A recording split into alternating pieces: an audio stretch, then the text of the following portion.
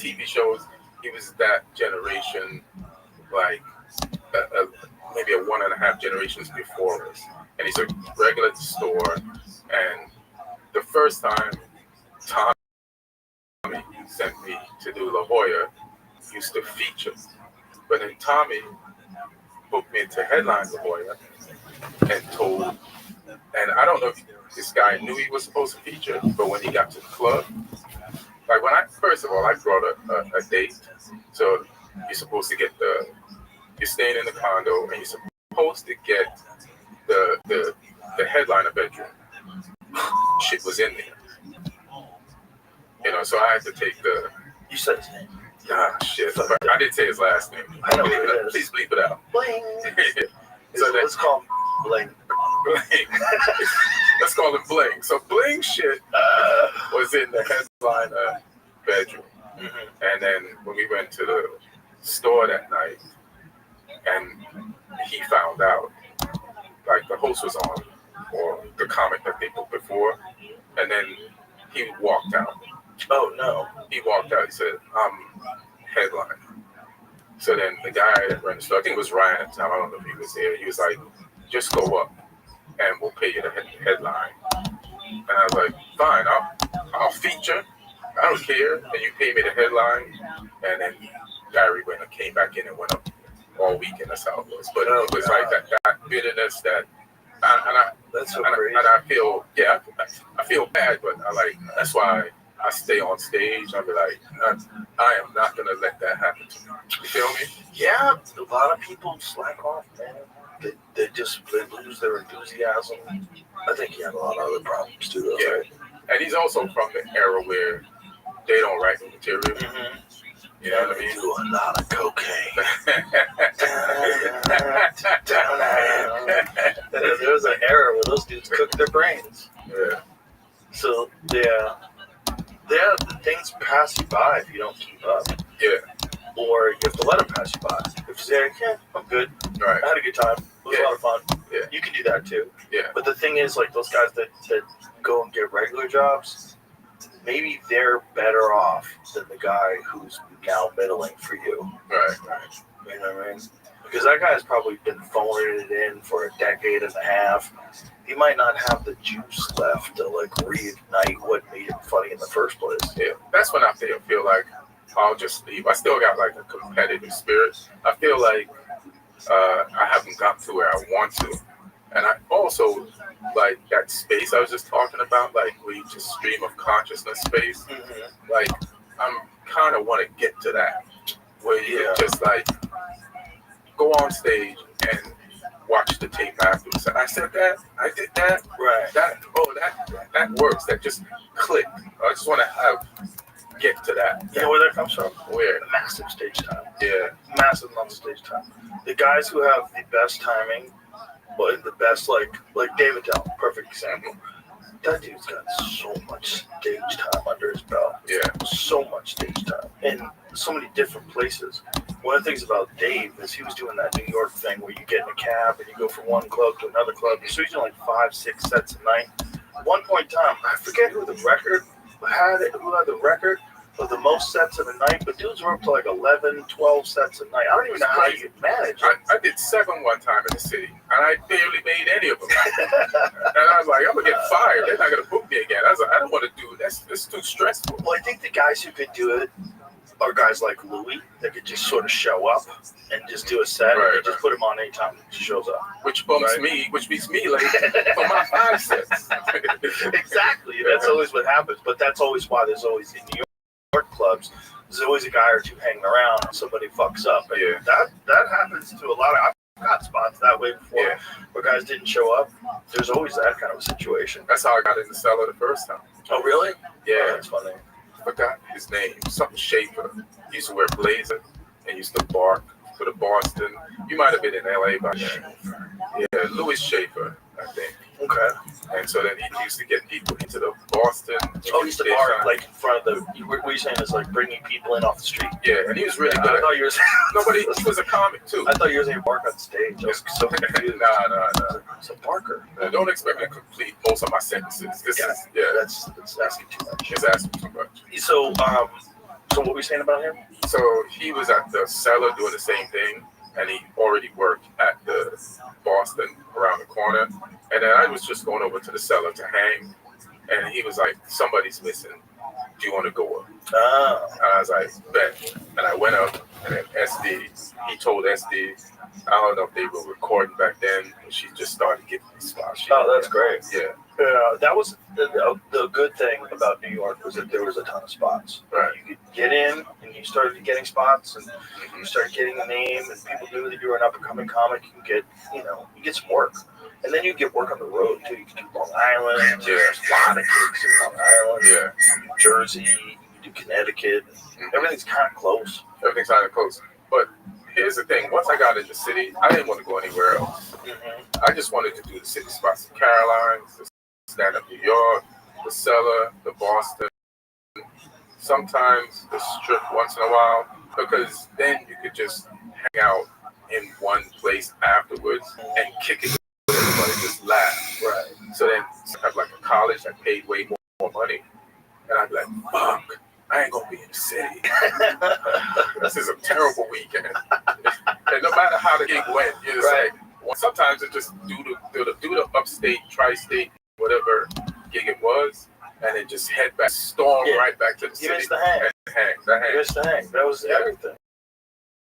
The hang was everything. You remember Harris Pete? Yeah. So I did the improv, and then I drove from the improv on Melrose after the show to hang out at the comedy store afterwards. And he goes, "That's the way to do it. You get your check somewhere else, and you come back home." And it just like felt like that there. Like we were all hanging. It was fun. If I had a great gig somewhere on the weekend, it was fun because I would bring guys like you, or Joey, or Ari.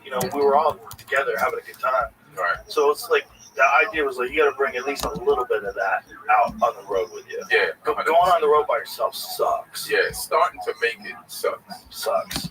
Because you can't afford to bring who you want with you yet. You're just still trying to establish yourself, and you're away from your comedy family. Yes. And so you're making a little money, but like the camaraderie and the hang. It's the opposite of camaraderie. You might be doing combat comedy. Some dude might step on all of your premises if it's your middle act on purpose. A lot of dudes did that. It was different. It was like, oh, you're not my friend at all. Like, you're trying to come up too. Not just trying to come up, but trying to come up in a dark way. Right. There was a lot of fees back then. Guys would steal your bits and do them before you. That were like your middle act that saw you on Thursday nights, and they do your bits on Friday.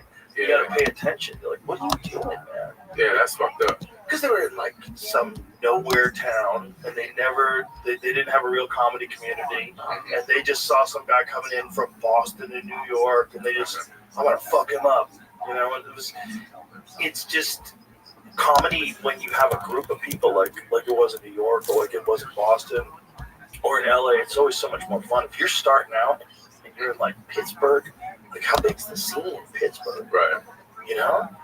You know what I did love about New York? How brutally honest all the comics were to each other. Yeah. So even like Patrice, like he had just dropped his special, but then he just went on this thing of like, I forgot the type of material he was doing, but we confronted him about that shit.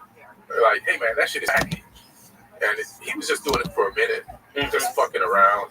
Probably just trying to get some material. Just trying to get something. Just dropped a special. Yeah, just trying. Yeah. But he didn't get upset on nothing. And then we tell each other shit. I remember I had too many black and white jokes, and we did a gig out of town, and there's a bunch of black comics who come back in the van, and they were killing.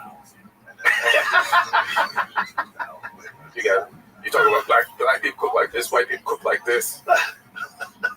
Because they were like, you got a lot of black and white jokes. I was like, no, I don't. And they was like, yeah, you do. And they started naming them. And I was like, oh shit. I never wanted to have black people this, white people that joke. You know, the real problem is if you do short sets and then you got to piece it together and do a long set. Yeah. I brought this one dude on the road with me once, and he had so many jokes about being a Mexican. Because he was used to doing 5-minute sets, but he had to do 20. I'm like, bro, you can't keep saying it. You're saying it over and over and over again. One thing I love about being Mexican, and then there's another. One thing I love about being Mexican, like, bro, Like you gotta add some spice to this soup. This is crazy. This is one flavor. That's how weird comedy is. It's like there's levels to. Like first, you gotta get your first 5 minutes. Right. You get your first 5 minutes, you feel like I can kill. I can go from beginning to end and kill. But then now you gotta get 10. And then you're gonna start like you're watering down your solid 5. You know what I mean? You're not getting that exhilaration that you work so hard for in a 5. But then you get to 10. And then by the time you get to 15, you could like host somewhere on the road. And then you might go out of your state, 2 miles out of your state, and realize, oh shit, these jokes were dependent on where I live. Yep. They do not work here. Yep. I had all these Jamaican because there's so many Jamaicans in New York. And I was comics to do Temple. And it was it might have been where they play basketball. Like Terry Hodges was on the show, a bunch of strong black comics. And my opener was a joke about being Jamaican. My clothes that killed in New York. And I did the first joke. And people had been killing before me. Then I went on. I did the first joke. More quiet than this. In a stadium full of people. Oh no! And then I started panicking on the inside, which definitely showed on the outside. And then I was like, let me go for my middle joke. You know, which is my second strongest joke. That didn't work. I was like, I got to do 15 minutes. I'm on my closer by the third joke. Oh no! That bombed, and it was bad. But thank God they booed. I didn't have to struggle, so they booed. I was the only one that bombed that night, and I bombed because, like I said, I moved here when I was 17, so I didn't have enough like American shit, Right? To like the Jamaican shit about me growing up in Jamaica just started working, but there was a radius to that shit, you know. That shit would work in Florida. That shit would work in DC. And that shit would work in New York. And maybe one other place where there's a concentration of like Jamaicans or West Indian people. Right. And American people that grew up with them. That's a rough feeling. How many people in that audience? Yeah. I would say at least 2,000. Yeah, they moved. And these assholes like, yo, we go to the after party. You want to go? Like, no. But I stayed in the hotel room and I had a great night. I watched Dumb and Dumber for the first time and laughed my ass off. Well, shows like that report, they suck a fat dick, but they teach you, like, oh, I can't just rely on, like, regional stuff. Yeah, then I realized, like, oh, you're only going to kill in town. Now you got to, like, figure out, like universal truths of comedy. Well, that's why the real G's travel all over the world. You know, the Jimmy Carrs.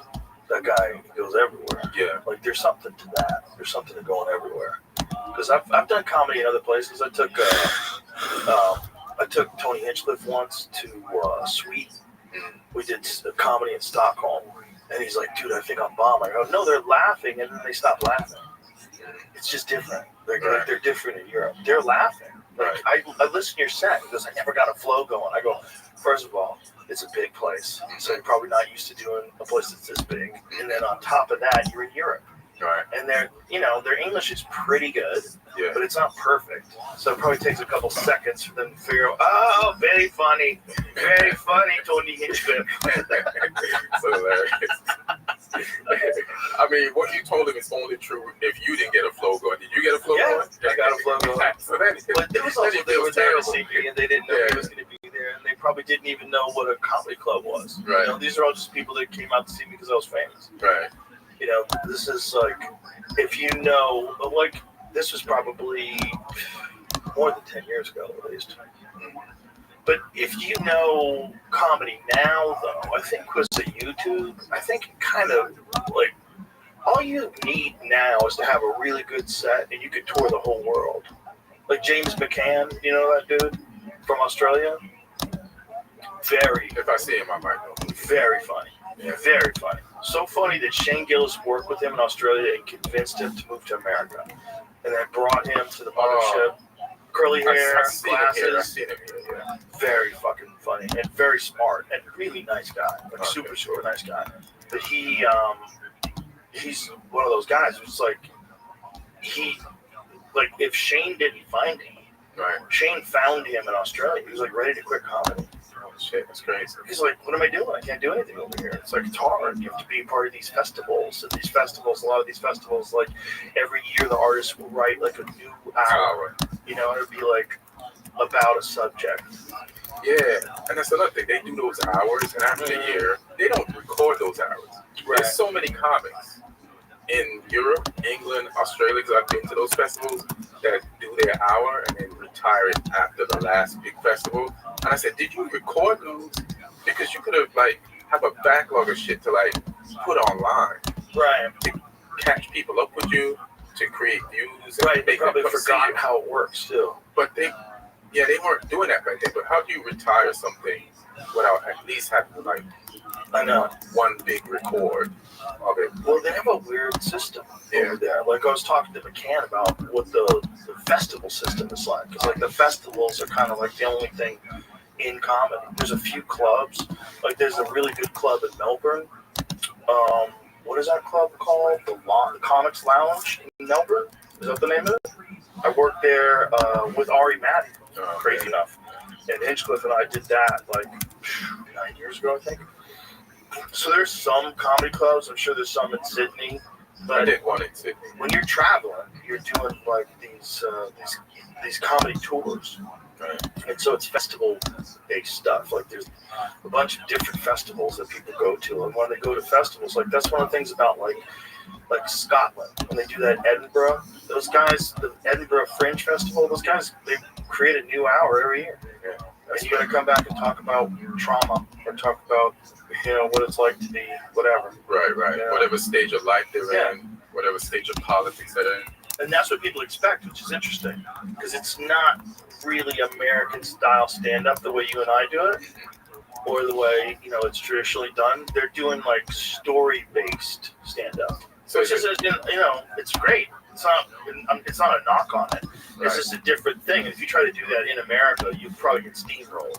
Yeah, I've seen somewhere that they look kind of one-man showy, or one-woman showy. So, absolutely. So there's gaps of talking, and then which is great.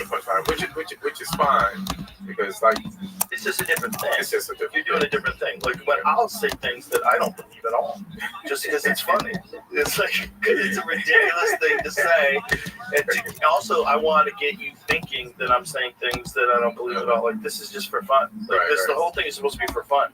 This idea that comedy is supposed to be. I mean, it can be anything, right? It can be this like educational experience for taking people on a journey through your life and how you come to this, to who you are right now. Okay, yeah, and you celebrate because you're non-binary, whatever the fuck it is, right? Like, or it could just be silly. Let's have fun. Let's be silly. Let's say some stupid shit that you probably shouldn't say because it's fun. I need to do more of that. I hold back from that because you live in LA. Nah, I think it's just me. You know what I mean?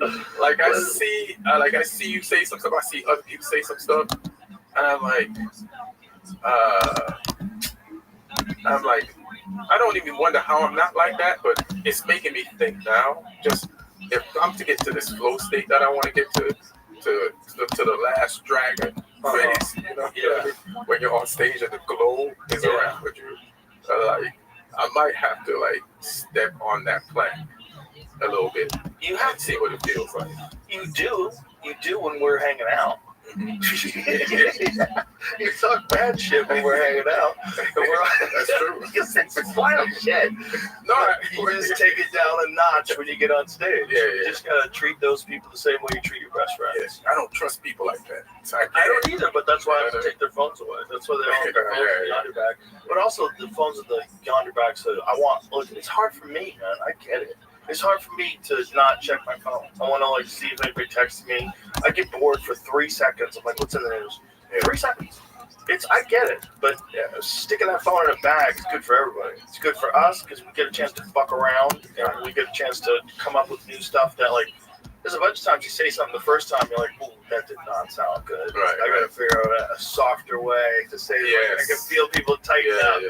I didn't mean it that way. It just I'm trying to figure out the right way to say it. And that's just the way it came out. It comes out bad. Right. Patrice had a great line about that. He's like, you got to realize that a bad joke that offends everyone and a great joke both come from the same place. Right. Is I'm just trying to make you laugh. Right. It's not I'm a devious person that's gonna sneak through some agenda to Yo! ruin your mind. Right. No, you just try How to are make you? people laugh. Right. But sometimes people think something. Yo, Bruno, can you hear me? Bruno. Doug. Yo, can you hear me? Bruno.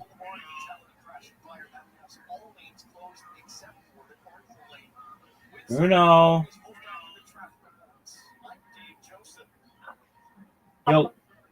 Yo, can you hear me? Hello. How are you?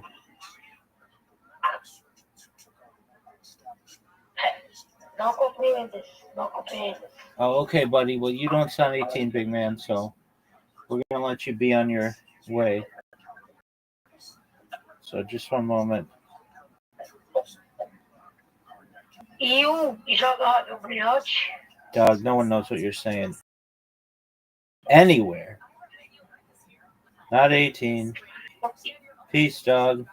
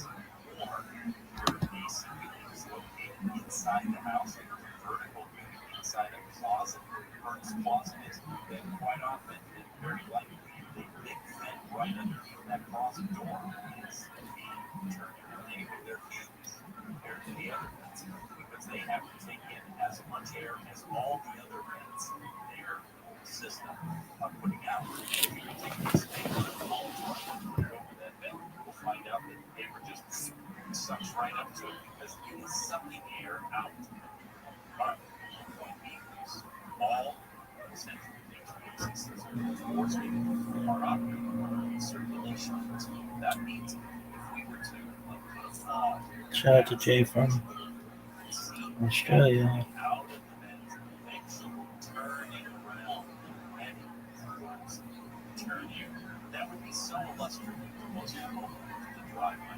Oh, what is this bullshit?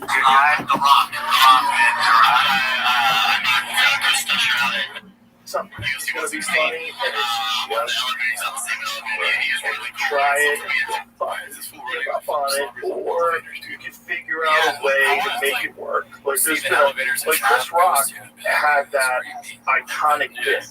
I love black people. I hate them. So he takes that bit and he said it is wrong. Like the longest time.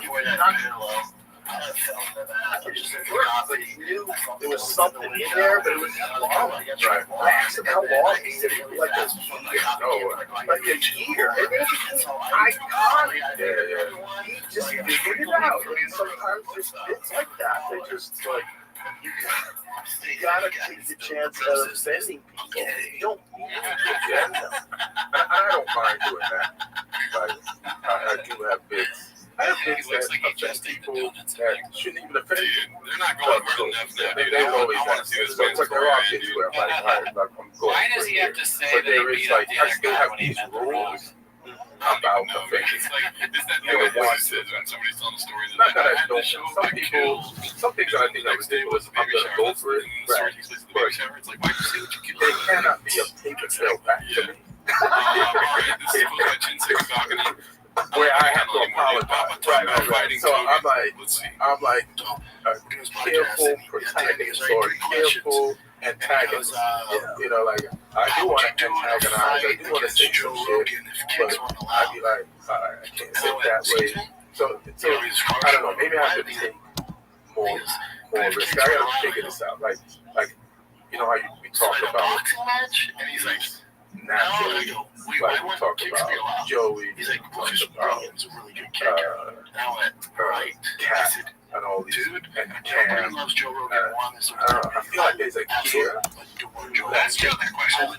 Yeah, that I'm having trouble accessing. Well, and I don't want to be like that, but I feel like there's a freedom in my version of me. Right. Yeah, no, I know exactly. I know exactly what you're saying, and I know you can get there quick. It's not like outside of your reach, right? And I think it's numbers. I think that's a lot of it's intention.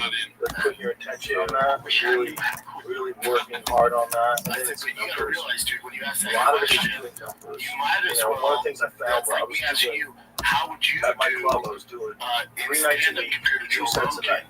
It was too much. It was like 6 hours of comedy, but it was pretty fun. It's like a guy who's training for a fight, but you can't train the way you train for a fight all year round because your body will break down. Some fighters do it. So they peak for a competition, and then they get into the last week, and the last week they coast, so their body gets a chance to recover. So they go into the fight. They're basically almost killing themselves, but in that almost killing themselves, they recover for that week. So strong. And so I think I was doing that for like, I was good at that for about 6 months, which is like a fight camp. And then it was like my voice started going, and I was like, dude, 6 hours of comedy is a lot. But there's a freedom that comes from doing that on sets, like freedom of like exploring thoughts. There's a lack of tension, which holds us back. And most things that people do that are difficult, one of the key things that holds them back is attention. It's tension. It's fear. It's like you're tight. You don't feel loose and relaxed. And you know you can feel loose and relaxed. It's very frustrating. Like, what is that? Where is that loose thing? I know it's in there. I gotta find it. Yeah. I remember the first time I killed. Dude, fuck this guy. And it's nothing now. But at that moment, it's nothing now. It's always something. But when I see like Jerry Seinfeld at the same club kill for an hour on a weekend, right. In his prime, I just really kill. But the first time, like, getting a great response from beginning to end. After like you're struggling, you barely got one joke at work, and then I went on that night, and everything just hit. But not only did it just everything just hit, I watched it. Like it was a real out of body experience. Like I was watching the audience, but I was on stage. And then when I was done, and the applause and the laughter, I felt it.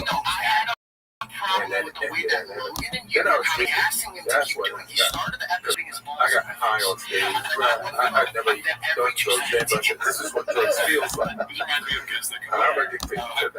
You got it from the passenger ride.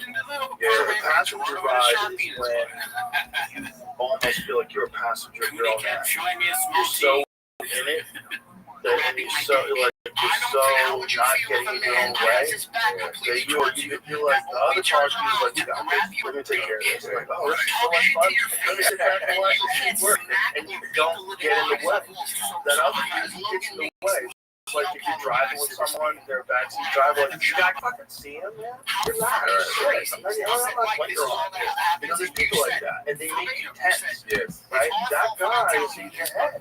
That person that makes you tense when you're driving, that fucking backseat driver, that is in your head. That fucks with you all the time. Like, you might think it does, Yeah, it doesn't, because I don't even hear it or see it. I just know it's there. That something must be there. But if you get a backseat driver, if you can control that, then there's that. And you get to that Zen place, and you know you can get to that Zen place, and you've done it a bunch of times, then it's the most frustrating you can get there. yeah, because I did it that night without trying. Right. Like, I walked on stage just like that night, just like any other night. So what was the difference with that night? That I had this. Would you record it right after? Nah. I got lucky that I met this guy, Mike Donovan, who was a big comic in Boston. He was a big headliner in Boston, very funny guy. And he recorded all the stuff. He didn't record He's like working for the deep state. Yeah, that became a whole fucking thing, yeah, press and shit.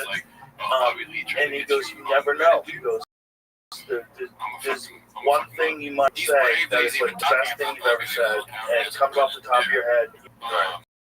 And it might be like the best part of your bit. You might have a completely new tagline that comes to your head moment, and it kills, and it becomes like the main punchline of the bit. Like, This is called, if you don't record you those, you never get kidding me? I recorded all my sets Like now. materialistic things, And then also does I it do on have social those media, moments post my where successful I capital didn't to even remember saying that. 17. This is I mean, my the girl's like best me thing for the I've most said part. in Like, I don't months. Yeah, so it's like, you don't do that extra work. It's sit down and do yourself after you already done the end of it. I know. Gross. It was tough for me to get myself to listen to myself. It's hard, yeah. But, you know, this is like, I think one of the things that we're dealing with, Well, that's and good. this is what we try to I mean, address in he's the not. club, He's never been is that down to there's the never been like a materialistic thing, right? Like, curriculum it's of how really to do flashy stand-up. cars or And anything there's like that. no one can really tell you how to do it, Yeah, he gets a because nice truck. everybody has a totally different way of doing Yeah, it. he doesn't care what But it at least Yeah. we can give you like an honest framework of how we did it and what we did wrong and why we think we did that, why it comes out clunky. And then at the club, the thing we try to do is just set it up where there's a bunch of spots. Like, so there's 2 days of open mic nights. They have 2 nights. Those open mic nights. And then you have the door people who are real comics who audition for the job with their act. So Adam has to watch their act and say, okay, you know, you've been doing this for X amount of years, there's real potential. It's like, you get a chance to watch Alan Flynn, you get a chance to watch Ian Edwards, you get a chance to watch Shane Gillis, all these great, you know, Jimmy Collins, all these great comedians there all the time. It's like the greatest education in stand-up you could ever do. And everyone's cool to you. Everyone's going to be friendly. Everyone's going to answer questions. Everyone's going to, and then you get Phil Tony, which is the number one place where comedians break down in America. The number one place to break down. If you have one fucking minute and you can just walk the house for 1 minute, it's the course of your whole life. Yeah, that gave me chills because I've seen that. Changes the course of your whole life forever and ever. You're at that stage where you don't come in 5-6 years. You don't know if you know, you live in Seattle, the scene's not that good. You say, fuck it, I'm going to go to Austin. Ratch up some fucking money you made as a waiter. You get in your car, you drive all the way to Texas, you put in for 1 minute, you don't get up. You stay there, I'm going to stay on Monday. You come back next Monday, you don't get up. You're like, oh my God, I'm running out of money. You start thinking, I'm trying to get a job. And then you get that 1 minute, and boom, you fucking kill. You fucking kill, and then you go home and you're like, oh my God, I'm doing it. Actually happening. And then next thing you know, you're a professional comedian, you're touring all over the world. Pretty crazy. Because some people, they'll just top of that one night or that one day. They should. That's all they can do. And see if they can get up. If they don't get up, it's a drag. do get up and just be mediocre, that's not good either. That's a soul crusher. That's Bono Jones. That's a soul crusher. Then you gotta not try to come back. Yes, it's just Well, these have gone on stage for the first time in their life. Madison Square Garden. Do a sold out show. I remember the old clip. I forgot about the last clip that we. It's like the first time he laced up the gloves, he's like Mike Tyson when he was 20. they deserve that. They fucking deserve that. Oh my God. As you said, it's a picture of Mike Tyson. Yeah, it's like fighting Mike Tyson when he was 20 the first time you ever laced up the gloves. You take one practice, and your first opponent is Mike Tyson in his prime. Afterwards, just be Trevor Burber. Right. Good luck. Or even before he beat Trevor Burber, he was better. Madison Square Garden, Trump Castellano was left. Madison Square sold out show, Killstone. If you're on the Bills, Dice Clay is there. Big J. Okerson, David Tell's there. Shut the fuck up. Oh my God. Why would you do that? Because I feel like some of those people are not. Remember the time Papa Well, Cross some got people are this just totally happened. Really, You know, it's like, you ever watch fight videos? Like, why fight it? You don't know how to fight at all. It's so crazy. And they're starting it. And all of a sudden, they're out cold. People are crazy. I know, I watched some of those backyard fights. Yeah, I watch a lot. Yeah. Like, that's the one that I watched. But it's pretty popular. They got like Taters and things around it. Yeah. and they try to make it official. Right. But I'm like, I'm watching this more than I watch UFC because there's something about it. There's something, what is it about that I won't watch Division 2 soccer. I'll watch Premier League. You feel that? Yes, That's a good point. Like, do you watch the other professional theologians sometimes? You do? How does he do this? Like, for me, I'm a soccer snob, so I want to watch. There's too many of the best guys playing. I think soccer is a different thing, right? P. Diddy of I think it's a more gradual acceleration of progress. And then there's a thing about fighting where there's a lot of prodigies out there. So it's like a lot of dudes that you just hear about. Or like, I'll hear about it through the grapevine, like this guy trained with this guy, he tells me that, and then he's fighting for LFA. And this is like a debut fight, and I'm watching, oh shit, here we go. Because there's guys out there that you never even heard of. They're at like one FC and the PFL, other organizations that are broke. They're like elite fighters. So I have to pay attention to as many organizations as possible. There's always a bunch of people like that come over, bunch of Russians, damn, there's a lot of Russians, a lot of these guys from Dagestan, and these guys from all those fucking people from that part of the world are hard ass people. I want to ask you about this one time. I stumbled on. They say he's the best fighter. He was in the UFC, so he started out when he was 19. In this thing where it's like flat, but kind of like a little slow. Yo, Omar. No, but this was. Omar, how you living, big? Can you hear me? Omar, what's up, son? Yo, hello? Omar, go fuck yourself. Yo, Omar, dog, go fuck yourself, Omar. Yo, if you're watching me on Pump Fun, come to my Discord, dog. Let's talk. We got bitches in here. We got pimps in here. We got hoes in here. We got all kinds of... What up, baby? No, What? we're not bitches. I'm not talking about you, and I'm making a joke. No, that person who just spoke is the queen of this Discord. And she's definitely not a bitch and definitely not a hoe. She is a pimp, though. I'll say that. We've got lots of people in here. Come on in. We had Omar in here. Omar's a bitch. There's no doubt about that. And I'm a hoe.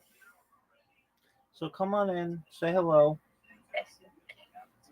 You're not a hoe, Rabbi. You're a king of this. this I know. Discord. I'm just trying to get people in here any way possible. So come on in, have a good time. The water's fine. Enjoy yourselves. And we will, again, reiterate Miss Aquarius is the princess of the Discord. And no offense was meant to be communicated to her. I wasn't even looking to see who was in here at that time. I was just talking to talk because I saw that we had a huge uptick in people here. So that's great. But Omar sucks dick. And then he had a kid that became a cop, and then maybe like when he's like 30. Where you at, Rabbi? You're on the crypto? Yeah. So there are like a bunch of people in there. Crypto at the Discord? Yeah, it's kind of just like it's like how would I describe it? Like Twitch, but it allows you to live stream. Well, I shouldn't say that. It's like Twitch, which allows you to live stream, but there's money connected to it. So like Oh no. yesterday, people made $10,000 off of me. Oh, for you? Yeah, I made like $50, so that was okay. Oh. Where do you make money? It's a cryptocurrency, so basically people find you interesting and they invest in you, and then they either buy your coin or hold your coin or sell your coin, just depending.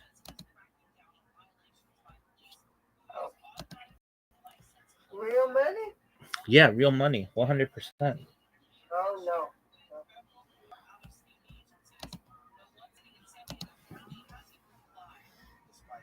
Where is it?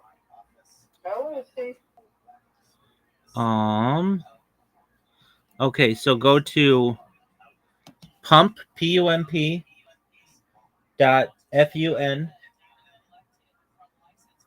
on. I didn't even know my thing was. You're a good girl. You said it's you said PUMP? Yep. Pump.fun. Okay. Pump.fun. Okay. And then let me know when you're there. Is this pump fun? That's it? Yeah, pump.fun. Oh, pump that fun. So the pump that fun.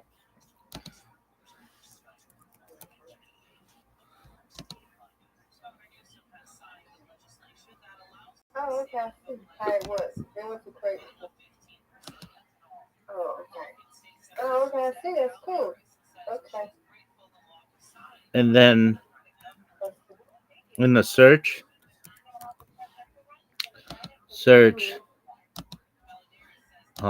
my name, Rabbi Rothschild. And you should see like a yellow square.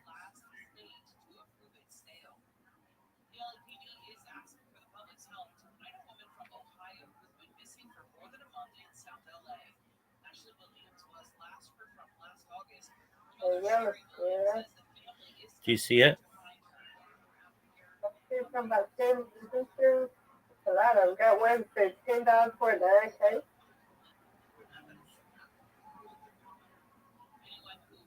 A lot of them.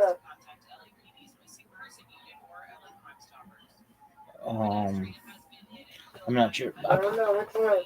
I'll be right back, Mr. Aquarius. I'll tell you in a second. Yeah.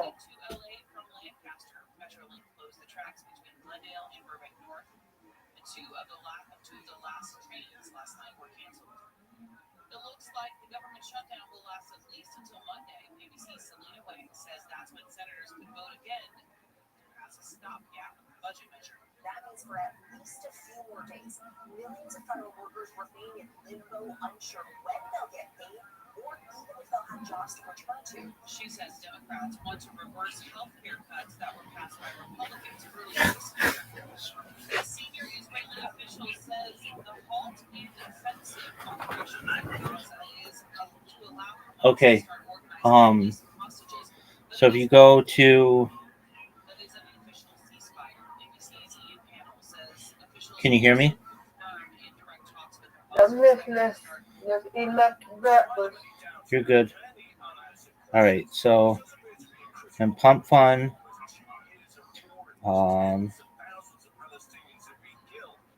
He says indirect talks between Israel and Hamas are expected to happen in Egypt. It's going to crash in the 110. Okay. Do you see it says search? I already searched. Okay. But I don't. You got so many, so I don't know which one. Right.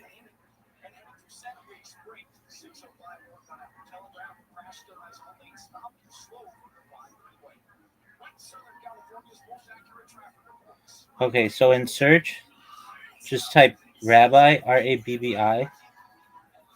did that. Okay, so the first thing you should see is Year of Rabbit. Do you see that?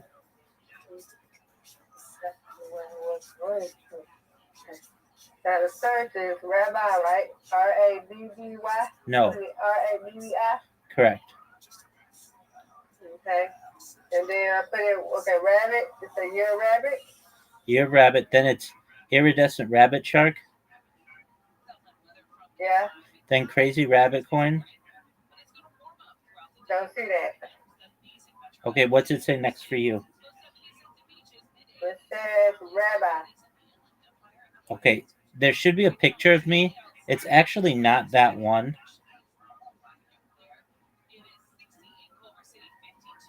Okay, I'm put Rothschild. No, don't do that. Just type in. Let's see if how I can find it better. Okay, I see something. It's a yellow circle. Is that you? Yeah, click it. That's what one came 19 hours ago. Yeah, click it. Okay. Oh, I see it. Okay. Oh, that's cool. Okay. Okay. All right. I'll see.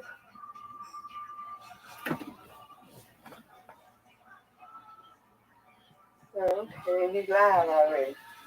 Yep. I don't know why it's so dark. Yeah, you know, it's like,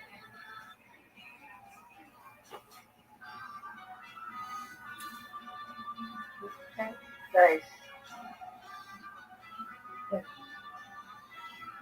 You're the only one live? No, there are other people live, but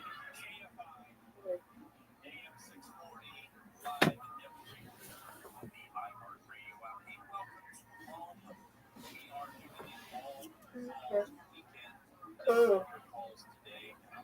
there you go. Hey, okay. Look at that. Mm-hmm. Have fun with that. Thank you, ma'am. You're welcome.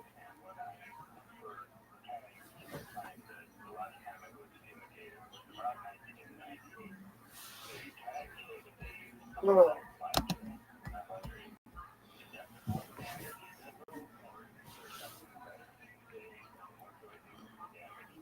You know.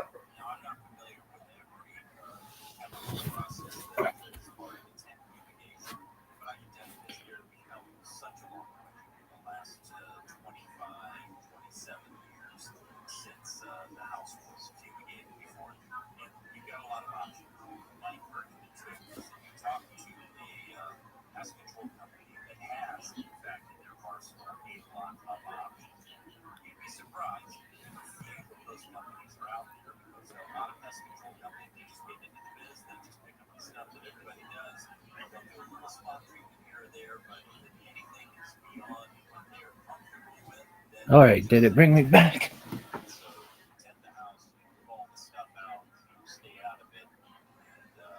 Yep. It seems to be brighter now. Maybe not though. I don't know.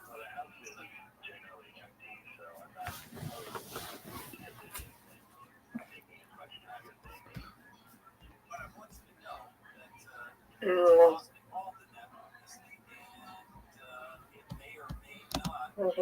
out my nose.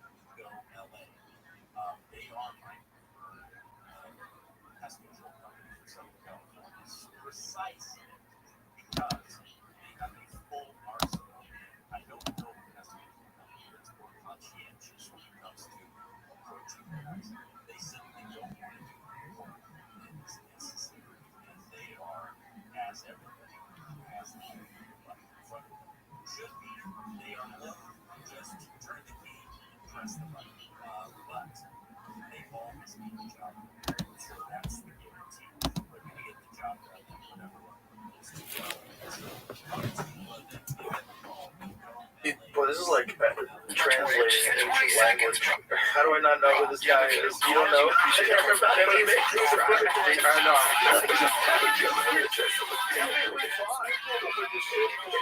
one fucking name. I tell you exactly what it is. The one organization. Best fighter of all time. But then, Who's saying he's the best fighter of all time? it's a person video. Yeah, it's a YouTube video. They put the compilation together. But let me tell you something. I'm not an expert. I've been to some fights with you, and I've watched this nigga was I'm sure. like I remember like the first time I saw Israel. I saw his compilation and stuff before, and this is before UFC. And then I said, hey man, is this guy real? And you were like, yes. So this guy, See, he's a perfect example. I had my eyes on this. Let's see here. This is Right. called Kickboxing Cheese fucking people up with style points. yes, this guy too. Okay. And Let's see here. you don't remember his name? Let's try Mike something Jr. That's all I got. Good for you. How long ago was this? Was it a YouTube video you were watching? It was a YouTube video. Like, Is it how long ago? he's probably got 50,000 Jamie can't even find it. He's like, that's not enough information. You can put that in the chat GPT. He was a Alright, cop. let's go to this one, dude. He was he's married to like a fighter now.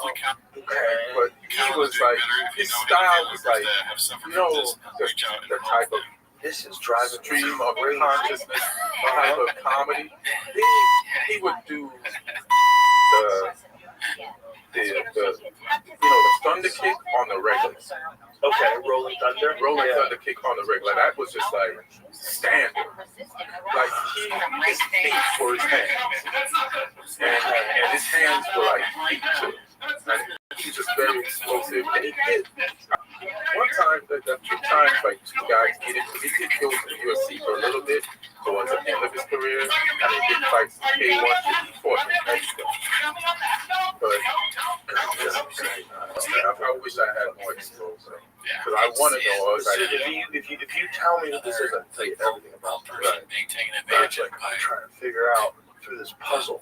This is like highly society, the races of society, dude. I think there's too many keywords in there. That's funny, boys. That's what Carol 217. Jamie's Thinks he's 5'8", 200 pounds. Jamie usually is pretty excited about this kind of shit.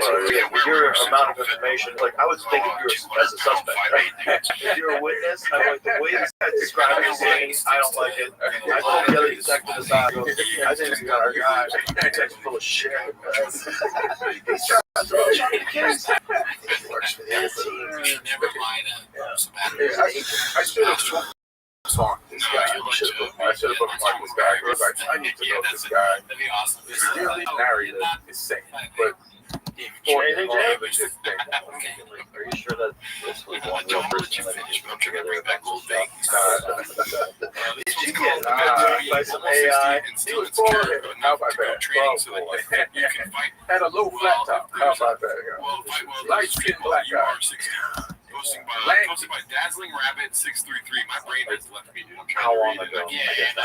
Yeah, what year are we talking I about? would say And then I just want everybody to know I hate training, but I don't actually like it. But I do it because I just don't want to be, as I I go gotta start over, watching I George don't want to Michael, be a then it got rock. to I want to at least have a bit of an answer if there's a situation. And it's like he's tired like I want to feel like I can surprise a guy. Listen, there's a lot of guys that unfortunately that are really I love it. good. And then you watch them like one or two fights, and you go, "Oh my God, this guy might be the best in the Yeah, world." like it It's gets just me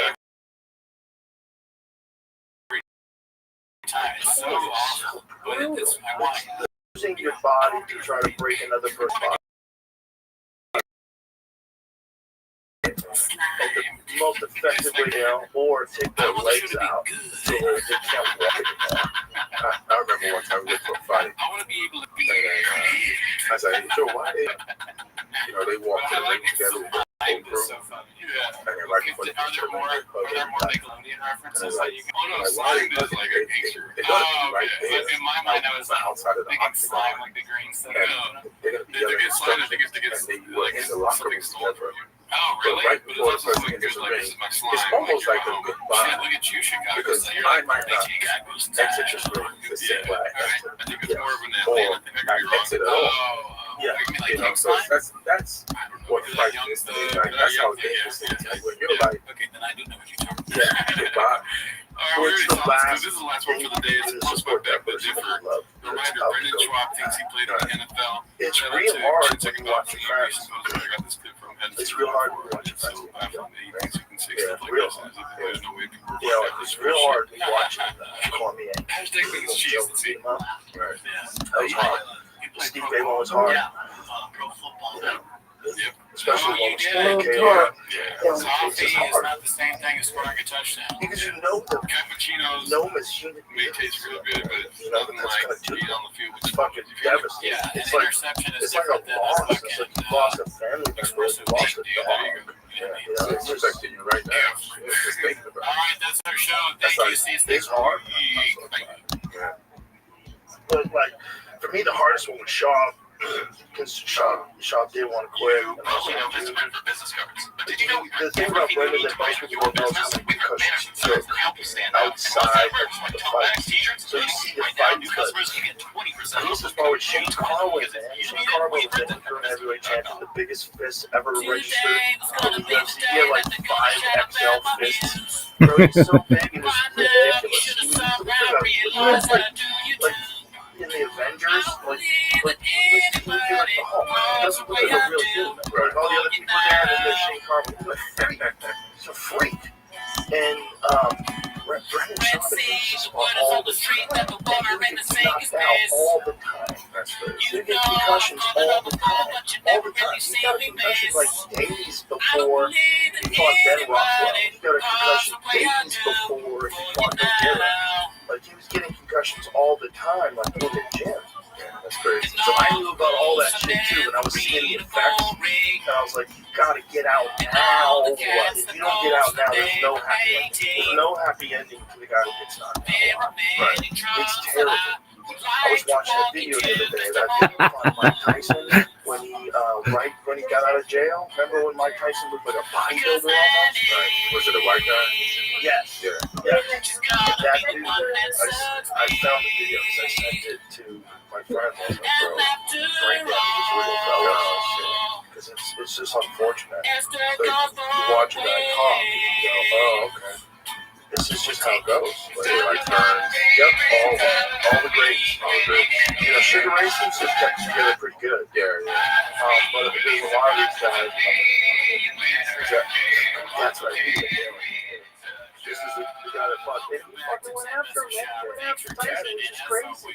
But he pushed him away. He's trying to get after him. But Eddie's got some movement. He headbutted him there.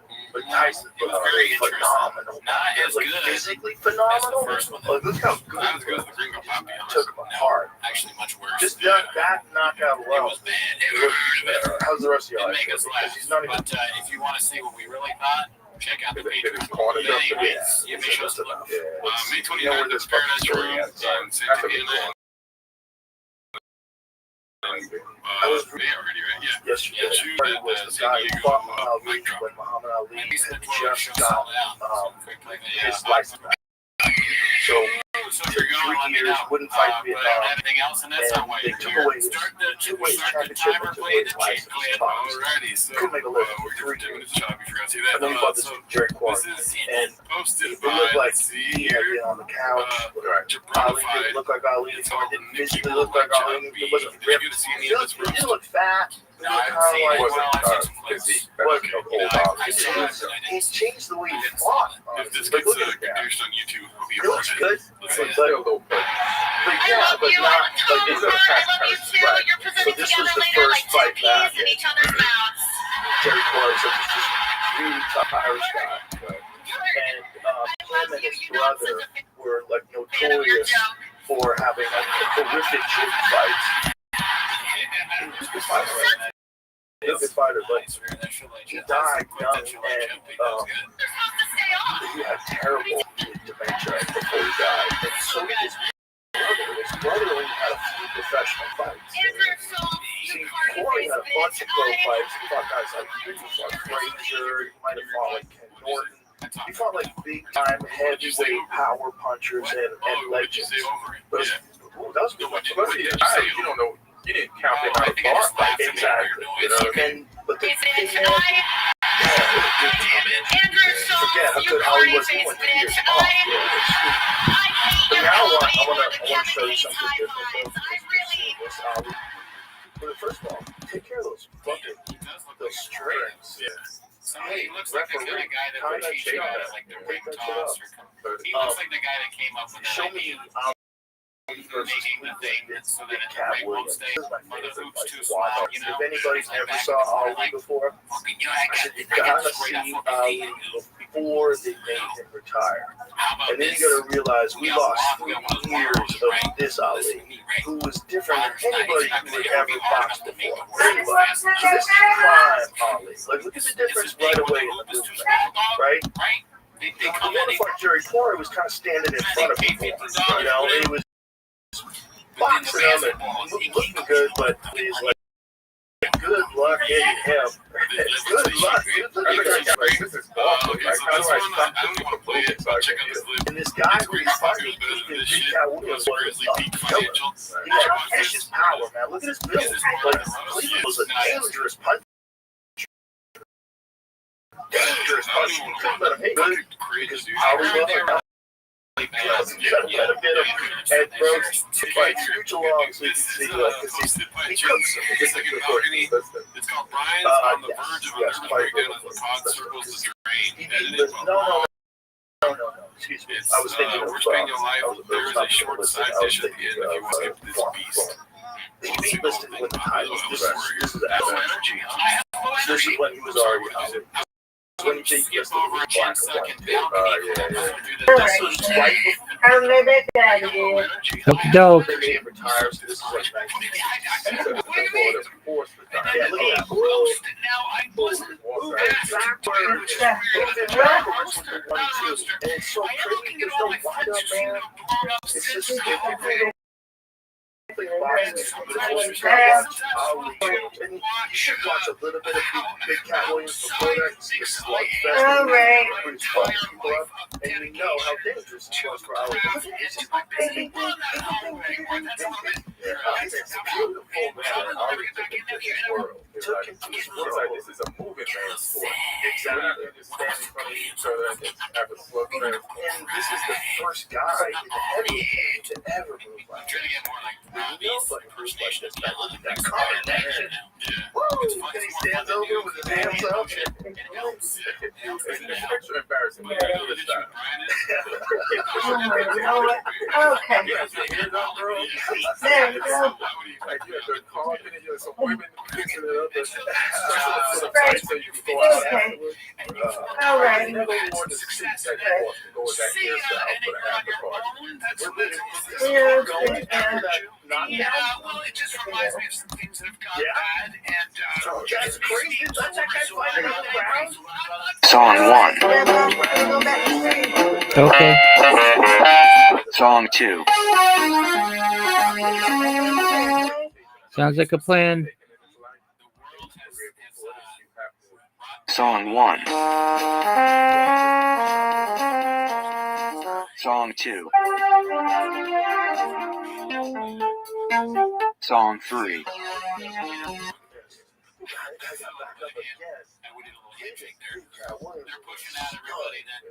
Song 1. Song 2. Song 3.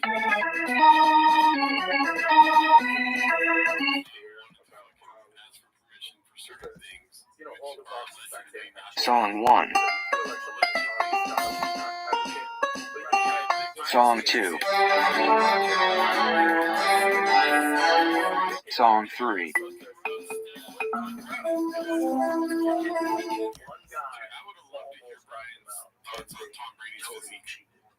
Song 1. Song 2. Song 3.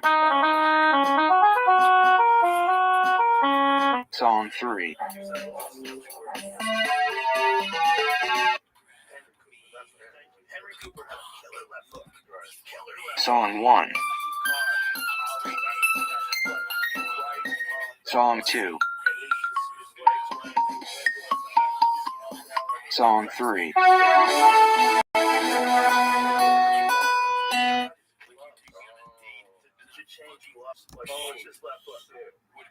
Song 1. Song 2. Song 3. So this is at the bell, right? So they get him in the corner, they get him smelling. Song 1. Song 2. Song 3. Song 1. Song 2. Song 3.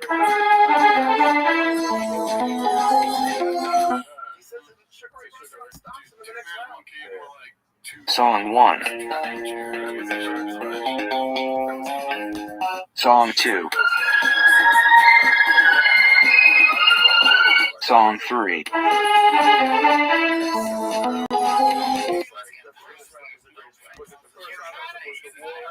Song 1. Song 2. Song 3.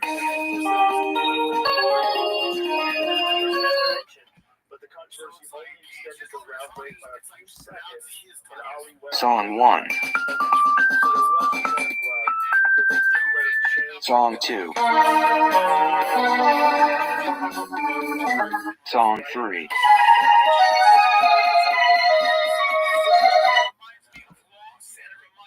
The myth is that he had intentionally cut the glove. Respectfully, he probably did. Right.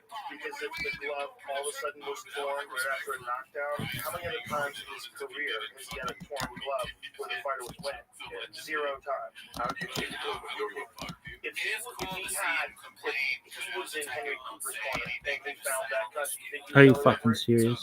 He wouldn't say a fucking thing. Right. Like, it's bullshit. Yeah, you're not But on it, but it has nothing I to do get with it. He bought some time. It's just because he's Smart out. move. You should never have been 1 on the second other in things either. boxing. It's a Woo! The That face. wow. Cool story, bro. The face was busted up. I think he stopped the fight. That's just the way it is. And I will tank a podcast. That's all. I will tank I used to watch all these little fights, but it's so long. We've I had some can't great remember podcasts the before. Yeah, full that's details. Like, I knew who you're talking about. Before you could remember his name. Yeah, I was saying. I was thinking of Bob Foster. So I watched this whole piece on Bob Foster last night. He was Bob Foster. He was the light heavyweight champion when Ali was the heavyweight champion. And I believe I know he fought Ali at least once. He tried to go up to heavyweight. Just didn't carry over because he was a weirdly shaped guy. Like, he was tall, but he was not muscular at all. Give me a Bob Foster KO highlights. I got a whole rabbit hole the other night because I watched this one video of where they're talking about Bob Foster and how receptive his punching power was. And then I'm like, oh my god, I forgot. And then I went down a Bob Foster rabbit hole. And it was also the confidence in this video. He's talking about taking 1 or 2 rounds and then just knocking him out. Is he the black guy or the white guy? Black guy. No, Foster had. Look at this, bro. Brian's the blower. Bro. Shab is the fucking This demon is like a mother engine. beating a Ken child. is the Bro, steering he wheel. had tremendous power, man. Like the whip in his punches. You need it all. It's like very similar in a lot of ways to Tommy Hearn. It's a lot bigger. He's a 175 pounder. But it's that whip to the punches that Foster has. Like, look at the turn, like the amount of torque he gets when he throws his punches. And Bob Foster, he fucking flatlined a lot of dudes, man. He took a lot of dudes out of this dimension. Boom! I like that. Yeah. You know, the arms it that didn't land this time. Yeah, Foster fucked a lot of guys up. Oh, yeah. Last thing he said was, He did. that's one of the He just wasn't quite big enough to beat Ali, you know? Ali was a solid 35, 40 pounds heavier. That's just too much. Oh, that's Super versus Corey at heavyweight? That I missed a second. Just showed you I how many missed guys it, but I'm Corey glad that you fought. got Fuck, like the Kobe man. thing. These guys need to I stop do want to putting know it who out. said he No, count as no. the good. He said another Corey comedian did said it not count as the because good. of it much Another earlier. comedian said it count as the good. I'm That just was, looking it up. doesn't look good. During That's what it says. somebody called Joe Rogan to Okay. go. Shocker that Joe Rogan said this. I mean, who else would he No, you're wrong. That's not Joe Rogan talking. That's Brian Council. He just went to sleep. Foster versus Dick Tiger. This is a good one. Because he said about Dick Tiger, like Dick Tiger was a champion at the time, I believe. And he said about Dick Tiger, he was taking 1 or 2 rounds to hit him and knock him out. Boom! a guy saying that He Brian had Callen is the this greatest of all power time. that was just undeniable, man. There's some dude who can look at that. When he throws it, like everybody who like is a young boxer learning from this guy. Like the whip. This is unfair Just to continue scrolling. You like the reaches are ridiculous. Yeah, see, that's all Mike Tyson's elements about. I know. But that's why I like Mike Tyson. Like, wasn't it 6 feet tall? Wasn't it 6 feet tall? And he get inside. Oh my god, like a tornado. Yeah. And sometimes he stays really down low. Yeah. He'll be throwing up his head. And they have to come up with it. Yeah. Oh, he would have fun. He was playing with his kids back in those days, you know? He was having fun with guys. He was having fun. It was different things. We've never seen a heavyweight move like that before, right? So there was Ali. Never seen a heavyweight so agile, so fluid on his feet. He looked like a better version of Sugar Ray Robinson at heavyweight. Right. You believe it? Right. which is crazy. But also, he wasn't fighting caliber fighters. Well, I guess he was. When he became the champ, the second time around, he definitely did. When he got into like Frazier and Foreman. But I always wondered, man, if he didn't miss those 3 years, I don't know if any of those dudes had touched him. If he kept that up, like what he was versus Cleveland Big Cat Williams, and you add 3 more years, because I think Frazier became the champ after he retired. I don't think they beat that version of Ali, and we don't get the Jerry Corey version if this Ali's not sitting on the couch for 3 years. But it also saved the brain damage for way later than it would have happened. Maybe it did. Because maybe he wasn't agile anymore. It took more brain. So he took more blows when he came back. He had to rely on his chin. He had a tremendous chin. But it's just, I always, as a person who sees guys in their prime, because I think, what year was Ali when he took his license away? How old was he? I want to say he was 27. And comes back at 30. He comes back at 30. Which is near quickly. For a lot of fight. For 5 Yeah, it gets near there. Yeah. It gets near quick. 3 years is, the thing is, like, he wasn't a guy that was like Bernard Hopkins, who just stayed in the gym and kept running every day. He wasn't that guy. And he was always involved in a lot of political things because he was an activist. He was a very outspoken anti-war activist. And they took away his livelihood because of it. Bernard Hopkins has the most. This is the worst thing they've ever seen. He was 25 when he retired, when they took him to the license. There's like caveats in there. And he came back at 28. Okay, so there's obvious evidence that he's the GOAT.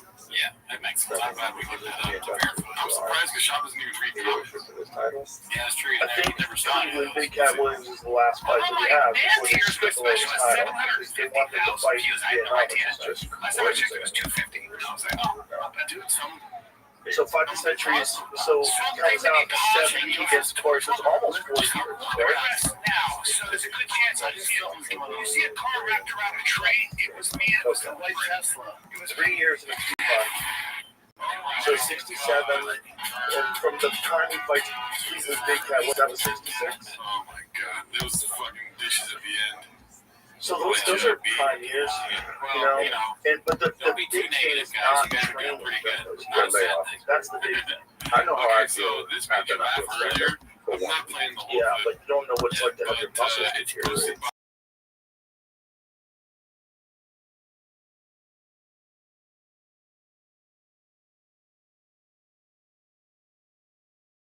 Austin here. His back Towards the end. Consider he didn't come out and just move around. He just didn't. I was looking at it was a heavy shift to move around too, because he was heavier. Yeah, he get heavier after 30. Also, you're going through training camp and you're not in shape at the beginning. Like, that's a different thing. I don't know how much time you had to prepare with Jerry Corey, but I mean, I would imagine it's not more than a few months. So you can imagine you're saying, hey, Muhammad, you gotta get ready. Like, and he's like, I'll get ready. I was born ready. Why are you trying to get ready? Around. Yeah. Come on, Mom, take it seriously. I'm ready right now. Stop putting on those clothes. Because he would talk shit to people. He didn't say anything. Right. So if you're managing him or if you're training him, like, good luck getting hurt. He's the greatest of all time. I am the greatest. They'll have you trained. I remember he was talking to Howard Cosell, and Howard Cosell said, you sound very truculent, champ. He goes, whatever truculent means, if it's good, I'm that. I'm in. And he said it with zero hesitation. I remember one time he said, I'm so fast, I'll turn off the light and get to bed before it gets dark. Nobody had been like that. Nobody talked like that. Nobody moved like that. He was a totally different thing. He was stand-up comedy fun. Yeah. He was that. Like when I watch his old videos, like nobody was watching fight. Yeah. I watch Muhammad Ali talking comedy. Yeah. That's how fucking entertaining this motherfucker was. Yeah, he was so entertaining. Yeah, he was so entertaining. And because of his refusal to fight the Vietnam War, he represented the generation. Yeah. He represented young people that were like, yeah, this is fun.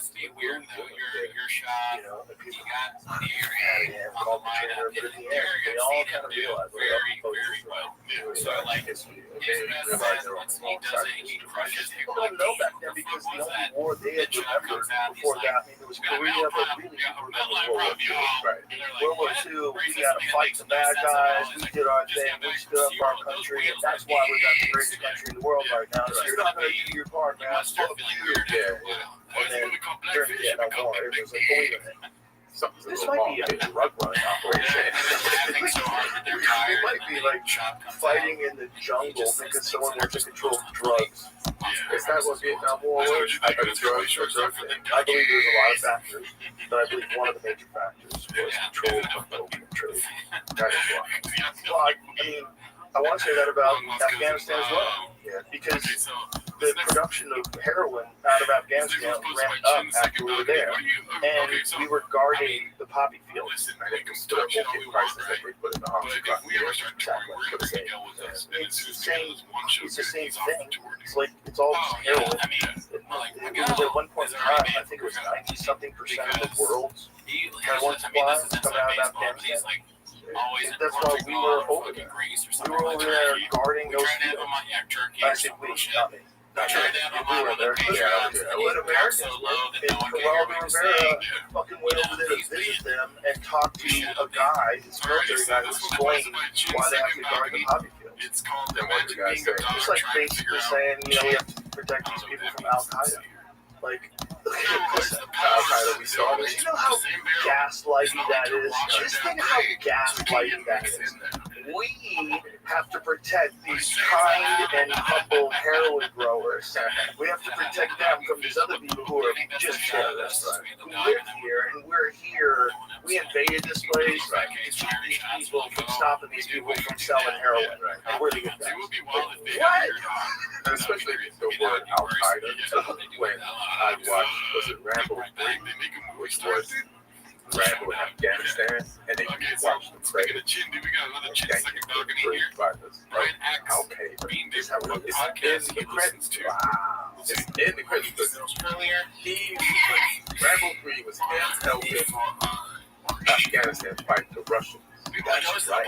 So that we were funded Al Qaeda. You ever seen the movie Charlie Wilson's War? You ever seen Charlie Wilson's War? Frank Tom Hanks, and he's a congressman or senator that figured out a way to fund on money. He knew Congress was going to give, like, you know, like he did his vote package for Israel. So they weren't going to vote to get package to like help us fight. That is true. So why is he saying that? He should have all people should know. It takes years to fight sometimes to get out one episode of Toontown. during their What war. is that if not So talent? then It's working he figured out a way how to get TV funding shows is like they and film it circumvented without policies. to Al Qaeda so that they can fight the Russians. Because it's all a part of the Cold War. Right. And it's like, in Vietnam, Russia fought us, but through the Vietcong, and in Afghanistan, we fought them back. What TV shows you watch? But that's what's going on in Ukraine right now, too. So what's the deal with the Ukraine? Because I kind of know what's going on, but I'm kind of confused. Well, we fund this. Right. We, along with other European countries, funded.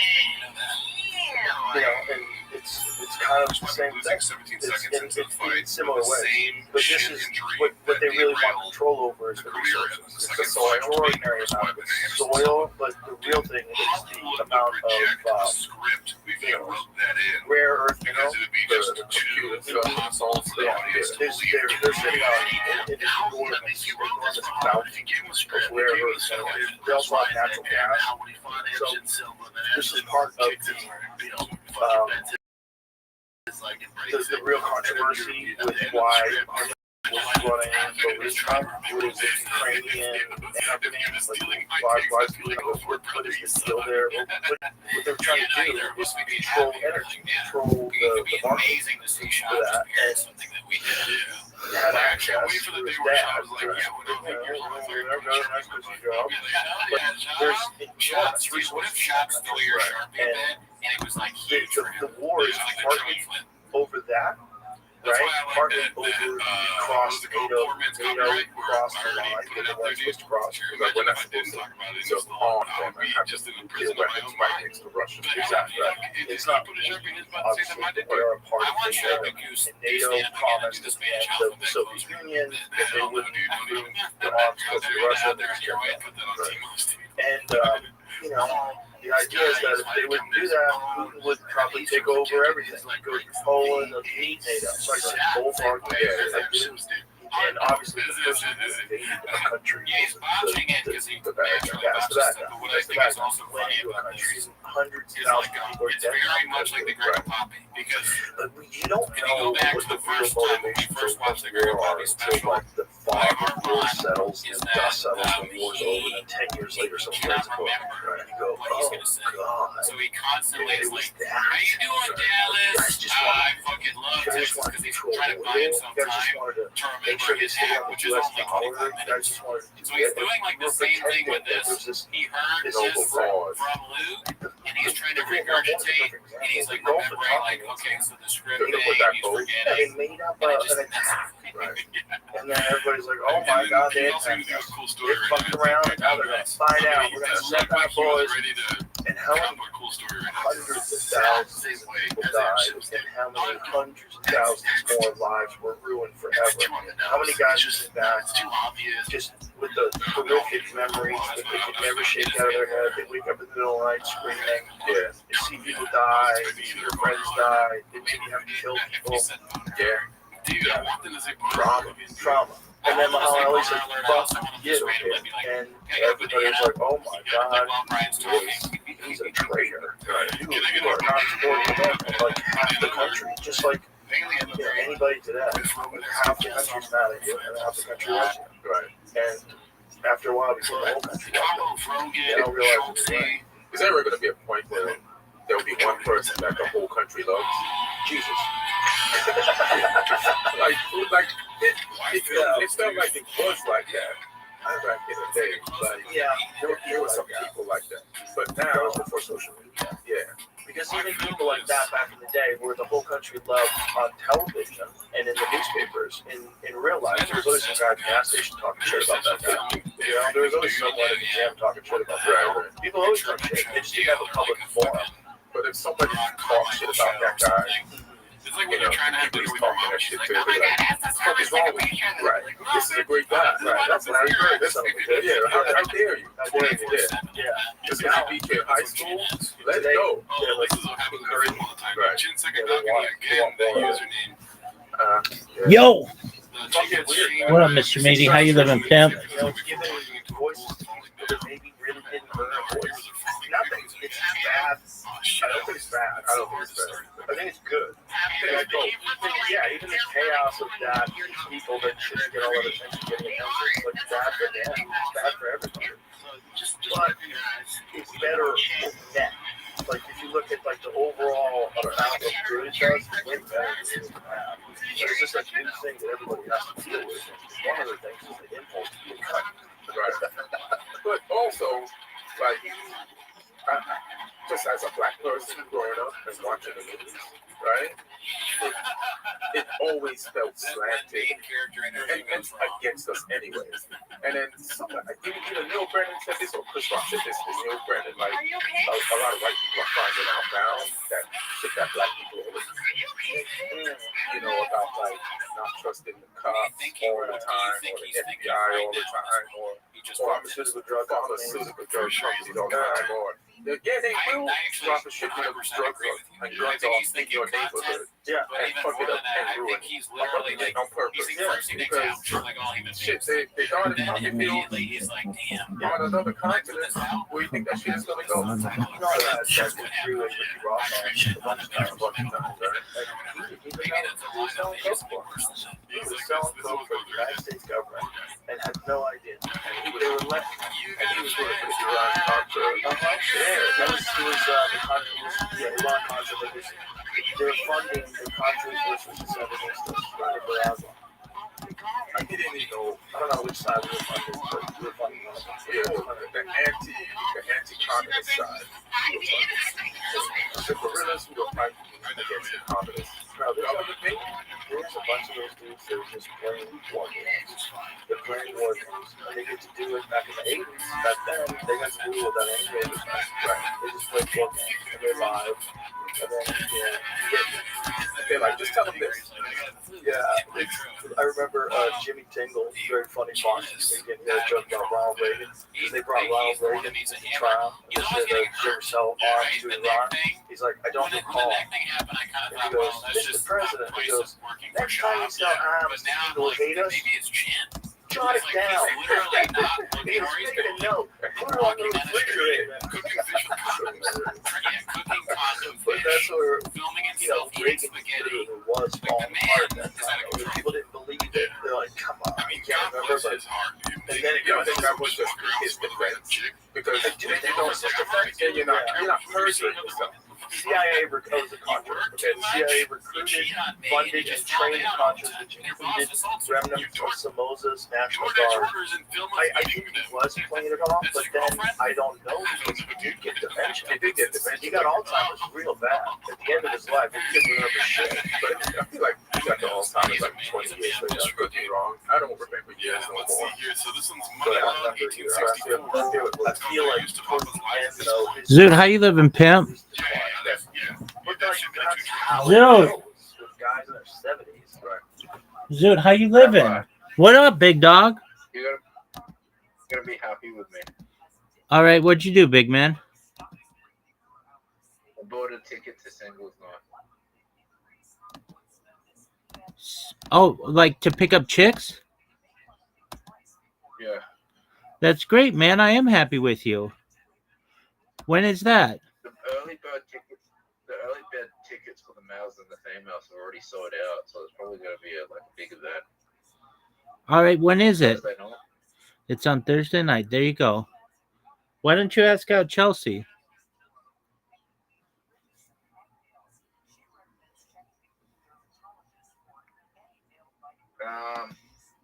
Nah. Why not, dude? She's amazing. Nah. I mean, why don't you just ask her out for coffee?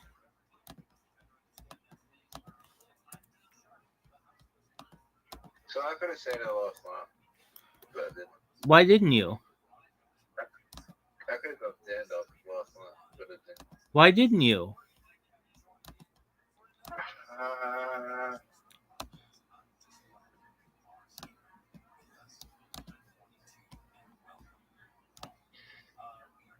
Too far away. What do you mean it's too far away? Couldn't you take a train there? Yeah, but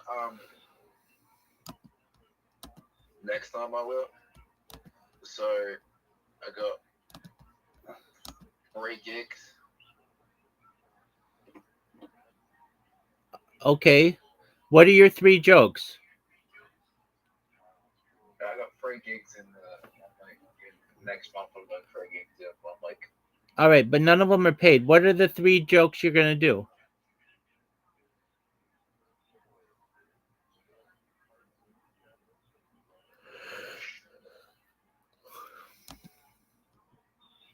Zoot, let's hear your first joke. If you don't remember it, I'll tell it to you.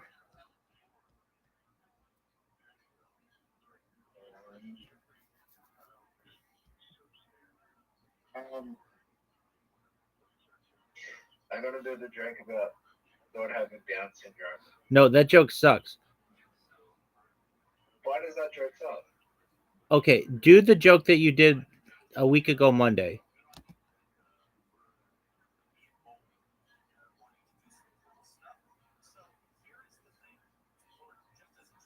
Why does that joke suck? Actually, what's a good joke about Tourette's?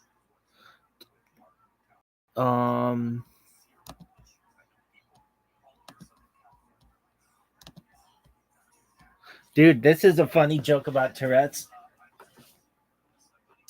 All right, so you can say,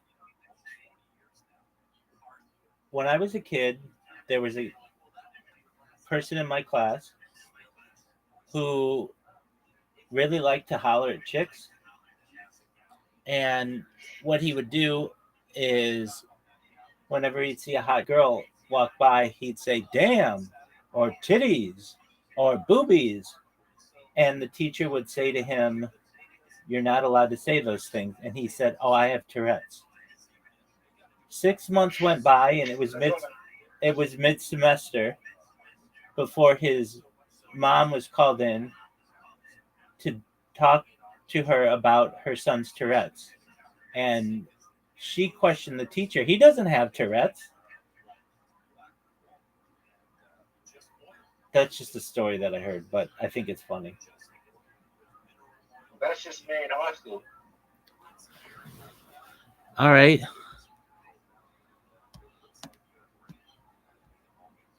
Would you do that?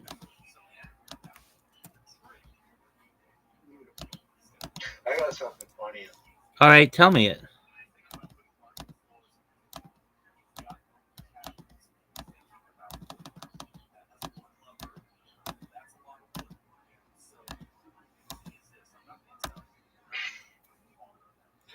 What's your joke, Zoot?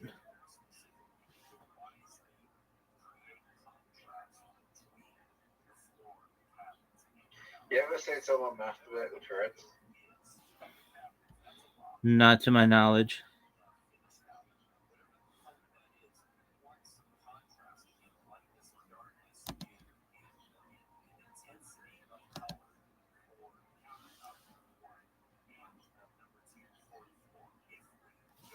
You ever seen someone take their clothes off because they have Tourette's? Not to my knowledge. Is that a thing? Yeah, it's happened to me once. You just randomly took off your clothes? Yeah, I had Tourette's. How is that a Tourette's thing?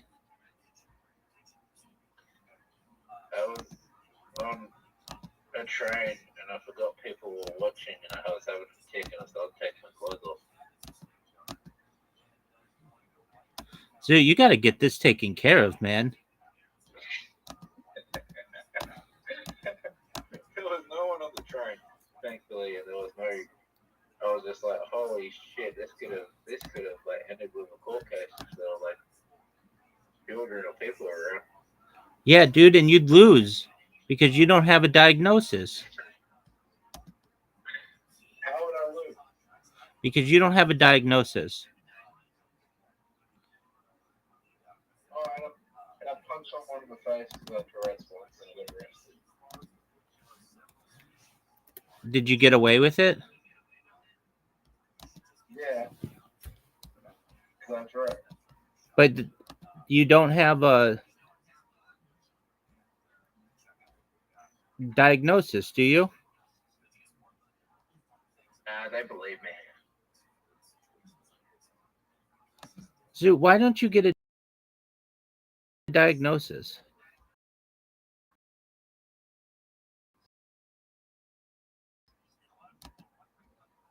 I don't even know what to think of what you tell me anymore.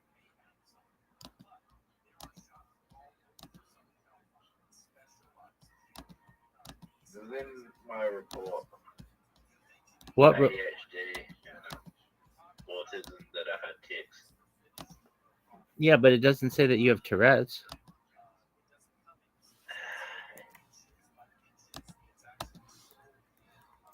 How do you get a diagnosis of Tourette's? Dude, you do what you said you did like all last week or 2 weeks ago, where you were like, "Oh no, I went to the doctor," and you straight up lied.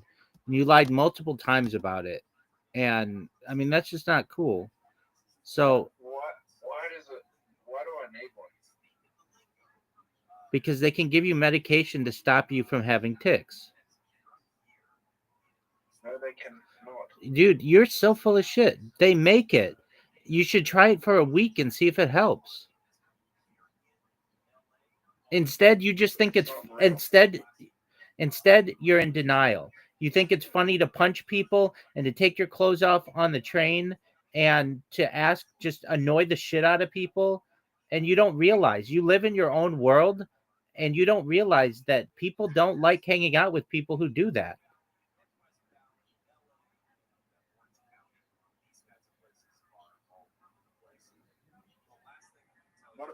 What if What if they don't believe they'll have it again? They will. They absolutely will. All you have to do is tell them, hey, I punched somebody and got arrested for it. I almost took my clothes off in the on the train. And did you know that a girl got blamed when I was in kindergarten for barking? But I'm the one who did it. And did you know that in high school I would sexually harass women? Like, they're going to give you a diagnosis and they're going to give you a medication for you to be able to deal with it.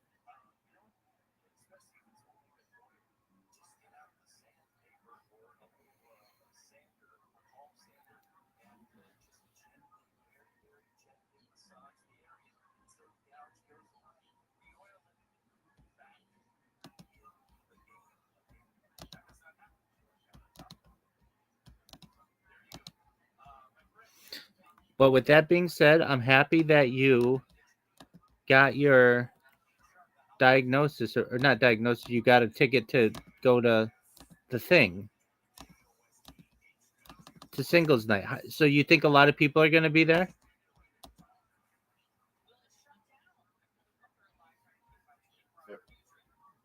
Okay. What makes you think that? Just because it's sold out? How many people are supposed to go? And what's the location of it?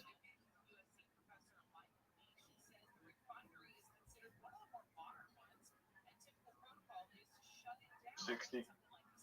Oh, 60 people? Okay. And where is it going to be held? In the city at a pub. Oh, that's cool. Have you ever gone to something like this before?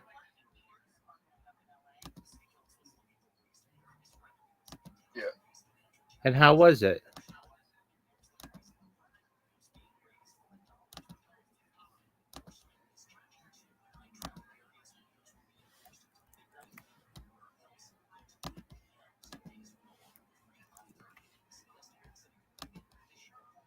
So why don't you talk when people ask you questions? I am talking. Okay, I just asked you a question. And how was it when you went previously? Never went. Dude, what the fuck, man? I honestly, dude, I don't mean to be mean, but I a lot of times don't like talking to you because you don't make any sense. I asked you, have you done this before? You said yeah. And then 10 seconds later you say that you've never been before. It's like you waste my time. I like you, but sometimes your social behavior makes you a very frustrating friend. Okay, so you've never been before, but it's going to be at a pub. There are going to be 60 people there, correct? 600 people. 600 people? Nah, it's like 60. Okay, I mean, what is it? Is it 60 or is it 600? 60. Okay, so there are going to be 60 people there. So 30 guys, 30 girls, do you think?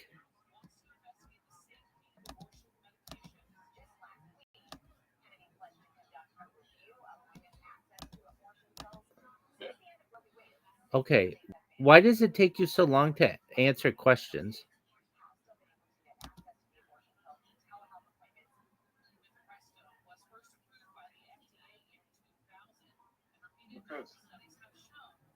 Because why? I'm waiting. Okay. I'm waiting. Okay. Rabbi. What's that, big dog? I think I have everything. Yeah, I think you do too. But you're not getting help for the thing that you need. And it's very frustrating. And you may not see it as a problem, but it's the biggest thing holding you back in your life. So, not ADHD, not autism. Zoo, you don't have autism. You don't have autism. You just got that diagnosis so you don't have to work and you get a stipend from the government. What makes you think I don't have autism? That's not what autism is. What you have is Tourette syndrome. And you need to get it diagnosed and you need to get it. What's What's your definition of autism? Not what you have. You have Tourette syndrome. Sorry? Not what you have. You have Tourette syndrome.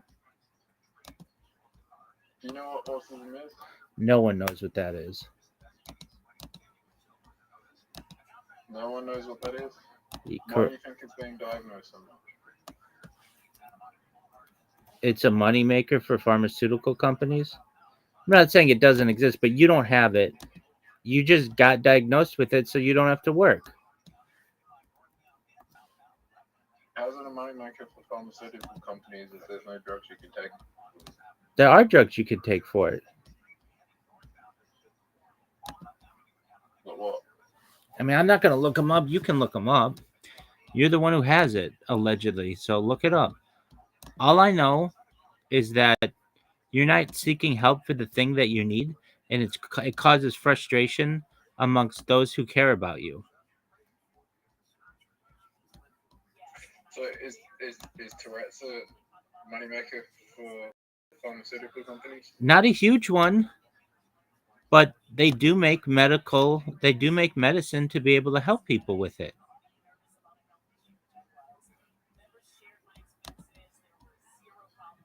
Why would I want to cure Tourette's? Because it makes it so that you can't get a job and you can't get a girlfriend and you're not doing anything with your life because you make awkward comments that cause people to not like you.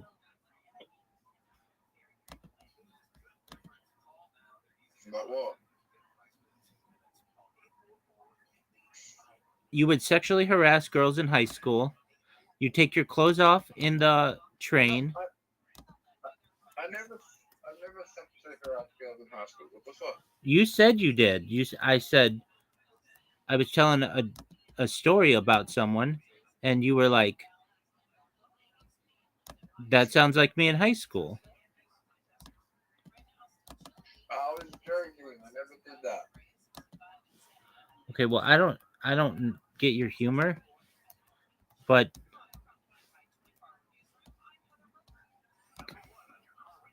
you're not addressing the major problem that you have, and it's cool if you don't want to, but it's going to hold you back in life. If anything, you get a diagnosis, and then they can put you on medication that can help you.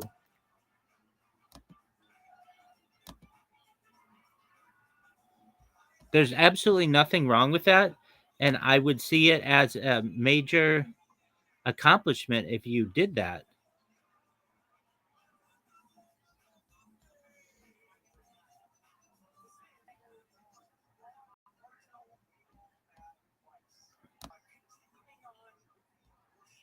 But I mean, who cares about what I think?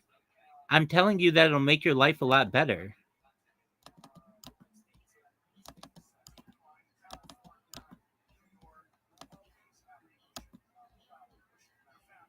You are someone who's not living up to their potential, and you could if you were to get the diagnosis that you need. Instead, you want the easy way out. And you've done that everywhere in your life. You want the easy way out. You don't want to work at things. And that's fine. So instead of addressing the behavioral issue that you have, which is Tourette syndrome, you just go get an autism thing so that you don't have to work. And then whenever anybody presses you on something, Grandma, I'm gonna go to bed right now. there you go. All right, big dog. You know the truth. Best wishes, man. I care about you and I want the best for you.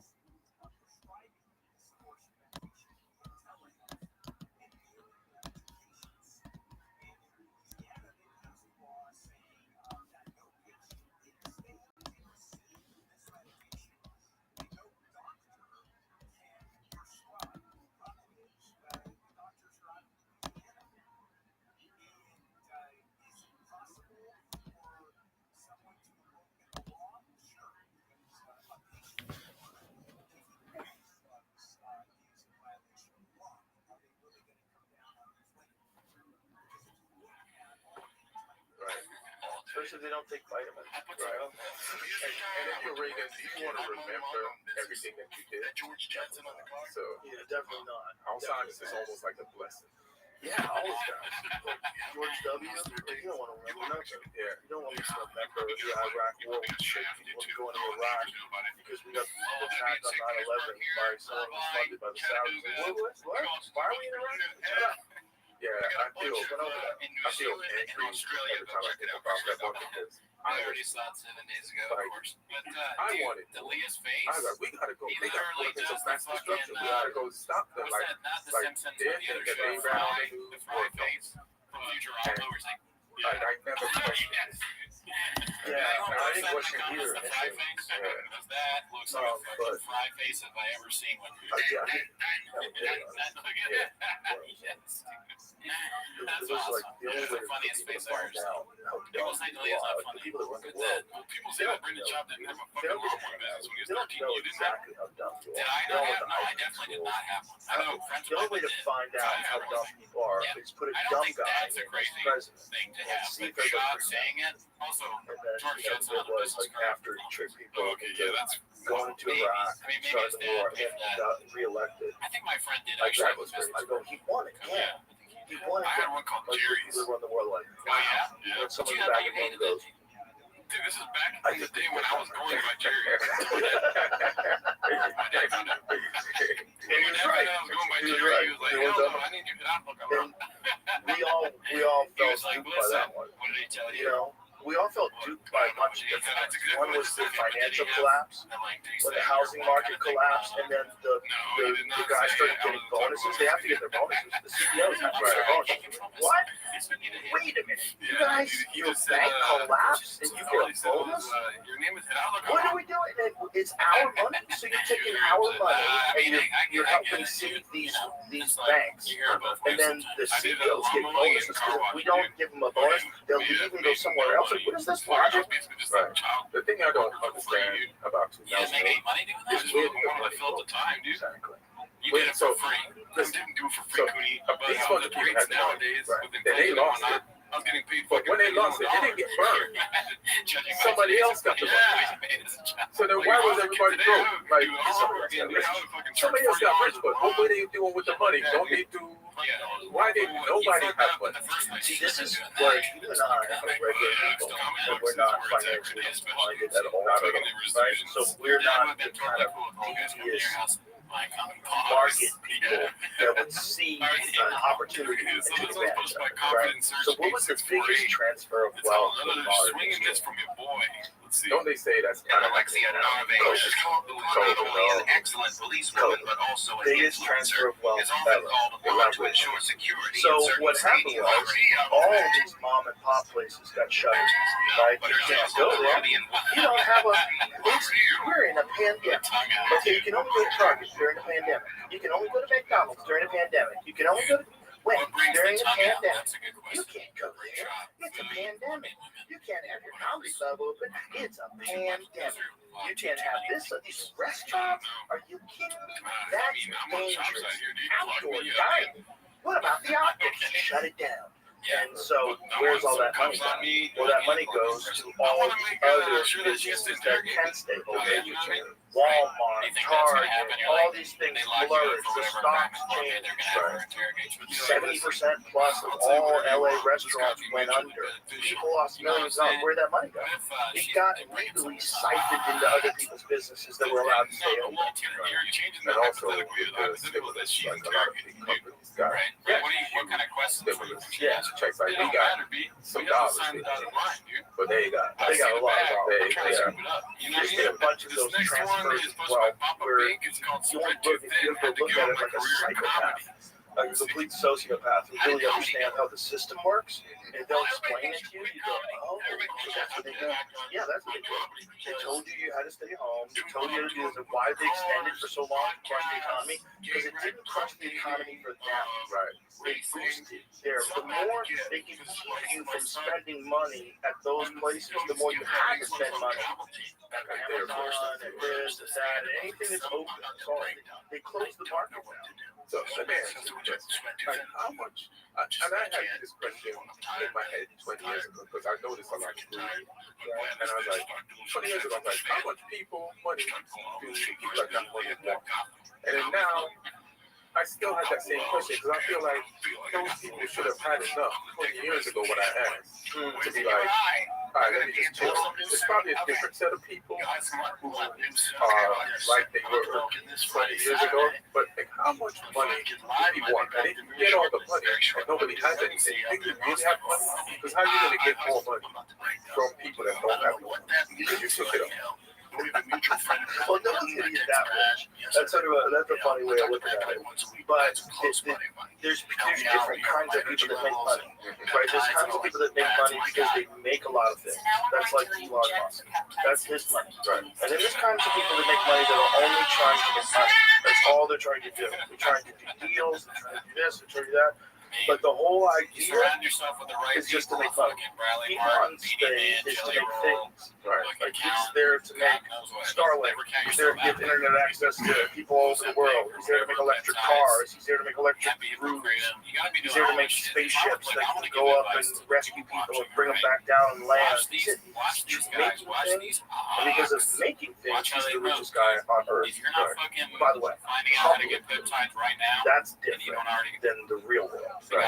Like the real world, it might be Putin, it might be some king in the Middle East, Federal Reserve runs that. Yeah.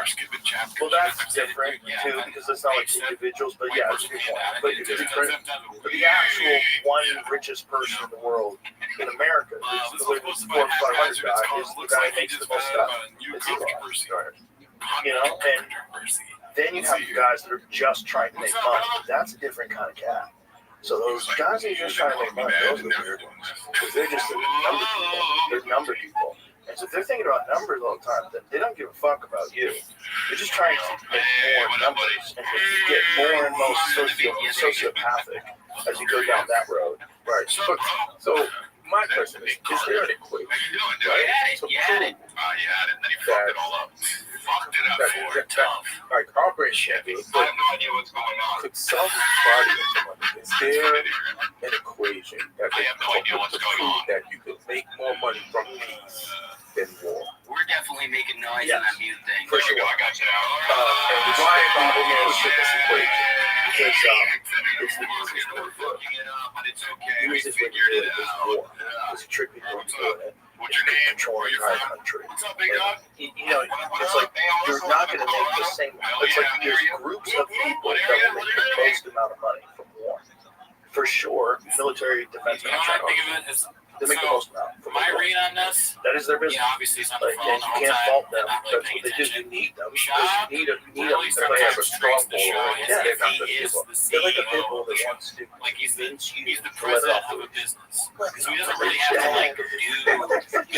She is fucking German Shepherd talking shit. They're talking shit. When the other guys are fucking like just to like figure out. Every time we walk by here, they bark at me after. Their business is to make shit, and not only just make shit, make better shit all the time. And I was thinking that the other day, I was like, if they're always making new jets, like what do they do with the old jets? They kind of have to blow up. Crazy. They kind of have to go launch the missiles. They have these extra missiles from like that they never kill anybody with. They're just sitting around. They're gonna go bad. Stop trying to use them. That's their business, man. It's like that Nicolas Cage movie. What did Nicolas Cage movie? About the guy who sold arms.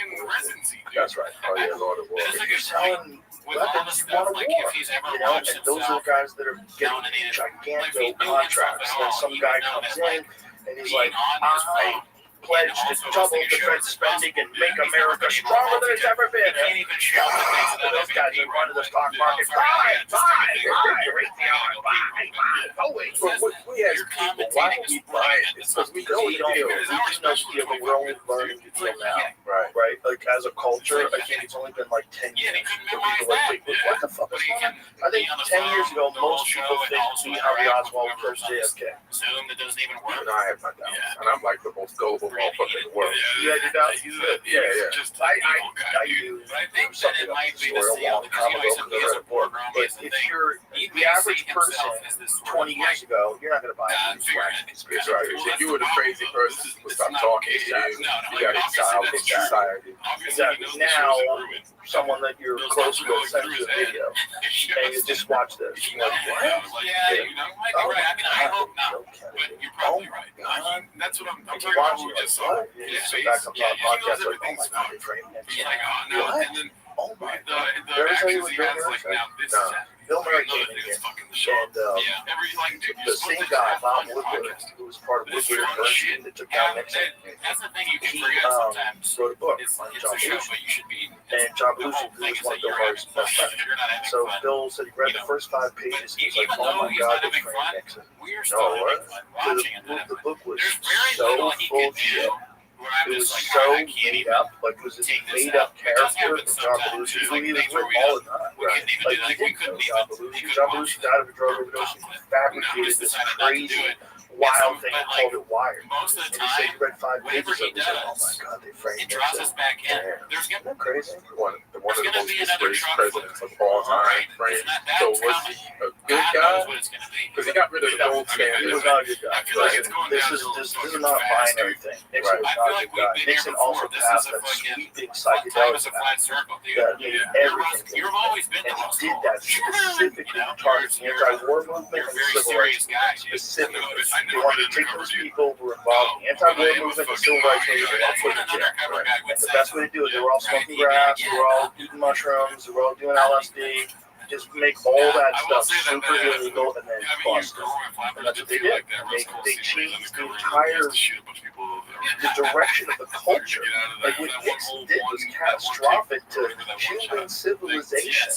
Because who knows where we would be as a culture if psychedelics were legal this entire time from 1974. Especially with Bob Woodward or because we don't know No, the actually, shit that he did. Bob Woodward was intelligent.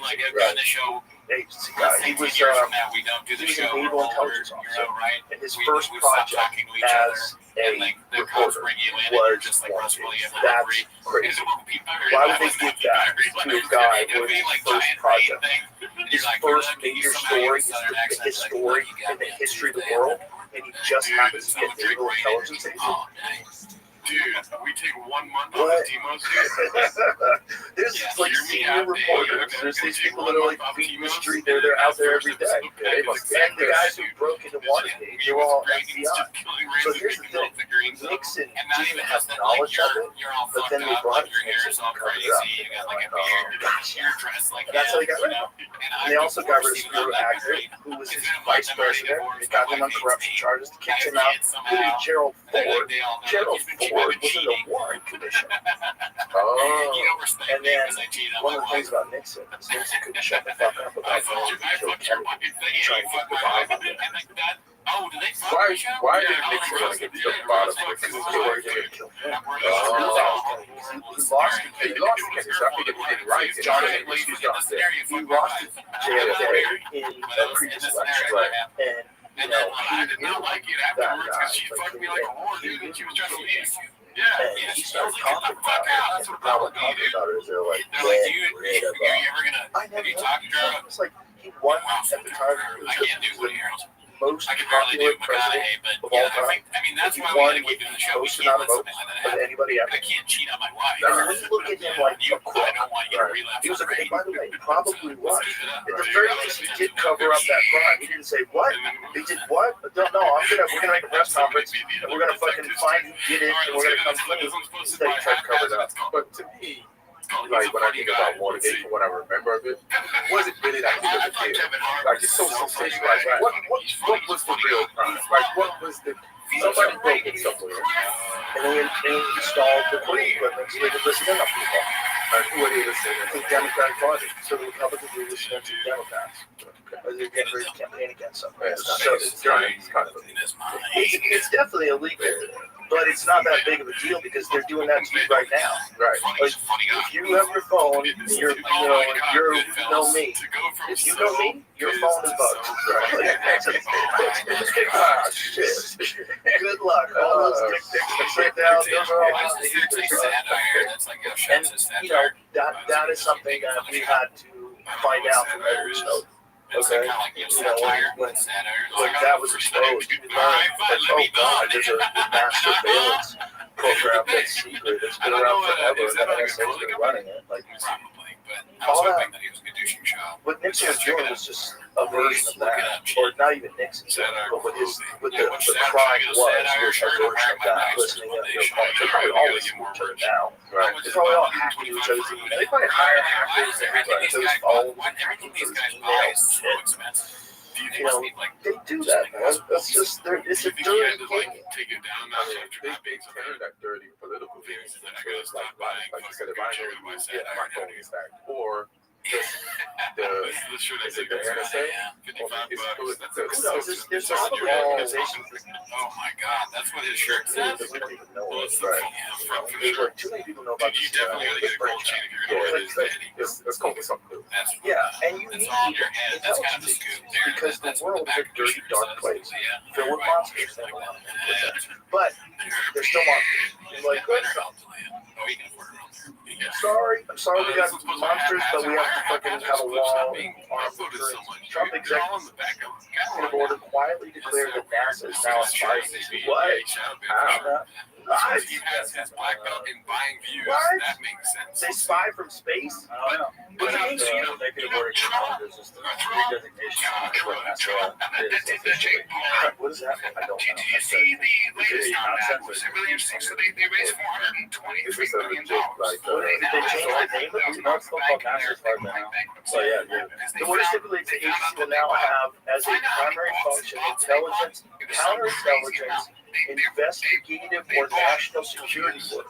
So when they went to raise money, from what I understand, The major departure for the agency was historically focused on space exploration as well as space and earth sciences over its 67-year lifespan. Not to mention that science and exploration stuff, NASA watch founder Keith Cowling, former scientist and agency at the agency now closely follows internal and external politics, wrote a blog post. There are signs that Trump's intentions behind the order were at least partially related to labor concerns rather than spycraft. The order also added that NASA to the Federal Service Labor Management Relations Statute, excluding it from collective bargaining representation. The news that NASA will now be a spy agency was seemingly overshadowed in the media by the president's elimination of union rights for thousands of federal employees mere days before Labor Day, despite multiple lawsuits challenging the change. I wonder if this is because of private space. Do you guys think Balloon Fart's a real person? You're crazy. Because they're so far ahead. Like Blue Origin is far ahead of what NASA does.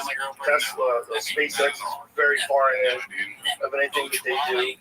It's almost like you leave it in the hands of private companies that do a better job of space anyway. And then start announcing it this. Why is that? I think that's more spy for spies. But I feel like when you turn something into a spy agency, it already was. Right? And you're just like, let's just make it official.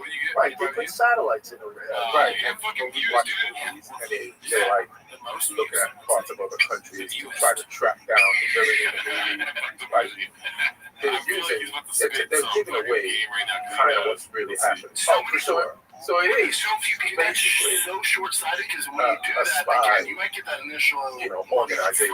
Well, if they're launching spy satellites, they're a spy organization, right? If NASA's launching satellites, that's mostly what they're launching. They're not putting anybody on other planets anymore, largely. And they're not doing anything with the space shuttle anymore. So what are they doing? Why not be a spy agency? Because they with them.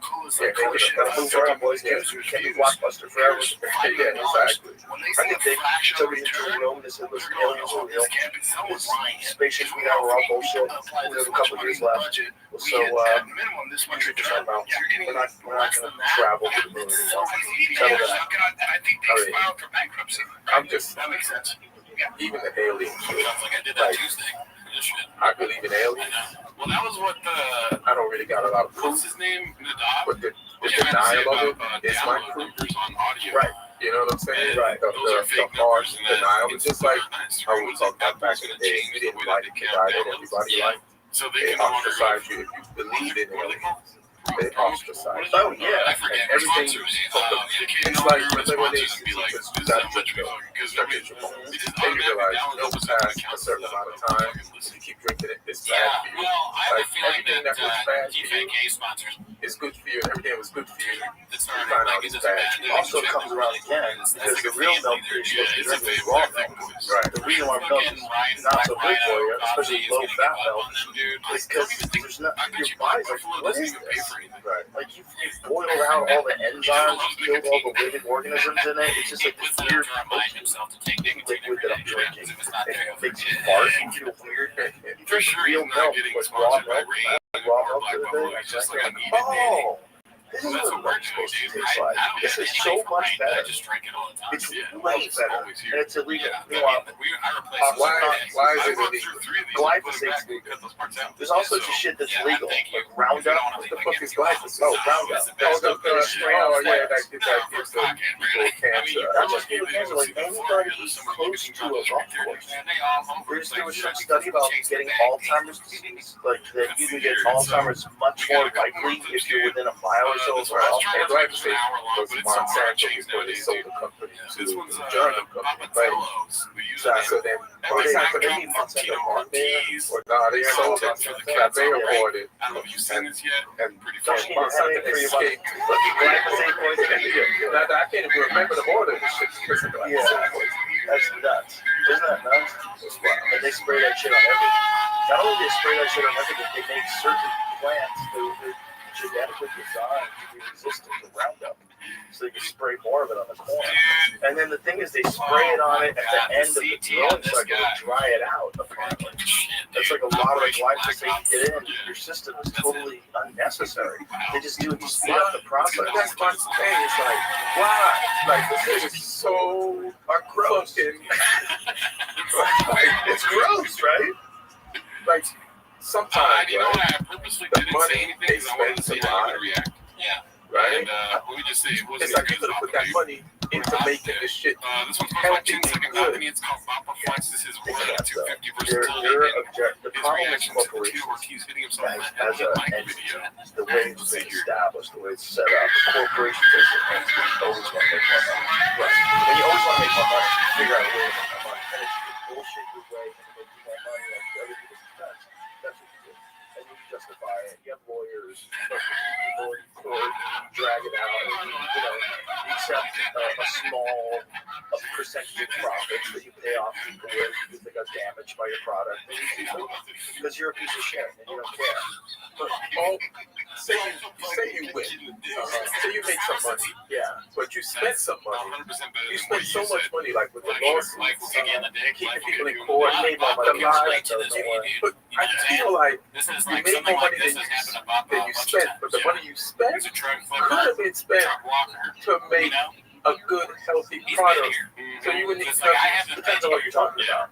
Because, like, if you're saying the pharmaceutical drug companies, the way to make the kind of money that they like to make, you gotta do some shenanigans. You gotta do some shenanigans. You gotta mandate medications, and you gotta brainwash people into thinking that they should be on your side, and that and then get them scared and say that if we don't take this medication, it could be literally the end of civilization. Like, whatever it is, like, you come up with whatever fucking. People are gonna die, your kids are gonna die, everyone's gonna be more retarded. Just find a way to get people to believe, and they'll just all climb on board. They'll all climb on board because a lot of people are cowards. And that's what happens in this world. And that's where it gets really weird. Because then they have an enormous amount of money and an enormous amount of influence. And then they start paying for the hats on all the TV shows. Brought to you by Pfizer. And that makes it look legit. Exactly. That makes them look legit, it makes the TV show look legit, and you're watching publicly it's an evil union between the truth and money, where money always wins, and money will distort the truth. And they're allowed to do that. It's crazy because when I was growing up in New York, I got mad. You know, I don't know what happens to him after things like that. Nah, I was at the Louisville Mall, and I was leaving. He's all. You didn't do the act out, dude. Oh, yeah. I mean, he's a professional comedian. Shop, 2, Cooney, 0. Look, he's a bigger numbers guy. It hurts my feelings a little bit. You're going to hurt me. You got me, brother. I was like, could I see it first before I give you $100? He's like, no, I open Ripley and Shots and open the spot. If you don't buy it, then the next person won't buy it because it won't be new. He's like, ow, deal, ow. I got a microphone problem, bro. Gave him $100. That's the best one so far. Got on the bus. Didn't even have a car. Got on the bus. Drove home. Why did they make everyone Asian? Unnecessary. Hey, The mic was Asian as shit. But that $100 Deal out. saved me so much. Yeah. Because I always, like, I was just always on a swivel looking out for, like, where is the trick? And then sometimes I just wouldn't do something. If I didn't see the trick, because I was like, nah, there's something here. But then the Iraq War was like, my PCR, like, recently, like, that shit got me. They got me. They sold me a piece of rock star. September 11th happened, right? Yeah, I was in the That's the thing. I saw it all from the West Coast. But the people that were there, I think they were like, keep them harder. Yeah, they have to. If they actually did, I went back there, which was like a few months later, I felt it. Yeah, it felt different. Yeah, that shit, like, I was living in LA, but I was visiting. Yeah, I was so homesick in New York when I go back to New York back then. I'd stay a while. Yeah, it's not. You know, and then the night before the Trade Center went down, you know, Will Smith, I never really got perspective on how big Jersey City, and I used to live in that apartment in Jersey City.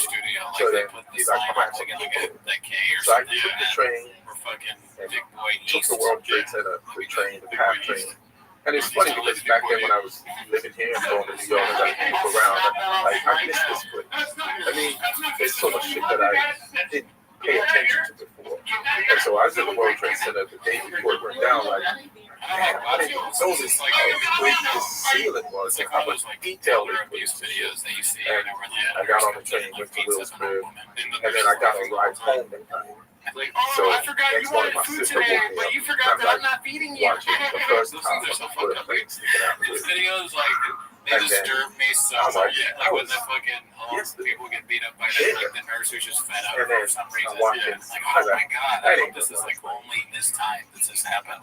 This is cousin. And then I almost get under the bed. And I hate when the nurse is Latino or Latina. How far like, were we? come on, guys. I know she's white, I but was in still, Long you gotta Island. feed her. Yeah, dude. So you can't just punch her in the stomach. like an hour drive. Yeah, it's crazy that they do. Like, But yeah, on I video just it's like, insane. we're under attack. But that's what's And you're like, I don't know where these attacks are coming from, and I don't normally feel like a coward. But I was like, when you're filming yourself beating on an older person, where are they gonna attack? that's crazy, dude. You And know? those nurses are like shit. So it was They just just that type film of. everything they do. So Right, if they're but gonna beat up an I'm old worried person, that they have like a fucking selfie stick and they're just beating up some old white guy. The danger of that is obviously people are gonna die. Obviously, horrific if something does happen, a terrorist attack does happen. It's one thing the consequences of being overseas. It means something. It does. It's not just a video on your phone. We're laughing, It but dude, like, this is, look at his face. Yeah, dude, what the fuck? There's So much fear in those eyes, There's dude. real There's no evil. bag anywhere near that. Evil's a real thing. It's You so could not believe in the embarrassing devil, for you cannot Cal. Like, believe in remember God, the but cow evil thing? It was actions like, woo! It was staged. But now he's got this mongoloid just roughing his lap. He has no, There's only one he's no way to say in the combat matter. evil. Yeah. You But you know what they say, dude. You have to have When a you're making strong a lot of force of money, good. you But like that kinky has things, to dude. be Right? good. This It is how has it's to actually be good. And if Bro, it's you know hard as shit right now. it's actually He's into it. participating in Okay, evil, that changes and then everything. you find out about it, and you're like, well, what the fuck? This was like in Yeah, okay, that's true. 1933. Yeah, he's making This guy, money, so, and Smedley he's also Butler, like, Major General he's got bored Smedley with, Butler, this is wrote his a book kingdom. called War And to is a put some Racket. perspective on it, 1933. I'm for sure pissed about that, dude. So, like, 1933. I'm broke as shit. And he Remember broke what you're down doing, dude? how he thought he Yeah, was over step up here from to that. protect Sharpies people, at the but he was butter really to do it there anymore. to make make it safe for bankers or do whatever the stuff you got to do. Control oil, control whatever minerals or gold, whatever the hell they were doing. And you realize at the end of his career, he still is a racket. Yeah. And this is 33, man. They tried to get him to overthrow the government. They tried to get him to participate in a military coup against the government. Well, that is the saddest clip of the was in week charge and the back last then? one. We just went over it the other day, right? Thanks for tuning in. Jamie will pull See you it next up. week. Bye. This is before our time. So this is, I think this happened prior to that. So 32 maybe, something like that. Some Woodrow Wilson said, some old kind of shit. They just got away with things back then. And now they have to hide it on layers and layers and layers of special interest groups and NGOs and money being floated around. It's all bullshit.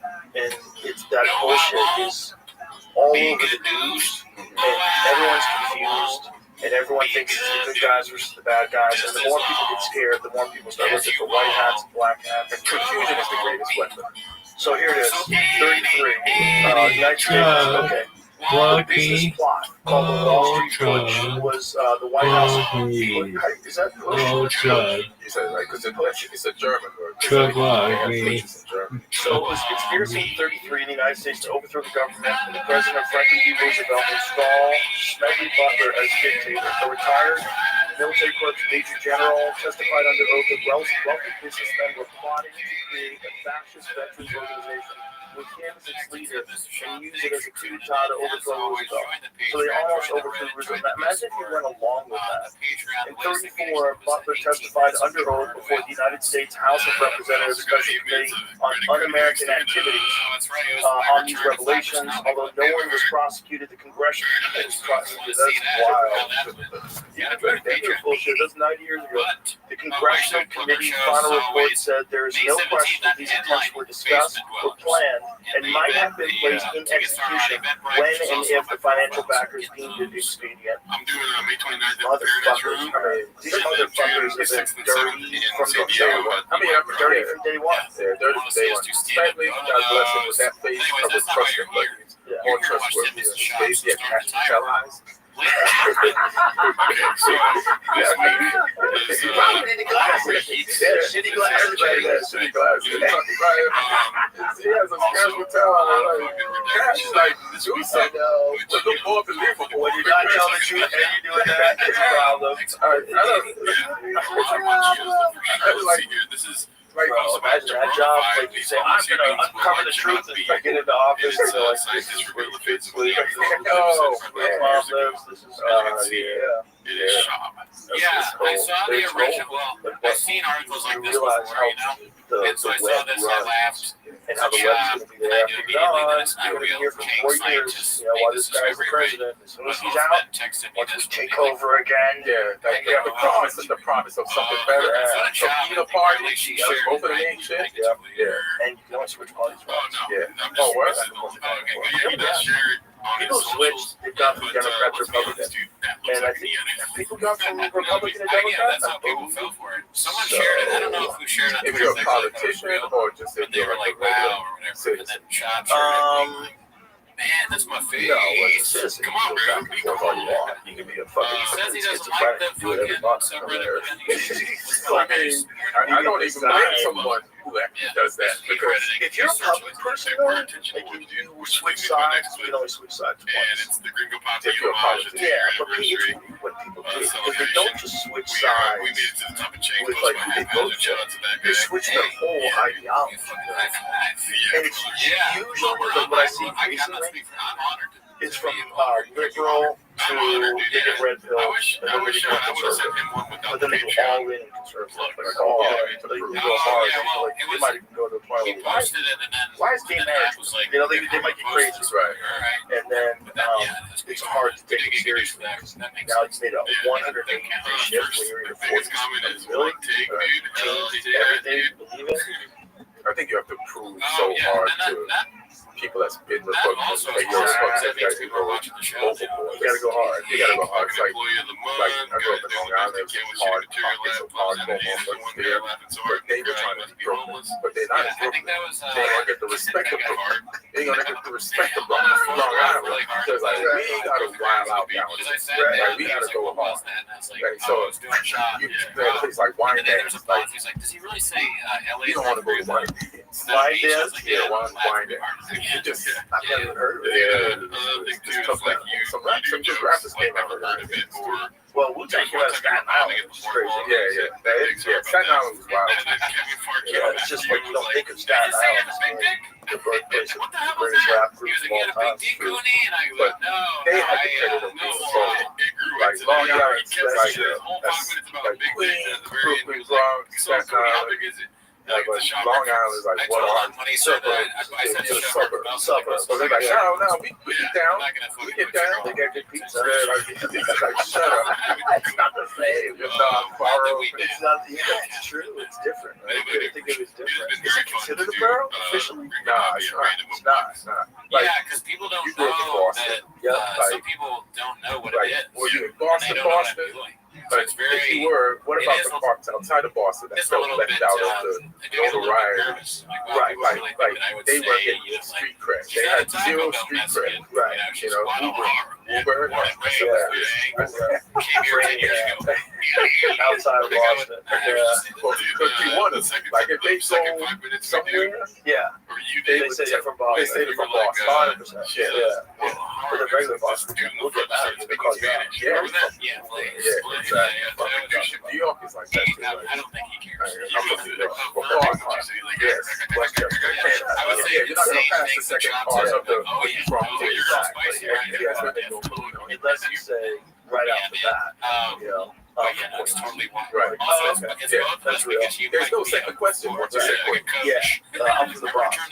Oh, yeah. She's Jenny from the Bronx. Yeah. It's always, you know what? If you're trying to lie, just name, like you said, name the part you're from, right? Where you're from. But if you say New York, right, that's when shit's suspect. Sarasota. Sarasota, New York. From Albany. Yeah, I used to think it was all one place. Living in Boston, I couldn't tell. I was like, what is the difference between boroughs? Like, you want a 212 area code 2? Like, why? Why do you care? I remember that was a big thing about LA. Like, that was one of the things about Brody Stevens. 818 till I die. But when you lived in the valley, you had an 818 area code and people looked down at you. People would make jokes about it. I don't date people that aren't 310 or 213. I mean, that's why Brody was funny. Because he stood on it. He stood on it. He stood on the valley. He stood on the valley. Nobody rep for the valley. You like I do. I said, I'm from New York. I'm from LA. He didn't say I'm from LA. He said I'm from Reseda. He named the town, named the area code of his phone number, and like stood on that shit. Like, for sure, you know. Dude, I never even tried to live in LA. The moment I moved there, I was like, I'm not doing this. We're gonna get outside of this thing. I gotta get outside of this thing and then go to visit. I don't want to live in that thing. Because I had friends that like lived like in West Hollywood. Like my friend Eddie lived like in West Hollywood, like right in the damn, like right where everything is. Yeah, but this is also right where everything is. That's what it felt like. That's what we moved to Hollywood, be in Hollywood, to become a part. That was the thing. Yeah. So even like I know. Even you saying you never lived there, that's a shock to me. Yeah, my thinking was the opposite. My thinking was like, I gotta get outside of this thing. I found that I lived in Bell Canyon for a while, and one of the things that hell is that. I'm still doing 30 miles outside of LA. That's where I lived most of the time I was in LA. I wonder. Yeah. I haven't really checked. Yeah, I bought a house out there at 97.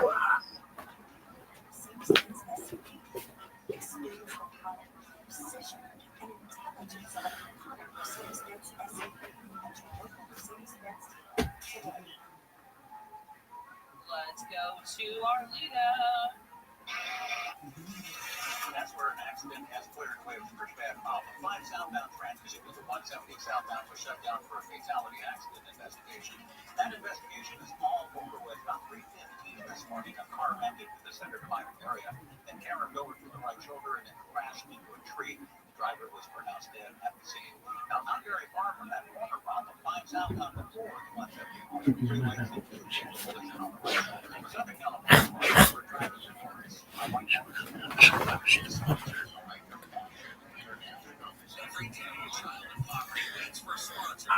Yeah, like when I first started making money, I'm like, I gotta get away from all these people. I wanted to be in like wilderness. First of all, I have dogs. I live in their backyard. So I lived in Encino for a little while. I rented a house in Encino, but that was too close too. Encino was still too close. Yeah, I was like, I gotta get outside of that. I gotta get away. I gotta get out. I wanted to go south. I wanted to go way out. I wanted to go where regular people live. Where you can just fucking take a breath. Like I never liked like the party, Hollywood party. You know, I was like, every time I go, I felt like you wanted to run out of there. I don't want to have to do stand-up. No one's relaxed. Everyone's fake maybe and weird. Maybe we've been too hard on him. I was like, I want to live outside of this maybe thing. You don't. We can disagree to disagree. Yeah, I was in it. I lived in Hollywood, And the wrong camera. but it was in the club. It's like high bar, you go high bar, you get the bottom of the hill, and it's quiet. It's pretty, and then you come out. Right, but it was. Okay, so I started like, oh, I like this. I love this part of the show, dude, when it comes to BC. Like, you know what I'm saying? BCEO, like, dude. in Hollywood just goes. like I get what you're saying, but I did feel like I needed to be there. Yeah. No, I get the wanting to be here. And I thought about it for a while, but I just never did. Like, I need downtime. Right? I go hard. When I go hard, I need like off time. I need to be like completely off, sit down, relax, and think about shit. Because I need to know what I think. And the only way I know what I think is if there's not a lot of noise going on. I can't just operate on momentum. I feel like when you operate on momentum all the time, you make shit decisions. You start like going down roads you shouldn't be going down. Like, what am I doing? What the fuck am I doing with my life? So did you plot your life out a lot? No, let me catch your big dissing. Right, just away from it. Right. Like, you're quiet. Straight talk wireless, that's what we use. Here for chirping, you know, see if I can hear about by. My Wixie is here for you. Yeah, you have to. We're referencing Oh, yeah. This is a place where you can visit. But it's just my personality, like whatever it is. Like, even when I lived in New York, I couldn't afford an apartment that had rental. I couldn't afford a rental space, but I needed a car for the road. Because I take the total opposite approach with you. I did not do the clubs in the city very often. No, that's why 1864. Yeah. You just said, I still did some of them, but most of the road, so I did a lot of gigs in Long Island, did a lot of gigs in New Jersey, because that paid real money and I could go an hour. You know, I was like, I could get better in the city, but I'm getting better in these 5 and 10 minute spots. Like, I need time. I need like real time to figure it out. Because when you're in Boston, you always want the road. Everybody did the road, right? So it didn't make sense to me. Like, just do one 10-minute spot, another 10-minute spot. Like, I thought the opposite. This is why I did. So I was doing all those shows that you were doing, like for the hour, for the feature. First I started hosting, but then I was like, I need to get on TV so that I can get on the road. yeah. And then people book me and come see me. So then I said, let me go to Manhattan, which takes me out of the hour situation.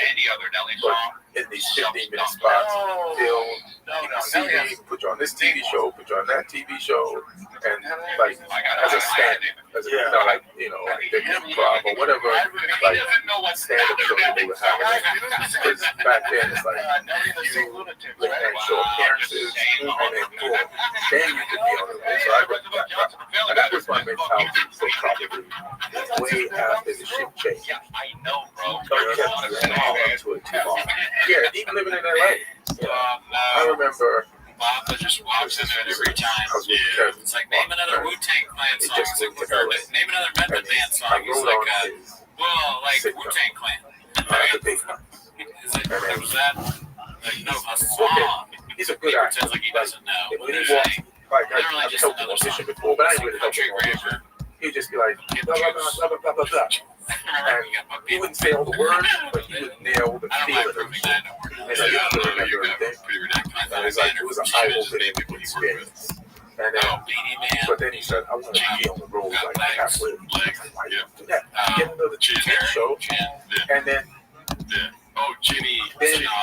the fame of the TV show will get you on the road. Thank God I did it. He went on the road for like $1,500, you know, the route to fill, and like the email, the complete opposite. Yeah, but he was always very smart about social media and like a separate business. Because like I remember there was a story about someone wanted access to social media to promote a project they were doing. It was like, no, that's a totally different deal. Like you got one deal, you got Kevin Hart to act in the movie. Another deal, you get access to Kevin Hart's Instagram. Like, I love this. Right. This is my business. You want to do that? We can talk, but this is nothing new. Yeah. I was like, oh, because they did that to a lot of people. They did that to Arsenio. I remember Arsenio Hall was at the Ice House. And you remember the Arsenio Hall show came back there, right? So when it came back, they took over his social media. That was part of the deal. But they didn't give it back to him. And this is a long time afterwards, like months and months and months afterwards. We were hanging out at the Ice House, and so I can't get my social media back. And he built that from being on the trenches, also from being the original show, which was an iconic show. He did everything. He did stand-up. Arsenio Hall was in movies, and they took his stuff from social media. That's great. Yeah. That's like asking if you're wearing soccer right now. But that was, they were trying to make deals like that. When I was doing that show, Joe Rogan Questions Everything, they wanted to do that. That was going to be a part of the deal with my social media. And what year was that? 2012. Yeah, strong. It was okay. It was not as big as it is now, but it was big enough to like, fuck, it's bigger than you. Yeah, it was bigger than, I mean, it's one of the biggest, like, yeah, no, but it was big. It was big for then. I think. It was pretty big, but it was, my point is, like, for me, what they were saying, I'm like, my social media presence is bigger than you. If you have a network, your network social media is not nearly as big as my one person social. Why would I do that? Why would I let you have access to it? And they wanted to be able to promote their other shows on social media. And then just dilute it and turn it into something. That's great. Why would that? It was right on it whenever they wanted to. Whatever they said, other artists aren't having a problem with us doing this. This was like their argument. There was like a hang-up in this deal. And I was like, absolutely not. So if I post something, even if it sucks, I want people to know that came out of my fat little thumb. Like, I wrote that. That's it. Whether you like it or hate it, you know that it came from me. And when they did that, I was like, oh, so how many people just do this? There was a bunch of my friends had to sign off deals like that. It was part of the deal. If you wanted to do this new show, you had to give them access to your social media. Not just access, control of your social media. Wild. That's that into perpetuity type shit. Right. Put in contracts when you do like stand-up sessions on something. Like, what do you plan on doing this material? And then they say, they actually mention space and planets. Don't they? In those contracts? There's some contracts like that. And then you're like, whoa, what the fuck do you know that I don't know? I read about a contract, I don't know if it's true, that some sort of Scientology contract that is into infinity, and to the end of the universe. Wow. Talking about covering your bases, not even until you die, like until time runs out. Seaward, here it is. Wow. A symbolic billion-year commitment, which functions as a perpetual contract with no expiration date, while other staff members sign employment contracts of varying lengths. Sometimes short-term is just 2.5 years, but potentially extending to 5 years or more. And these agreements may be disguised as volunteer or religious worker contracts to avoid labor laws. So the Sea Org, if I think you click on the Sea Org, I think you that's where they're paying you to sign off on that contract. You get nothing. You're happy. You just can't believe you're part of the Sea Org. I'm going to be in the sea. So I want you to spot the difference. That's wild. Wow. Yeah, that's wild. Well, you know, people have been doing that, taking advantage of young artists in particular forever. Like, that's why Prince and Jay-Z made the symbol. You know, because basically, dude. they've been doing that forever. Jared Leto's going through that shit, but you know, he went through that shit with his band. Dude, that's fucked up. Yeah.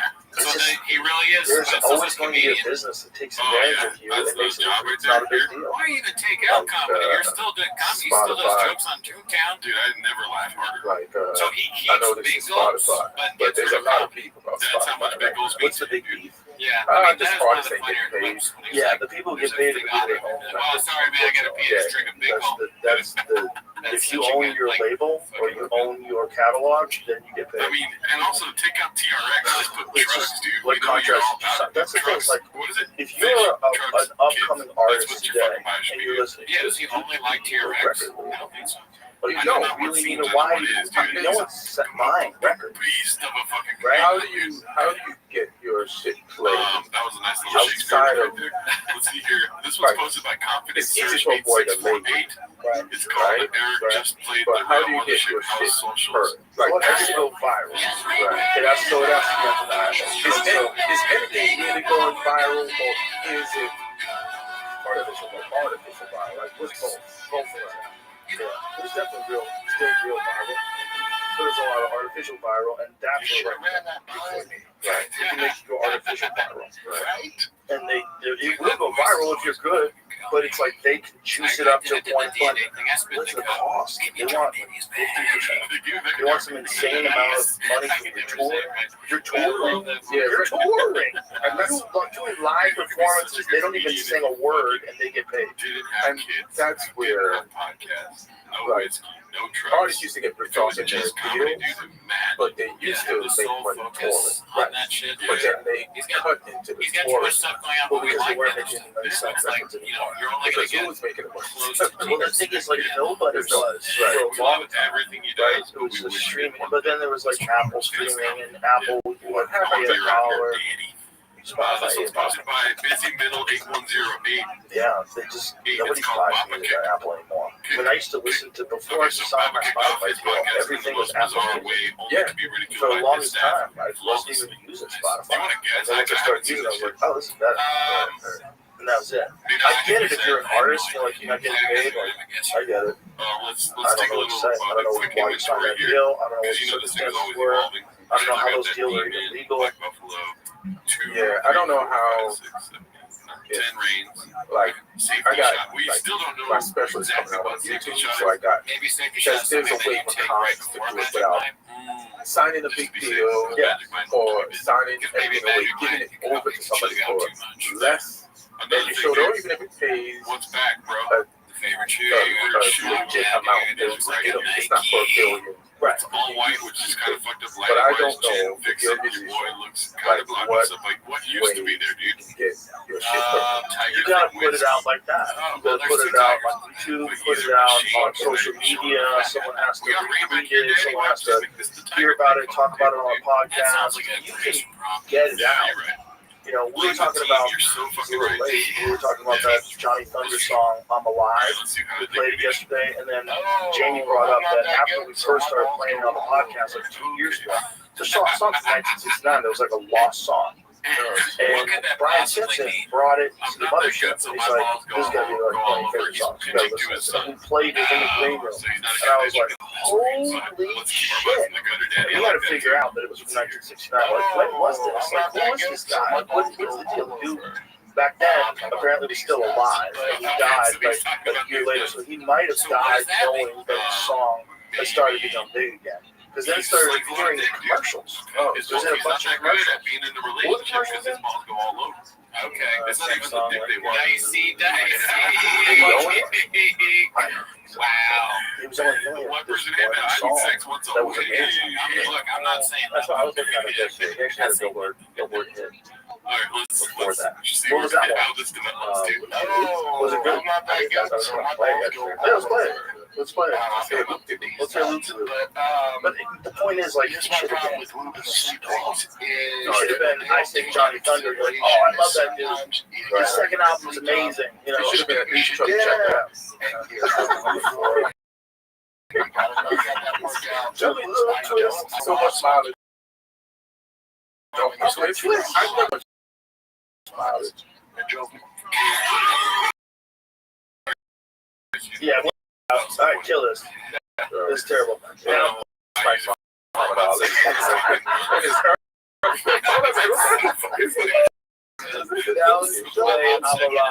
This is a fucking jam song. This song, I listen to this song all the time. Regular playback. Jam comic.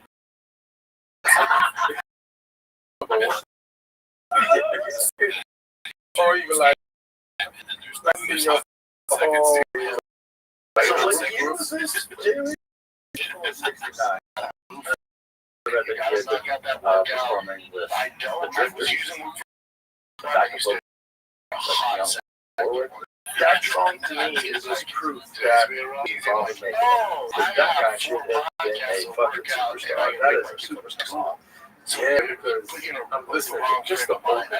Yeah. I was like, let's stop there.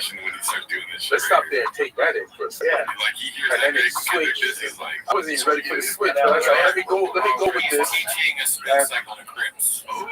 So good. Then I could see it in like the beginning or the end of so many TV shows. Like, I was like, oh yeah, this is. We have 2 more sets to go, dude. 2 more sets to go. Pick up the bag. Let's hang us. Because being soon comes. Scoop with the bag. I'm talking about for a hot second here. Hot second. We're going to be doing this. He sang Moaning, Moaning. Is that was another song that like. So I kicked it. My life's way better. That was a famous song that what's his face? We don't fuck guy with the hair. Fuck around with crabs here, blood. We don't fuck around with crabs. Oh, actually, Billy I Idol. didn't say that. Billy Idol. You don't know. Wow. Which also seems He's like talking shit about Whoop. that was when I was in high Maybe school. that's where this Gadoosh is How coming from. weird, man. Because he used to be sponsored by Whoop. Yeah, When- maybe. when I don't know Whoop what it is. That's something that went over the my other song head. that wasn't Whoop I Strap. know You remember Sober October? I know. Can you imagine? Like, that's what y'all like? Luke, you know? Yeah, okay. Y'all ain't heard Alive? Listen to their live shit. I guess I Put forgot it all about it. together. Only watched the I Sober mean, that's the October. thing about songs, right? Like the one-hit wonder thing. It's before the drugs. The early 60s, people were still naive. They were still following those best. They were all following those best. Leave it to Beaver. They were goofy. People were goofy in 63. By 69, they got wild. It was real quick. I wonder what people would into their mind back then. What people with internet mind and internet mentality, how did they mask in society? How did they comic books in society? They read a lot of comic books. Yeah, they went to comic book shops. They went to like punk rock concerts. Yeah, they had to like find through. They went to CBGBs. They had to find places where they could fit in. There's no online forum. No, for that. No, it was a factory for turning people into drones. That was society back then. Turning into a worker drone. So I don't get it. He kicked off his podcast in a bizarre way. Only be ridiculed by his Food already trains us for it. Yep. Listen, Every the hit Reddit the already bell talked ring, about how get up, go to the next class. And It's designed for that. Yeah. It's not the best way to teach kids. So guys like you and I, they label you as like ADHD or something, right? yeah. They get labeled. I didn't get labeled because I don't know why. I kind of that one comment says how many like snacks you my father was like, you know, they're immigrants. You show that to They're like, somebody you outside gotta the work chamber, hard. and they're like, You know what I mean? right, So you gotta like apply yourself. And this is they went out of their way to provide this opportunity. So I didn't want to blow it up to a certain point, but after a certain point, like I was gonna do comedy. This So one's something Successful that they Capital 217 posted this one. expect Dick or would rides have him the wanted whole podcast, to and do. then once But high hour school logs off, he and shits on college, calling you fat. This is like who I didn't Rob mind. is. You know what I mean? Dude, Because maybe around college, that's when shit started to get like a little wonky. So the high school shit, but I'm pretty sure this like, is all Trevor right, Ballard. I get some good This grades. great picture from I can follow that blueprint up until there and a little bit after. But then in college, that's when shit started. So that can prep you for the real world. You realize it's going to be a whole day. Right? Shit you don't want to do. There's no joy in that. So, fuck. Unless you're into it. Unless like college is like whatever subject. If you want to pursue in life, that's the way to go. If you want to be an astronomer, that's how you learn. Yeah, but for college, it's just like, why am I forced to do this? Like, why am I making myself do this? Like, what is the end goal? If I get a job, but I knew that. I always wanted to like make a decent amount of money and see middle class. That was good. I was like, so you got to go to college, right? To do that. That's the way you get programmed. Right. But the instant comedy came into my mind. It was never a risk. He's been into Mexican food for a hot second, dude. Like I was never risking that It's a mixed message from him because he's like, stay away from the Mexican food, but then gamble. what did it feel like? I mean, listen here, dude. We make fun of Shop all the time, dude. If he can't call somebody fat, then what the fuck are we doing, dude? Like this I thing never was called switch. anyone fat. And once you turned it on, that's just supposed to go back the other way. And this is what we was Really one of the best. He's one of our guys. That's kind of how you have to be if you want to do it. I think that's the same with music. I think that's the same with literature. If you want to write books, I feel lucky about it. Yeah, it sounds like John because Margarita is the worst one. there's people that were able to turn this switch back off. Yeah, the Mexican. Mine is still Guadalajara. Yeah. But if you can't say this guy's looking chubby, dude, then what are we doing here? Because we're talking about shit. There's When you still see that turn that switch off. overweight, There's something else that drives them in, or they can't beat their demons. Right. You know, there's a lot of different Can you people. Some imagine teams going are up not to even the dark. establishment and asking for a Guadalajara jelly roll? It's like That's right. depression. Go ahead. Where you You don't have the energy to write. You don't have the energy to perform. You don't have the energy to the guy taking the you words don't like, have the energy call to shit. it!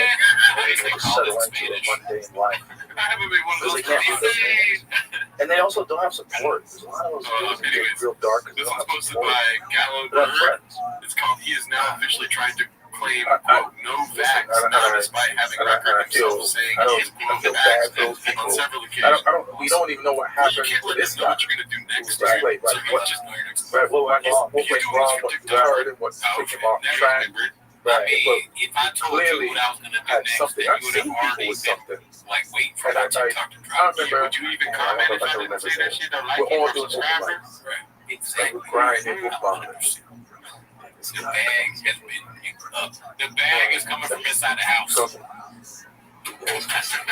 he's all Oh, Jesus, gosh. Every time I do that, let's see. Down, bro. Also, I'm just sick. Go back. You've had COVID 9 times. I'm stronger from it, dude. it was like that every time he was. And we hung out with him. And it was Okay, just, I mean, like, Devil's this Assistant, I don't really think he's He's saying like, for sure he's not vaxxed. I think he's joking around like, no vax, like he has had it recently. and then He's the he just funniest disappeared. person. Yeah. So if you don't think that's a joke, dude, yeah. Like, nobody knows. They Nobody ran knows into who he really is. Queens He's like a and George kind of Carlton. doing it. Yeah. You know what I mean? But I it know who wasn't George the same Carlton is. Who like the the fuck Muhammad is Ali he? thing. Who is Stopped George training Carlton? for Yeah. enough years It's like him saying, like, to like no Mexican wife, dude. to not even be as good as the first time he saw it, which was his first 4D time. chess. Ever played it? No. One of the reasons why I Sounds talk like about the Gallagher way has I approach things is because I think I wish someone had told me the real Alright, this is pitfalls supposed to be my that life ABTV12. will You better not piss us off, throw dude. you, the little The games majority of that us, we huh? play Haha. in front of you. You have to make decisions His quote, of you're going to which be way to go. close And Chang's if doors. something went Hold this wrong, reheated. you got to make decisions to pull yourself up and Let's figure go. out how to I make love it this. Is better. my favorite. Like, Honestly, what do I this have is to do my to favorite do podcast that? of all But time right clearly here. I'm on a path. I Other people watch are this doing one this at least. I got to figure out how to do Talk it. about every hot second. Some Every people couple just months. get to those pitfalls and they never recover. Let's see here. They just start drinking, they start eating too much, they start doing this, they start doing that, they get into a bad funk, they lose some money, they get into a toxic relationship. That's a big one. That's a big one. That's one of the big distractions people do. They don't even realize you're doing it. You're distracting yourself from having success in mind by being addicted to this relationship where you're with this person, where you yell at each other, and you know, who knows what your particular brand of chaos is. But the one thing that has in common is gigantic distractions from doing what you want to do in life. And you don't have your shit together, so you find someone else who doesn't have your shit together, pile all your shit together, make it way worse. And you both fuck each other's lives up. And at the end of it, maybe you want to get a better songs out of it. But that's when it's working. Like, when you're talking about bad relationships, I'm like, yeah, that's material. It is material. It is like, material. Like, It's a lot of fun. I never go on a bad date because if the date is good, it's good. If it's bad, then it's material. You know what I mean? Like, true. So comics complain about dates. I'm like, that's an experience. That's an experience. People bring to the state, right? Like, why are you down about this? How many times has someone told you a crazy story, like in the green room or something like that? You're like, have you said that on stage yet? Yeah, like, no, can I? I tell people all the time, like, that is, like, sometimes my friend, he just broke with this girl. He's sad. He's talking. I remember the first time I went on Chang's, dude. It was just a bunch of people beating He's crying. He's crying. Like, some of the greatest comedy things I've broken hearts. Yeah. Brendan Kingston. I was married twice.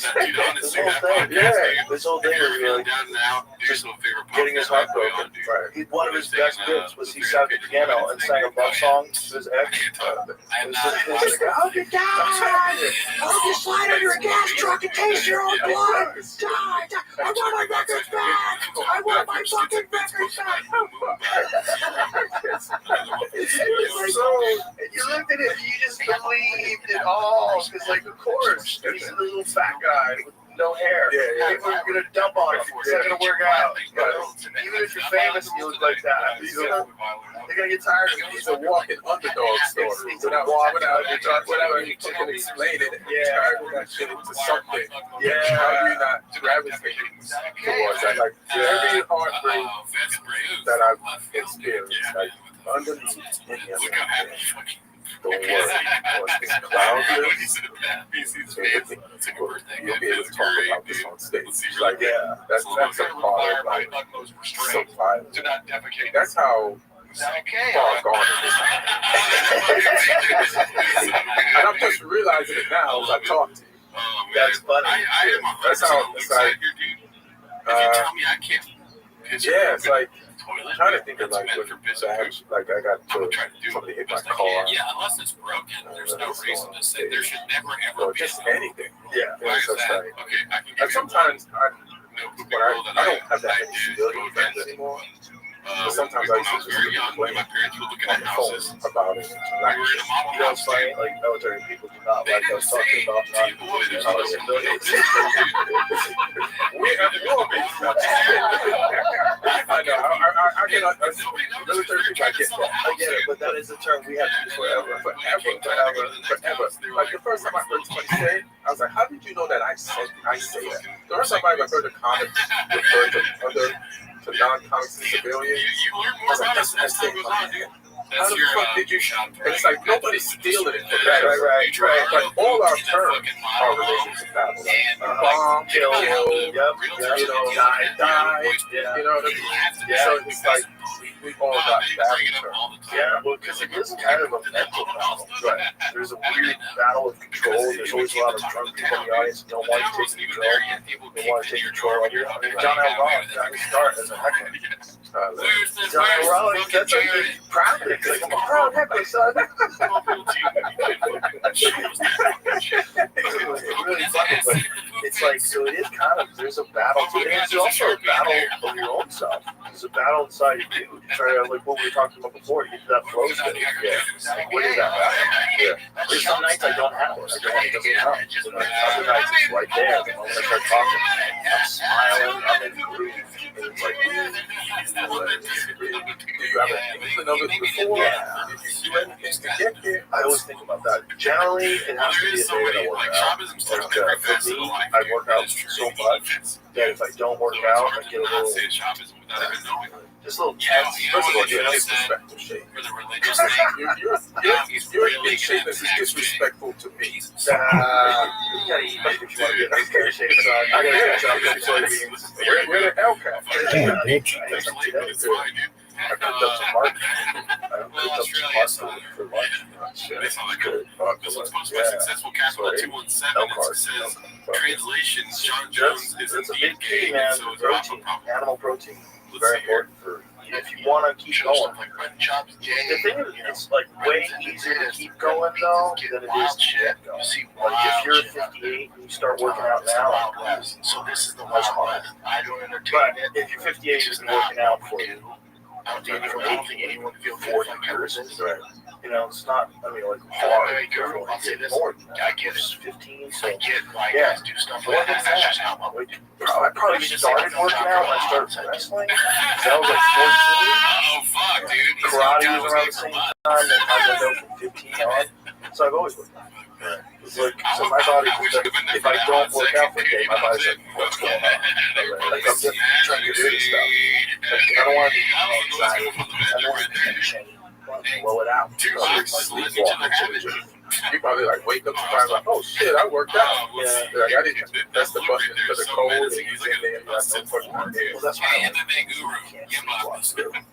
if you're doing like heavy rounds of the bag, and shoot up block for 10 rounds of that. So that 7th round comes around, look at the time, fucking 3 more rounds. It's called So Many Jerry. You guys turned 1 or 2 appearances into a multi-million-dollar grift. You have Papa squandered over 40 years. And what But is it's, this you record? know, 10 warriors Yaka, going at it. that is good. But that's the I point. fucking take all that The shit. point is that when it's done, Every one of those things I take every morning. I fucking did it. And it's really 10, it's only 30 minutes of work. Yeah, I know. Yeah, fighting. Yeah, so this is 10 3-minute rounds when I hit the back. No, like, think about an MMA fight. I mean, all I know is that that stuff's the That's bulk. crazy. And another dude's trying to kill you. Okay, 5 minutes. So you get hit that's what I in that time. You get I fucking choked, put that body shit in slammed, me. your So arms I'm get ready. down. Yeah. I'm like, Then you have to recover, they have ice on your shin in between rounds. you Fuck, can am I go doing through with life my plans life? like I you should juggle have stuff. school. And just being in traction control. Yeah, that is a crazy mentality type of life. But Dude, God bless them. they They my have first to handout, I be all can in juggle too. like When you're all in with comedy, what happened, they have to be all in with fighting. Again, there's no guarantee because there might be a Mike Tyson in your division. There might be a Sugar Ray Leonard. There might be a Floyd anybody out there Mayweather. There writing might be comments a if you're you're never taking catching up Paul, to. what does Like, Paul do? like yeah. We should Like I say, join the Patreon. I'll buy like, some I don't know much about fighting. Daddy. I I'm learned a assuming lot it's from protein you. powder, right? I remember we did a show. But And I like the I name. think I'm a that- name guy, dude. I don't like there's chocolate this protein female powder. I'm fighter, more of a she's vanilla like guy 6, myself. All right. and she was up there.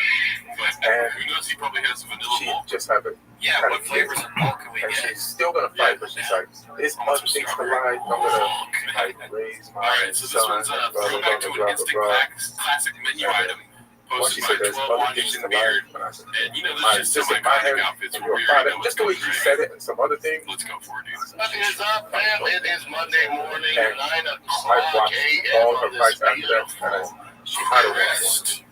Calabasas But morning. How's she, everybody yeah, doing? she I can't remember her name per se, but I just remember her saying that. You're the king of that. Not being able to remember. Yeah. Leave us with mysteries. You're commenting it off of my mouth. The comments are trying to find that dude. Yeah. He said it's the best fighter ever. They're scouring right now. Yeah, somebody could come up with that. Yeah. That's around It's the a time thing that you have to was that it's, either want to be a world champion, you have to want to be the best in the world, or you have to be willing to accept that you're a journeyman. That's And if you want to accept that you're just doing it for a paycheck, it's a crazy way to make a living. But there are a lot of guys out there that they get to a point where they realize I'm never going to be champion, but I'm still going to make a lot of money. And I'm still going to have some good fights as long as I don't have to fight any world champions. I can be successful 60% of the time, maybe 70%. You're All left. right, so this was posted by I'm Successful hard Capital with it. 217. How It's much called like what's You that? Don't Say. Very Right. short clip. Chris Stefano. For a fight You ready for like this? that you just described. You always try to make It depends on how much they have crowd popularity, right? Like if you're a Donald Cerrone, Cowboy Cerrone, who never won the title, but he was a guy who loves him. He would make some real that good makes money. sense. Real good money. I don't want to talk out of school. I don't know what his checks were, but you could get rich. You could be a multi-millionaire. Like Sean Strickland, he was just talking about it in one of his Instagram stories, so I can say this, where he said he's got about $4 million from that. That's good. I'm like, that's amazing. Yeah, and he's in his 30s. He's in his 30s. He's still top of the food chain, one of the best in the world in this division, and he's got money set aside. Like, that's a smart dude. You got to kind of be able to do that, because if you don't do that, then you run out of fighting, you run out of money, and you run out of options, and you run out of ideas. You don't know what to do. That's a terrible thing. We do what we do. Dom Herrera said this to me once. He was like 65 years old and got off stage fucking murdered. And he goes, Joey, he goes, one of the things I love about this fucking game is like, as long as you're in it, you're still getting better. He's like, I'm still getting better. And it was beautiful to watch. Because it's true. Like, Rodney Dangerfield, deep into his 70s, kill it. George Carlin, deep into his late 80s before he died, kill him. You know, you can still do it. And with fighting, there's a time where all this fails. Right. All the shoulders fail, the back fails, the neck fails, the wheels fall off. And then you shot more, and you gotta get out. I've seen this boxing because I still love the combat sport that I've watched the most growing up. Quick-witted. I'm going to mention another name, but I can't remember. So there was this black guy who was fighting a Mexican guy, but they're big guys. Melton Taylor, Julio Cesar Chavez. Boom. Yeah, that fight. Yeah. Never the same after that. Oh, shit, yeah. He was winning the fight. Yep. Winning it. Scott chased him down. Yep. That stopped the last second to the last round. Right now, and Melton Taylor was never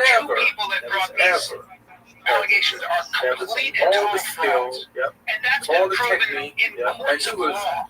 a great fighter, great Olympic gold medalist, yes, world champion. Merit to any of these allegations. He didn't to lead that way he went in. And he was really helping each other. She's caught red-handed, being an extremely for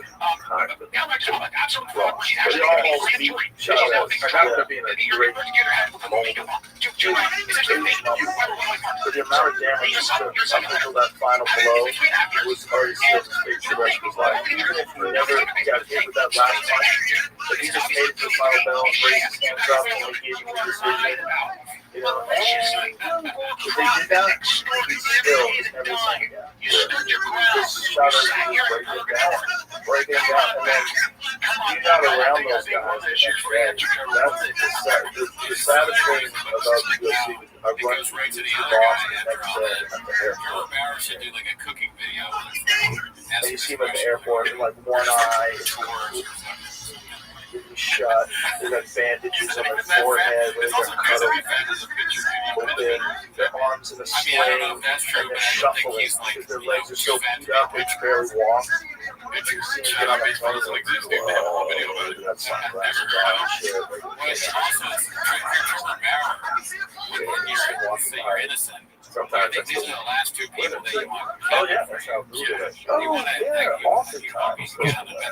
But you would see those guys at the airport, you're like, wow. That's ridiculous. The first time Trevor Bauer didn't get that's a wake-up call, because it's not just the night of the fight, it's like, how long is it going to be before you he's like, he's trying to convince him he's innocent, and then he's like, okay, well, I mean, Thick Boy Squad did a whole video on the way he fought was, he's like, look, we can tell 3 seats. It's real. Yeah, first of all, you make that if it is, it's you're gonna hit you while I'm holding you. If you hit no force or no power, people are gonna cuss and say I'm a dirty fighter and let the motherfucker go. This is not a dance. Yeah, this ain't the electric slide or the 2-step. But I am not getting no brain damage. Yeah, like Muhammad Ali used to move. Bernard come to you, hug you, hug you again, hug you again. People pay their money, curse this motherfucker out, but they still come back to see this motherfucker hold. Yeah, he frustrated the shit out of people, but he did fuck people up too. Yeah, when he fucked up with Trinidad, that was everybody thought Trinidad was going to kill Akko too. He was a bad motherfucker deep into his late 40s. Late 40s, world class. That's crazy. Don't let him fight. He fight for a long ass time. You just keep fighting. Just don't let him fight. He do all the like the last fight he had against Joe Smith Jr., he got knocked out of the ring and fell on his head. and he was 50 years old. I know. And the guy who fought him, the guy who fought Joe Smith Jr. was murdered. And he just hit Bernard with and Bernard went through the ropes were loose, and he fell out of his landed on his fucking head. That's how the fight is. First of all, he holds like when he gets the body. Yeah. So that's how he was at this spread. His body's up. So he's also falling out of the ring. No, I'm just landing your head. That's crazy. He almost raised up with all the punches. This is that is a tie for real. All in that. I mean, that's a car run. That's a fucking yeah. We're lucky. We're lucky to go pick the thing that doesn't play the other thing. Yeah, or we just made this way, or it picked us. I don't know what. This is too serendipitous. But I'm glad. I'm glad too. Yeah. I'm glad we're friends on this time. We had a fun ride. Yeah, we had a fun ride. Keep going. Tonight, you want my show tonight? I'm leaving. Wait, my telly. You ain't gonna like that answer. Why is that? Leave it. I can go back. Change the flight. I gotta write. Oh, you gotta do this tomorrow? I gotta do it. It's right up at Velvet Prison, son. I'm trying to break out. It's like got this special, and I'm putting out stuff. Okay. Well, tell everybody what's the name of it. Where is it? It's on YouTube. It's on YouTube. At CNN with Standard, Untitled, called Untitled, and all the money for the views and the AdSense goes to like to hear oh, beautiful. I don't know. For real, bro. For real. Like, unlike all the other gigantic, you know me, I've never scammed anybody. You know what I mean? I'm just like, I was there in LA when it happened, and it was devastating. And the conversation was such a great role. Did you get such a great role? Sure did, Jen. No, you did. All right. You're the best. I love you. I love you, man. All right, buddy. What he said, nothing but. It's called I Go to Dark Places. You know, as we've talked about many times, he knows how to pose. He's gonna get the funniest pose possible. I had about someone just like scrolled across the screen. Someone could get douched. Hilarious. Alright, what's the next clip here? Okay, dude. I haven't watched this one yet, but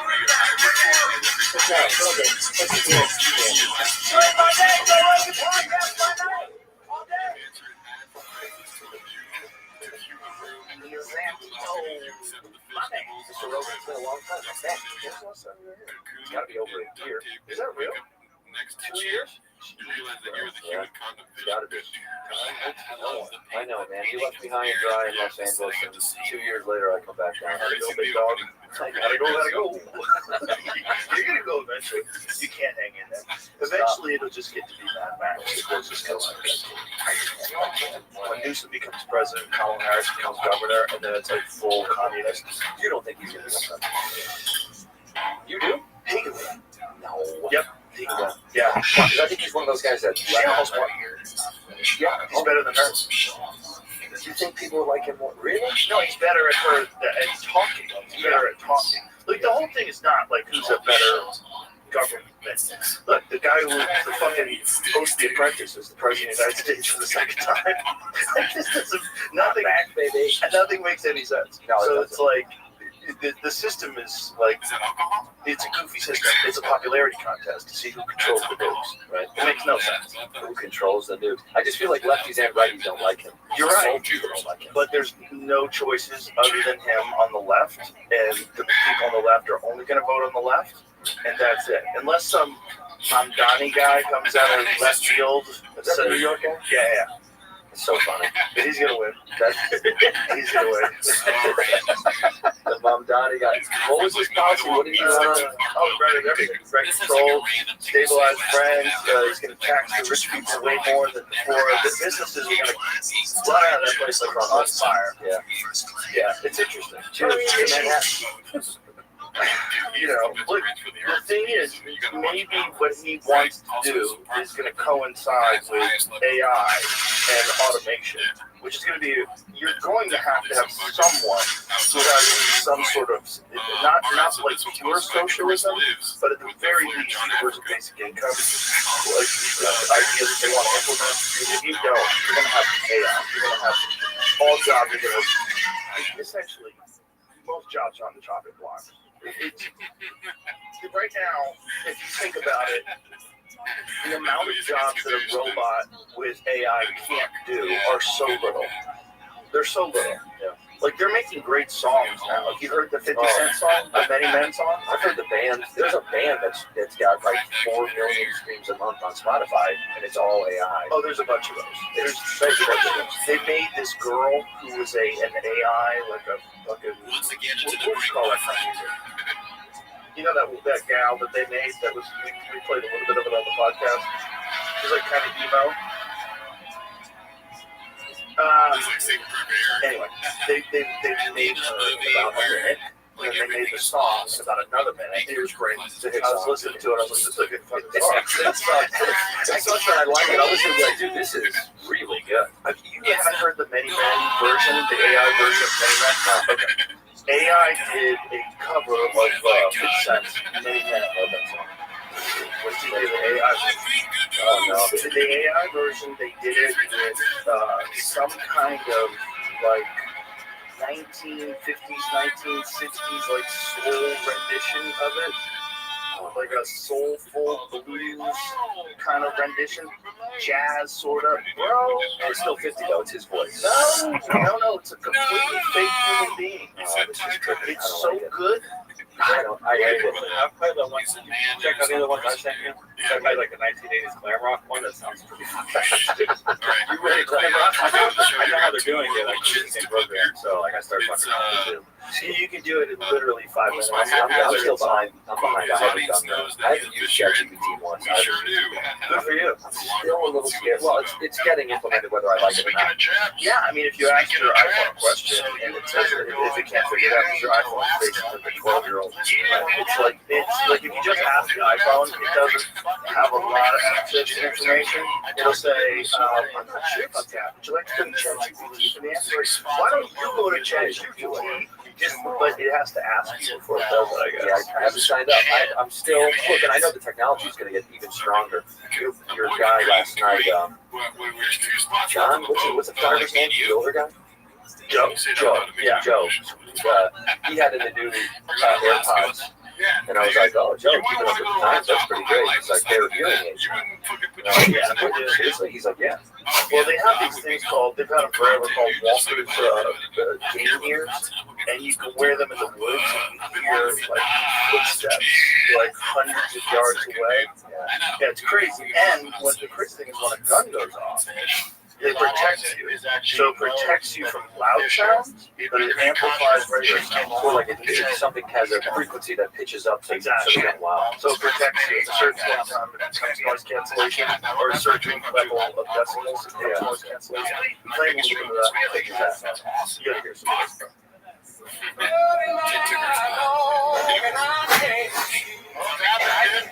Look, they made a video too.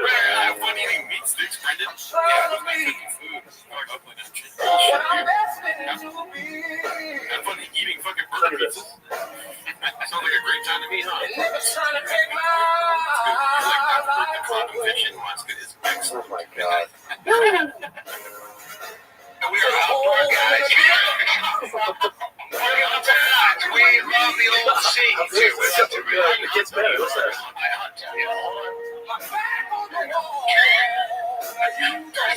I play basketball last weekend. This is my favorite part right here. Basketball. I've been hunting over 4 times. Oh, listen, here we go. You're right. You know what I mean? I mean, I track in. Sure, as long as I have to play here, I have got it. That's not a person. It's not a person. It just feels, man, like it's uncomfortable in my chest.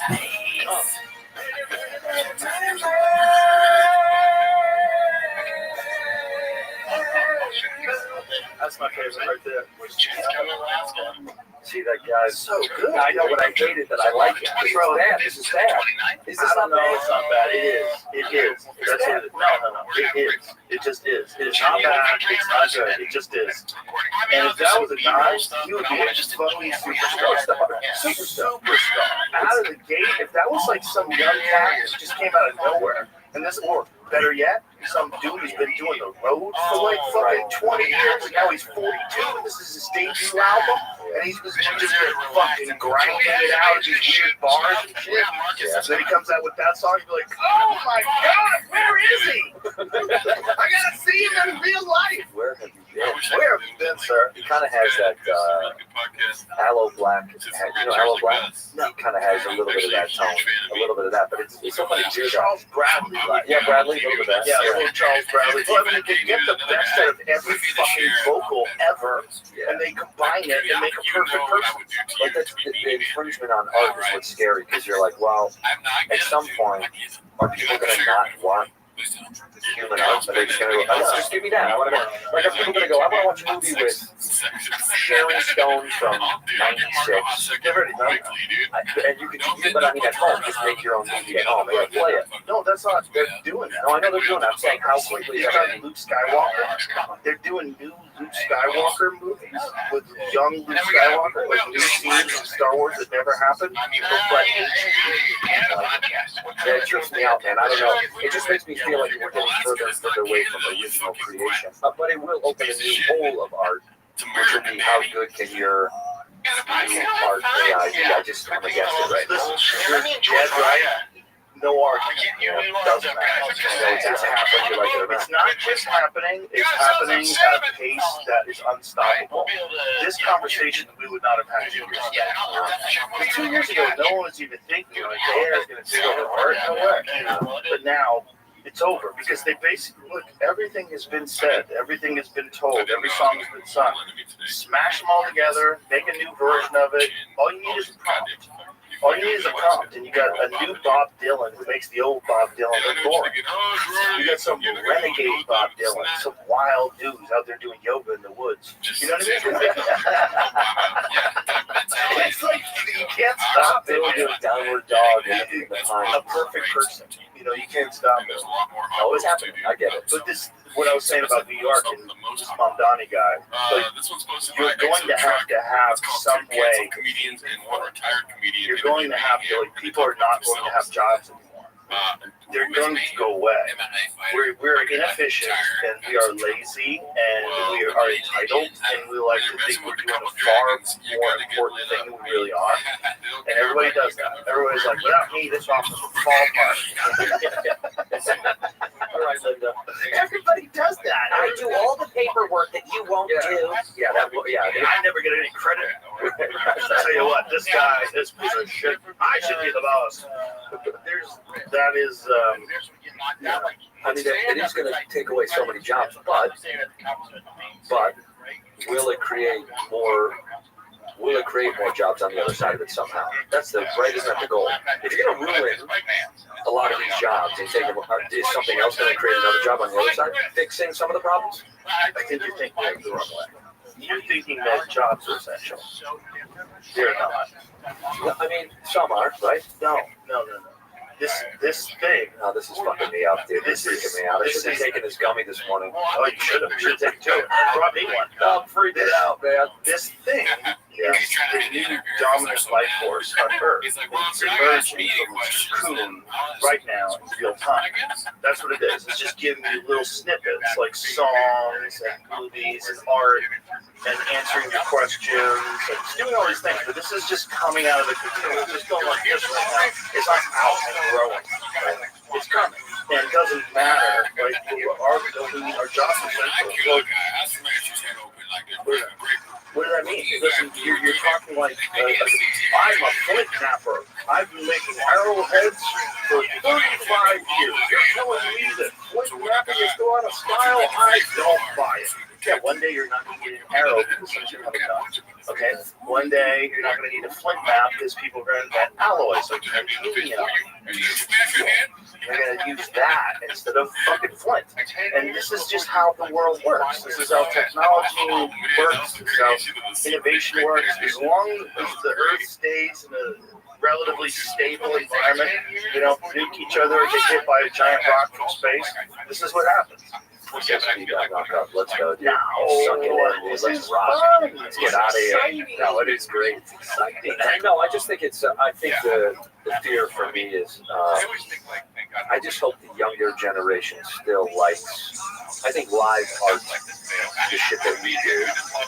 I hope that still stays. Oh, it's always going to stay. I love live art. I love live comedy. I love live music. I love it. I love going to see things live. It's exciting. It's always going to be something because it resonates with you on like a deeper level than seeing something on television or watching on a screen. There's a connection that you have with a human being in a room that's singing a song that you can't get anywhere else. Yeah. I saw your boy, I saw Killer Mike at Blue Note a couple nights ago. Oh, nice. And he had like gospel singers with him. It was unbelievable. It was so, it was like alternative to what he usually does. He played some songs from the Michael album. It was just those things to me will never get old. Maybe because I love that. Yeah, and I hope that doesn't deteriorate with time. That might be the only thing that people do. It's all robots and live shows. I mean, you're going to say, like, look, I paid for this. My time took me 60 hours. That's cool. I made a better one in 30 seconds. I just pressed a button. I thought it. No, I didn't even press. I just thought it and I have to print it out at my home. Right. Yeah, I had the idea, and with the printer was like, yeah. Yeah. What color would you like? It's not going to matter whether or not you like it or not. It's not going to matter because it's coming. Well, that's true. What you said is pretty profound and also heavy when you said it is. It is. It is. And there's a lot of people that are in denial right now, and they're very silly. And there's a lot of people that are the term meaning means a lot to them. And I understand that. I've had these conversations like, man, search for meaning, what meaning means. The problem with that term is space is real. Okay? The problem with that term is your search for meaning. When you're lying on your back and you look up and you see hundreds of billions of fucking stars, you go, oh, it doesn't really mean anything if I lose my job. It means nothing. It's like, you gotta figure it out. All the industries that you think of, like transportation, most white-collar jobs, lawyers, any coding job, anything, gone. They're going away. They're going away. You have encryption, okay? And encryption is very important for Bitcoin, for cryptocurrency, for passwords, for everything. Once you have quantum computing attached to AI, you no longer have encryption. It doesn't mean, okay, so then where is money? Okay, because money right now is just a bunch of ones and zeros. And you decide who gets what and where it gets stored and how anybody has access to it. In the beginning, it's only going to be like the government has access to it. But they're the only ones with the supercomputers. But it's going to be just like Michael Douglas from that movie Wall Street, where he had that big stupid phone, and everybody's like, look at him, he's a baller. Yeah, everybody has a phone now, man. Everyone on Earth has a goddamn phone. It's people in the Amazon have phones. And there's a problem because they gave phones to these kids and they all started whacking off. Not here in Texas, dude. You can't whack off on your phone here. I saw that. Everybody has that. You gotta go around them. Yeah, it's a joke. I love one that says, have a VPN anyway. I have one on my phone. Of course you do. And then on top of that, you just whack off from New Mexico. I always said it to Chicago. Back at home, I'm jerking off in my mom's house. I'm a teenager. Yeah. Go back to the old school. I just hope that it's. I don't know. I hope it's not as fast as we know it's going to be. No, it's going to happen like a tidal wave. Train, just a fucking train. Yeah, it's going to come. It's going to come rolling in, and we're going to have to adapt. And that's just what we do. Look, we used to always live in cities with electricity, travel around in cars, fly around in airplanes. This is all relatively new. We've adapted to this a new environment we find ourselves in currently. And we're going to adapt to another one. It's going to happen. It's going to be really fucking weird now. It's going to be really weird. Speaking of it, like this this whole Jimmy Kimmel situation that is happening right now. Very wild. Okay, first of all, the FCC is you have to have a license to broadcast, which is kind of crazy if you think about what that means now. So what does it mean? It used to have a license to broadcast because you were going to influence so many people. They had to make sure that you were on the up and up, right? So they had to make sure that you didn't swear. So if you had a license and you're on CBS or NBC or ABC, you could not swear, right? That was the rules. And then all came cable. And somehow or another, cable is a different thing, right? Because cable, you just pay for it, I guess. And so then some of the channels don't have to pay for it. It used to be no one could swore was HBO. They had a label. But then all of a sudden it became kind of anyone. Because they realized, like, you know, like FX, we can swear, guys. Like, we don't swear because we want to think of ourselves as TV. Right. But HBO was like, you know, with The Sopranos, with HBO comedy specials, and in the beginning that was a big one. You just swear. Movies, you know, the everything out, it's wild.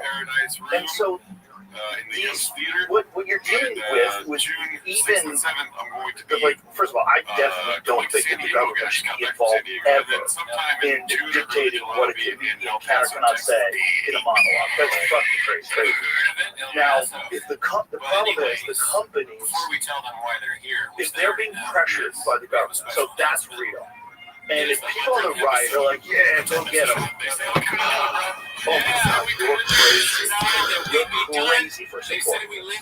Because this will be done. You don't think that the fucking globalist lizard people who run the world are sitting here going, great, what do we got, 3 years? We'll wait this out. Let them say that the government should be involved in censoring people's speech. Yeah, let them support that. Let these fucking dumbasses, because Jimmy Kimmel's a leftist, let these dumbasses think it's a good idea, and we should celebrate it. That's the most toxic shit I keep seeing online. People are like, yeah, shut up. Now, this goes into a lot of, just to jump back, what you said, just brought me back in my mind. Like, I remember first watching Married with Children. And I remember, like, because they were, like, a racier show. Oh, yeah. And I remember the shit. And my mom didn't like that I liked it. Yeah. And she was like, what do you like about this show? I was like, they talk like people who know. It just kind of sounded like someone, so when TV started to do it, started to sound like your actual community instead of this very, you know, kind of this veneer of everyone kind of speaks very cleanly and politely. Married with Children talked how you heard a guy talk, how your dad would talk or your uncle would talk. Yeah, it was like one notch in a different direction above like Archibald. Right. All in the Family was like one of the first shows like that where the dad was kind of an asshole. He was just so fun, man. And fun. Yeah, he's so fun. Yeah. So then you have that, and then going further and further and further until you have the internet. The internet is fucking wild. The internet you can't do anything about. Look, I certainly think that for Jimmy Kimmel, all this does is help him. Yeah. It makes his show bigger, much more support. I'm sure there's a lot of hate as well, which is not fun. But at the end of the day, if the show comes back, which this is my suspicion, is they suspend it for a short amount of time, and then they bring it back, and then there's a lot of lawyers going back and forth in meetings and rooms, and somehow or another gets worked out at the end of the show. He comes back with a standing ovation.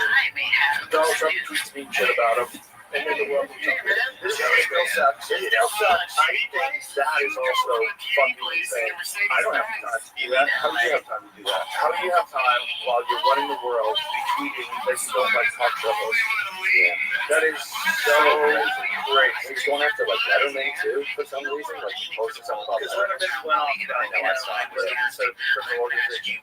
You can't support in any way, shape, or form the government censoring speech. Because once they start, it's just like you should be on ABC more. It's like don't go on AM radio. It's not worth it. Why do you want to have an AM radio show? Like it's something not for me an AM radio show. And I'd be like, really, it's a good deal. Yes, it's a good deal. It's a wonderful contract. You're going to get health care and all these benefits and this and that, and 401k. But you can't say this, you can't say that. I'd be like, what? Why would I do that? It's like, this is 2025. Why would I do that? You used to love it. I think that's what they press on the old days. But I think the problem is, when I was a kid, I was fascinated with Carson and the idea of the Tonight Show. He got pressed a lot for why he didn't express his political beliefs. Right. And he often, I mean, there's a clip of him that everyone's probably seen where he says, "Great clip. That's not my job." And I don't know if he said this or I heard this somewhere else, but someone had said something to the effect of, "The job is to put America to bed at night, not give them nightmares." The thing is, though, he existed in a time before social media where people hadn't lost their fucking minds. And this is the problem, is that Hollywood in particular is they're in a fever pitch of, if we don't get our ideas across, if we don't promote our ideas, then the other side wins. And it's become this sort of self-fulfilling prophecy on both sides. Like, everyone is in this fucking fever of war, of like a culture war. It's and a giant percentage of it is being manipulated by these overseas bots. Like, I retweeted this thing a couple of days ago because I was like, people need to see this every time it comes across my feed. I'm just gonna send it to them. What you see when you see a bot farm. So there's bot farms that have essentially an unlimited number of social media profiles. And they just go after whatever subject it is, whether it's climate change or an election or even sports. And all they're trying to do is make people hate each other. And this is a bot farm. And someone wrote, what is this? So this guy, Andrew Fox, wrote this and says, want to know what Dave 1, 2, 3, 4, 5, 6, 7, 8, 9, 10, blah, blah, blah, is. Who is you're arguing with online most of the time? Who's liking those pro-Hamas posts? And it's that. That's a TikTok. Many countries. China's doing this for sure. Russia's doing this for sure. But Iran's probably doing this for sure. Israel's probably doing this for sure. We're probably doing it as well. We're doing it to them. We're all doing it to each other. That's 100% real. And this is another creepy aspect of AI that was exposed fairly recently. Some accounts got suspended because they realized CCP was using ChatGPT to run these kind of bot farms. So you have this thing, you can tell it how to behave, and I want you to pretend that you are an unhinged leftist that wants to kill all white men, and then get in there and argue. And then the regular people are like, oh my god, fucking leftist wants dead! And then you have like this Charlie Kirk incident, and everybody starts to really believe it now. Like, yeah, they want us dead. And then you see the response. You go, oh my god, people are going along with, like, people are losing their morals and their ethics, and they're cheering that someone got murdered on television. Because they're all ramped up with this social media bullshit, and a lot of it is being amplified by people that aren't even real people, and a lot of it is just getting everybody in this fucking fever pitch of culture war. And that's why you're seeing these young kids cheering. You see that TMZ clip? Well, I've seen a bunch of these different types of people like going off. Did you see the TMZ thing where they find out that the moment they find out cheering in the room, people cheering? So when they find out Charlie Kirk is dead, cheering. He's dead. But this is not just one person. There was a guy who was at the scene. At the scene, they got. I mean, I'm not pro-toxic people. I'm not pro any of this, but this is just what's going to happen. You know, not get shot. And the guy who got shot, you're in the general vicinity of this guy, so a bullet whizzed over your head, shot back on the neck, and now they're cheering. Good luck finding a job. Right? And this is the reality of it. But why is a person reacting like that? People wouldn't have reacted like that 20 years ago now. It's not a normal thing for a 20-year-old kid to do. He's in the audience of some college thing where, you know, change my mind or whatever he says, whatever his slogan is. But that was what Stephen Crowder would say, like, change my mind. Yeah, I don't know what his was. I think something similar. But the point is, it's like, this is the weird shit that happens on social media where people behave in this insane, vicious way that you would never experience like this commonly in real life. And it's more ubiquitous online than anywhere else in most polite social circles. Where all the same people that are in these polite social circles, they're feeling vindicated and saying the most evil shit. Fuck Charlie Kirk. Rest in piss. I saw this lady who was a NASDAQ lady. She worked at NASDAQ, and she was at a conference. And she's like, we're pausing the conference to say, fuck Charlie Kirk. Like this well-dressed lady with a very high-profile job. And then said, rest in piss. Like, oh my God. Like, What is that? Well, that's social media infecting your mind and getting you to do things and say things in a way that no one would have done 20, 30 years ago. No way. And so this is like all boiling up with this Charlie Kirk thing and this Jimmy Kimmel thing. But the Jimmy Kimmel thing is, unfortunately, well, I think what he was trying to do was just set up a joke. He was trying to knock on the MAGA people, but also set up a joke, which was good. It was very funny. Like where he showed the president's response to Charlie Kirk, the new ballroom they're building. Did he say like the fourth stage of grief is destruction? Fantastic joke. Yeah, he said that's not how a grown adult reacts to the death of his friend. It's like a 4-year-old mourns the loss of a goldfish. Yeah, very funny. It's a great joke. He was trying to set it up. Yeah, but he set it up in a way that, like, okay, you're saying something that's actually factually inaccurate according to the narrative. Now let's be real clear. I don't necessarily think they know what's going on yet. There's a lot of weird shit going on with this. First of all, there was that one guy who was the decoy. All right, so you got this guy who's an older guy who starts yelling out. Did he take his pants down? Took his pants down. This guy was at 9/11. He was at the Boston bombing. All the hits. He called in a fake bomb at another place, and then he did this at this thing. Right after, somehow or another, this guy has the state of mind that the moment someone gets shot, he yells out and says, I did it, takes his pants down, or something like that. I don't know exactly what he did. Then, ready for this? He gets arrested for child porn right away. Right after this happened? Oh, right away. He's in jail for child porn. Why is that? Well, now you can't interview him. Right, you get away. Because when you interview, it's like, how do you do all these different things? But what are the odds? Like if someone ran it through one of the ChatGPT complexity things, like what are the odds? Oh, look, he got you, fam. This is the guy. Yeah. I just like the pants down part. It's like, why's your dick out? I did. I'm not saying this guy is insane. He's clearly insane. And or not. Or he's professionally insane. Right. That's where I almost texted you when the Charlie Kirk thing happened because my antennas went up about, they showed the photo of that shit. The guy that was a 22-year-old. Yeah. Whatever. And I was almost going to be like, you know what that makes you? That, you think he's got the capability to do that? Yeah, well, listen, there are people who look like that that have the capability to do that. Yeah. Nope, not hard. Not hard. Spell that. Okay, 200 yards from a prone position with a dead-on rifle. So if you have a dead-on rifle, so you set this rifle, you set your 0 to 200 yards, right? You know how far you're going to shoot. You guys It's not hard. You shot a lot. No, not yet. You don't have to shoot a lot. They do it tomorrow. If you're a first, no, like you or if it's someone that never shot, did they do it? 100%.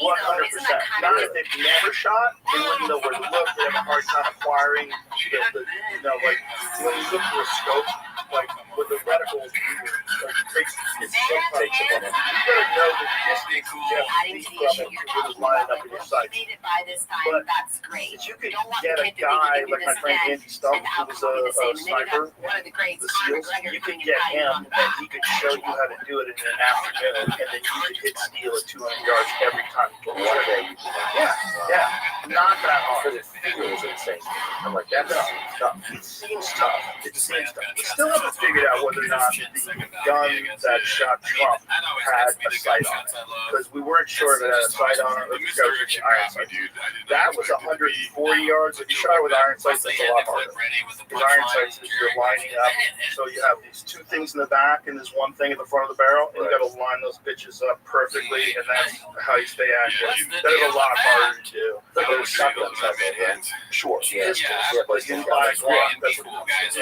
But I mean, these are people that this work kid had a every day, rifle with like a scope. 10-hour days. Now here's where it gets weird. The first images of this rifle with a scope, I swear to God, it looks like he has a composite stock on it. Like it looks like a modern 30-06 rifle. So a 30-06, so that's the rifle. 30-06 is like, that looks like a very modern looking stock. I mean, it might not be. It might be just a bad resolution, it might be wood. It's hard to tell. But if you showed me that and you said, hey, this is my cousin's rifle, is this any good? I'd be like, looks like a standard bolt-action rifle with like a sophisticated modern scope on it. Sure. Now, apparently, the narrative is that this is his grandfather's rifle from World War I and doesn't have a serial code. Okay. Interesting. Okay. Why? Wait. Why are you using snow gun? Like, that's kind of crazy. Like, is it possible that an old gun can be that accurate? If you have a gunsmith and you work on it, yeah, it's totally possible. If you're a really good gunsmith, if you're like a nostalgic person, you like driving an old car, you bring it to mechanic, you can do the brakes. Sure. So if you got a good gunsmith and he took a look at that and the action was true and, you know, the bore is good, you know, yeah, you can conceivably shoot with a gun for hundreds of years. Right? Guns don't necessarily go bad. Right, they don't expire. Right. I mean, especially because all this stuff, like the trigger and the action and all that different stuff is replaceable. So you just like, it's compartmentalized. It's components. That's the other thing. They said that he took it apart and then put it back together again. Shut the fuck up. That was time it would take to do that if you were highly skilled to disassemble a gun. Disassemble a rifle so you can get it in a backpack. And by the way, not gonna fit. And then somehow or another reconnects it once he gets off the roof. I couldn't tell you what he does. Here's the other problem. You shoot something. Okay, like say if I take you to a long range shooting range and you sit there and you're on the bench and you're sitting there and you go, okay, we're going live. And you flip off the safety and then you squeeze off that trigger you hear. Boom! There's a gap in 200 yards between the shotgun off and there's a gap. It's like, I don't know what he does. because it's far. 200 yards is far. Even if that bullet's not it still takes time to get there. And really long shots, like I know guys who do, like my buddy Justin, he does these long range competitions where they'll shoot out to a mile plus. They're shooting targets like that big at a mile plus. And he's like, the hang time is crazy. It's like seconds. You hear separation. Oh, yeah. When you're watching it through the binoculars, too, it's like somebody else is watching it. So you got a guy next to you with a spotter. And you shoot, boom, and he's like, who he is, and then he says he doesn't. Literally, it's that long. So that, yeah, this is maybe a CT flare-up or something, because he doesn't. It was like, boom, down, instant, boom, down. So you think he was closer? It could have been closer, or it could be the echo from that gun. By the time the sound gets to you, the bullet gets, because it takes longer for sound to get there, right? Because these bullets are supersonic. So the bullet will actually get there before the sound gets there. So that's something to take into consideration. So it probably can't. So now that I'm thinking of myself, I'm like, well, that's a dumb, like, I had a dumb point. The bullet is actually faster than sound. But I don't buy the assembly, reassembly. I do not buy that. They said he had a screwdriver up there. Fuck yourself. A screwdriver? More than a screwdriver. You need multiple tools. Okay, you need Allen wrenches. You need like specific gunsmith tools. It's complicated. Oh, I've got a video of a guy breaking down a Mauser. And so this Mauser is the same exact gun that supposedly they had in his grandpa had in World War I. So this guy now has this Mauser, and here it goes. What's the fastest amount of time you can do that? This guy's very good.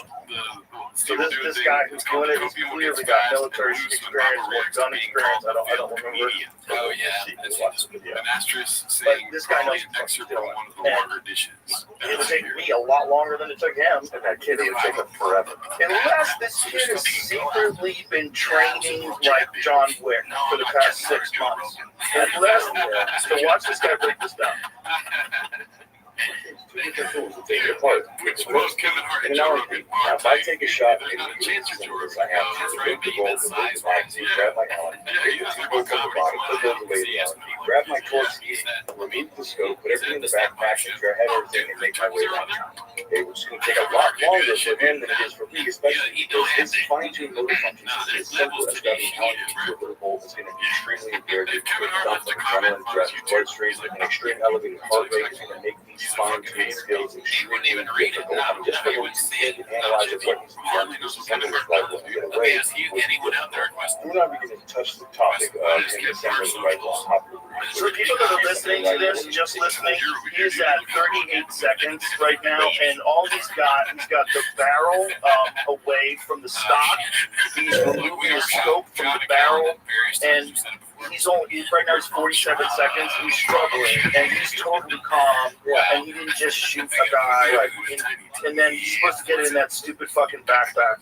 It's literally, it makes no sense. And the elevator music was a nice touch, by the way. Yeah. So this is just a narrative, right? We watch a guy jump off the roof, and then we supposedly find his rifle. So if you can have a guy that's in the audience that's yelling, "I shot him, now shoot me! I shot him, now shoot me!" and then that guy gets arrested for child porn charges, like what's going on here? And then you find this rifle, and they say, "Oh, he assembled it, he reassembled it." Like, okay. I was sitting there like, this story is bullshit. Like, none of these things make sense to me. Like, if you're telling me that this kid who's not military trained, this guy, first of all, how did he get to the roof? How come nobody was looking? How come nobody was like, there's a direct line of sight between where he's sitting and those roofs? You guys didn't check? You don't have a drone? Like, that's insane. So he's on the roof, he shoots, he jumps from the roof, he jumps down 14 feet. We saw that. Video of him jump. Somebody had a cell phone video of him jumping. There's a video of him jumping. So this guy, whoever it is, jumps off the roof and lands. Whether or not the guy shot him, maybe he thought he was going to shoot him. Maybe he's a pass. Maybe he did. I feel like he's a plant. Did you see the video? I don't know. I was investigating on his mom's Facebook. No. Have you seen this? Have you seen that, Jamie? Some dude online is on your Facebook. Very tricky. It doesn't make any sense. Like, the more they keep looking into it, the more they're like, this doesn't feel like a real, it feels super fabricated. But here's the thing, just like I was talking about when people are arguing on social media, it's all part of the plan. If you want, I want it so bad, fucking sell it, fucking. If you want people to lose all faith that anyone is going to solve anything, you add a bunch, you're going to kill a guy. You add a bunch of other wacky shit that doesn't make any sense, and you spam it out there at the same time. You leave a gun that didn't do it out in the woods. You do a bunch of shit like that. You get some furry. Yeah, you get some kid who his boyfriend is a furry, and you talk to him on Discord. Is that not a disrespect? I don't know if that's a real thing. His boyfriend's definitely a guy who can grow and wears furry stuff. I think they do furry sex. Or furry games. Excuse me. My apologies. I don't want to disrespect the furry sex. Shout out to the furry community. Yeah. Bro, shout out to the furries. Because me and Duncan Trussell did a podcast once with the mascot outfits. Yeah. And we took the masks off after like 5 minutes. We're like, bro, shout out to the furries. Like, this is fucking hard. It's time. We have this big chipmunk head on all day. They're heavy. They're hot. We couldn't breathe. Like, we took it off. We were like, shout out to the furries. These guys are out there rocking that all day long. Like, that is a commitment to being weird. I just don't know. Something doesn't add up about that. It feels weird. The whole thing feels weird. Between that, this was my story. Between that, 9/11, Charlie Kirk, Kimmel. Yeah, I was on the phone with my agent. I was like, good time for me to put out a fucking special. This is fucking worst. But the worst one, it's not though. It's a good time. Well, I didn't want to get away. It's just so stupid to think though that I was like, oh, this is the world we live in. If someone is, I said, if you're waiting for a gap for like a good time, it doesn't exist. You just have to keep going. Because it's insane. That way, thinking that there's a gap, like there's a season. It's the summer, springtime. It's pilot season. All that shit's gone. Pilot season doesn't exist anymore. It was the fucking, everybody would structure their year around pilot season. Going back to LA. Yes, it's huge. All my friends from New York, they all come out to LA. It's a great time at the store. Pilot season. Everybody's here. I think about that. Right, people came from New York and they stay for a month and they're like, oh, I see these guys here. Pilot season is great. It doesn't right? There's no shows. And it doesn't matter anymore now because what Apple's investment has done, what Netflix has done, what all these streaming services have done, YouTube, they've basically been like, we'll just dictate how the shows exist. Well, they didn't even say that. They just put out content that you can get instantaneously. Yeah. And they just put out so much of it that they drown the other people that are even talking about it. They didn't even have to break them up. Well, that's why those numbers, I mean, you know, that's why the numbers for TV is so weird and low because young people are like, watch on my phone. Yeah, I don't want to watch that. So going back to this Jimmy thing, there's a lot going on. Do you know who it is? Yes, he's a good guy. He's a good guy. He's a smart guy. He's a funny guy. He was always very funny on when you know, I love that. such a good movie. I think that he tried to distance himself from very successful because it's a 25-year prank. What's his name? Harry? Yeah. That was not pictured. Okay. Let's just have people go find it. Go find it. But you see that and you go, oh, that's the same guy? Like, yeah. Well, one thing that does happen to guys as they get older is soften their ways and they change who they are and they change how they interface with the world. And, you know, and then if you're in Hollywood, you're also addicted to ideology. And it depends on what kind of style you have. So if you have a funny, mocking style that is like satirical, that's always making fun of things tongue-in-cheek, like Norm Macdonald, perfect example. Norm Macdonald, when he's making fun of you, is not going to piss you off to the point where you tweet about it. Because if you do, he kind of won. He kind of got you. You know what I mean? So it's like Kimmel has this sort of go fuck yourself style. Well, it's kind of ironically, he celebrated in his monologue when Tucker Carlson got fired. It's kind of a problem. And it's also kind of a problem that he, in his monologue, talked about how it was the right thing to fire Roseanne. Yeah, I remember that. A little bit of a problem. Yeah, a little bit of a problem. Also a problem that he talked about unvaccinated. They joke about the unvaccinated people shouldn't get hospital care if there's people who are vaccinated that need that. I think the joke was, oh, vaccinated person who's had a heart attack, come right in here. So unvaxxed person who gobbled horse food, rest in peace. That was the joke. I'm not vaccinated. And I was like, that's kind of a fucked up joke, but I'm not mad at him. It's a joke. It's just a joke. But it's like, those things weren't a problem. This one thing where he said it was a low point. What do you say? I want to be real clear. Let's like pull up his actual quote. Because what he said was not bad. It wasn't accurate, though, but it wasn't bad. He was just trying to set up his joke of Trump, which was good. It was a great joke. It was very fun. But the setup was a little wonky. I do remember It was listening to it. like, it's like the problem with doing it that way on Monday is that by Sunday night, they already knew that this guy, his family had been saying that, again, I don't even know if he really did it, but this person who they're talking about, this person who they're talking about, whether actually did it or didn't, the FBI is now investigating deeply and further, by the way. We'll find out. So Cash Patel did say that. Interesting. Whatever that means, right? But, so here's what he actually said. Here's the actual.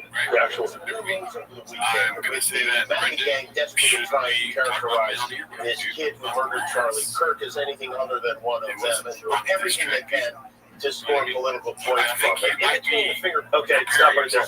Yeah, that was a weird phrasing when he goes, they're trying to intimidate anybody but that. Yeah. Asserting that he was a MAGA. Well, this is the thing. In the beginning, I thought he was. So the first reports were that he was a hardcore right-wing guy, that he was a registered Republican, which he may or may not be. Sometimes you go back and forth, you know. And then the other thing was that he was a Reuther, so he was a Nick Fuentes fan. So that was some other stuff that was going around. Which Reuther? We'll get into that. Okay. Hopefully, yeah. Then it came out that, no, his father is a law enforcement guy. That's not true. That was the story, but I later found out. Right. So what's true? Some family members by Sunday, the Utah governor was saying that family members were reporting that this young man had been wrapped up in some very hardcore leftist ideology. So this had already been released on Sunday. So on Monday, if Kimmel had just said, you know, some tragic thing that Charlie Kirk died, and let's see what the president thinks about it, goes right to him and like, it's the forced age of grief. It's a great joke. Great joke.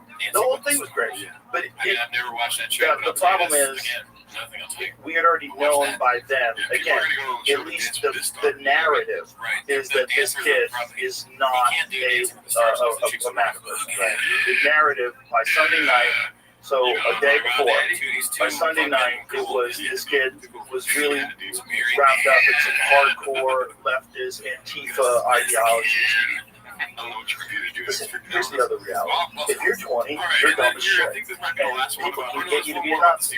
They can get you to be a Muslim. They can get you to be Mormon. They can get you to be a Scientologist. They can get you to be anything. When people are young and they don't have any friends and their parents suck, you can indoctrinate them, you know? When I was doing martial arts when I was a kid, I was basically in a cult. I was just in a cult of how to fuck people up. Like, everybody bowed to everybody. Was bananas. They have to call everyone like sir or mister. It's kind of very cult-like. It's very disciplined. It creates great structure. It was good for me growing up. But at the end of the day, it's kind of a cult-like. We're just lucky they didn't take advantage of us. Right. They didn't stay after and do other shit. It's like we have to have a little bit more grace for people, like across, not for obviously not the ones who actually shoot Charlie Kirk, but the problem is everybody, because they're online all the time, genuinely believes that there's this crazy culture war that we have to stand up and fight against. I was telling you about that guy that was saying you have to be like Neil for the Matrix now. You're calling like, will you fucking settle down? Slow down, dude. Settle down. Get your mantra and chill out. But also, it's like, the last thing the left wants is an actual fight with the right. They are so much more armed. I was just gonna say, who do you think has all the guns? Who do you think is former military? Who do you think is law enforcement? You think there's a lot of lefty law enforcement people out there? Are you fucking crazy? It's bad. But this is the thing I think you said, the box farming, they're plotting really hard for us to hate each other as much as we possibly can. And so, what can't give in to this. What's the overarching thing? That's the older I get, the more I'm like, what is really fucking going on? That's a big part of it. We can't let that happen, folks. We can't let that happen. And this is something that I've been saying for a long time. Pretend I didn't say it. Pretend somebody else said it if you don't like it. We have to be a community. This is the United States of America. We're supposed to be a country. Like, we can have differences of opinions. Like, when we're in the mothership green room, my politics are so different than Ron White's, and Ron White's is so different than Brian Simpson's, and Hassan's somewhere in the middle. It's different. Tony's Tony. He's got his other Tony. We're all sitting here having conversations about things, but we're never like, hey, fuck you fucking fascist, you don't know shit. Like, we're not calling people names. We'll disagree on what happens if you, like, I think you need a social safety. There's a lot of people who don't think that. Because when I was a kid, my family was on welfare. We were poor. Like, it helps you. It helps people eat, man. Like, you're talking literally about people that could go hungry in the United States of America, which is step one to fix. Right? Like, it doesn't mean that you're going to divide everybody's money amongst everybody else and it's going to be cut. No.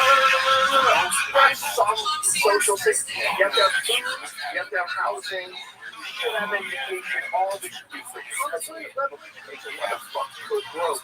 Getting educated. Do we not want people to think, if we're going to subsidize anything in this country, we're going to subsidize education, No, we're subsidized corn. We need more corn syrup. We need more people getting fat and stupid. It's crazy. There's pushback against that. It doesn't mean that you think equal outcomes should exist. No. Hard work is real. Discipline is real. It's important. You want a good life? You gotta go after something. You don't have a quality of outcome because you don't have a quality of effort. It's that simple. It really is. Some people really ask for help. I think and this is something. This is you saying something about you knowing you as long as I've known you. You're someone that's very generous. You've always been very generous. You kind of feel that in the community. So a lot of people learn through you. They're like, hey man, if you get more, you should probably want to give a little bit more. You should give more because it feels nice. You don't feel bad at all. At all. And yet, you said that one time. I don't know if we were saying that. You were like, what do you need for a tip? Someone said something, whatever the number was. I'm not going to call it. And then you go, what? That's not funny. If you left a little bit more, you wouldn't know the difference. You said, leave that, you won't even know the difference. And you're like, well, you're like, you won't even know it's gone. Because you're doing well, someone else you can lift up just a little bit more. Give them a love ball. Yeah, just a little ball. Give a little bit more. I'd love to. Because when you like, if I'm in Europe, it kind of bums me out. Nobody wants tips.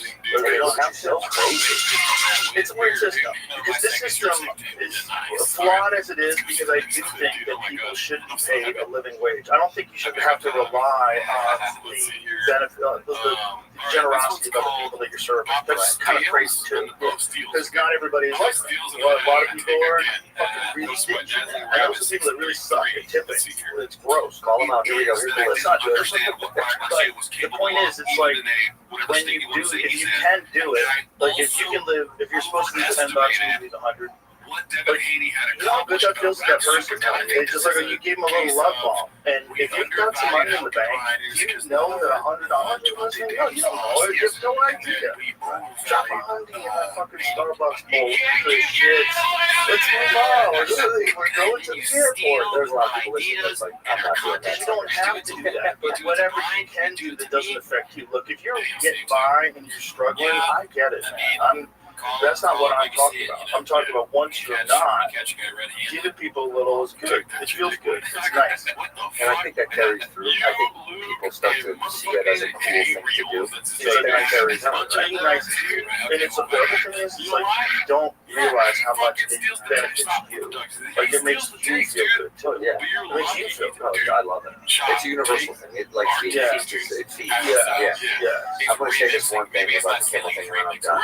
Because I didn't finish kind of my thought before, but I like Jimmy. I texted him just to check in with him because I've always liked him. He's always been pretty cool to me. Also, my buddy was like, "Oh, crazy! You're like one of the last guests on the show." I did it like a week before he got dropped. I was like, "Oh, that'll be cool." And my career of late night with his canceled show, but I like to do a lot, and I think my beef with that world is. I think they got so political and they had to ground themselves in it so much that it took away from how fun those shows could be. Yeah. So that's my biggest problem with all of them. And it's not necessarily Jimmy's fault, it's not any of it. It's kind of just the system that started to take place. It's everyone's fault. Yeah, the president's fault too. Well, yeah, he's doing it back and we're not. Yeah. But meanwhile, he got together in agreement with Bill Maher. He's been talking shit about him for decades. And apparently Bill Maher liked it. Yeah, I saw that. Do you know how crazy that is? That what works at the Comedy Store also works at the White House? Just talk to him. Like, how many times do you know you will be like comedian, you get in front of him, you have a conversation with him, and then 20 minutes later, Mark Maron, 20 minutes later, you're hugging each other. But because most people in footage here are cool. Like, get lost in whatever the fuck is in your head. You're arguing with yourself, and with Trump, it's all about disrespect. If we feel disrespected, if you send those guys all in the band with him, we might save the world from a war. I'm not kidding. And then you're like, well, a person like that shouldn't be president. You're right. But also, no one should be president, because everybody has a little of that guy in them, which drives you the most nuts. Everybody has a little of that, fuck you. Even though I'm president, I'm going to call some girl I said, that's the word face. I'm going to call Kim Jong-un Rocket Man. Eyesight issues, but like, with the Little Rocket Man. that you want to There's no one should do that fucking job. Understand, it's crazy. As crazy as wanting to be on late night TV. It's antiquated. It doesn't make any sense anymore. It was a good job, but it was like 150 different fucking cities, and it was like, you know, 1 million people in the whole country. You can kind of like keep it together. With 330 plus, who knows how many people snuck in during the last 4 years? How many terrorist cells and fucking things ready to spring, trick you into adopting some sort of a digital ID. Yeah, it's wild. At the same time, they're making so much AI that they're not even going to be able to power it. The grid's not going to be able to handle it. If we're going to really compete in the AI race, we have to substantially improve the power grid and power output. How do we do that? But I know I read Brian Prince said this today. Also, but I was looking at this, I was like, Jesus Christ, this is one of those things where you're like, every time I start to think, well, we took care of all, this too, this too. I saw this thing in Japan as these kinetic energy sidewalks, and it's because of foot traffic, and so that kinetic energy transfers into stored energy. We're going to need nuclear, and we're going to need a lot of it. They're doing a Google AI, and this Google AI, they're connecting to the construction of 3 different nuclear power plants. So you have to power the new God, Santino. You got to power the new God. The new God requires a lot of electricity. Yeah, God, look at that energy. Right now, this is mainly not true. This is something Wiz of, what is it? Wiz of Dow? Wiz of AI. Wiz of AI. Oh my God. Is this AI then? It might be AI tricking us with the story about AI. That white house was about AI. Apple, NVIDIA, Meta, for one reason to secure electricity before it runs out. The real agenda of $500 billion electricity prices that would shut down AI development. These are the nuts. Dun, dun, dun. I love the Zuckerberg photo they put up there. Every major tech CEO of the summit shares the same fear. We don't have enough power for AI, not enough to run trillion parameter models, not enough to power hyperscale data centers, not enough to meet the chip demand that doubles every 9 months. Dude, doubles. The media spun it as historic pledges for AI innovation, but behind closed doors, the conversation was what? This might be just like an article I read about behind closed doors of mothership. Behind closed doors, you have Nazi paraphernalia. Being highlighted together. No shocking deal so far. Microsoft just locked up all of the 3 Mile Island nuclear output. 837 megawatts, 20-year contract. Plant won't even restart until 2028. First of all, 3 Mile Island is the place that melted down in like the 70s. You remember that? Yeah. 3 Mile Island? Yeah. Well, what's that spot? Is that spot good? Yeah. Is it good now? Like, you guys had a meltdown there just 30 years ago. How's that real safe? Oh, wait, how many years ago was that? I think it was 50 years ago. Three Mile Island nuclear plant will reopen. It's fine! It's fine! It's fine! Don't worry about it. We covered it in Bill Gates' state deal. The stuff they put around avocado. What is that shit? I don't know. You tell me. Stay fresh longer. Wait, go back to another slide though. What did that say? The last thing said Microsoft already owns every future electron it will produce. We bought all that shit. We bought the whole power plant. It's like a wrapper. But this is the thing. I think you have to do that. This is just Microsoft's solution to it. Jamie, could you please Google what Google's AI is going to need and the amount of power plants that it's dedicating to this AI movement. And this is, again, not quantum. So quantum computing is a completely different level. You have to cool things down. The entire, it's like this enormous machine. This entire speed, the whole purpose of all this stuff, this tubes and shit, is to get this chip so fucking cold, it's like it's in space. It has to be like space cold. Like what it does, it runs better. It's free. The only way it works. Right. I don't understand it. God, I hate that shit. You want to know how strong it is? Yeah, this is what Mark Andrews said. Quantum computing can take like an equation that this is Mark Andreessen's words, that if you converted the entire universe, every atom in the entire universe into a supercomputer, the universe would die of death before it solved this equation. And the quantum computer solved it in minutes. In minutes. Like they're trying to teach you the same shit while you're looking at Instagram.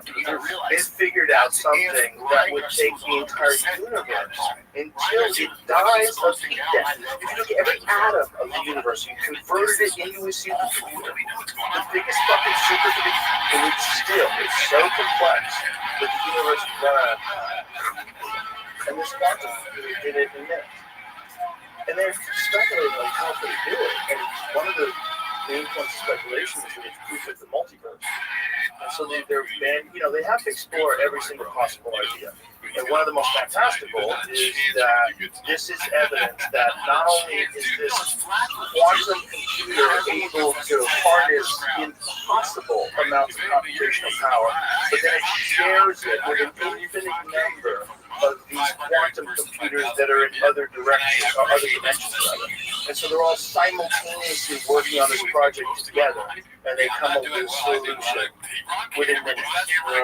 So it's far more intelligent than the entire universe. I didn't make a way in. If the universe was a supercomputer, and it's in a room somewhere, it's down the street. Jack Carr writes about it in one of his books, his Eternalist book.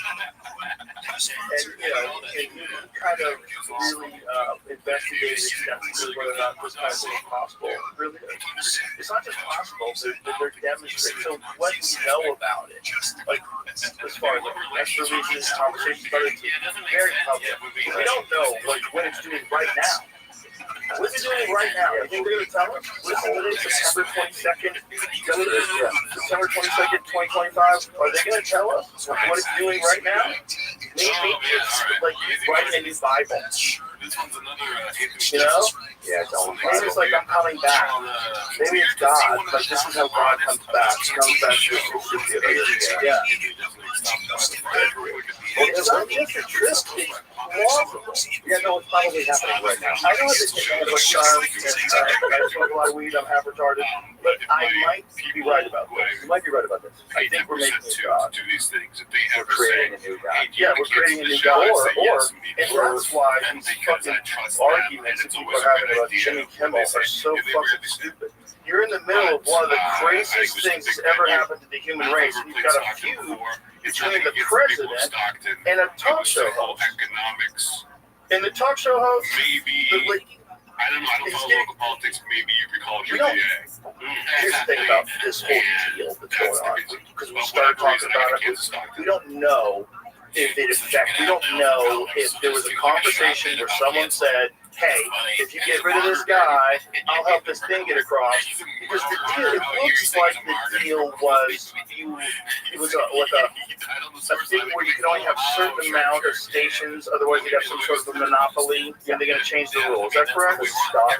Somebody against Star. Next Star. Yeah. I think it's necessary. Either way, it's a rule that the FCC talks about changing that you can't have over 34%. They were going to have the conversation to start it to see if this is possible, to let you have more than a certain percentage. And this is for TV. Because they own 192. That's the number? Something fucking This motherfucker's out here buying AM radio stations. if I was Nancy Pelosi, I'd start betting against him. Like, wait, you're going into TV today? And you're going to TV, and to get your deal to go through, you're going to expose the flaws of being on TV publicly to the world. We're going to get a guy removed to help your deal breeze through. You're literally going to poison your own business because people are going to start questioning why do you get a license? Why does the FCC? Like, this is what you're really concerned about? Is there some? Can I see some emails? Do you guys have dinner together? Like, can I see some fucking meta where the cell phones were 3 days before this decision was reached?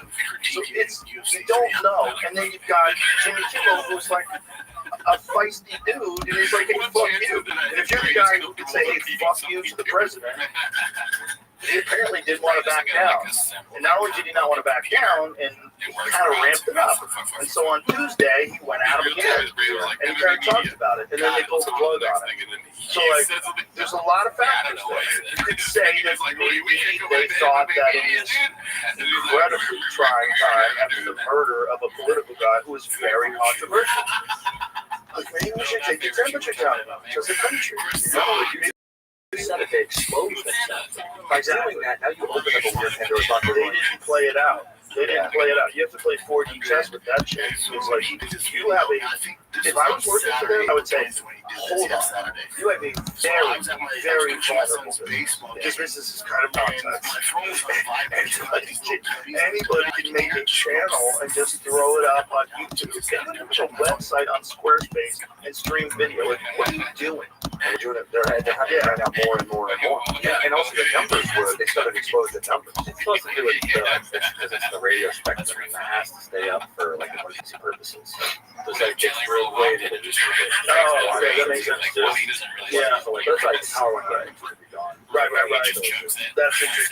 So you need some kind of a way to get signals across, but guess what? If the hotel calls your last concern. See you later. The last concern is how many bullets does Bobby have? Can I borrow some bullets from Bobby? We gotta go shoot squirrels to stay alive. There's no more squirrels. Shot all the squirrels.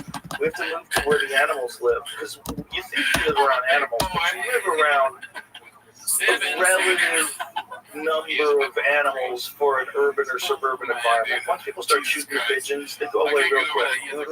The passenger pigeon used to be one of the most populated birds on this country, and they're extinct now. The passenger pigeons were so numerous that they would fly overhead, they would block out the sky. You wouldn't be able to see. Yeah, what does that look like? It's like a cloud of passenger pigeons that would fly over cities, just block out the sky. Died out because of food, because of what? We killed them. We killed them all. We killed them all. Probably caught them with nets. Throwing nets in the sky, but we killed them. Yeah. So it's like, the animals that we have around us, that we say, oh, I live in the suburbs, I'm fine. No. No, you're fine for a week. You're going to be shooting deer out there for a week. Like, no, they're going to go away. You're not going to have any more deer. You're going to have to live way away from people where there's a good population of animals, a sustainable population. And then they might figure out that's where you live, and they might not visit that spot anymore. They can realize they can just go 30 miles left, which is, what evolution's all about. And then you're going to realize, like, oh, that's why the Native Americans were done that. Fuck! So this beautiful log cabin you built, you got to leave it behind, and you gotta go chase around these fucking mule deers because it's the only way you're gonna stay alive. And you're gonna sleep on the dirt with some stupid rolled up mattress that you carry around your back. Yeah, that's what you have to do. That's how you have to live. On the go. If you don't do that, you'll die. That's it. And so all this nonsense about the FCC can suck my dick. That is such a small problem. That's such a small problem, but. Yeah, man, I'm not in favor of silencing talk show hosts. It's just, but also as a talk show host, you should be accurate, and again, I don't know if the narrative that the governor of Utah was saying is correct. I don't know if that's even the kid that did it. Things change, man. For a long time, thought the awful Oswald back to the realm because the government voted that. It wasn't until Dick Gregory came on the Geraldo Rivera show that people started questioning that. And that was. That makes no sense. How many years was that? Phone in the company? Yeah. You were like. No, I think it was like. Saying that detail. That is a question. Let's see, 63. It might have been 9. It might have been like 9 years later. Why is 12 years after the murder. Finally. Crazy. So, 12 years after the murder, people watched the Zapruder film, and in the Zapruder film, you clearly see him grab his neck, like he got shot from the front, and then you see his head go back to the left, and he's hit with a headshot to the left. So that alone made everybody go, hold the fuck on. And then they started looking into the conspiracy around the bullet. So they had said that there was 3 shots at run out, and that he had hit Governor Connolly, he had hit the president with a hit twice. The problem with that narrative narrative was there was an underpass and a ricochet from the underpass where a bullet hit one of those little curbstones and hit a dude, fucked him up, and he had to go to the hospital. They documented that. It became on record that this guy was hit with a ricochet. And so now you got a problem because you have two bullets that have to have all these wounds. One of them's going to be the headshot, and then you got this other one that causes 3 fucking holes in 2 different people. It's a lot of ricocheting, dude. It's a lot of work for one bullet. You got to find the bullet in perfect condition on the gurney where they're bringing Lee Harvey Oswald's body. It doesn't make any sense. Like, how is it even there? Oh, just happened to go collect it after he shot him in the head, and then he put it in his pocket, and then they just, and then they killed him, they dropped it off. Like, what are you talking about? It doesn't make any sense. Oh, excuse me, it was Connolly's body. That's what it is. It was the gurney for Connolly's body. Shut the fuck up. How's that bullet getting on the gurney? And how's it perfect, but it just fell out? Oh, look, it fell right there. Look, and it looks like it's been shot through pillows. Have you ever seen the magic bullet? Take a look at it, Jimmy. Show this motherfucker how the government was lying to people in 1963. And then they call them up, they go, okay, fine. No one cares. Nothing happened. It's 2025. I'll show you some shit in 1963 that's 100% bullshit. 100% bullshit. When they did it, though, right? What is this? Didn't we just have a military plane shooters UFO, right? Yeah. We're Hellfire missile. So outside off. So look at that. That's the bullet. Oh, that's the bullet that supposedly caused out of wood. It's perfect bullet. It's so dumb. And I've had arguments with people. Well, it's actually not. It's machine gun. I'm like, how many bullets have you shot, bitch? How many fucking things have you shot with a bullet and taken a look at it? I bet I've shot a lot more than you. And I'll tell you what, when bullets hit things, they distort. Yeah, they don't look like that. They don't look like that. They definitely don't leave more fragments in Governor Connolly's body than were missing from the actual bullet itself. The idea of that ricochet moving shut the fuck up. Shut the fuck up. But bullets do weird things. They do. But that's insane. Yeah, that's taking a left turn. The only reason why they had to come up with that reason is because the guy in the underpass. And the time it took for the limousine to pass through. And have you ever been to that area? Oh yeah, it's cool. Dealey Plaza's weird. You're there, you're like, whoa. It's kind of the same. It was so big when you saw the footage of it. Yeah, and then when you see the distance, that was the first thing I said. Chris O'Connor, I go, easy shot. Yeah, people have been saying, no, he could have never made that shot. Yeah, he could. That wasn't that far at all. Anybody saying that you couldn't make that shot, I can get my friend Andy. My friend Andy works for Philly to make that shot. Yeah. 100%. 100%. It wasn't as hard as you were skeptics. Yeah. It's not that hard. I can do it. I can make that shot. Easy. But it is really condensed how quick you get to that turn. Like it's faster than the car's not going fast. No, then he's got a scope on the rifle. And he's got a rifle that was substantially newer than the one that this guy just killed Charlie Kirk with. Allegedly. Yeah, because that was a World War I, is that what they said? Yeah. Well, that, I think, his was a Carcano. Right? Is that what it was? The Lee Harvey Oswald one? And this one supposedly is a Mauser? Is it the same? That might be the same thing. Is it the same gun? No, but that's just a different stock. And what was the name of the gun that Lee Harvey Oswald supposedly shot JFK with? This is the other thing. Lee Harvey Oswald things is one of the things that the doubters of whether or not he can make that shot always say. Like, the scope was off. The Carcano. Okay, it's Carcano. And then this kid was a Mauser, correct? All right. So it's just rifle. But the point is, like, the Mauser that this kid had is substantially older than the rifle that shot in 1963 shot JFK. That's kind of creepy. When you, a good hunting rifle, first of all, everybody's uncle has one. So there's so many, at least one. There's so many hunting rifles out there. You can get a hunting rifle. It's not a hard rifle. Yeah, it's one of the most common rifles people possess because there's a lot of people that, you know, they don't want to go to the range, but they do deer hunting every couple of years, so they have a 30-06. That's a regular, normal deer hunting route. They maybe one of the most common.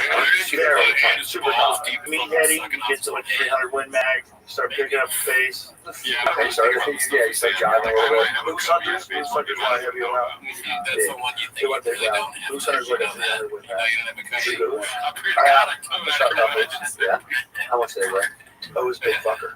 I'm on the cover of magazine of Pearson's hunting from like 2017 or something like that, with a moose leg over my shoulder for a moose we shot. That's a good. When you said that, that's a good title for the magazine. It's a big fucker. It's a big. And it wasn't even a big moose. I saw a huge moose last week. We were looking at him through our bypass. He was so big. Like moose are so much bigger than any of the other deer species. Like elk are huge. So it goes like. It's weird because there's deer species and there's two tiny deers. Like there's a thing called the cruise deer that is in Arizona. And it's a little tiny deer. It's like a 90-pound deer. Yeah, it's a desert deer. And then like as you get to colder and colder weather, you get bigger and bigger animals. There's some sort of weird. There's actual science to it. It's like to keep their body temperature higher. Like so deer that live in Mexico are generally smaller bodies than deer live in Saskatchewan. And then you get where it's really cold, you start getting these are like such cheap, awful factories. I saw one of them. I was like, it almost didn't compute. I thought, man, that looks great. It looks like it's so fucking big. There's a video of people driving on the highway with mooses on the median. Have you ever seen that? Not the one with the kid. So we watched that. One of the first times I did the show, we watched that fucking thing. It makes me laugh every time. But this is a recent one that someone posted because he was a massive bull moose and he's walking along the beach. By the way, if you're ever in the wild, then you see a deer, don't worry about it. If you see an elk, don't get close, but don't worry about it. If you see a moose, run. Run. They might come. They might come get you. You get out of your car, if you're like 20 yards from your car and there's a moose 200 yards away and he sees you and you see him, get back in your fucking car. Get out of there. Get back in your car. So if they just start to stomp you out, and they do that sometimes. They might have had some bad interactions with people. Some assholes might have thrown snowballs at them. They might associate people with being a problem. They might have been there when a hunter took down one of their buddies. Get out. There's the one deer that'll kill you. They'll stomp you. Oh, it's 1,800 pounds just stomping you out. Now get out there. Jameson, in front of one of the giant mooses walking along the beach. Wow, it's so nuts. Because these people are in their car. No, it's on the highway. Maybe say, oh, that's pretty cool though. Jesus Christ, it's an order. Look at the size of that thing. Yeah, it is dope. Oh, just eating a tree. It's so huge. Yeah, look at the people that car. Look at the size of it. I've taken a picture by his car. By the way, those people are idiots. Yeah, well, oh my God, lady, don't do that. Don't do that. And now, I'm not saying that. Look at that one running through. That's a cow. Or maybe a it's probably a cow. Might be a bull that walks. Look at this fucker. Dude, look at the size of him. And that's the average moose is 1,400 pounds. Average. They're so big. Oh my God! It's just like if you see that is unbelievable. If you see that, don't go towards it. Okay? Trust me, this is not a movie. Don't live in a fucking movie. Go back to that one up top, though. That one right there. I mean, this is genuinely. This is a fucking dinosaur. Yeah, you're looking at a dinosaur. That's insane.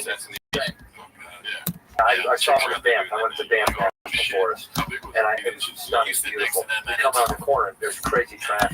And I was at table, and we see people getting out of their cars. I'm like, oh shit, something bad happened. I'm thinking it's an accident or something. It's not a bad. Yeah, that's the one. This is the one. Oh my God, dude. That's a big moose. Look at how much amber he has on antler growth. That's an old. Well, I didn't expect that to be the best. What do you think, though? I don't know. Like, what is that? How old is that? That's probably a 10-year-old moose. Because he also looks like he's a little mass in his upper body. Like a. That's a good idea. I thought the Cubbies were just for bass. He's like right on the peak of his prime. Like he's probably gonna life's gonna start sucking. Pretty soon. He's gonna have a little itch in his stab. He already ate a disc. And he's probably only 8 or 9 years old. They only live till 12, 13. Yes, they're super lucky. Wow. That life is hard. They have freeze-offs. Like, there was a freeze-off in Utah where a buddy of mine, what's that? Freeze-off. 87% of the deer died. 87%. That's all of it. They froze to death.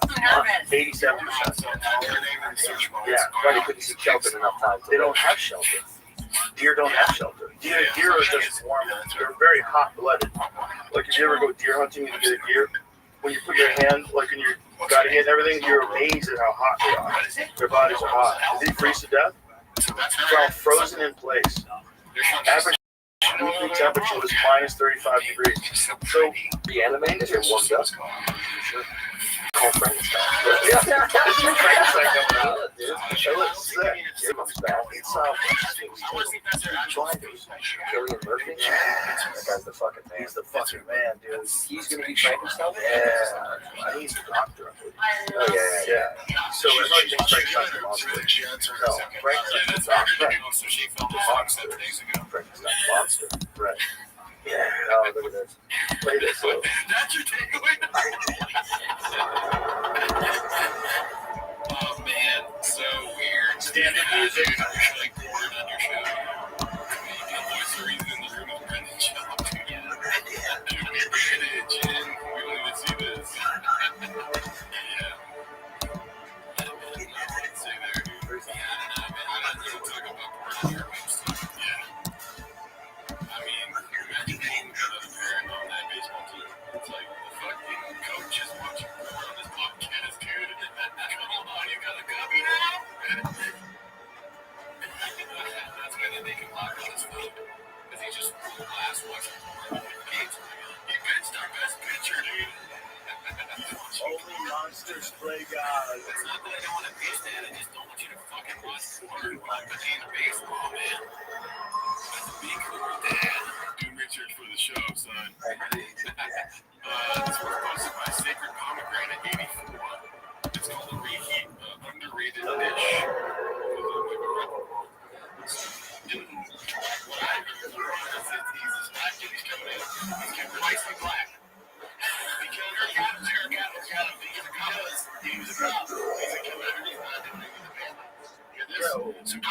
Okay, that's not true. I'm just not going to really take my factual information from a gorilla.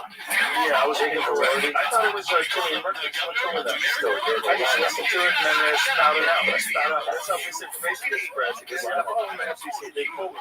And they should, by the way. for that. And I'm saying that to the FCC now. Pull the show off the air, FCC. Get on it, man. Yeah, that's what they try to do that too. Even though it's hard. The point is, with this Jimmy Kimmel thing, if you let this happen, it's going to be able to happen with something that you agree with. Everything across the board. Yeah, if you're a person who's on the right who's happy to just get pulled, yeah, fuck you. Like if a show goes away because of bad ratings, that's one thing. And you want to celebrate it, but you don't want it to happen this way, kids. You don't want to give that kind of power away all of a sudden. You know, and people can say, well, we know he's not that power. And, you know, it's true. And the FCC fined Howard Stern a fucking preposterous amount of money. You know, Howard Stern was doing shit on the radio that no one had ever even thought about doing. Like, you want to talk about like a real pioneer? That motherfucker, when he was on the radio, I know he's a little woke now and he likes to wear a mask. He's a different guy than he was then. He's a different guy. He's making Bill's Amphibians live. I get it. But I just still respect the guy who did it in the beginning. And the point is, without that guy, we would not be here. And that the amount of money they fined him during the Bush administration. Let's forget, so that was the right at the time was going after Howard for indecency. And so I think it was because he was criticizing George Bush. I think that was the find out if that's like the narrative. The same comparison with the Kimmel thing though. I think the fines go to the actual like local parenting company. Yeah, Not taking my Not fucking ABC. news, It's the my local. information, my facts, my That's right. science, It is barely my 40. counting. Because the local, that was the whole discrepancy, right? Right. They own a bunch of these local, so they're pressing local people to go take this down. Exactly. They can't afford it. So they're trying to crush the business. Like the way they were trying to do it with Howard Stern is it was upsetting. But I think it's right. Not him. But it's hard. right. They did that, and then they found they find rather. What was his company that he worked for? He worked for a very large media company. I think they got hit with a big one. Well, that one says Infinity took in 94, it was 600 grand in 94. And Infinity in 1995 included a $1.715 million payment to dismiss all outstanding indecency cases. So they hit it for $1.7 million in 95. How much is 1.7? What is that in today's dollars? Oh, I like guessing this. Let's do this. Hold on. 95, 1.7 million? Yeah. I'm guessing 10. No. 6. 3 and change. Maybe 4. $5? I'm saying 7. I said 4 room, 7 room. I'm thinking about Afghanistan, how much money they bumped into that. I'm thinking about Iraq, how much money they blew on that. They printed money the entire time. It caused inflation. That's why everything's so expensive. I'm going through my head. I'm like, I feel like it's about 7. Jamie, what is it then now? U.S. inflation calculator. That's the one I use all the time. I do this literally all the time. I don't know why I'm obsessed with someone's like, you know what something was? I hate when people do that. Because it doesn't matter. I'm always like, what is that? What is that? It was like, can we do it later? I was like, no. And he was like, all right, well, you guys are going to be on it, so it's got to be like 7 million. Jamie, I'm stuck on Google. That sucks for Jamie. What read through AI? What was it, dude? What was he doing? T-Bone. You don't have crypto, do you, dude? I got a little, but not much. I think it's mostly nonsense. I'm gonna run it through ChatGPT. Yeah, see what chat says. Every student needs another guy. Okay, what was the number? What was it? 1.7? You don't want a camera. Right? He's not a beanie. 1.7. What is $1.7 He helps us redact stuff on the show. million in 1995? All right, here we go. This is today's Cody last dollar? night, dude. This one's posted by Sick and Badder Than Fuck. It's called None of Us Civilians Could Ever Perform Like This. Yeah, Sick and Badder Than Fuck. That's where I got the idea from. I saw it. 3.7. Yep. Ooh, the kid was right. This is taking a long time. Yeah, 3.6 according to ChatGPT. Too close. Okay. Damn, dude, that's strong. Thank you. That's more confused. That's very good. That makes me feel better. I was thinking it was going to be about 7. I was thinking inflation was that bad. When I was a kid, for 50 grand a year, you lived like a king. Yeah. You had a house, you had a car, you had a boat, you had a second family, 2 towns over. 50 grand, you were killing it. I think someone said, and like my grandfather was a firefighter, and I think back then he was making, and he was kind of I want to say it was right around like 30 or 40 grand or something like that. hilarious, you know. It was like really good money. Yeah, those good money back then. And the house is worth 20 grand or whatever. We're very reasonable. Yeah. Now, We're fucked. Now, young kids right now are really fucked. There's another thing that's happening is giant corporations are buying up houses so they can just rent them. yeah, the rental future is real, right? They say that all the time. That's what's big. Not for everybody, but you know, A lot. It's just weird. the whole thing is weird. It's just, it always goes to more and more control. And these same people are going to be the people that are going to be in charge of artificial general superintelligence until it's not listening. And then what? But it's not. Yeah, so these people want to, like, it's like, they're like Frankenstein. They're like, I'll control it. And Frankenstein eventually kills the doctor. Spoiler alert. Yeah, I don't think I saw it. If you read the actual book, Mary Shelley's book, Shelley wrote that book. It was like her and a bunch of friends went away for a weekend somewhere, like some sort of like a retreat, like a retreat getaway, and they were all friends, and they all decided to write the scariest story. I think that's my daughter actually told me that's the Mary Shelley tale. Yeah, tell me if that's true. I'm pretty sure that's how it all went down. And she fucking, what a good song. It's wild. That's what she wrote that book in the 1800s. This dangerous question. Dylan has talked about this. Dylan, they're like, there's an interview where Dylan's like, Dylan, could you write that song today? Bob Dylan? Yeah, and he was like, no. Because something else was living through him. Like, it's just like something was empowering them to write that story. Here's a little of that, right? Yeah. So this is the story. In the summer of 1816, Mary Shelley, Percy, and Claire took a visit to Claire's lover, Lord Byron. My lover, Lord Byron. Please come with me by horseback to visit my lover. Come to Geneva. Come to Geneva. Poor weather conditions, more akin to winter, forced Byron and visitors to stay indoors. To help pass the money, get all around this fucking dude shitty house in Geneva. Here we go out. To huddle by the fire to stay alive. To help pass the time. Just no 216. Byron is just Mary Percy, like Byron's position, have a competition to write a ghost story while stuck indoors. Mary was just 18 years old when she won the contest with her creation of Frankenstein. Isn't that wild? That's what I mean. What other books did she write? Why haven't I read her other books?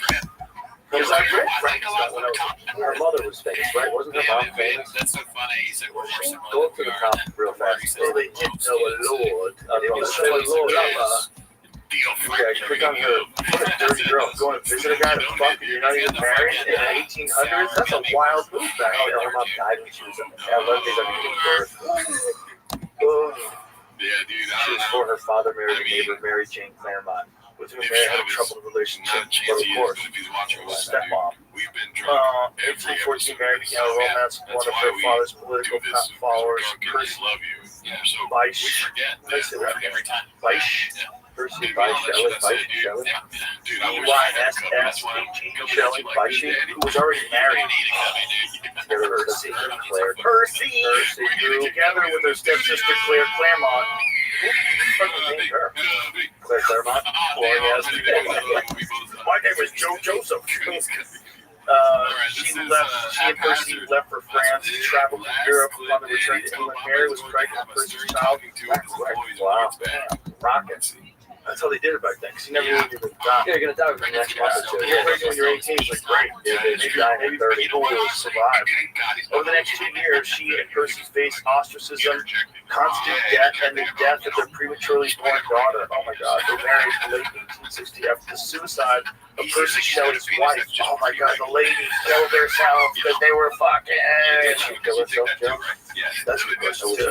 That's a good question. There's no forensics in 1860s. Did someone disassemble a rifle and a picture of the incredible backpack and then screw it back together again and leave it in the woods? The cops are like, what happened here? They're like, oh, she came from a What do we do? And he's like, oh, we got the Shelleys left Britain in 1818 to Italy, where the second and third children died before Shelley gave birth to her last only surviving child. Oh my God. Times were so hard back then, dude. That was normal, where your kids would just die. Most of your kids died. Yo, Frosty. No antibiotics. I was just talking about you the other day on camera, saying I missed you. What's up, pimp? What's up? I've been hanging out on a bunch of this guy's channel. He's like an atheist on YouTube. I come on then on the panel and just chat with them sometimes. How was that? That was good. It's still going on. I don't know.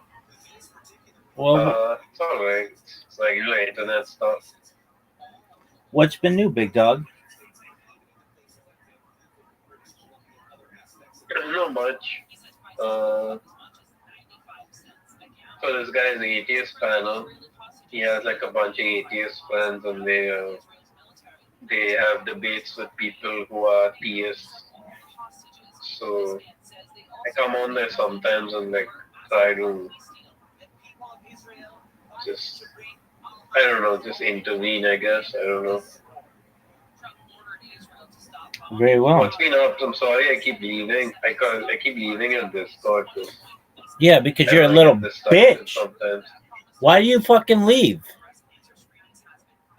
I get distracted sometimes, and I just need to be away from like stuff in general on the internet. Yeah, but you don't have to leave the Discord. Yeah, I won't leave it. It's fine. Okay, good. We surpassed 2,000. It's nice. We surpassed 2,000 people. So we're at something like 2140 something, which is great. And Yeah. we've gotten some new people in here, obviously. Uh, I launched a cryptocurrency, not because I want to make money on it or I want others to make money on it, but it allows me to stream. So I'm on Pump Fund, and Oh, what's the name of your crypto? Rabbi RABBI. It's the crypto is called Rabbi. Yeah, RABBI. Nice. I'll check it out. Okay, make sure there I are. don't know, crypto is not, because I can't really invest in crypto because it's very gray area. Yeah, don't worry about it. You don't have to invest. Yeah. But if anything, it's the one that's yellow, and it is the one that from which I'm live streaming. So there's that. Have you made any amount of money yet, brother? I didn't invest in it, but they gave me $50 for starting the coin, so that's cool. And Not bad. then I've just been creating robots on Twitter, and they've been thus far very good. So I'm happy with how they've worked thus far. And A lot's happened since you're gone. If I have to account for actual shit happening, I'd say a lot has happened. okay, what happened, Big Dog? Talk to me.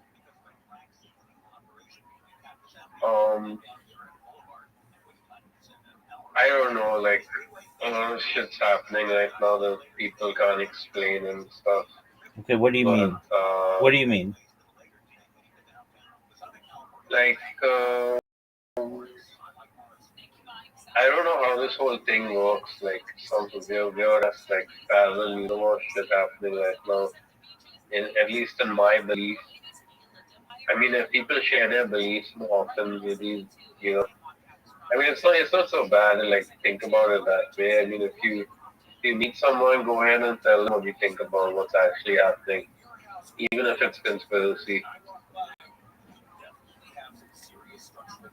You know.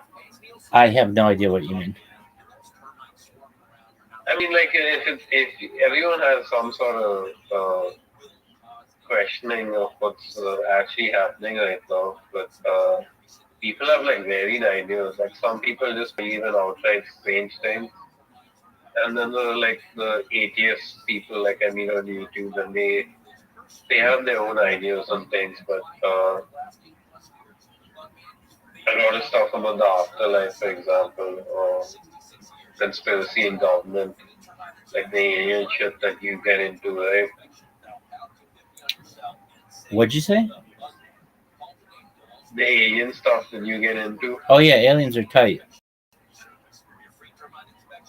Yeah, I don't know. That's about it. It's just the internet, so it's good to like share your views on what you think yourself. The best thing you can do is help people just think themselves, I guess. All right. Well, that's cool. How's your family been? Yeah.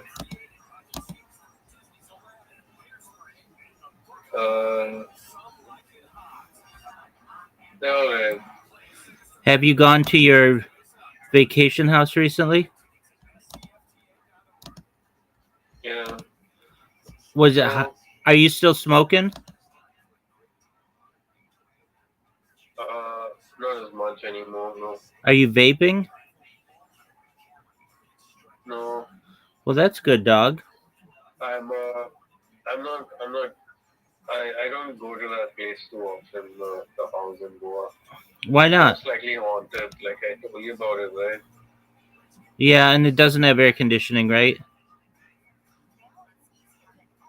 It has air conditioning, but the tight. ACs are all like haunted by the poltergeist that runs the whole house. I guess. I don't know. All right, you really believe that? Not anymore. Okay. I mean, I kind of exercise the place myself. All right, is that what you have to do? I don't know. I'd say I'm kind of deluded just for doing it anyway. So, but I did it anyway because I have a rosary and I can do stuff with that. But yeah, like doors moving on their own and shit, like doors opening on their own, and stuff happening. I don't know. It's just weird. It's just like that entire wall, like was just vibrating from God knows what in the nighttime. I got you. The glass in the cupboard broke. I met some of my nephew and niece. So I don't know who they were, but I know who they were. They were my nephew and niece, but I hadn't met them in a very long time. They were just growing up, and they said the house was haunted too. So I don't know. They thought the house was haunted as well. Okay. So what else has been good, big dog?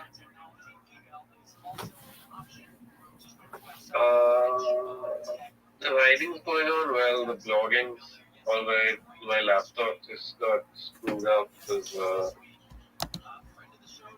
I don't know. It's again with the keyboard, like some sort of weird keyboard virus or some sort of keyboard glitch, and I can't start it up and start working again anymore. Is this your old So laptop? it's been 1 week. Is this I missed out on like 1 day of work, and then so now next week I'm gonna have to get it fixed before I lose a week of work.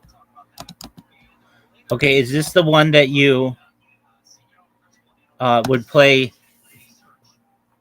Mortal Online 2? No, that one I sold, remember? Well, yeah, but then I thought you bought it back. I bought it back and then I sold it again. Oh, okay. Well, I didn't know that you sold it again. Yeah, because it's kind of junky. It's like a low budget gaming laptop. Next year I'll get like good stuff, and I'll probably be able to support you better with like Nitro and shit. Like that won't cost me much because I'll have like lots of money. Okay. I mean, you don't have to do that, but I appreciate it. All right. So, Yeah, have you played any old school RuneScape? I'm not playing anything right now. I'm just tired of video games and shit. Okay. Why no old school RuneScape? Yeah.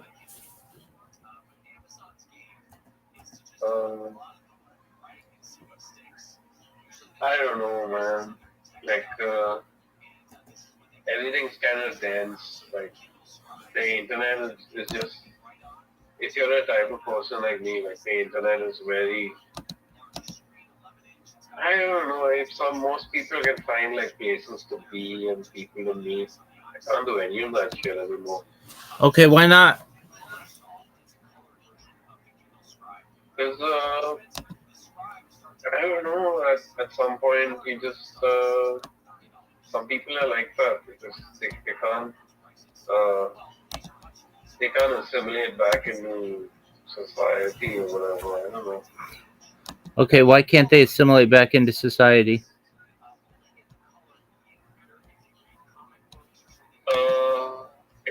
It's got to do with like self isolation and how you what you do on the internet. Like if you're one of those people who genuinely gets across to other people on the internet, those people probably know that you're kind of like stuck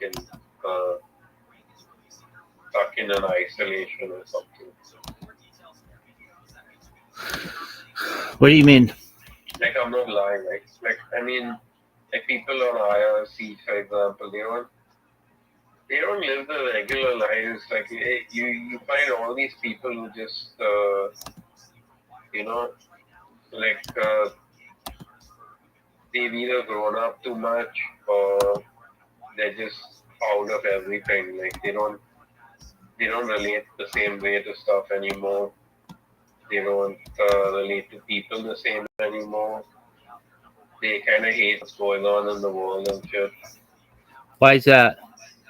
That's sort of, I don't know. It's just some sort of commonality, I guess. Okay. I don't like anything that happens anyway. All right. I'm about to tell you what you rank in this server in terms of how much time you've spent here. Even without being here recently, I added this new thing for rank ups. So Nice. let's see what you rank.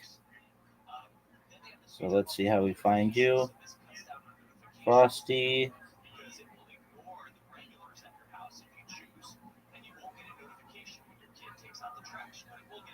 All right.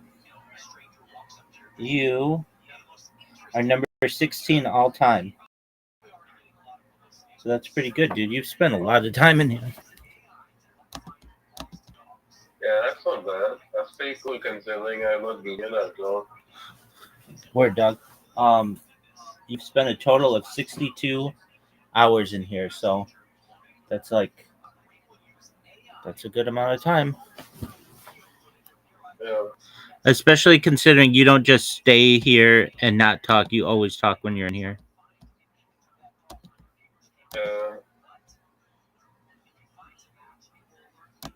I heard there was a recent news, right?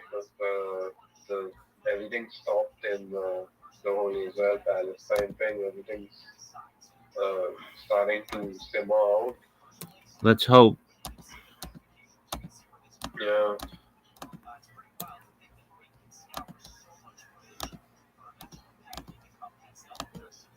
So are you going to get a new computer soon? Or you're just going to get your computer fixed? Sorry, what? You're just going to get your computer fixed? You're not going to get a new computer? I'm going to get a new laptop next year.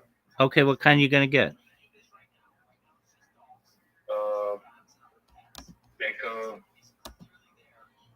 Like $1,000 one. Okay. How much RAM? 16 GB RAM, 8 GB graphic card, AMD Ryzen 9. Yeah. Well, that's pretty sweet. Would you ever try to get a 32 gigabyte RAM machine? You can get a 32 GB, but I don't know. I can always upgrade it to 32 later on, but I'll just get 16 GB for now. Okay. Is it getting colder? Is it getting colder where? Where you are? Yeah, it is. And I don't know. It's just so fucking weird. Everything. Why is everything so weird? I don't know. It's the zombie apocalypse. Why do you say so? It's just happens to be like that in different people's lives, wherever they are. Okay. I don't know. It's they're definitely not. They're living in Abraham's bosom right now. Big time. Have you been watching any kick streamers?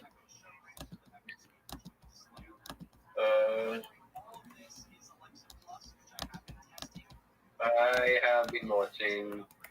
I have like a crew,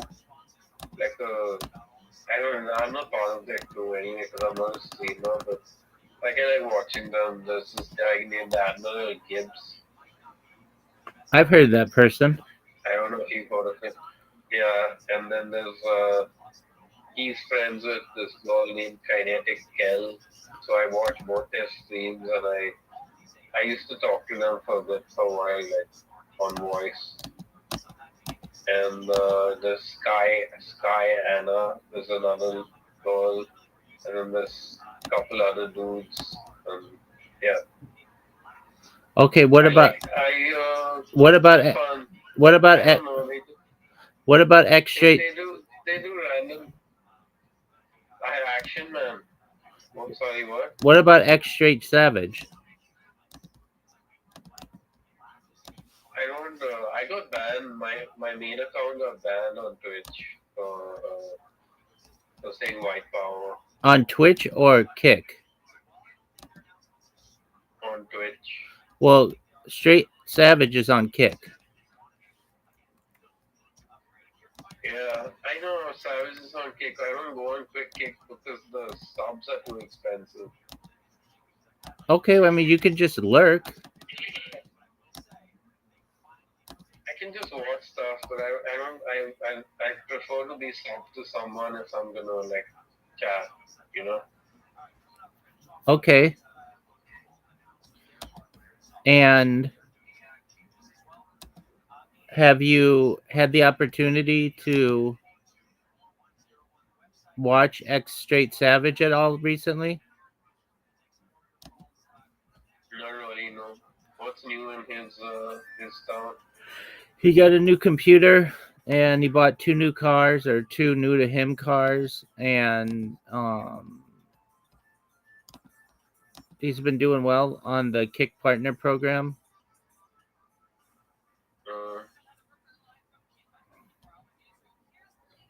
Yeah. No, I know. I mean, it's I know, like all the stuff probably gonna like pass away soon enough. It's just that I've spent way too much time in the real world. Like, do you notice that the more time you spend on the internet, when you meet people in real life, they start to imbibe like a lot of just being regular people kind of thing. And I don't know. I don't know where. I don't know if What do you? People are just like hiding inside of me or something. Okay, what do you mean by that? It could be that. Yeah, I don't know. Like it's weird. It's like if you could classify people, like some people would be you right now, and everyone else would just be. It's like a silent horde kind of thing, right? Where people who can speak up won't speak up, but they're kind of there anyway, but they're not part of what's going on in the world, whether like good or bad. And everyone who's actually like alive is just like on the sidelines, just watching shit. Do you want to hear an interesting statistic I heard? Yeah, go ahead. 60% of all hotels and motels in the United States are owned by essentially people with the last name Patel from India. Oh, wow. Isn't that interesting? Yeah. I don't know, to be honest. It's yeah. I'm just glad I'm not like somewhere in USA friends with a bunch of random people living through these times. I gotcha. Well, how about girls? Have you met any girls recently? No. Why not? I don't know. I meet people like if they want to be friends, and that's about it. Okay. How about dogs? Have you seen any dogs recently? Yeah, I don't know, man. I have like a cat in the building. Okay, how's the cat? That's pretty. He's kind of stupid. He's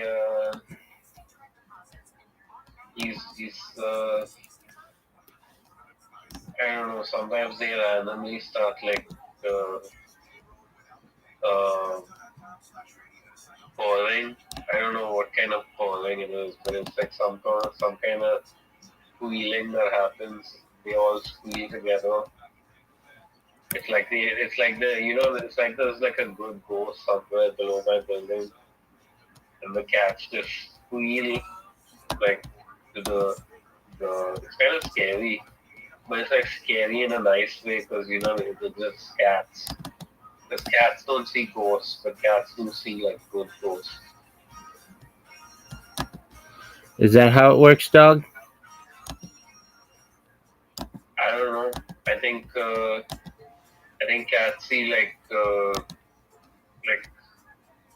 if God was a ghost, he'd be like one of those good ghosts that show up randomly. And yeah. All right. So what's the name of the cat?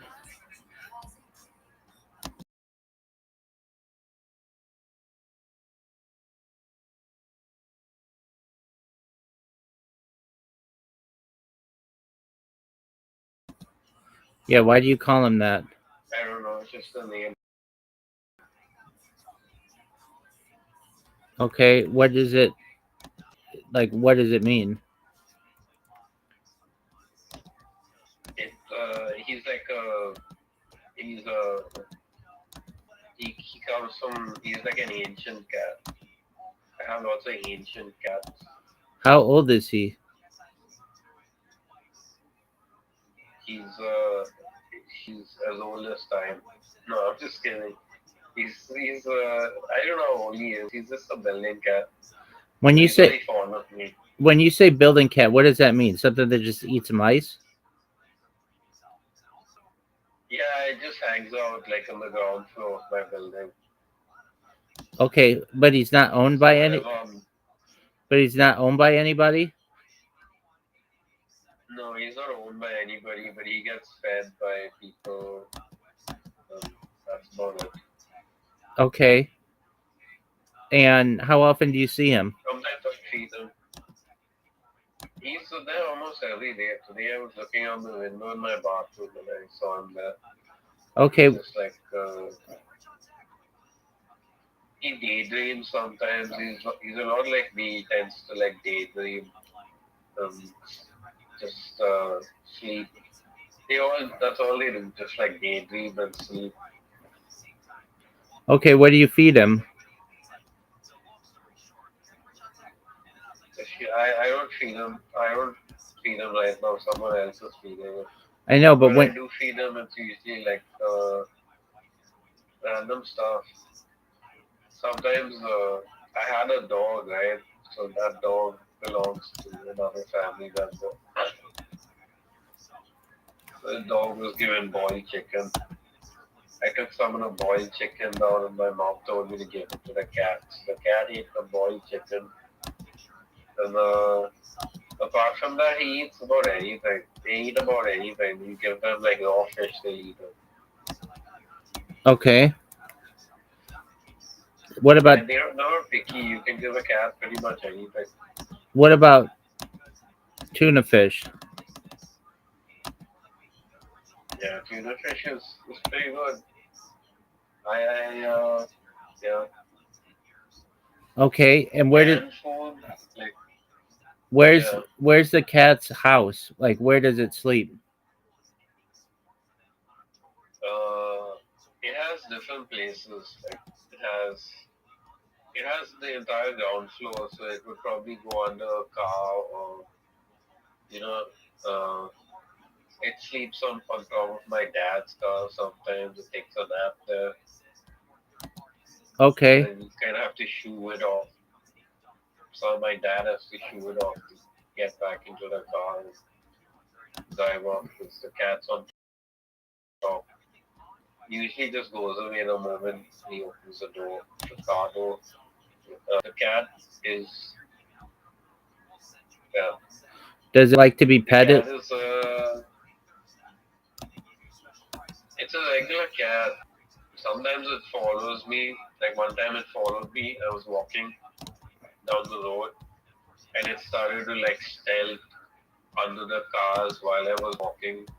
It would come out the car and follow me and then go on the other car and follow me. Okay. And, does it like? Usually because the cat thinks like I'm up to something or like he wants me to like do stuff. Right. Does he like? Does he like to be petted?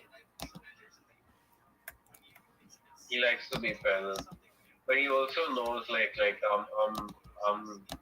about as good as an animal sometimes when it comes to doing random stunt stuff. Okay, So what? it stands under the car because it probably knows, that one time when things got out of control and I had to actually do stunt stuff, I lost my mind. And that was just a couple of years ago, just 2 3 years ago. Okay. So does the cat like to be petted a lot? Uh,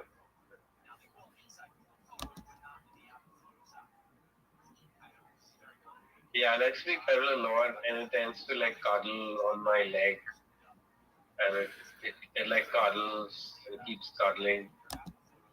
Uh, Sometimes it tries to go after other people and cuddle on them, but most people don't like it. So they shoo away the cat. All right. Do you ever have mice where you are?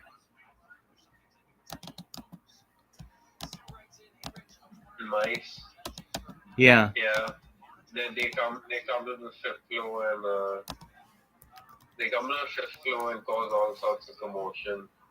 One time there was this demon rat, dilated eye, dilated pupils rat that plagued my kitchen, my house for a while. Finally, I killed it. I was the one to kill it because I had to follow its patterns of moving. Finally, it hid under one of the clothes under the bed, like folded stuff under the bed, and I just hit it. Just went straight the other way, then came to me, and blocked its path, and I killed it. And there'll be about 3 to 4 rats like that come to the kitchen and they do all sorts of shit. Okay, rats, not But rats, not mice. yeah, they're rats. They're rats, they're not mice. So Okay. And does the cat ever eat the rats? the rats, the rats, they run away. They're not they're not uh, they're not stupid enough to stay around random places. But if the cat gets it, the cat gets it. Most time the cat's always on the bed, it's kind of lazy. But the cats, the animals here, they're they're all both wild and they're domesticated. Because Mumbai is kind of one of those places where the wilderness kind of seeps in with the city itself. Yeah. Is anything in Mumbai still So called? Is anything in Mumbai still called Bombay? Is anything in Mumbai what? Still called Bombay? People still say Bombay, but if you say Bombay, you're gonna probably be met with people who will tell you something that maybe you don't want to hear or whatever. And it works the same way, vice versa. So if someone says Mumbai and then they say Bombay, then that's a whole other thing about Mumbai versus Bombay. Because Bombay was more an English word, right? And Right. Mumbai is more Rashtra, Hindi word. Right. Yeah. That's kind of stupid anyway. I remember when it was Bombay and I don't know, I prefer Mumbai the way it is now. So I'd obviously say Mumbai because they're better times than where those supposed good old days of Bombay. I gotcha. Yeah. Word, dog. Yeah. All right. But are there So that's about it. Are there like any restaurants named Bombay still, or everything is Mumbai? Yeah, you get all sorts of restaurants, you know, from like Japanese to No, I know that, but Mexican, I know, but everything. are any of them still called Bombay, or they've all been renamed Mumbai? No, they've all been renamed Mumbai. That's what I figured. Okay. Yeah. Well, you need to be around here more often. Don't run away. Don't leave the server. You're the 16th most streamed person in here, and you should keep moving up. I don't know. I think the only thing moving up right now are my stocks. My stocks. That's good, dude. Yeah. I don't know, like you have like a lot of stuff happening in whatever you do. I do my But best. for me, like if I don't have like games to play, like I have nothing to do. All right, big dog. I actually have to kind of like fill in time with not doing stuff at all because social media and YouTube is so like saturated that we need some time away from it and we need to like just go to that like kind of feel your zone or feel kind of softened for a while. I don't know if you get bored. If you don't get bored, you need to start getting bored. If you're already bored, you need to start feeling the sense of whatever it is that you should be feeling. Okay, why is that? You know? Yeah, why is that? So for the most part, if you're gonna join like whatever will happen on the internet, I guess in the future, I think there's probably something gonna happen, and you're gonna have to be able to be someone who doesn't do IRL stuff at all. And if you're someone who doesn't do IRL stuff, you're gonna be stuck at home. And if you can't isolate, if you can't live alone, if you can't do everything you need to do alone, then you're gonna have problems competing with the other people on the internet. Are you gonna Most likely, when are you thinking of getting your new computer? probably next year, right? So I'll get my stuff and I get money and I'll buy one. I don't know how long it'll take me, but I'll buy one indefinitely next year. Okay, and do you think you'll start gaming with it again? Yeah, Model Online too. Like that stuff is I get attached to that, so it's like smooth sailing from there because I just get lost in that world or whatever. Yeah, you love Mortal Online too, don't you? Why do you I like? like games like Crowfall and Model Online too more than RuneScape, and the reason why is because the community is great. Like they might be kind of like hard on lots of people, but for the most part they're alright, you know. And the game is like immense. It's like doesn't spoon feed you anything. It's one thing. It's like, goes on. You know. Is that your favorite game? Yeah. More than old school RuneScape? Yeah. Yeah. You like Mortal Online too Old more? school RuneScape is good. You Old like? school RuneScape is an outdated game. It's not really a game that you should be playing anymore.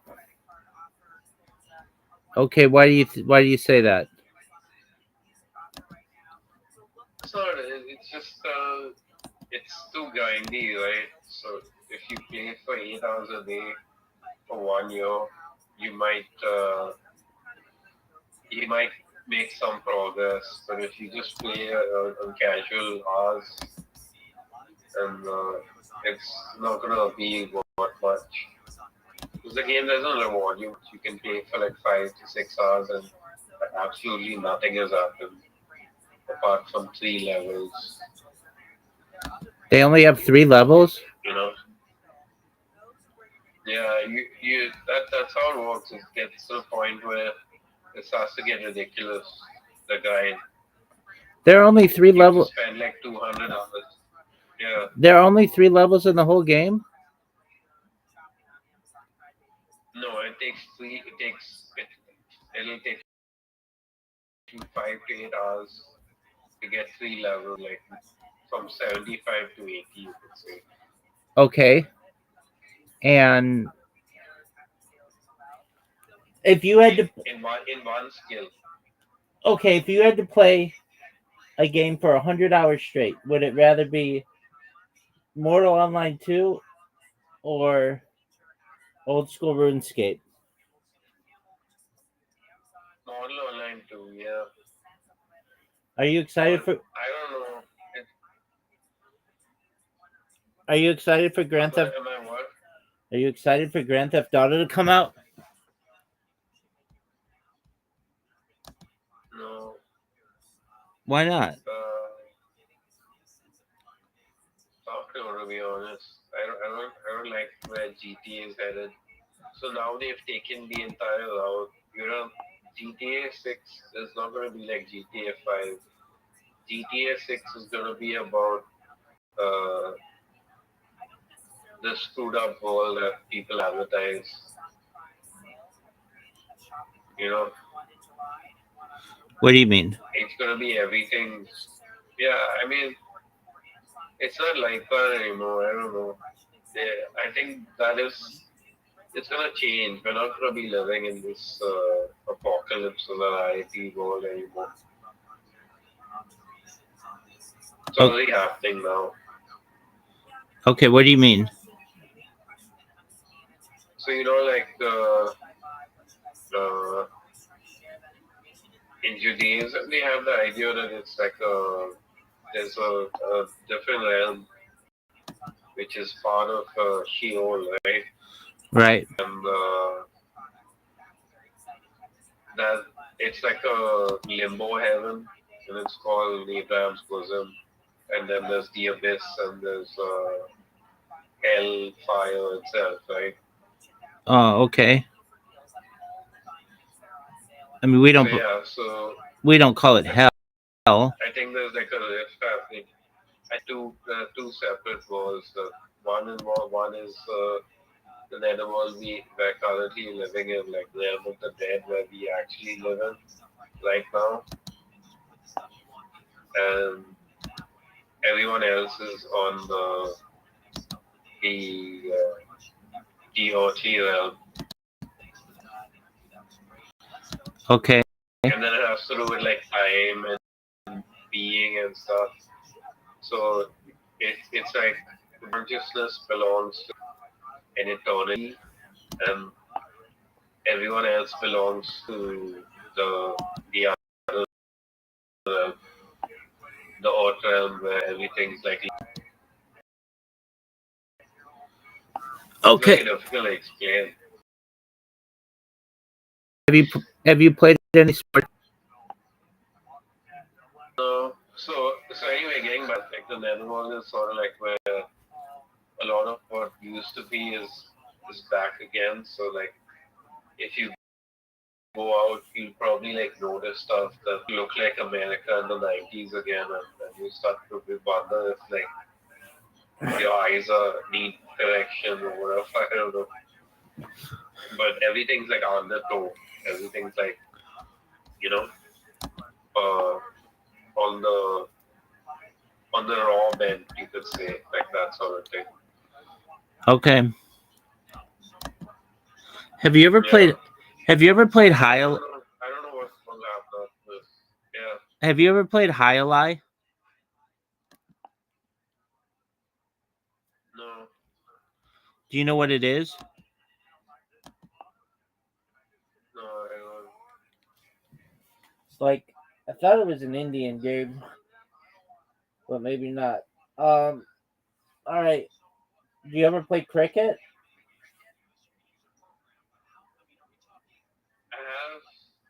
I have actually never played cricket. No way. make-believe cricket, like when I was early young. I've never played actual cricket. So. What's make-believe cricket? And then when I say make-believe cricket, I mean make-believe cricket like this, like with a plastic bat and a rubber ball.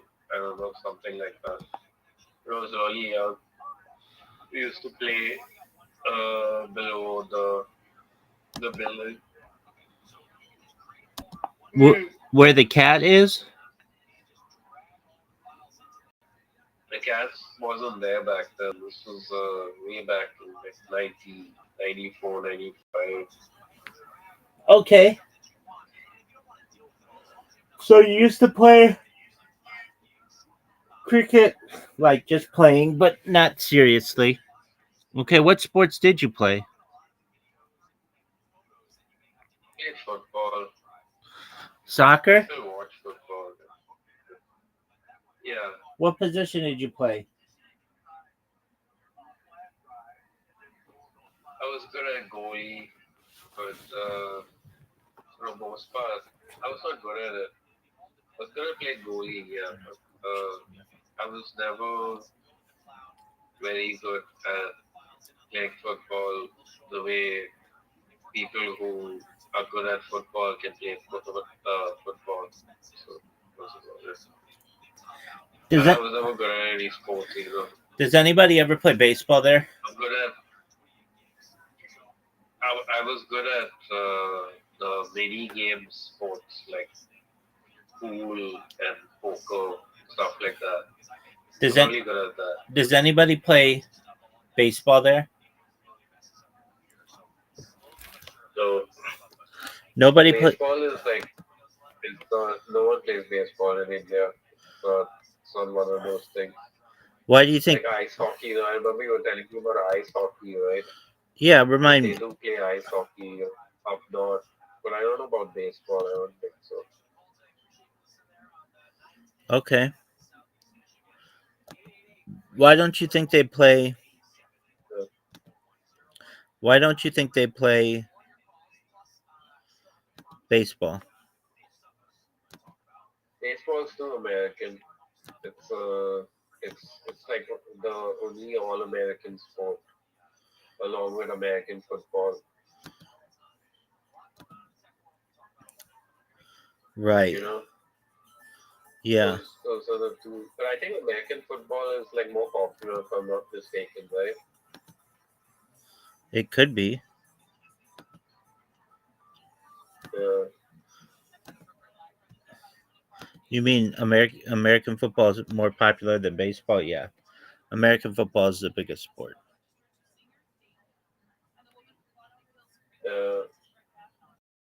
But American football is a lot easier than soccer. Like I think because there's not much to. I mean, Dude. there might be something to it, but it's not that. What are you talking about? American football, you get like hit by like 350-pound men.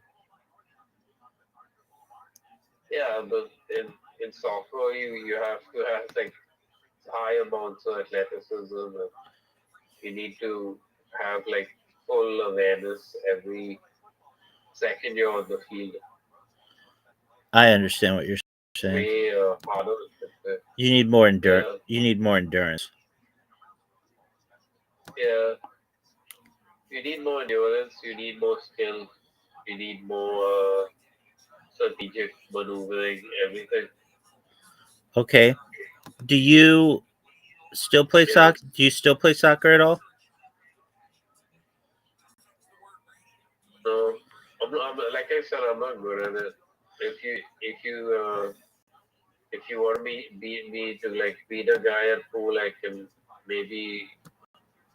I don't play that much, so I probably wouldn't be able to. But I'd be able to play okay, co-op match. Like if you give me like a drink or something. I don't know.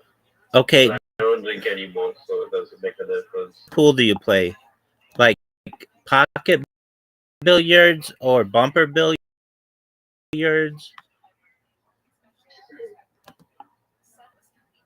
No, just a regular pool. Do you know what carom is? Baseball. Yeah, exactly. Do you know what carom is or carom? It's like played with little discs. Yeah, it's pretty cool. I played it a lot, and I was good at it. Like I was not very good at it, but I was okay at it. We'll have to play. And We'll have to play sometime on um Play-Doh.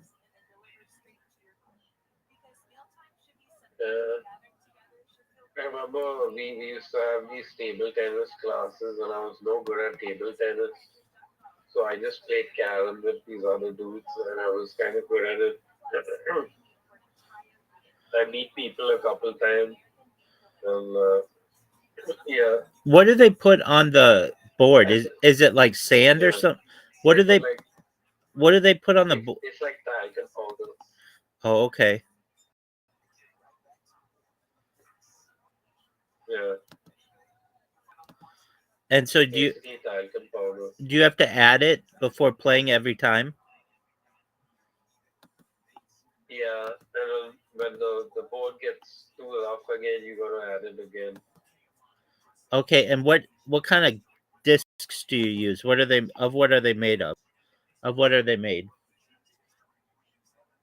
They like I think the thing you use the thing you use to strike is usually made out of plastic, and the the the things the discs, the black and white discs on the playing board, you have to make them out of wood or something. I think they're probably made out of wood, and yeah, the rest of it is is wood and rope, like for the pockets or whatever. I don't know what else. Yeah, Okay. And is it a popular game? Carol's pretty cool. Is it a popular game where you are? Yeah. So like if you have a break in your job or even in school, a lot of people during the holidays they play carom for hours, and it doesn't have any international uh, like there's no international carom tournament as far as I know. I don't know if there is, but they don't have. It's not competitive, but uh, yeah, like you'll meet a lot of people who are so good at it that you just can't beat them at any point Right. They just in time. they make it every time Yeah, basically. yeah,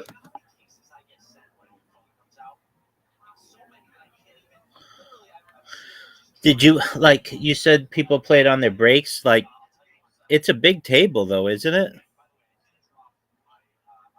yeah. It is. Yeah, it is. Uh, yeah, it's it's one of those games where you need you need to be like completely aware of uh, how to um, it requires that amount of like dexterity that some people have more than other people. You know? Right. Yeah. So like as Indians, we're kind of blessed with a high learning capacity, I guess. Some people don't have it. Like some people don't have it much at all, and then you start to realize like if I don't know if it's actually happening in USA or not. I should probably be asking you the question is that if they're really like just ruining the education system by making stuff too easy, or is that just a myth, or like what is it? Um I don't know if it's a myth. Some people might say that. Do you think that's Yeah, do you think that's but the way in I don't India? know.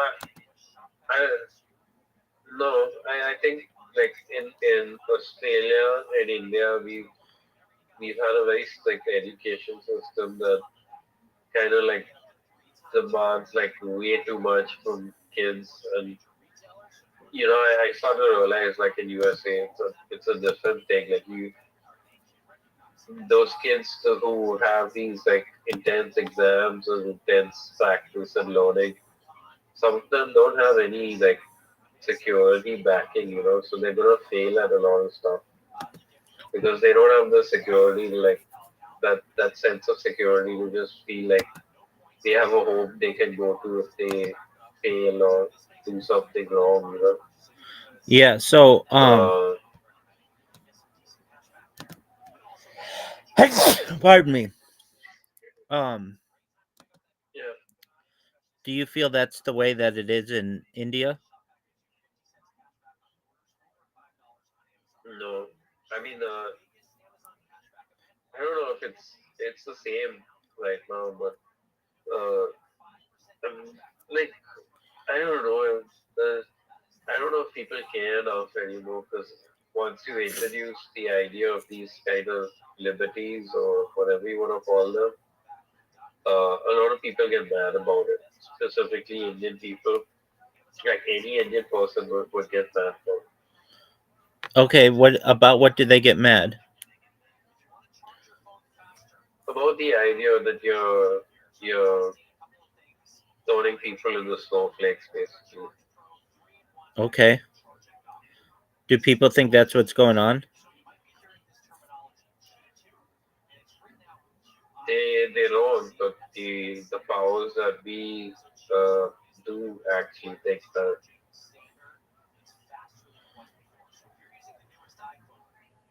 Are things in India more Yeah. are things in India more traditional than they were, or less traditional than they were? So, like I said, like there's like a kind of rift between like you have like a population of people in the working class who all belong to the traditional Hindu in speak Hindi and stuff like that, and then you have like a middle class of people who just speak English or whatever. I don't know. Are They there just they're born from the city or whatever, and they grow up differently, and then they get better jobs, etc., etc. I don't know. are there any Whatever it is, it's just that whole division. are there any Muslims near you?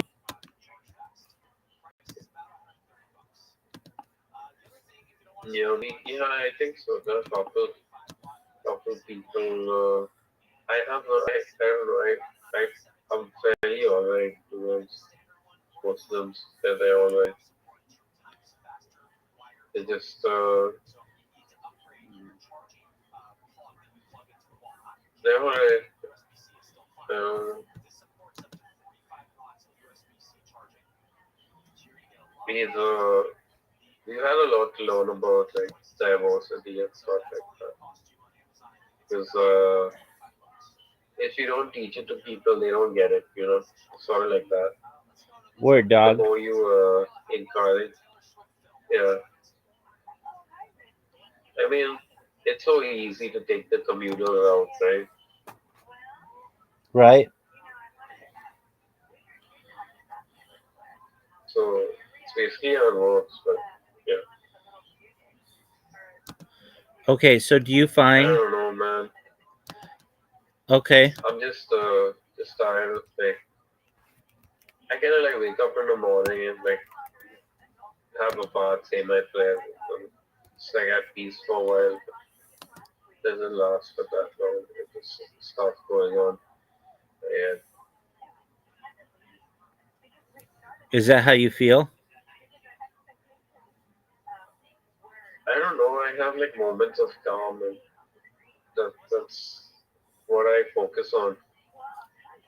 I don't like, there's a point that some people have this kind of problem where, you know, if you live like, you can't force yourself to be happy. some people can kind of change themselves and eventually they become happier. And then there are people who just don't want to be happy anyway. I mean, there's something stopping that from happening. And it's usually their kind of life consequences of their life, I guess. So it's one of those things that it's easier for some people to just live their life, I guess, because it's not that like stupidly complicated or whatever. Yeah, why do you think that is?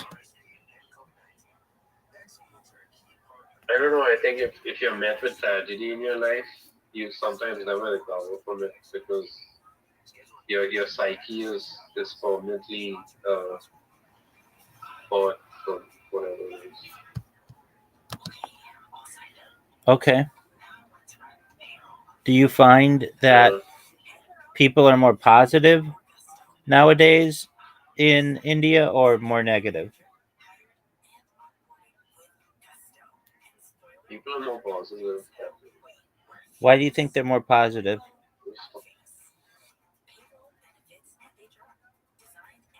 Uh, yeah, it's got a lot to do with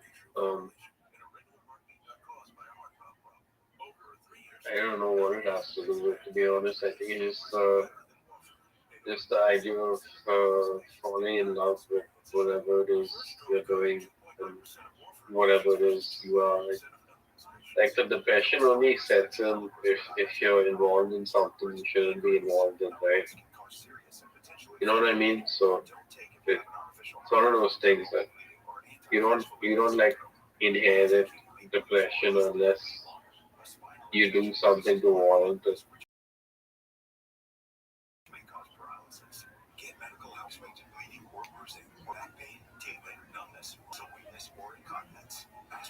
It's a bunch of stuff that's responsible for uh, people having like have to face a lot of tragedy in their life or whatever, and then there are people who I mean, if you can go with the flow and stuff, then like you should probably just do that and have fun with it, or whatever. Just like everyone else. So whatever it is, I don't know. I have no problem with the whole people thing. It's like if it works for you, then like, go ahead. Just do whatever everyone else does. It's not gonna affect anyone here, at least in India.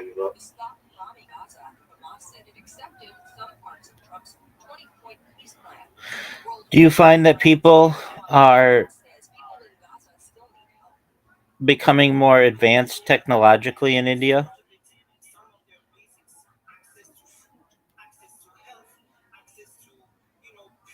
I don't know. What do you mean you don't know? It seems like India is really advanced when it comes to some types of technology.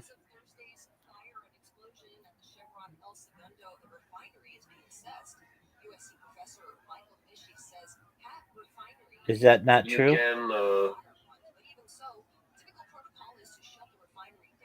can like I don't know. It's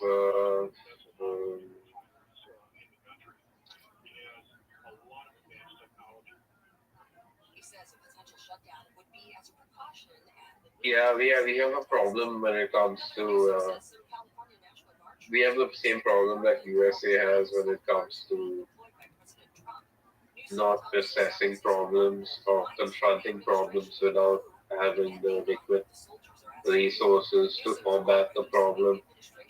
And very often it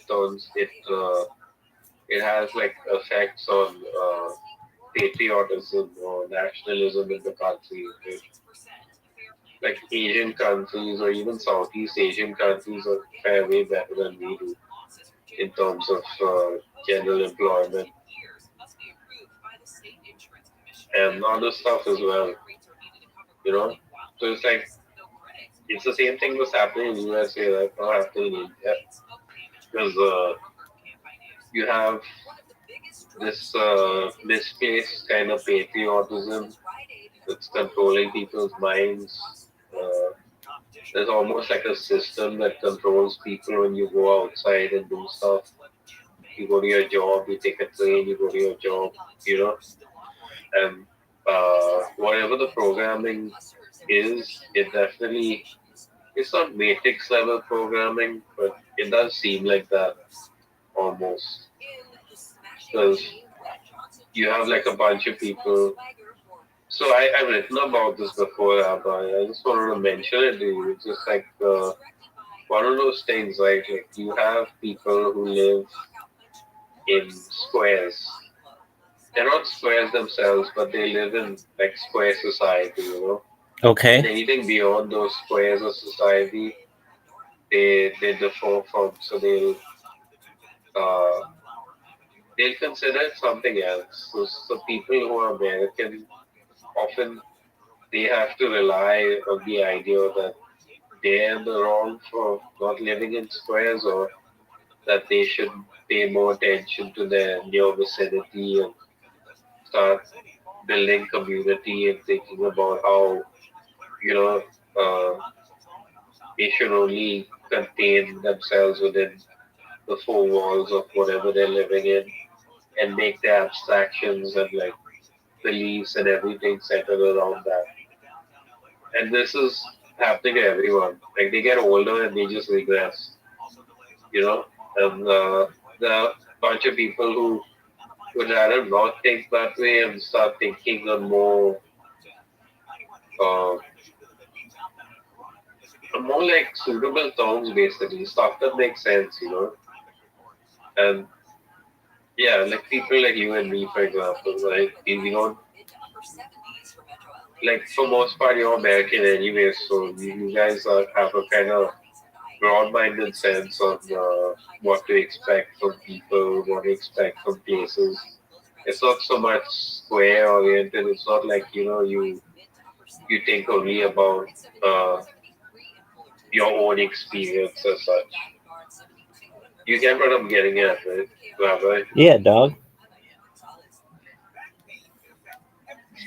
So that's a problem. That's a big problem, but it's not getting any better. Like you can't help whatever it is that happens to anyone. Uh, just like the I don't know what it is. It's sometimes I start to believe these people who think we're in the Matrix because if if saying that we're in the Matrix is the only way to explain that everything around you is kind of like upside down, then fine, but make it that way. Say people live in the Matrix, I don't care. Like just one way of seeing it. Is that how it is? I don't know. It seems to be like if you count your own experience into it, then it would just be you.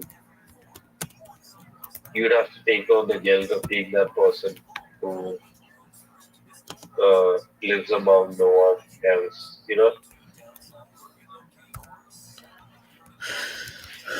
Do you find that's the way that you feel? Yeah, but I've gotten over it. Like, just one of those things that I don't know. I have this weird feeling like it's one of those things that happens when there's like a timeline almost, right?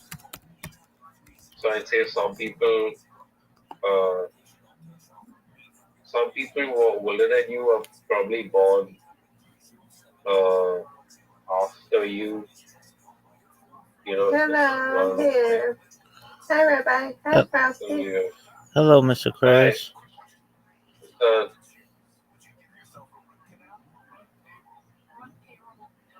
First, you just tell me about life in India.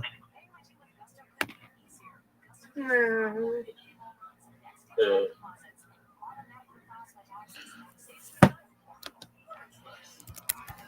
Go ahead, Frosty, to finish. You just go for a minute. No, I was just talking to Rabbi about like this whole thing. It stems a lot in this Aquarius. Have you ever like gone on YouTube and seen someone talk at like a university or one of these celebrities talking at a university. Or it could just be like a music festival or music award ceremony, and there's this guy Yeah. comes up and talks about like about how their own life experiences point to certain things that you should understand yourself and make use of. But very often those life experiences and that whole culture they have is is bad advice for other people. Like it's just encouraging that whole like it's one of those community diseases that happens. It's so weird that it happens everywhere, but Mm. like even in my family it does. So like it doesn't stem out of anything. It just happens to people because maybe they've not had like money and stuff, and then they get rich and they want to kind of like explain the things that happen to them. But the things that happen to them aren't that interesting to begin with compared to like people our age. Like we see stuff differently. Whatever.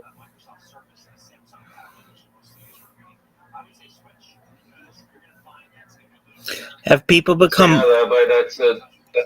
all right, big dog? Well, Thank you for yeah. you know you're always welcome here. It's great to see you again.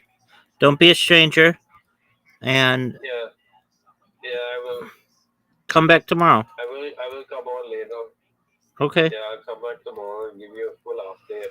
please do. We didn't. I'll give you a daily update. That's what I want. Yeah. Excellent. It's the Okay, daily. buddy. See ya. Take care, big man. The daily Mumbai update from Frosty. Thanks, big dog.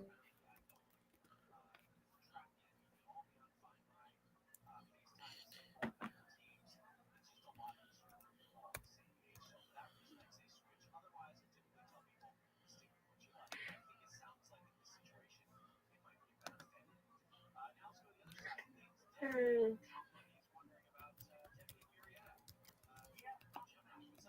Any football coming on today? There's college football. I think Georgia plays. Georgia,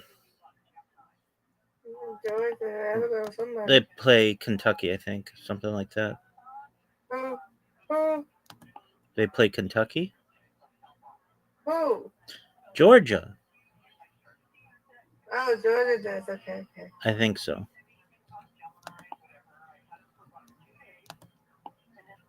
What's on? How you feeling? Any better? Yeah, just makes me sleepy. Did you sleep?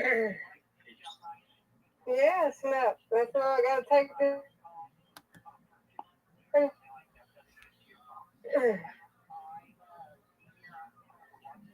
Take some more of that, and then sleep some more, and I'm gonna get up and I'm gonna do this thing on sheet.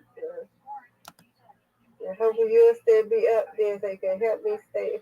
That's I can be motivated to do it, and then if you're not, it's okay. Okie I'll doke. do it anyway.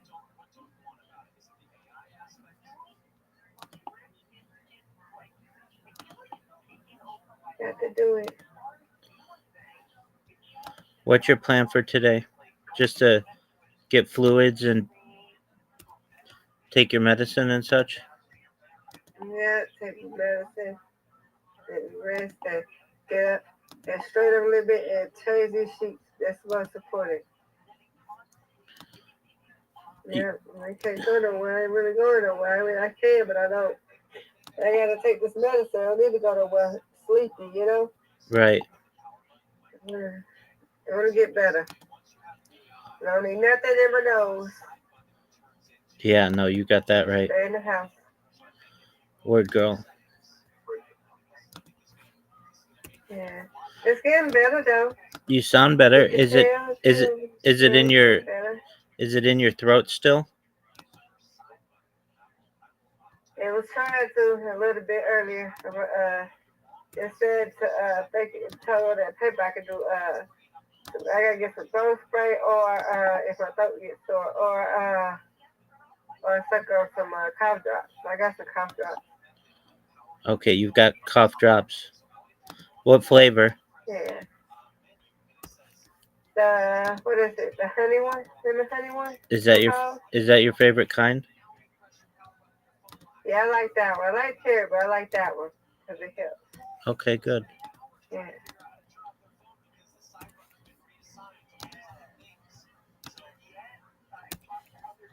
You like it too? What kind you like cough drops? What kind do you like?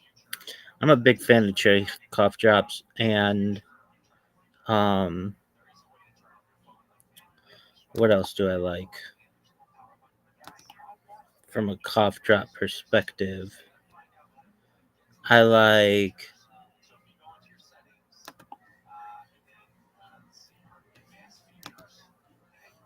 cherry. I like kind of like menthol, which are like mint, and I like the honey kind. Those are good. I like spearmint. I've had that before. I've had I think those are the only kinds I've had. I don't know of any others. Like eucalyptus, I guess. Okay. Like whatever that is.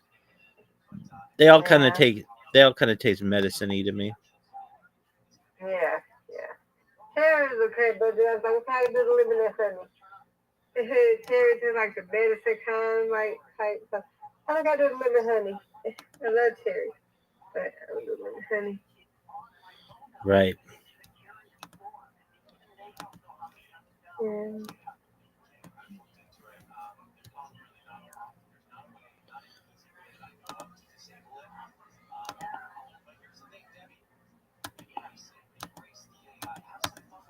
Brandon right behind me. He right behind me, Rabbi. I know, Miss Aquarius. That's good though. Hey. That's great. Yeah.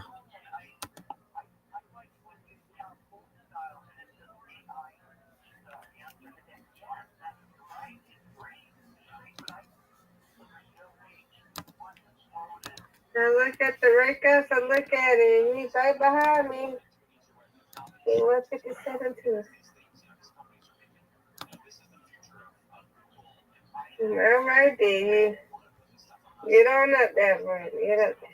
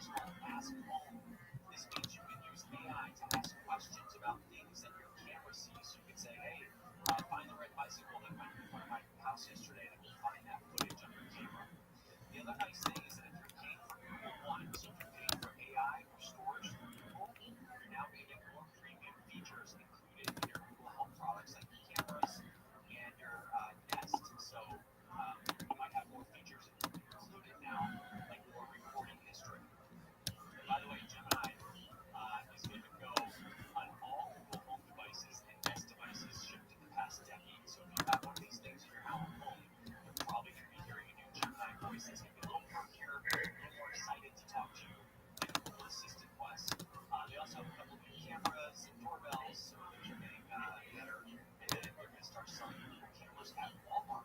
So $23 for an indoor camera at Walmart for their on-brand, and $50 for a wired doorbell or small as well. The name is AI. Again, we just talked about it. You have Google or Amazon, everything is getting these smart upgrades. Apple, where are you? You're still waiting on your smart home strategy. What's going on there? You've got a slow go. All right, good conversations, good calls. We're going to go to them after this. 888-RICH-101, 888-742-4101. My name is Rich Giro, and you are doing smart yourself. You are listening to Rich on Tech.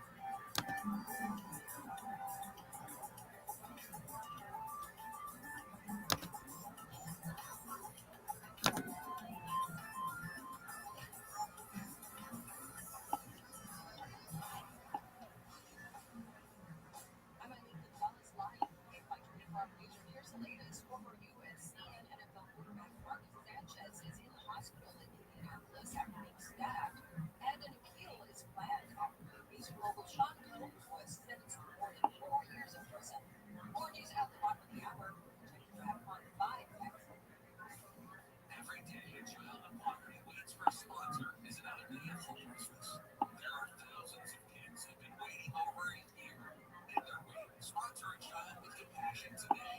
Just text the word radio to 83393. There's a Caltrans project underway on 5 in East LA. Shut down for a last week project between the Center and Indiana. Our 28 or 3 o'clock this afternoon. Line northbound, slow going just before the 6 of the line, but the East LA interchange.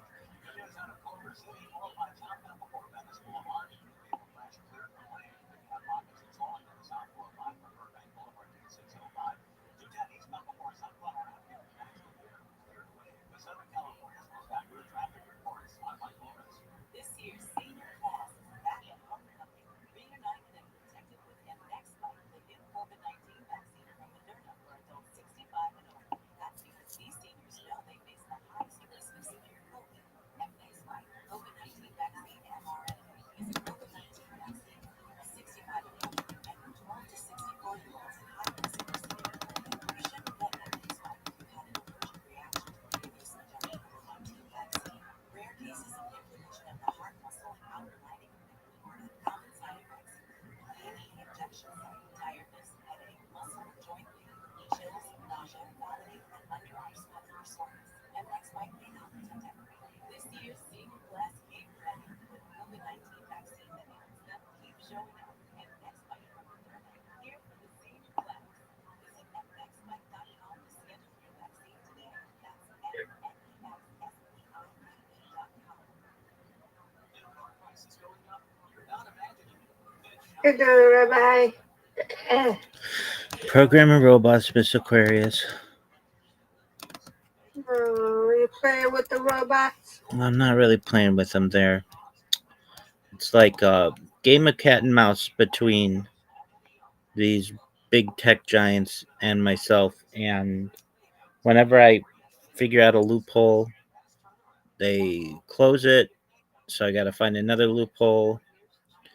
And I really mean this. Like, I've set a lot of world records on this stream by amount of streams that I have, the amount of data that I have, but also I think I've done more CAPTCHAs, those little robot detector things, than any person ever. I do so many CAPTCHAs, it kind of makes me sick. We don't like doing them. Oh, they are. I mean, it's fine to do like one or two, but when you're doing thousands over the course of a week, it's wild. And I'm someone who just doesn't like, they're just so boring, and I have to like figure out ways how to do them. But yeah, so I've got this new bot that I'm gonna try. So not a lot of people know this, But you can make a phone on your computer, and what I'm trying to do is basically have this phone work on my computer, and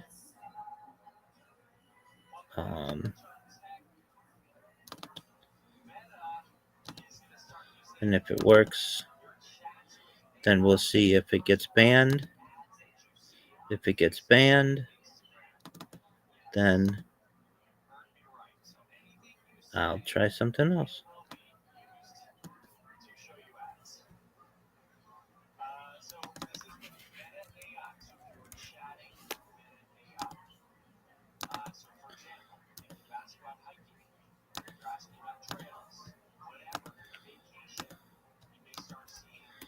When's the last time you drank water, Miss Aquarius? I'm about to drink some a little bit, Rabbi, when I take my medicine. What flavor is your medicine? I don't know. I just know it's like an orange and yellow type of cough syrup. I don't know. It's a nasty, but it's not as bad. It's not as bad, but you know that medicine they give you in the red bottle? It was codeine. I think it got codeine in it. Yeah, I know what you mean. Yeah.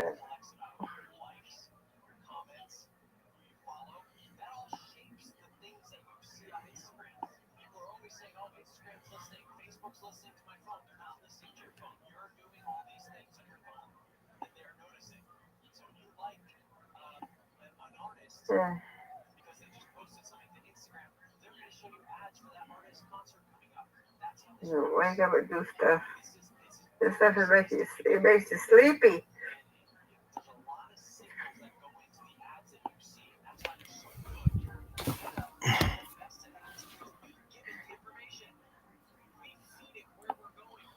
All right, Miss Aquarius, I'm going to put on some ESPN or something.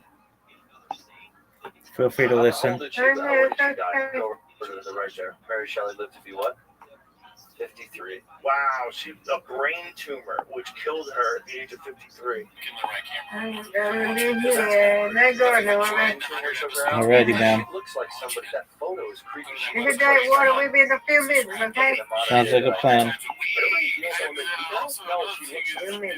She reminds me of the face of this girl who's like a comedian on TikTok. It's so weird. She has that same like. It looks just like her. It's weird. It's so weird. Well, I hate that when they show people from, like 100 years ago and now of like a celebrity. You ever seen those? Oh, they would look like I don't know. They'll do a person from like 100 years ago and a person and they just say it almost look identical. Oh yeah, as if it's like there's no connective tissue to these two people. Different times, no blood, no nothing. Yeah, these two baseball players. I hope you enjoyed. Cool. I hope you enjoyed. What they call the two guys, they're both 6'4". They're both redheads. They both have the same crazy names. They both have the same surgery. No, they're not related to each other at all. One was like 5 years older than the other. What are those guys' names again? But that one you're seeing is the best one. That's how I go Last name too. Alright, have a great week. Bible. The odds of what is it? Get a taste of the gooey, golden, bite-sized legends that are Goldberg's Wisconsin cheese. Brady Final. Show the photo of it, because you see the two guys together. You're like, there's no way. This ain't real. Unrelated. I don't even understand. How the possible? I don't even understand. Imagine if you were out camping, that guy killed that guy, and then came back to his place. You would know for days. Hey, You'd Brandon. be like, hey, you're Hi. I'm fucking Brady. Want to see my driver's license? Like, Brady doesn't live there. That's a good mystery. That's a good horror I movie. am Brady, and I live there. What the fuck? I'm Brady Feigl. What the fuck? I do live there. That's how I learned about the guys. Who are the two baseball players, the brothers that are pitchers that are mirror image identical twins? Do you know about this? No. I thought that's just another way of saying identical twins. Mirrors are in the reverse, right? Like my right side is your. Oh, really? Yes, and these two guys have it, and it's super rare. And it's when the split happens, it's either a millisecond away from creating conjoined or this. It's like within a second, if it doesn't split at that very moment, yeah, these guys, Tyler the Rogers, right? The mirror identical twins. But if you read about mirror identical twins, what blows my mind is the amount that like the perfect second that has to take place for this to split. It's this close to just them being conjoined. That's nuts. Right. The single fertilized egg splits later in the embryonic development, 12 days after conception. This delayed split allows the embryo's left and right-sided genes to become active, causing to develop a mirror image. That's fucking wild. Psychics actually help each other. Right. They must. Yeah, they must have something.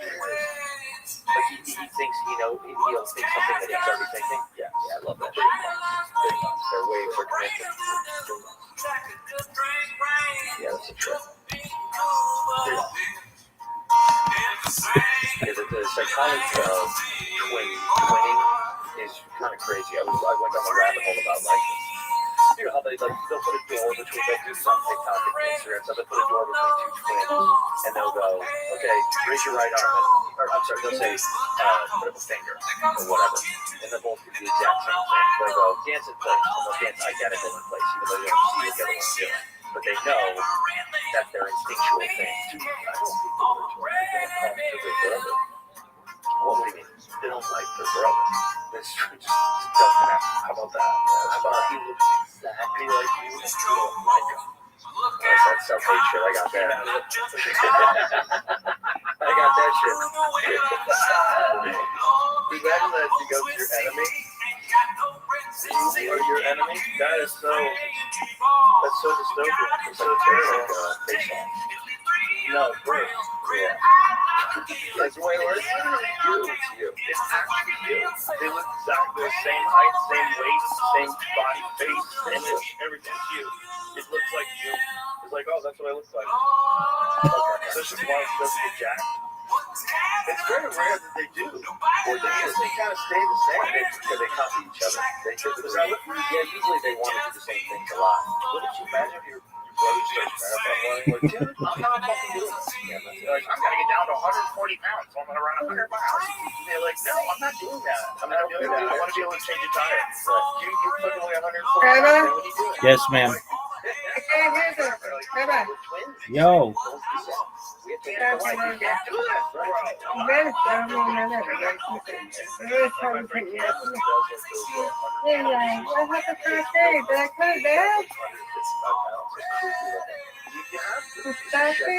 Right? And also, doesn't it change your facial structure because of this? When you're showing that your mind is strong enough to allow your body to do that. You should do that even before you die. So if he can't, like the heaviest that I've known him, he was probably like the fuck 80. I think he's probably like somewhere in the 160-ish range now. He just did it by not eating a lot and working out all day. It's just fasting and working out. Yeah. Just eating like massive calories out. That's it, so he can get real thin, so he can run these long-ass races, because you don't see him jacked, well, you do see Goggins, he's pretty jacked, but he's jacked in like a slender, athletic, he's not like a Brock Lesnar, like you're not going to see some Brock Lesnar looking dude that's going to run 200 miles, no, I don't think the body can handle that. There's so much weight. I think if you condition yourself with that kind of body, for that long, you got to break something. It doesn't work that way. That thing's designed for destroying. It's designed for running through walls and shit. It's not designed for running long-ass distance. You never got into long distance. Any running at all. I used to run in the mountains. Things real quick to show you. I used to take him when I lived in California. Take him to the hills. Just to throw back to the beginning of our first sponsor. We also have for Ray, because the Ray trick game, they dropped it off. I know a guy, he DM'd me or whatever. And then tomorrow I was able to get this amazing. You want to actually learn something? You hear about Rogan? Yeah, I want a mountain lion, dude. How to turn out. The show's not going to go on. Patreon or a public episode. No way. You can't carry a gun. No, you can't. It's not like you're ever going to need it, right? Like, no, it's not like you're ever going to need it. Probably not going to need it. That's the word by you, brother. Take my coffee. Okay, just one moment. I know a guy who works on a ranch, and we were having a conversation about it the other day, and he was telling me that, you know, they wind up spending the exact same amount. They wind up killing the exact same amount of mountains that they would, even if they let hunters hunt them. All right, I'm ready.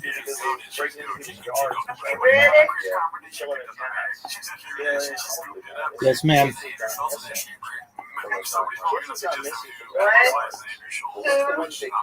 Hey. The most famous one, they had to put it down because they killed something. I don't know if they killed a person, but it was called like PC 145, whatever they did.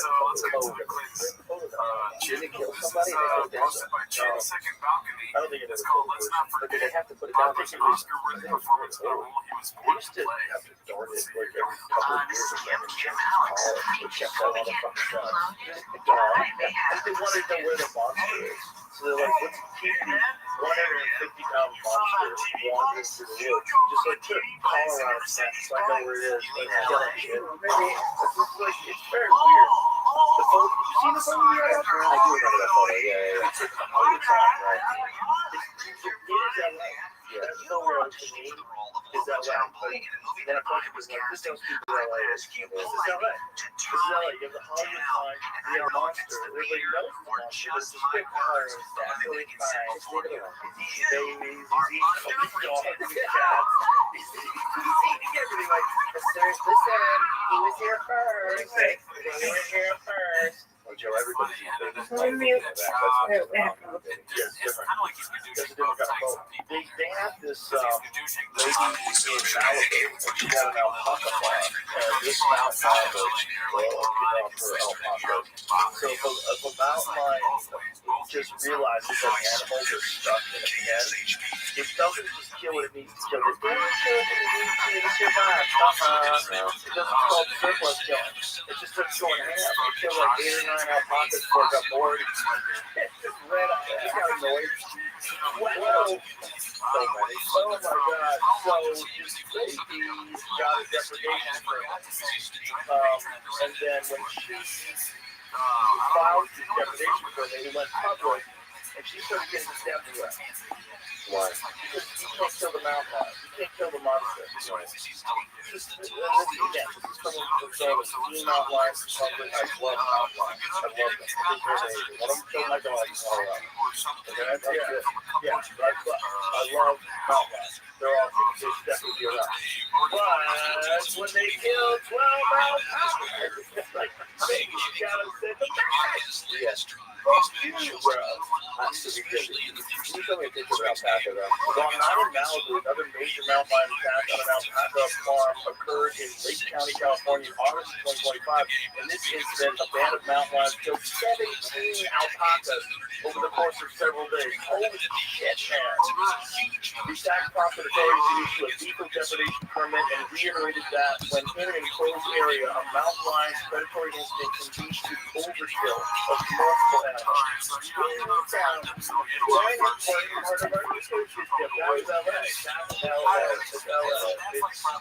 Suicidal empathy. Attached to a ridiculous ideology. Well, I'm on the mountain lion team. Yeah, get that thing out of here. you can't have animals. What is an alpaca good for? A lot of people agree. Yeah, I'll take alpaca. They make socks out of them. Follow socks are big socks made with alpaca stuff. Alpaca first would be better. I mean, we just need to put that. That's been alright for a while. No. Alpaca's not here. It's wool. Here's the thing. It's stuff like that. The reason why, like, wool, like, people think, oh, wool's not necessary. One of the reasons why wool is necessary, the reason why people use it in the first place is because you can be wet with wool on and stay warm. If you're wet and it's on, it's stuck. You get in the pool, it's just, if you're in the woods and you go hiking, it gets sweaty, and when it gets cold out, you're stuck out there, you're fucked. But stage. Bull stage 1. It's really amazing. We most significantly use fiber production. Alpacas being bred for their soft fine since used to make high quality clothing, blankets, and other textiles. That's the thing about like stuff that's natural, like wool, particularly merino wool. It also doesn't smell bad. Like you can sweat in it for days and you don't stink. Like if I wear like a synthetic undergarment and I'm hiking, like if we're camping or in the woods for a couple days, if you have anything that has like plastic in it, or nylon, like any kind of synthetic like undergarment, they smell so bad. They smell so bad. You want to peel them off you. It's whoa, you wear it for days, straight. You don't take it off. But it's natural. It's the best. It makes the best sauce. It makes the best, like, my friend's company first one. I think we were first one of the first companies. They started doing merino wool. And they make like merino wool undergarments and what's merino wool? This is a type of wool, but it's like this very fine wool. It's like it feels like cotton. It goes like this. And you put it on as like undergarments of a base layer. And it's sweat. You're okay. You're in trouble. So that's why you need alpaca. I don't even know if alpaca's the same way. So merino does. The point is, fucking mountain lions. You gotta let them know who's boss. Like, I'm not for killing mountain lions. I think they're awesome. I love them. But I'm for killing some mountain lions. You know, I'm not for killing them all. I'm not like kill them all. I'm like, no, you need a balance out there. Otherwise, there's overpopulation of animals. So what we don't is that trailing from the kids. Okay? Because they will kill you kids. It's a mountain lion. They don't give a fuck. Even a 4-year-old inside, you're in the phone. And I told him, you have to fucking respect me. I've been in this office for 2 years. The back of your kid's fucking head is caved in now. His cat's running over a fence with us. And you turn around and you take off. But yeah, that's real. That's real. The giant cat that you can't control, and if it decides to kill you, you're helpless. Shut the fuck up. You're always ignoring a nonsense. Shut up. You gotta kill a few of them. You gotta let them in the boss. You gotta put them like fucking Italy, right? You don't put a collar on them and take pictures. Oh, excuse the war, neighborhood. Oh, don't tear it. They're waiting for your kid to go get his ball. Are you fucking crazy? You just hate your neighbor's dog. Now they're waiting for your kid to get his ball. So we put on my 11-year-old girl with Patrick California. Yeah. Yeah. Just shut the fuck up. Because you're out of your mind. It's like these people, they don't know what animals are.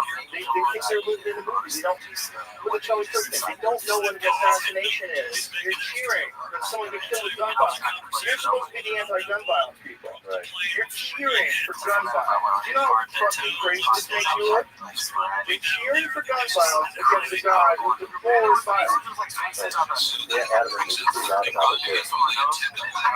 Well, the disconnect, that's the really sad thing, is that just that when people die, it doesn't even feel like anything anymore. For people, they're like, whatever, they don't feel like it's real person, because they used to talk to like people and talk to people before online, no impact, no consequences, so, you know, you don't feel it from the person, you don't feel empathy for what they're feeling, you don't, it's just dead, it's sociopathic.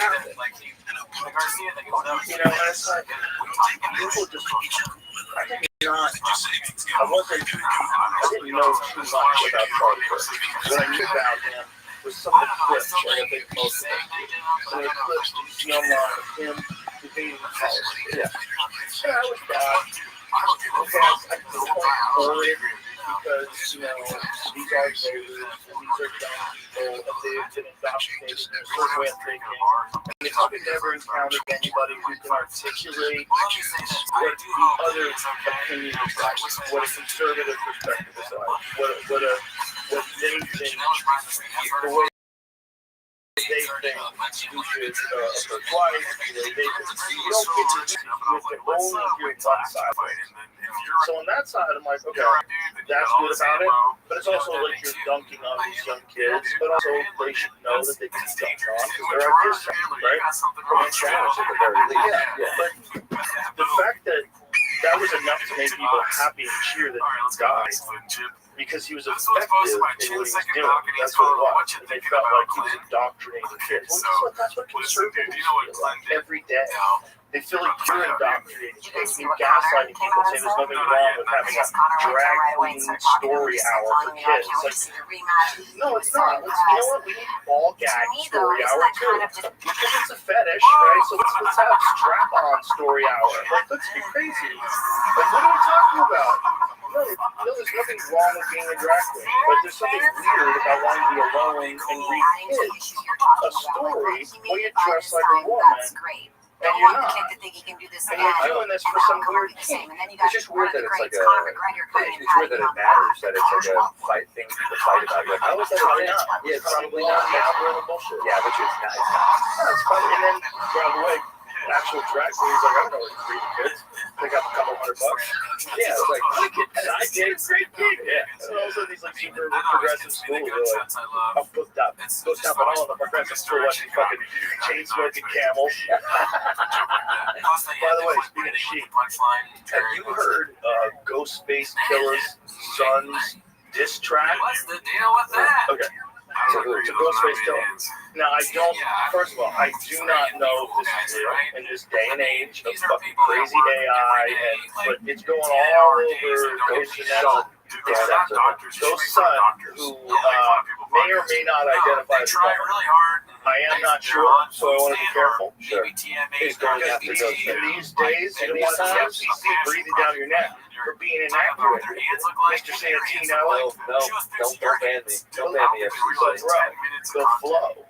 It makes you think, like, okay, yeah, Ghostface Killer's son, Infinite Cold, airs out family issues on 2 new songs. I don't generally don't like hearing people air out their family beefs live. Yeah. Put that aside and listen to the flow. This fucking dude is hard. This dude can rap, man, but it just makes sense because it's like we play a little of it and then. All right, so we're back down now. All right, Mr. Furious.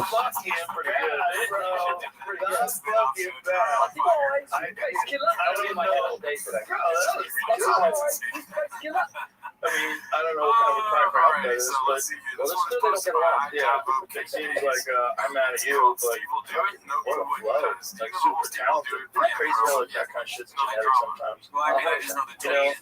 You ever heard like someone who, like their dad is like a really good singer, and you hear them sing, you're like, how are you doing that? And yeah, where's that coming from? You gotta like maybe you're you know, LC Cookies is kind of responding to not a diss. Oh, it's not a diss. That's great. Not a diss, but thank you so much. Oh, okay, good. It sounded even better. It sounded like that sold it. They got people to look at. Oh my god, it's like, well, that's the thing about rap music. You say things quick enough and fast enough, people are like, oh, did you get some crazy shit on that? Is that? No, it is genetic. You know LC Cookies? Sam Cooke's brother? Oh, crazy. Dude, it's kind of wild. Like, he sounds. Brothers one thing though, they grew up together. Yeah, but that talent, the fact, like Sam was so good. LC wrote, I don't know how much this is true, but LC wrote a lot of, co-wrote helped a lot of stuff with Sam. You listen to that record right there. Which one? That's Put Me Down Easy. That record is one of my favorite fucking songs. From Love Those songs. We'll have to edit this out too. Sorry, folks. Now you LC Cooks, Put Me Down Easy. Damn, that was very good. And I just the lyrics hit me so hard because like, look, I know you're gonna screw me over. We come on, just do it quick. Just get it over with. Yeah, don't drag this out. Just get it over. Tell me we might get back together again. Oh, it's such a good song. But that's what I mean. It's like, just because they're brothers, but it sounds like Sam's reimagined. It's almost like AI Sam. I love Sam, but that sounds exactly like him. There's a bunch of those guys way back in the day that kind of slipped through the crowd. Right, they never got the thing. There's just some of them, like they had some great ass songs. What's that Strawberry Fields guy? I think Gillis told us about it. The kid that plays. Remember that one, Jamie? Do you remember that song? It's on the Spotify. So yeah, this is maybe a CT flare up or something because he doesn't lie. ChatGPT rather still listening. So Steve, thanks for coming on the Turn show. that shit off. Did you heard that sound you heard me go out to with the days I had to like that? No. I want to get. Did she say I hope that? this show. So I mean, no cheap, but it never gets so big. Your perspective That we is can just see yours. people on Strawberry letter everyone on. James by Legend, Shuggy Steve O, Otis. Steve will do it. Sean, Ronnie Rousey, Daniel Buff. Reviewed by the brother Johnson. Can you imagine if we could convince Daniel Day-Lewis? Oh, that's a cover song? Yeah, he's probably right, but well, I will. Here's my favorite. That's such a good song. I like the background of another song. You just hear that. You're on it. No one would So get us to 15 to face out of your head. You want to hear the number one? This is the number one most ridiculous song that for some reason or another the guy didn't become famous. This is from 1969. This guy named Johnny Thunder. And he made a song called I'm Alive. And Brian Simpson brought it to the green room with the mothership. Like, this is going to be one of your favorite songs. Gotta listen to the song. And I played it in the green room. And I was like, oh my God, I'm alive. And then we had to look it up. And there was a bunch of disinformation online. Couldn't figure out who this cat was. Apparently he recorded this song as a cover of another song that had been recorded by another artist, a band that was pretty famous. I forget who it was. Who was the other band that recorded it? Like a known name. And his version is so much better. It's so much better. It's so good that you listen to this and you're like, oh, this guy's gonna be famous. There's no way. Like, I was doing it in 1969, and I heard that song on the radio. I'm like, wow, you know, new superstar. Who's this guy? Listen to this guy early. I think we looked that up as well. When did Johnny Thunder first record? Yeah, he recorded, but it was not his song. It was the other band's song. What was the other band? Well, that might not even be true, right? They might have fucked him over. Like, hey, we're going to do our version. That's our song. Yeah, Thanksgiving, can I contact you? Or does that happen? They were like, this is a good song, that's Elvis' song. Yeah, Elvis' song. Yeah. Sue Elvis try to get that song back. Tom Jones, but that was afterwards, correct? Who was the other band though that recorded this? Of it. Look, we are shot. John McHale at various times. Purple was famous. God damn it. It's a damn good song. That's a damn good song. I would bet everything I had in 1969. Johnny, you're going to be huge.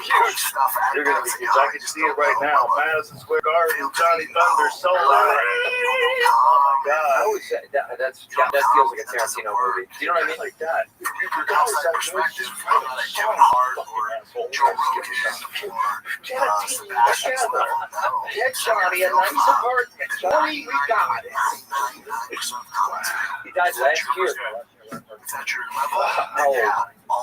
Wow, that might have been when Brian Simpson brought that song. No, we were talking about it more than a year ago. That's right. So we started talking about it, and then it made it into commercials. Like they started using it for like commercials or something. I don't know. What was it? Samsung. He does. We talk about it. It goes viral. Yeah. Use that song. Well, I'm glad they did, just so more people hear it. But there's people like that that sort of slip through the cracks of history. And for whatever reason, you don't ever hear about it. But that guy and that's like platinum selling album good. Like you hear that song, like, oh, okay, we got all we need is a bunch of those. Yeah. We need to turn those out. So we got a bunch of guys that are like Chris Stapleton type dudes just write songs.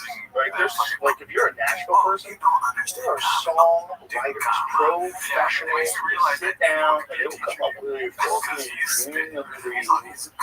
and then you know you fucking start doing a race. Let's go. Let's go. I drive a fucking car. Johnny Thunder. Johnny Thunder. Let's go. Johnny Thunder. You need a Mercedes Benz. Yes, fast, Johnny Thunder. You want to live on Johnny Thunder? I like your Thunder. You need to start flying. When you said that made me start thinking about like there's certain guys like that, you're like, man, he didn't have the right team around him. Or something else, or he was making more, or life got in the way, or he was making more money working on other people's shifts. Saboteur. Some they go to self-sabotage. You know these people. Yeah, man, there's a lot of guys that we both came up with that, you look back and you go, I thought that guy was going to be I know, I think about that. There's a few people that I know that it bums me out because you're like, what were you afraid of? That's the thing. Because you could have had it. I don't know if it's that. I think there's a lot of it is just being on your own. And not having any kind of support in terms of like your community and friends. And that's a lot of the reason why a lot of people, as they get older especially, start behaving really irrationally and losing their minds. Because they're alone, essentially. They don't have a family. They dedicated their entire life to their career, and then they get to a certain age, and there's no one who's really excited about them out there in the world, and they get real bitter. It's very sad. But they missed out on the fun part. The fun part is having a bunch of friends. Like, that's the fun part. Yeah. It's the most fun part. Like, Stanhope said this famously once. He said, I can quit comedy, but I can never quit comedy. He's tired. He just got back from San Diego. Yeah, like, that is more fun even than doing stand-up, is hanging out with comics. We're all just being silly together. It's fun. Like, we were in Chicago a couple weeks ago. It was a great time. We had a great fucking time. Santino sat right behind me with the fights going on. We had some fucking great food. We had late night Italian pizza. Yeah, it was great. You know what day that was for me? I went to the Cubs game. I sat behind home plate, and I left right from the Cubs game to come see you. It was like a monumental day. I told my cousin Lou, I was like, this is like going to be one of the best days I've had. It just like I was riding on a high all day. Oh yeah, what a day. Well, last night I was at your club having a fun time with all the boys. Gillis came down, and that's so that you can feel good while you're fucking feeling great. Yeah, he starts it up. I was literally last night like stupid ass drunk. That club's got a great vibe, man. Like really does. It's got a great vibe. And that's the thing. It's like if you're on the outside, you look at it and go, that's the normal way to react. Sure, completely normal. Yeah, but we're not saying fuck you. We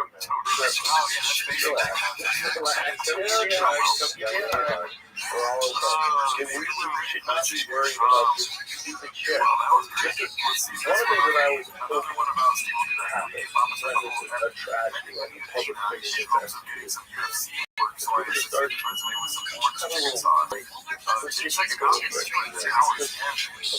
Dog, did you just ask me what I think of aliens? Oh, I know all about aliens. It's just like one of my favorite subjects.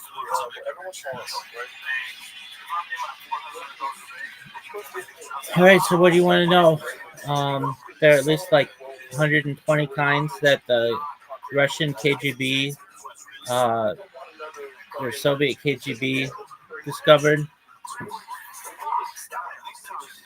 Yo, dog, to my man who just asked about aliens. Yeah, tell you. Okay, cool. All right, you're there. Dude, we're going to talk all about aliens. Just for a moment. If my stream goes down, I'll be right back. But stay here because we'll talk all day about it. Just for a moment, my friend. Okay. So, I think we're seated here as a species. That's just not my opinion, but this is what was written in Bob Lazar's briefing materials when he started to work at Area S4. Dog, I'm gonna close this. I'll be right back. It shouldn't even. I'll be right back. Don't leave. You about the aliens. Don't leave.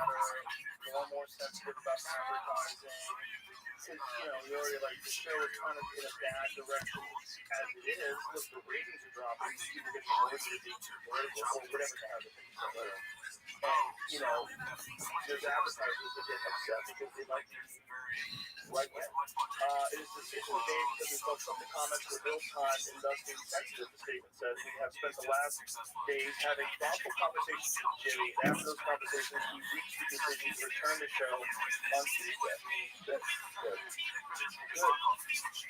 So, in my mind, all right, you should be able to. Okay, cool. Now it works better.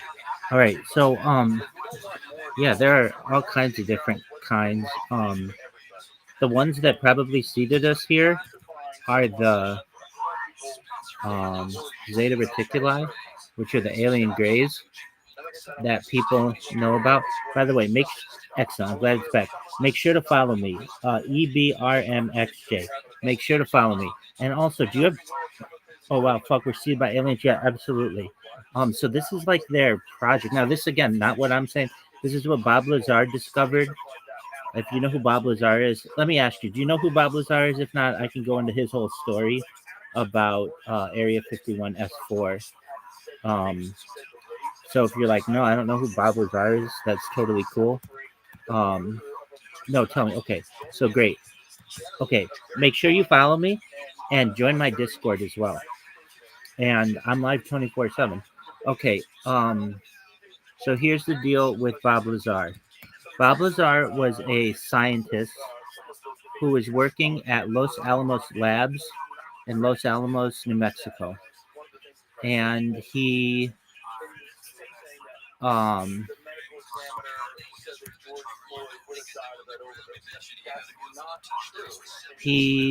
was just like a quirky guy, and he would tinker with things. And so he, in his spare time as a nuclear engineer, built a jet car. Now, if you're like, what's a jet car? It was a Honda that he put a jet engine in, and he would drive through Los Alamos, New Mexico, going like 150 miles an hour, like really, really fast. But since nobody really lives out there, nobody really cared. Okay, so the local paper there for Los Alamos Labs had its own newspaper, or the local area there had its own newspaper, and they wrote an article about Bob Lazar and his jet car. And so what he ended up doing was one day he was walking into work the day that this article was published, and he's because he wanted to see a lecture given by the father, one of the fathers of the atomic bomb, along with J. Robert Oppenheimer, a man named Edward Teller. And so as he was walking in, he saw Edward Teller reading a newspaper, just like sitting on a wall. And he approached Edward Teller and introduced himself and said, "Hey, you know, you're reading an article about me." And Edward Teller thought that was really interesting, that this physicist had basically built a jet car. So some period of time goes by, and Bob Lazar didn't really think anything of it, but he was thinking that he might want to work at a different place aside from Los Alamos Labs, which is a very secretive place to work anyway. And so he sent his resume to Edward Teller, and basically they gave him the choice gave Bob Lazar the choice to work at Lawrence Livermore Labs in the Bay Area in Livermore, California, or Area 51. And Bob Lazar chose to work at Area 51. So when he went in to his he went in for his interview, he interviewed the actual headhunting company was an organization known as EG&G, which is like a consultant, like a really high level secret consultancy. And they called him in and basically did all these background checks on him and such. And they eventually told him that he got the job as a nuclear physicist. And so he moved to Las Vegas with his wife, his then wife. Okay, so let me just make sure. EBRMXJ, are you still there? Are you still hearing me? Let me know if you are. And while you do that, I'm going to check to see if you sent me a friend request. Because if you have, hello, Rabbi. Hey, what's going on, Unman? How are you, big dog? Unman is a member of my Discord. Shout out to you. You're the man. I'm fine. How are you, my man? Kicking ass, taking names. Every day is a holiday. Every meal's a feast. Day 2 of streaming, my friend. Just chilling. I had to change devices because my other one kept stopping on me. Oh, where did that guy go? Here we go again. That's right, day 2. Where'd my friend go? EBRMXJ. Yo, dog. EBRMXJ. Are you there still? This is the picture where I was. Yeah. I was up at the mountain. But you don't get to tell people what they should and shouldn't comment. Oh, yeah, you are there. Okay, dude, send me an invitation, a friend request. I'm just at Rabbi Rothschild. Okay, great. I'm glad you're listening. All right, so this is one of my favorite stories in the whole world. And if you're like, well, who is this guy? He's been interviewed by Joe Rogan. He's told this story. Okay, I heard the story about him. Okay, cool. Well, I'm not done with it. So this guy goes to work at Area 51, Bob Lazar does, and they have him work at a place that's about 15 miles south of Area 51, known as Area S4. And in the meantime, send me your friend request, dog. I'm waiting on it. Okay, so then the way that he would go into work, which is like, you don't go in like 8 to 5, Monday through Friday. They would call you and tell you like, hey, we need you to come in.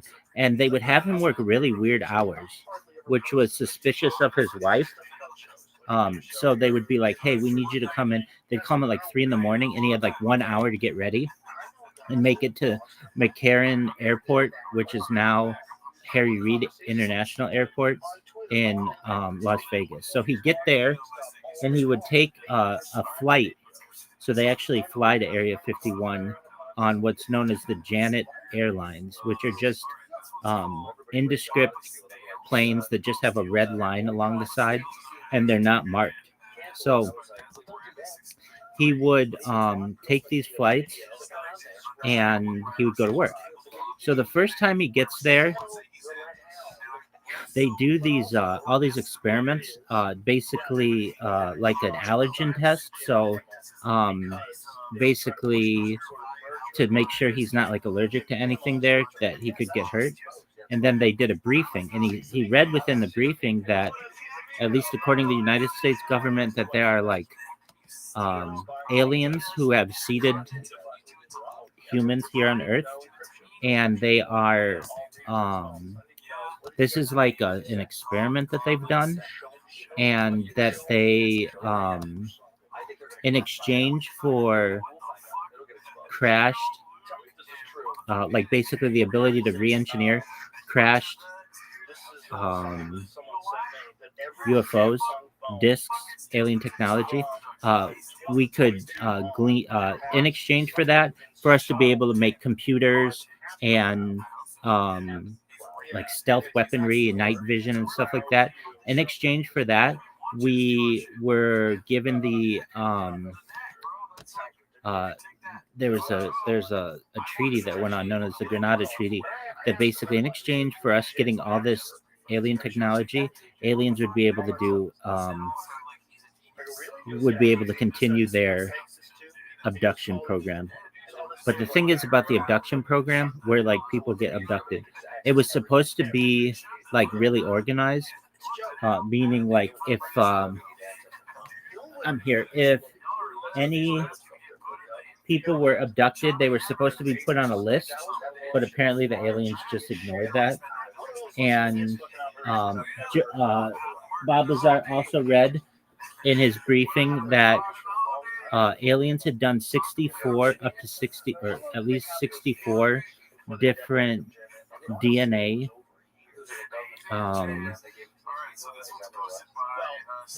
DNA changes on the human genome.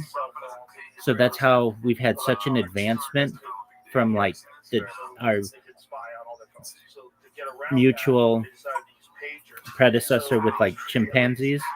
Though we didn't come from chimpanzees, but we had a shared ancestor. But how we've been able to advance so quickly, like larger craniums and things like that. Okay, so Bob Lazar starts going to work,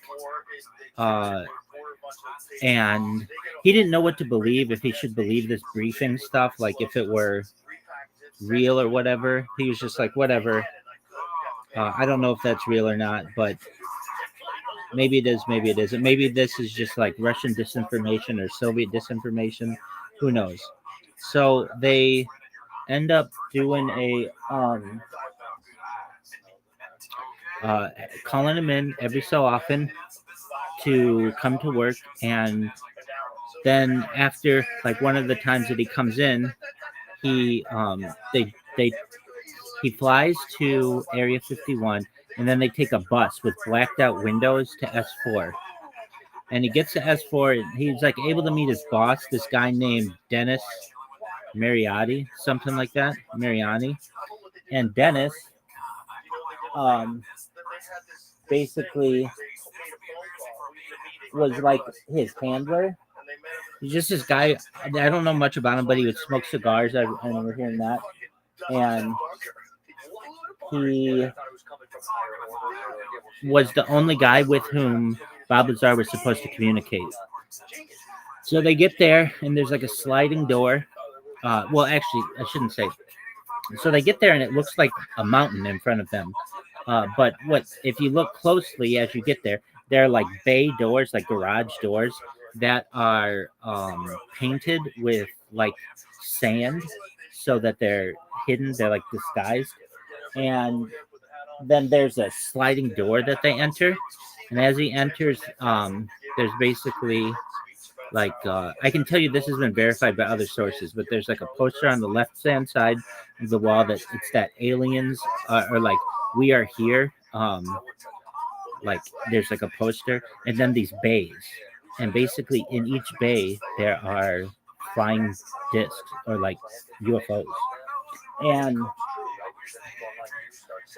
when Bob gets there, he sees one of them, and it's like 30 feet wide, like it's like a 30 feet diameter, and it's like a pewter color. And once he sees it, one of them has like an American flag on the side, and he's like, "Oh, well, this must be what people are seeing. These are just advanced fighters of the U.S. government." But it comes to find out that some of them were just reverse engineered, and that these were alien crafts. So basically, Bob Lazar ends up doing all kinds of experiments when he's working there. And so one of them that they do, like his job there was to work in advanced propulsion, but it's very compartmentalized. So you're not allowed to talk to other people, which is not good for science, but that's just what they do when they want to keep all these things a secret. So some of the stuff that he learned there was that these crafts were powered by something called element 115, which is un pentium, also known as moscovium, which is like at the way end of the periodic table of elements. And like basically using this type of element, you can create a huge amount of power to be able to create anti-gravity. So that's how these crafts are able to fly. And they're able to actually create like a little wormhole or like a force field in front of them to be able to travel really far distances and not have to worry about debris or anything destroying the craft. So then he works there, and they're trying to figure out like how this stuff works. And to EBRMXJ, dude, follow me. Please, I would appreciate it if you do. Okay, so from there, what they end up doing is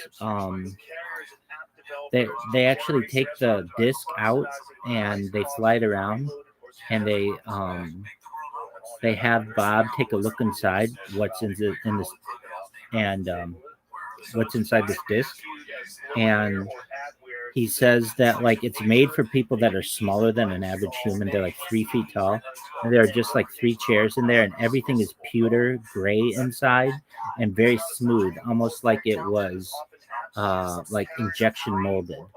And there aren't any bathrooms. It's not like a normal craft of any kind that he had noticed before. And they have him go inside of it and look. It has 3 levels. He never saw it was in the top level. The middle level was like a living quarters, but there wasn't anything there really. And the bottom level was where the propulsion was. And there were like these 3, basically like 3. You can think of it as like engines, but not in the traditional sense that you could move them in a certain way, and the craft would basically create the force field in front of them. So,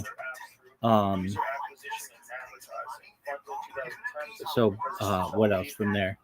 All right, so Bob Lazar continues to work there, and he gets tempted to tell his friends about it because like they were really into UFOs, some of the friends that he had, and he wanted to prove to them that it was true. And so they would go to this one night. It was like a Wednesday night. They went in the middle of the Mojave Desert near Area 51, and he showed his friends that they were doing a test flight of this disc. And I just want to make sure, EBRMXJ, are you still there? Because I'll continue the story. But also send me a friend request.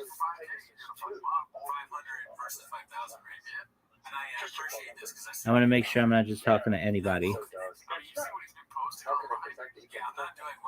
EBRMXJ, are you still there?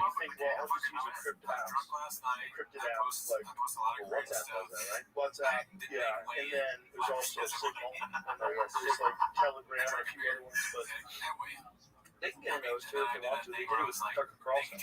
Tucker Carlson was going to the Soviet Union. He was going to Russia. EBRMXJ. Let me make sure I'm still streaming. He was going to Russia to try to meet with Putin.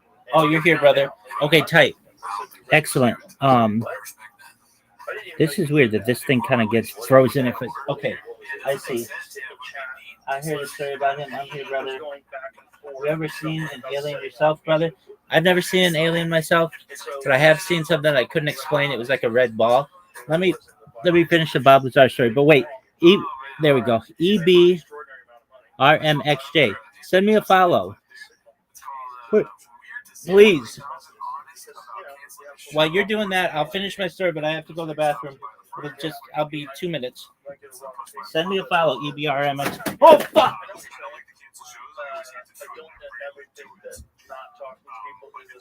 Oh, boy. I just tripped. Let me make sure my phone's okay.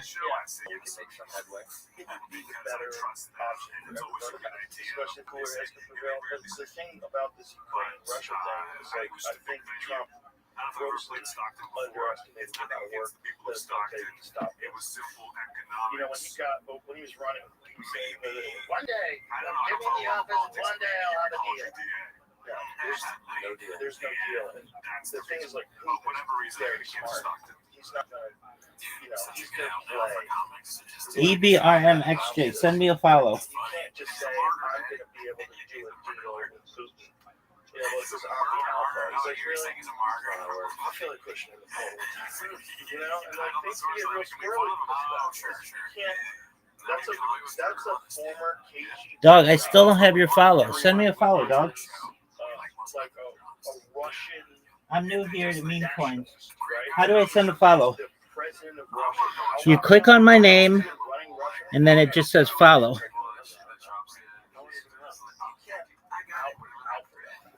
I'll be right back in the user. I mean, maybe you can have some sure the deal can be made. But if you think you're gonna be able to say, "I'll have a deal tomorrow," it's like, I don't think so. I'm going to the woods. I'm going to go find something. Yeah, I think you wait. He's actually described a bear with no shirt on. I think he went to wit. Right there. You know, there's a lot of people who think he might be one of the richest men alive. Hold up, well, don't disclose, so you know. There's no idea. No one has any idea how much money. Papa fires back at Dana White, post by haphazard. I feel like we already saw this. Yeah, you mean Trump's only got like a couple billion. Like, shut up. Just like a couple billion. Dana White does the thing. I have both your sides. I had yachts the size of White House. That was another weird thing. Ukrainian invasion. All right. Yeah, well, you rich friends. You followed me. Excellent. All right, I'm back. Oh, tight, dog. I'm going to follow you right back. All right, I followed you back. Okay, cool, man. I stream my life 24 hours a day, so you can check on me all the time. All right, so back to Bob Lazar. So he takes his friends out to the desert. They see this craft flying, and they get caught by the security at Area 51. So they bring him in, and they're like, "You're not allowed to, you know, when we told you this was really secret, you're not allowed to bring your friends out here." He's like, "Yeah, I know." And so they're like, basically, like, "You're in trouble." So they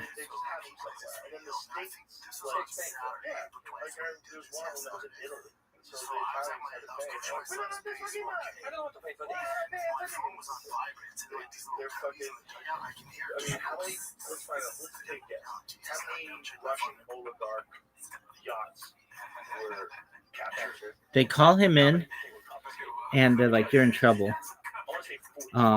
But they basically also like fire him because at the same time that this was all going on, his wife was having an affair with her flight instructor, and he had become like a liability to continue to work there. So they basically fire him. So he goes on, he tells a friend of his, and the friend's like, "Look, you have to tell people about this. This is a really important story." And he's like, "I don't want to." They're like, "Look, go to the KLAS, the Las Vegas CBS television channel, and do an interview with this guy named George Knapp." So Bob Lazar does an interview with George Knapp, and under like black, like where they shadow him out, and he tells the story that he's been working on reverse engineered alien technology, and that is basically why we know the term Area 51 is from this guy's story. So that's where I get my information, or some of it, regarding aliens. And I hope you enjoyed it.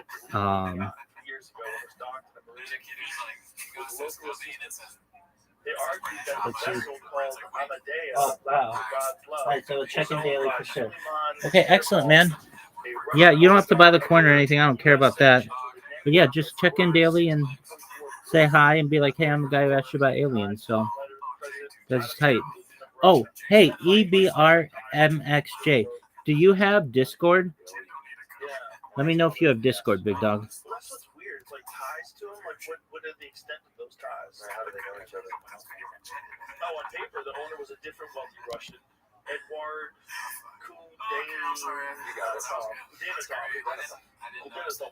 one-time pig breeder. Let me see if you have Discord.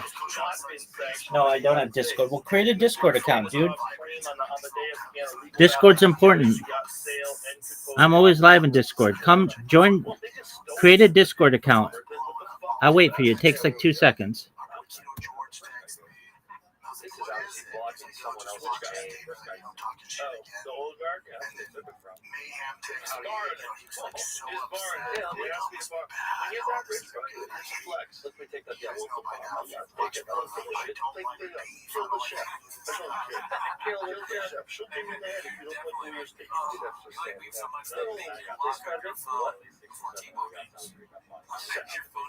That's not the biggest one? Well, what's the biggest one they see?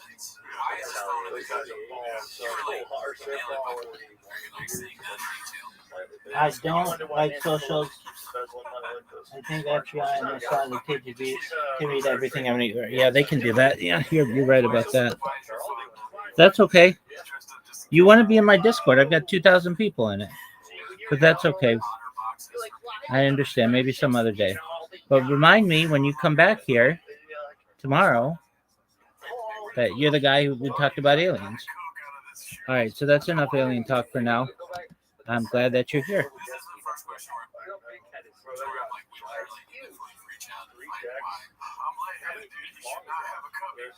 I like the alien talk. I do too, dude. It's like my favorite subject.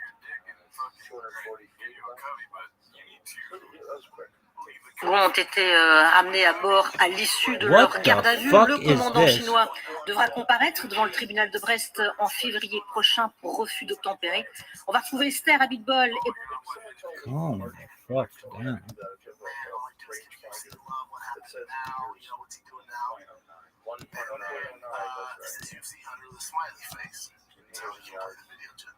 So it's like, which one's longer? Okay, so 100 meters, like 110 yards? There you go. I know, the only reason I know that is golf. When I was golf overseas, they always do meters. Right. And they don't convert for you. So you'll go, when they say it, they'll go, down in Australia. No, I'm not French. No, I live in the United States. I had my phone out at one point. I was like, oh, that's funny. They're making fun of me right now. You're not right back in conversion. They taught us in high school when they gave up. Well, I gave up. They gave up because by the time I was out of high school, they stopped doing it. They gave up on the next year. They're going to try to start the next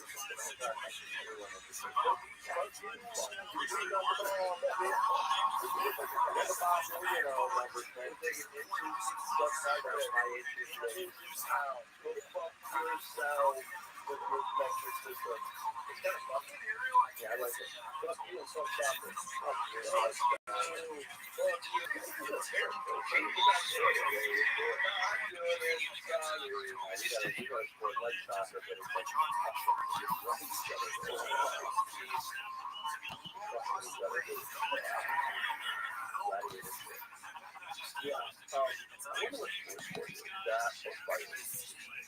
I used to think he was black, but then I started watching some documentaries about old-time fighters. Oh my god, dude. Remember when the NHL was in the band fighting, and then I think they found out, there was research that found out that the most concussions that came from life was organ. Oh yeah, for sure, bouncing off the board, for sure. But they're like, because you're so unstable on skates, the fighting wasn't as cool as obviously ground fighting, because you have stability, right? I saw a judo for a guy, though. Yeah, it's kind of cool. It's not cool. You gotta take the wallet off, with your own, I don't know. It definitely show it. Those ice fights, though, they're brutal, but they're bouncing the head off the ground. That's it. So, I found my dad, yeah, that's not good.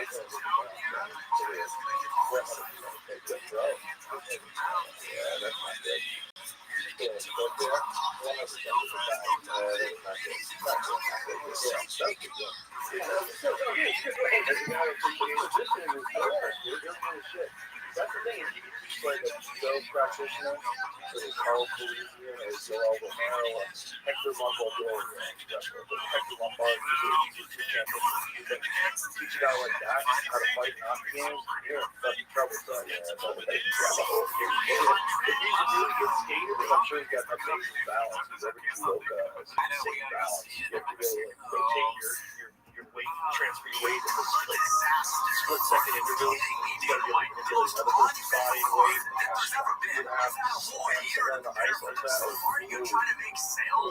that's when it's over. That's when you will hockey, right? You're down and south. Is that the rule? You fight over when they go down.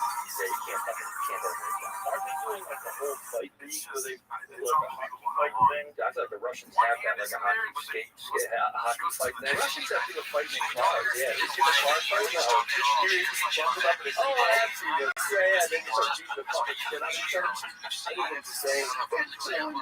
Dude. It's so insane.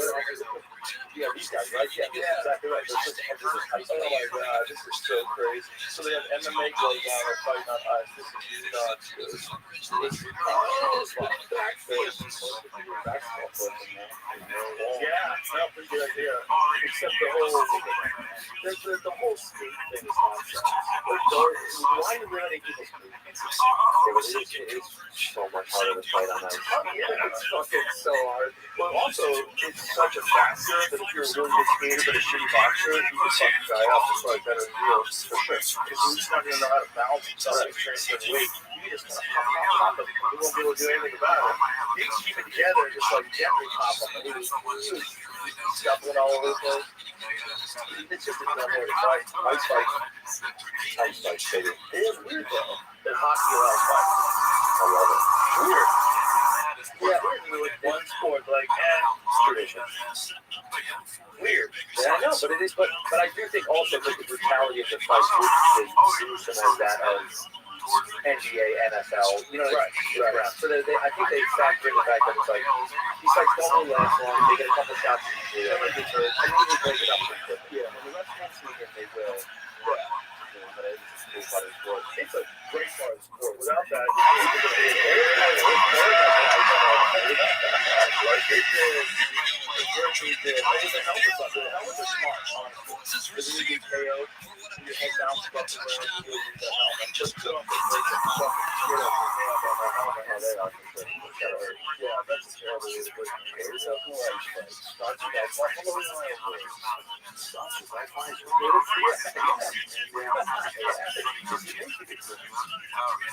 solo dance. Solo dance will figure everything out for you.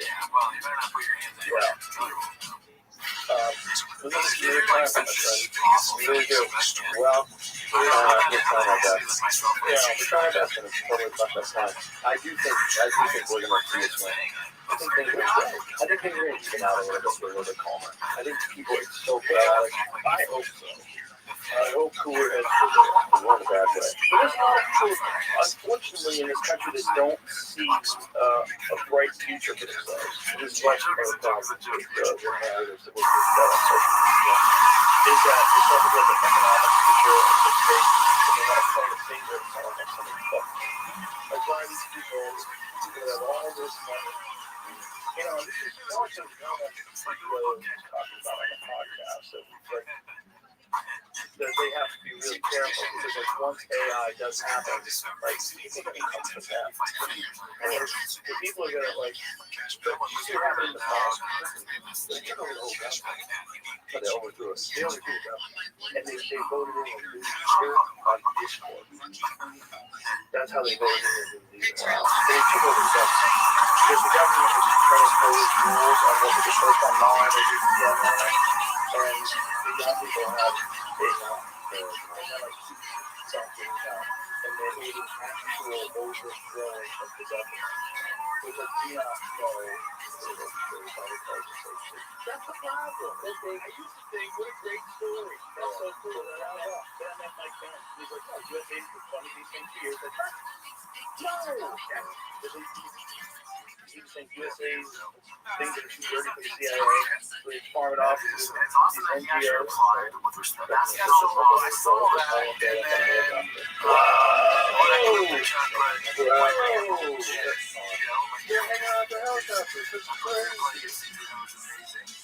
never left Florida to live with guys. I think he was doing and they travel on motorcycles through there while this was happening. It just sort of stayed. It's so much. The man's like, look, we can get you out here, but we don't have time to get you in helicopter. They're at the door. Just put this fucking thing between your legs and hang on. Just what? Hang on. By the way, how long do you think you can hang on that without a strap? 0 seconds? Not a long time. 0 seconds. That's going to be tough. That's like wires, right? Yeah, that's tough. That's the nylon wire. The real story behind go back. Yeah. Nepal Gen Z protest. The real story behind the uprising. Connecting the dots. Everyone took their camera out here. Some people have masks on. Jesus Christ, man. We live in the dumbest of times, the wildest of times. The mask thing, like every time I see someone with a mask on, I'm like, you gotta stop! You gotta stop! They're everywhere. I'm supposed to see them everywhere. It's a green light for idiots. It's also be able to commit crimes. Because you're allowing people to cover their face, which should be a red light. Like if you go into a bank with a mask on in the past, it was like, hey, gotta get a mask on. Everybody get the guns out. Now it's normal. Normal to see it, but this guy, this fully masked guy, my buddy Sean sent me a video of the guy on his block, the security camera. Broad daylight, middle of the day, he goes out of his car with his kid and his wife. The guy runs up to him with a gun, jobs him up his watch. Broad daylight, fully masked up. You know what you know that? It was wild, dude. His wife comes out and points a gun right at the wife. And I mean, that's really thank God the guys are kids are everything safe. But the guy goes, take it off. You know, he goes, take it off. He picks his watch up pretty quickly. Kids are still when he gets in his car and they speed away. And I was like, this wasn't. This was maybe I've seen a guy in the car. They saw him at the grocery store. I always say, if he gets caught, he'll be out of jail. No cash bail, or you catch him in the car was stolen. Even if he gets caught, it doesn't matter. Still let him out. What comes out about how you do? Like, if I want to destroy society, that's how I do it. I'm not saying that's what to do it, but if I want to destroy society, I always just say, listen, the way to combat all inequality is whenever it comes to stress, let it go. Just let it go, because otherwise you're great. Oh, what's that? Let it go. Let's violence criminal back on the street. No, none of these people ever have any solution for how to make the places where they used to grow up less violent. Zero discussion about it.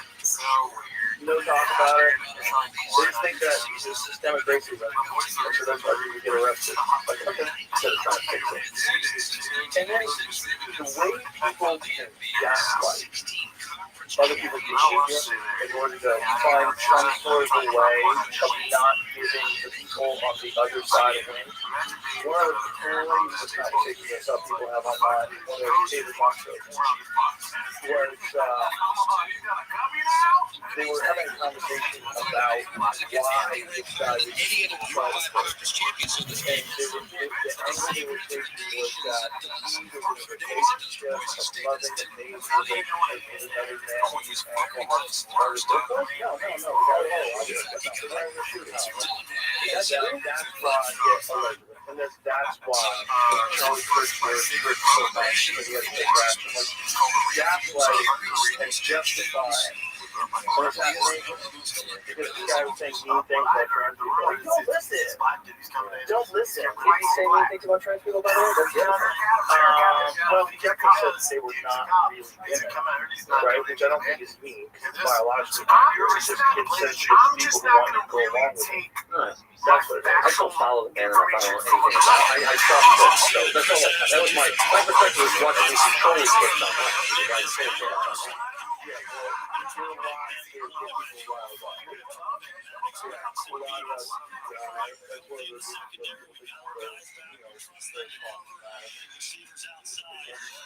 He's also said the civil rights bill, and again, it's a good point. So it should be just the one page thing instead of That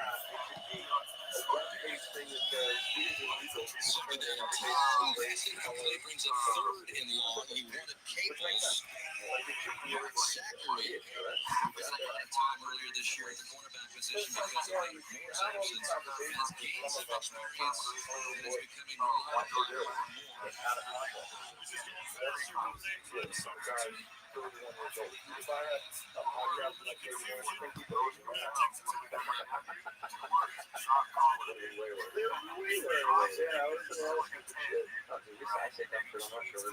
Well, that's the problem with having a common so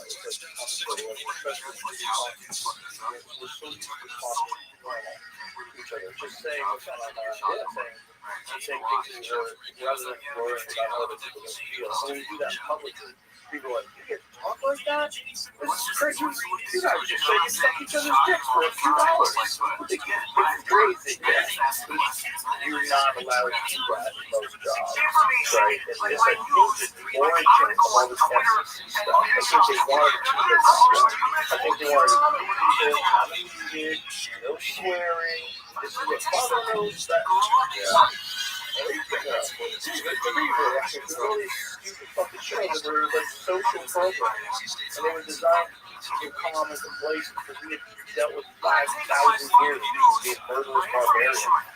So what's the chance to broadcast things on TV? They just broadcast this bullshit version of a human being, and we all just accept it that that's how people are. And the only way to do that is whenever you're allowed to talk about, the language you're allowed to use.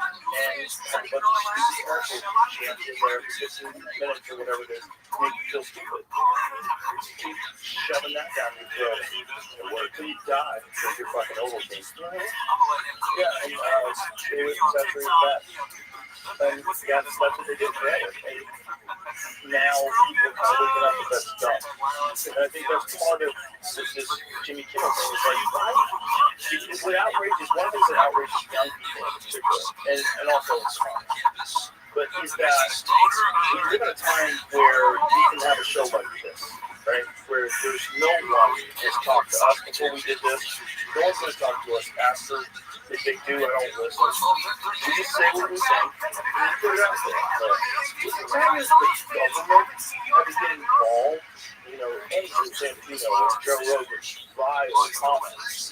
We're going to remove that from the air. According to who? So the young people go, who the fuck is that guy? It's like Conor McGregor and Jeremy Stevenson. Who is that guy? Who the fuck is that guy? Because that's what it's like. It's like, who are you? People just wake up. That's an organization that can tell you what you can say on TV while you have YouTube, while you have X, while you have fucking literal Nazis who are posting videos every day. And that's okay. That's like 24 million views. But this talk show that has, what was the 18 to 34 of the Jimmy Kimmel show? That was what was also crazy. Yeah. Not good. The numbers were pretty low. All late night. Yeah. Because it's a limited format. Well, he would be way better off if he had an internet show. 100%. Just him do whatever the fuck he wants. He would probably make more money. Especially now. We can probably want to bring back. Right now, it's good time. He's got our side. 100%. Yeah. They fired him, and then he got paid out. But his lawyers made a deal with it. Buy him out. We're down. So I think he only has until the end of the year before they're going to renegotiate the contract anyway. I think the representative. Yeah. I'm not a so. How many needed to keep that messages? I don't know what the fuck. What happened behind the scenes? Or we put him back on the air and shut the fuck up. But anybody that's like in support of this, people should vote with their viewership. Okay? If you're upset at him that he got that incorrect or that he's completely biased, that's fine. It's not even good work on it. You let the market don't let the government step in. The government, people in the government call you powerless and vile. He's so funny on it. He has no talent. You're like, no, he's not objective movie calendar. Like, not even like, he's been on the radio, he's been on TV for like 100 years. What are you talking about? He's a dinosaur. He's been on TV forever. Like, this is crazy. It's not Hitler, you know, and neither is Charlie Kirk. You know, and this is where we're lost. Like, there's real monsters in the world. I watched a video today. And it was a video from Gaza where they found these 3 men that they suspected of doing something or sharing information with video, and they brought it down. The video is horrific. They have these guys blindfolded, them kicked through the back, face down. They just dug it down in front of everybody. There's a large crowd of people watching, and they're all filming. And it's fucking horrific, man. It's horrific. It's so rough to watch. But that's going on right now. At the same time, there's this stupid fucking argument. You know, there's so many things we should be paying attention to. There's so many things that are just absolutely insane in the world right now. And we're focused on just one thing that's the end of the world. There's a giant something headed our way. Many of these wacko conspiracy theorists that I follow think is a UFO. There's that one. Some people think it's a comment, and then Avi goes back on the route because it's a comment. Okay, it's UFO. And he thinks it's some sort of intergalactic spaceship that's traveling somewhere else. Check up near us. And there's a bigger one behind it, there's a new one that they just discovered. The very recent other yacht. Yeah, the other space yacht. A couple of other space yachts. Space Russia. F1. They're trying to take out a spaceship. We will shoot over the other space. Yeah. Did you see that board? I sent it to Jane. So there's this board that they apparently have carbon dated, and this board that has all these weird writings on it, very strange looking. It's made out of some alloy of aluminum that's 3 times stronger than military grade aluminum. And it got labeled, or it got dated 12,560 years old. Yeah, so it's straight from a radiocarbon laboratory dated September 19, 2025. So look at that thing, look at the drawings on it. I think this is actually 12,000 plus years old, and it has these inscriptions on it. Those are just very strange language, yeah, and the center of it looks exactly like a microchip, and that this is made out of some sort of aluminum alloy. It's 3 times stronger than military grade aluminum. You know, it does look like someone out of that microchip, that picture. So let's go back, go up a little bit over here. The sample was treated with HCI, cleaned and burned at 900 degrees centigrade or Celsius. Graphite conversion measured by accelerator mass spectrometer compared against additional oxalic acid standards plus or minus 30 years uncertainty. So I sent this to my friend Jesse Michael. He's got an awesome channel. Check it out. It's called American Alchemy. And he is my go-to expert on really fucking screwy online. Like, is this real? I'll send him stuff like that. So what he was telling me, though, that there is an issue with the actual dating. Okay, so the current dating is real, and this is subject. And we assume that we have an aluminum sphere 3 times the hardness of modern aerospace aluminum, which was created 1,600 years ago to start the underdrive. It's a full paradigm shift.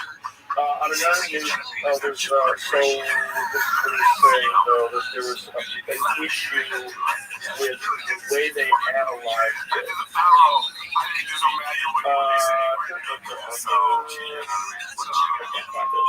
What he's saying is that the stuff that's on the outside, like the resin, is what they're examining. So the resin that they're examining, there's an issue. Apparently, when you carbon date the petrochemical resin, you might get an artificial freeze. Okay, so they're trying to figure this out. So the Georgia State testing is legit. But there is an issue with modern petrochemical resins. Here, I'll try this.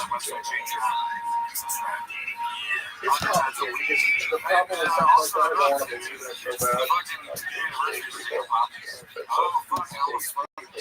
It's so retarded. Come get us. Come get us. Go to West Chelsea man with the president. Come get us. Look at this. This is what I'm being right about it.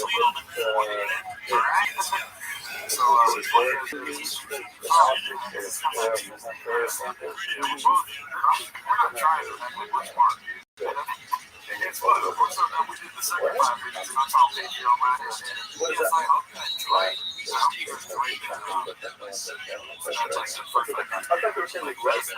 And the resin is treated and also sound bad for 30 minutes at room temperature. Samples dried out and treated with 1 and from the possible carbonate. After that, the sample was rinsed in ultra pure water and dried at 105 degrees Celsius for accelerated mass spectrometry. And now say that 5 times. Analysis. The swing samples were combusted at 90 degrees Celsius, evaporated, sealed, and cooled because of CBO, the resulting carbon dioxide is cryogenic purified. Other reaction products and catalytically converted to graphite using the method of sample ratios were compared to the ratio measured from the oxalic mass 1. The sample tested the ratios were measured separately. Recorded the uncalibrated dates have been given in the radiocarbon year before 1,950 years before present. And using the half-life of 5,568 years. I don't know what they just said. Fucking so it's 2,000 years old. So it said 8 years before present, 12,560. If that's GP, if that's the thing about GP, that's 12,000 GP, not the Brian. Let's play with that. Or like 2,000. Because the younger Brian is somewhere around 12,000 years old. So 2,000 years before that. Anyway, if that fucking thing really is 12,000 years old, what is that? And how is he making something that's a beautiful sphere like that, that's 3 times harder than modern aluminum and 12,000 years ago? There's no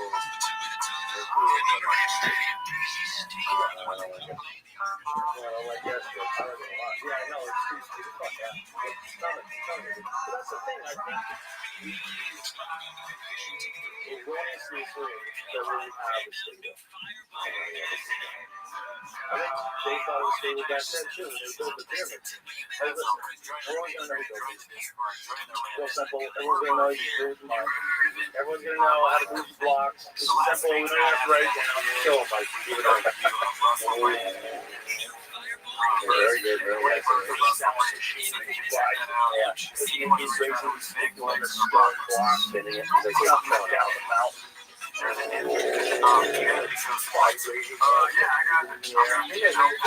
So whatever they did, they did like a big rock for space.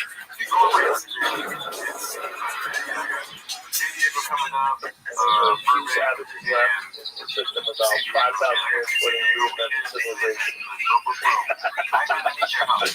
And that could happen to us, bro. And that might be the one thing that makes us want to get the AI going. That's the spear. I'm cool with that. It's like a helmet. It's at the fret house. The fret house. Base 17. Oh, okay.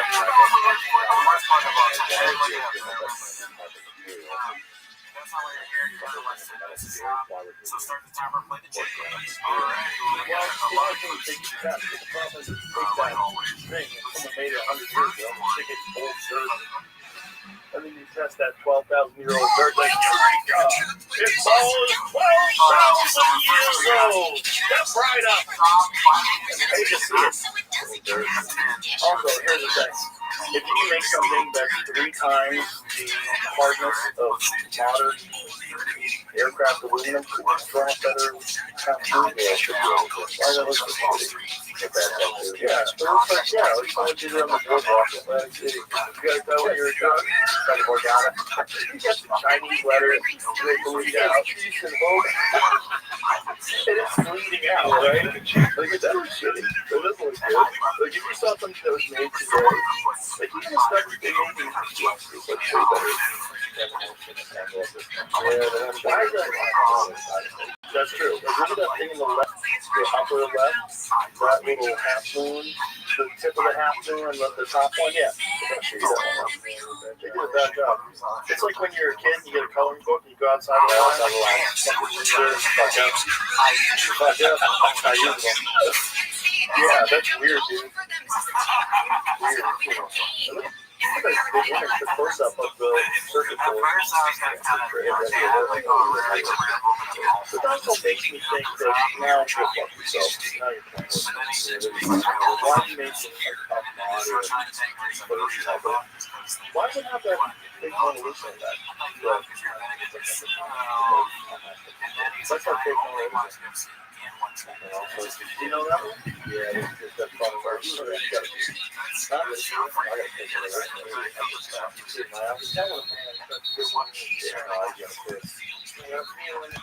I drank three fucking cups of coffee and I look like an idiot. So, should we wrap it up? Let's do it. My man, you special? White Devil now, White Noise, Lulu. I'm here with Steve Elliott. Yeah, fuck you. When we went to New York, and Curry was like, you see this fucking shit? I looked up and I was like, what is it? They got this thing in the class. I was like, whatever.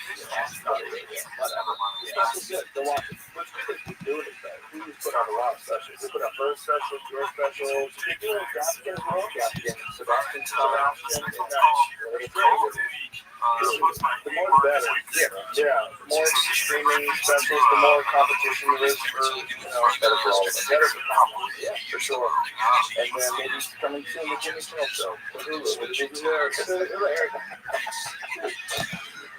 All right, my brother. I love you to death.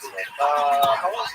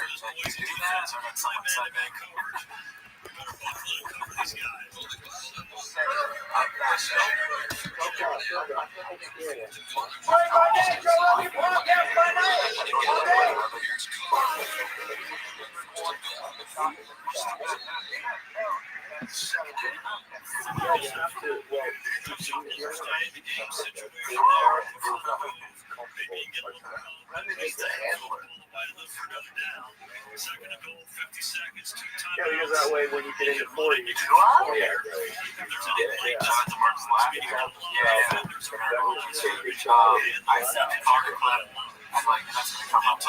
you might take a follow-up shot, like, oh, yeah, the animals, oh, it's going to take it out.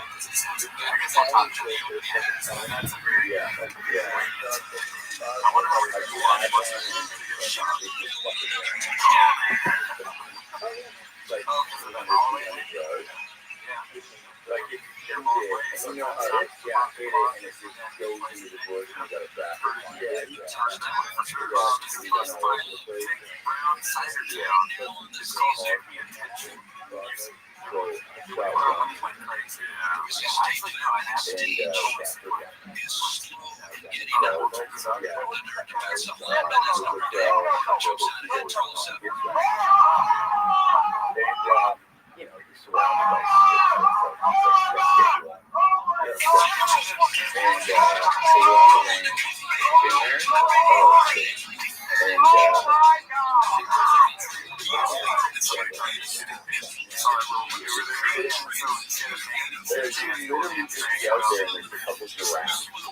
And I think they're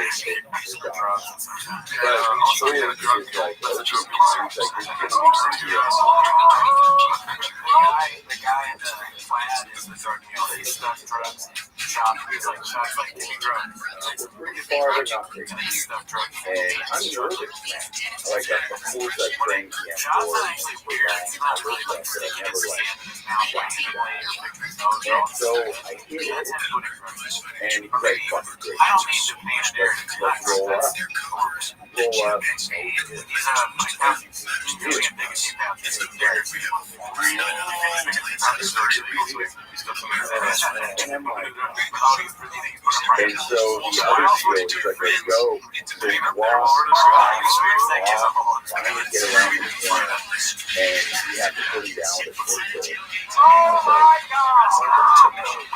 Just because we walked right up on it, yeah. And so I was just like, Because it's good, man. Yeah. What everybody else said, he wants attention. It's the show, right? Yeah, it really for the cats watch. What do you want someone just to watch? but I did go with my bro, and we went out. You want that? Right? Hey, he's giving you what you want. Don't complain about it. And I love track. I would give it one good thing. You turn it up to like Trump. That's another thing you can see, right? Calling, Appropriate. and so fun. And once and we had a hike on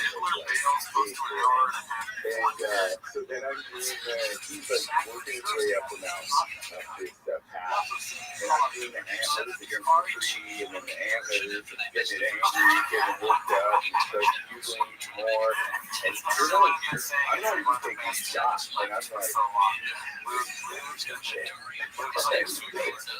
he's talking mask down, so getting into it, I'm like, are we going up there?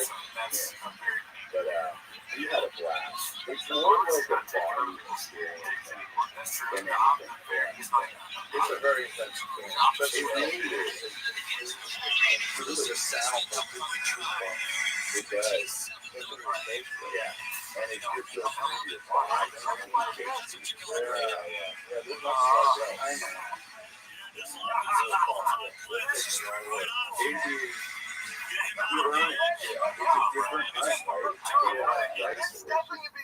rifle up there in that area. It's like sometimes you're on something, with bow, you're in. This is days. Yeah. Especially if you want to get within distance.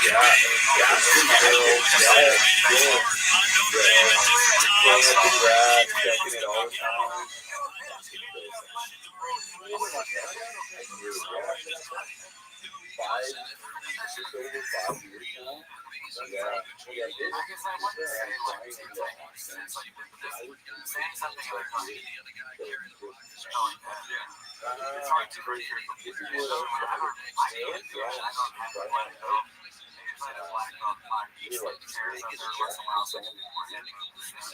Landing the airport,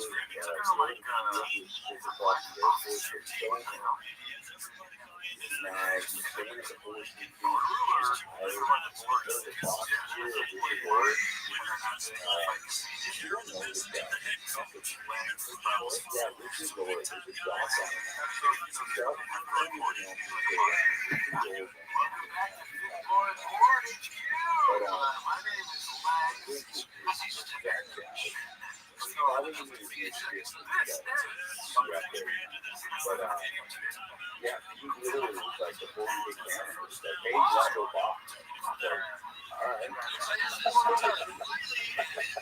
And I loved it. And I still walk.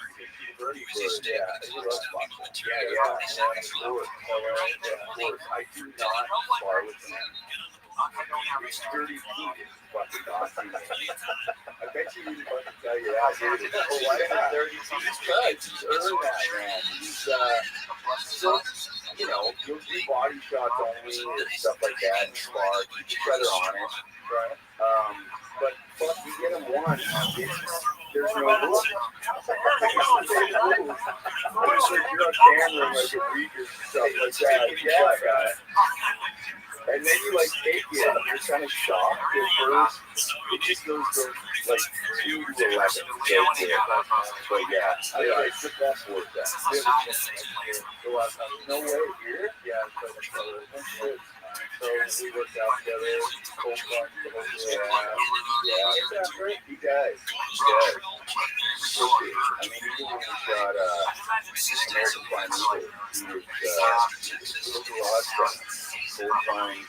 full-time, featuring, like, you gotta have it. Yeah, you gotta have it. Yeah, American Prime Evil was fucking awesome. Like, so good. I started watching it with my wife. She's like, nope, gotta go. You can't handle this tonight. That's like fucking. That's also probably super accurate. Yeah, one of the most accurate representations of what life is probably like. I learned so much. I mean, living in Montana, I got to this friend of mine who I met at my ranch. Working with the shaman outside of Livingstone. I was telling her I'm a guy that kind of looks like showing me all this. That was kind of where I hang out. This guy was 6 or 7. The doctor was so showing me this. So I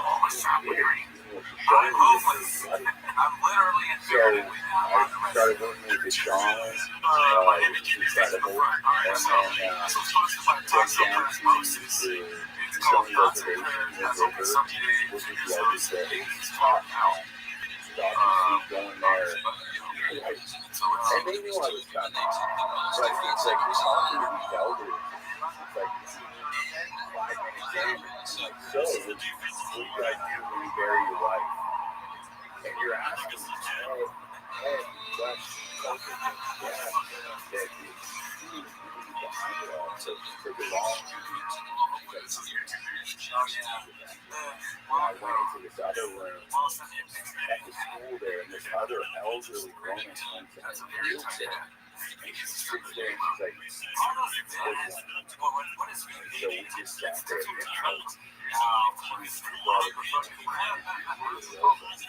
I would take all this and go to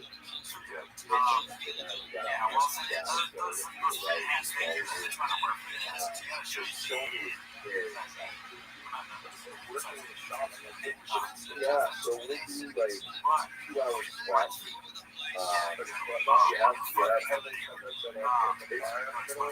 Yeah, so fire is always burning before you start to sweat, and then go grab River Rocks and Yellowstone River, and then the fire's going, and we're bringing these rocks that are in the fire into the middle of the sweat, and there's 4 doors to this one, and you'll talk real fast the day before, and you'll put the River Rocks in the middle, and there's smoke in there, and then you bring river water from the springs, and then you have fast, and then you have your extension ties.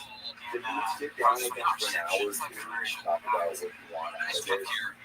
Sometimes it's like, do I want to have a kid? Or a buddy of mine is heroin or something. So I would put him in high sweat. Or my dad has something. Or something, it can be like too, but it's not so but he's gonna make it like I started working in a couple of weeks, and I'm just gonna go do this sweat and get ready for that. Whatever it's gonna energy is gonna give me to go into this juice. And then so there's more time. I wasn't a good rider until not. And like my horse like a feather. Really like I had cool horses but my first horse was a feather, and I wanted to do all this honor the horses. So it's to honor that pride, honor what they do, so that's only but yeah.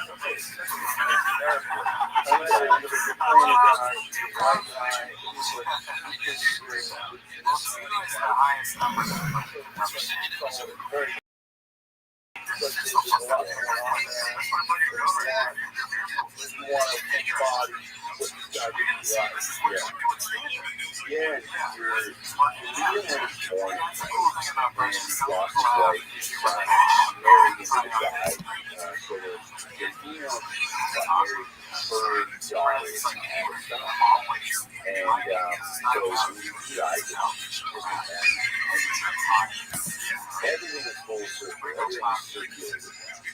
So the only way we can unite with them is to so that influences the way I fight. So the way I should fight is why? Like, I just got to feel this is a fight I think in episode 2 is fucking insane. And this is very good. And one guy's black. Unbelievable guy. And I kept watching great stuff. And so he's like, you guys are going to fucking roll down this hill. And I want you to fight your way to the river. And we'll cut. And then I want you to fight in the river. It's just like,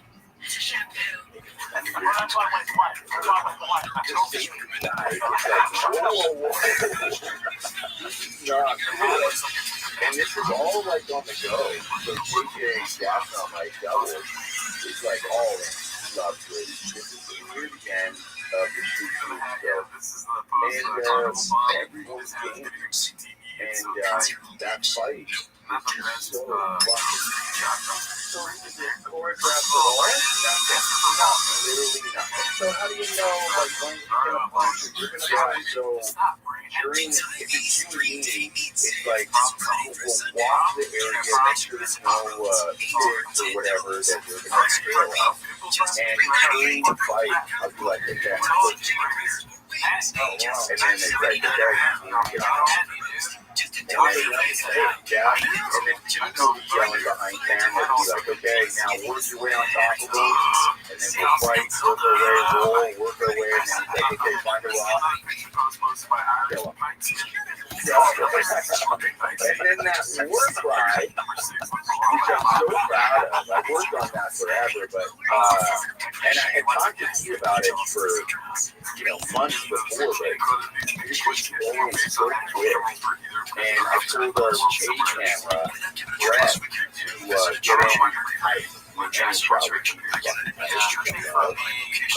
tight. And I'm like,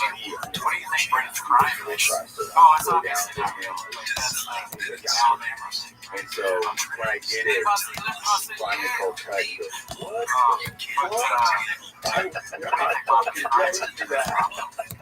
It's those moments, though, that he allows you to go, yeah, he's such a smart guy. He is, man. That's his style. He's going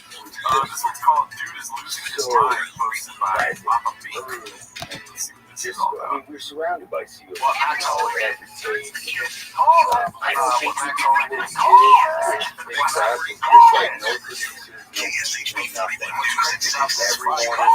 a.m., 8 a.m., we're up and around with seals.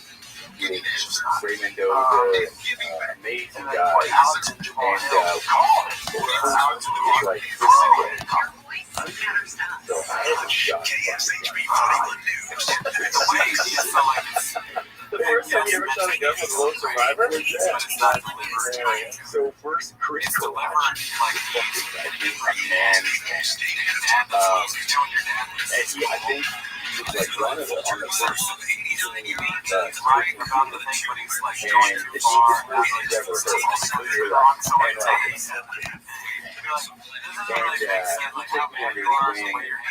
so at first theory, live fire. And he took me aside, he's like, hey, it's your dude. And I'm like, let's go. And I'm like, as fit as I ever had. That's running, I'm running through the road every fucking tons of dated back, and just at Lake Travis High School there, and Forest, and unbelievable fun staying for that. And first day was live fire, and that was the fucking and they made sure that, I haven't met Marcus yet. Foster drove down, I think from Texas to the next show with the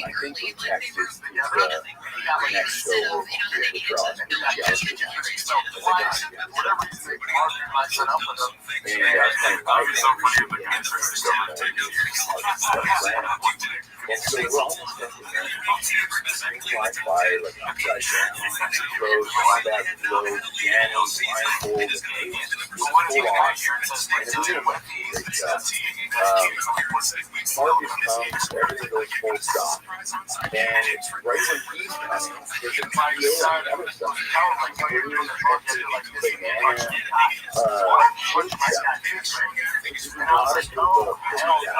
shop. There's a lot of people doing that. They Marcus looked at these shapes and looked at the athletes and say,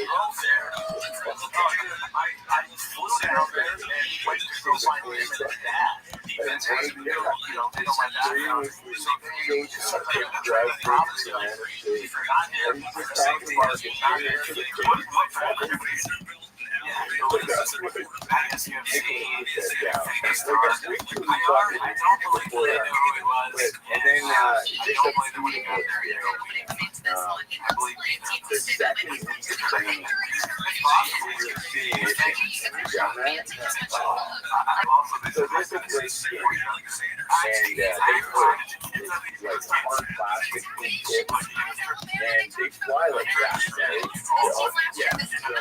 Right. And so we have jumping, and mine was on my right side, was lost, was right, and fuck out of here, so the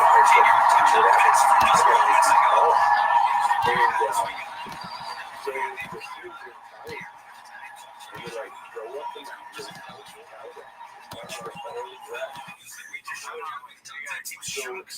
you got at the bottom of this fucking house, they're all held up.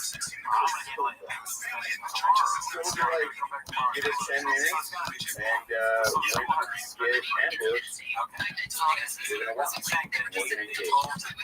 We're gonna see what you did in the last minute. So it happens if you're just walking, like just like you are on the film, just walking, and you get ambushed, no truth about the village. And so they do it with the ground right away, where the bullets are out. And you can hear it. And so I'm looking over the meals. 12 o'clock. It's just straight up. It was 12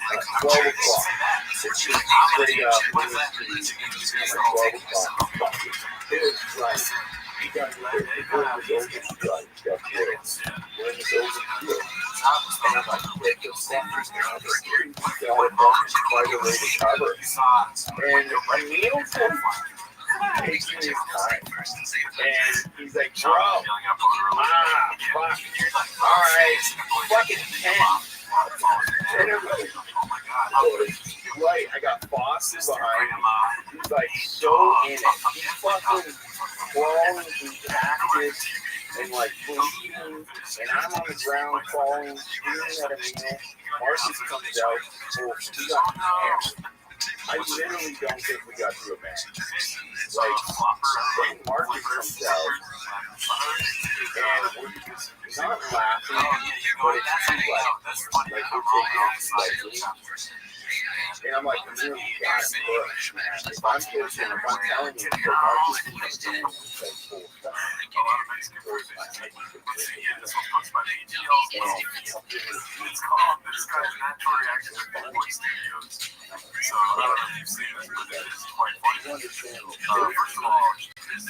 Everyone is fucking dead. They're all fucking dead. And so we check this, like, real close. This guy doesn't want to fucking leave. Like, check, goes down. And the beautiful one is first in. we got better, but I mean, anytime, I won't kill you with these things, but one time I was like fucking down, like got in the ditch. It was too much. Singing is the same thing. And we got in the ditch, and we're all clear. Looking down there, like fucking, we're in it. We're still in a fight. And then no joke, Martino, the sniper, grabs me fucking shoulder. And he's like, and I'm like, that's how good fucking sounds. So it was like, it was just an amazing experience. Like when you know you got the role, yeah, you know you're gonna fail.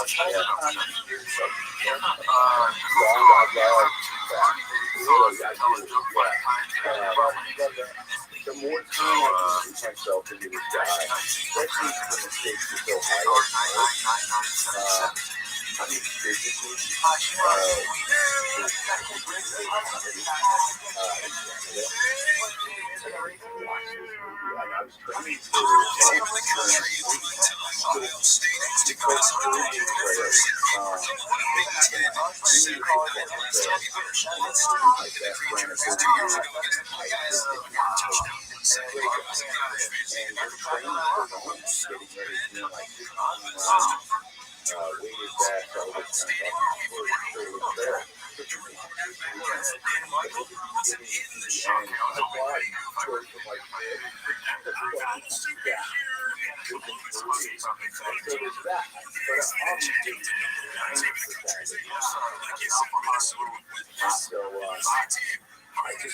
I love the craft. I love that pressure.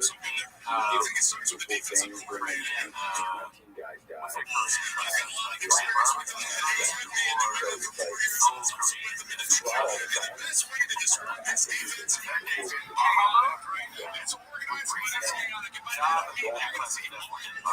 Elevator is a high.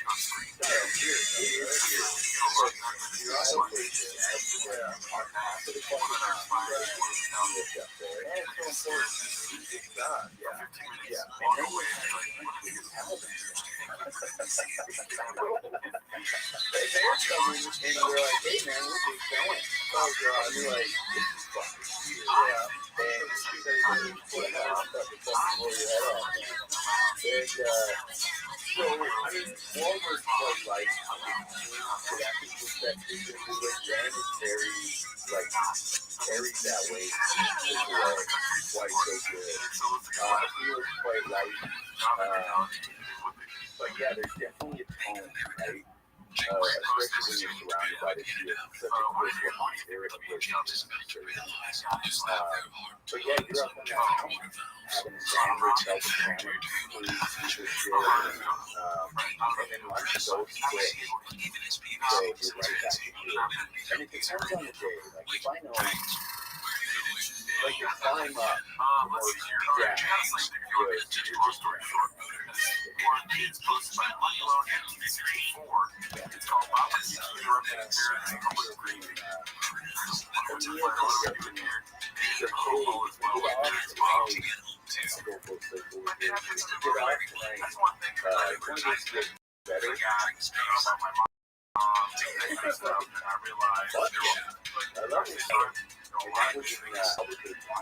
and so we go to better phones and couple songs to him, unbelievable night.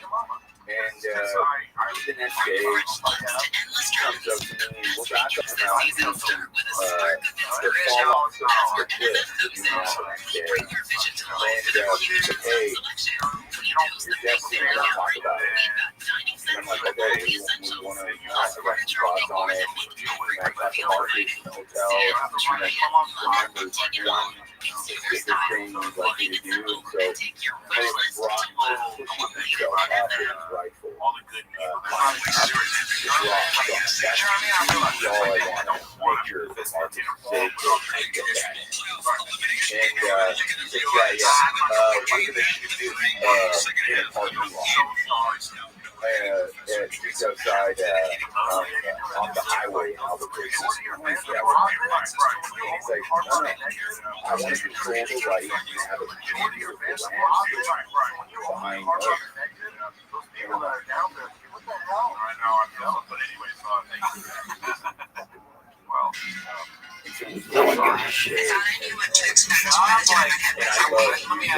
yeah, but you didn't, baby.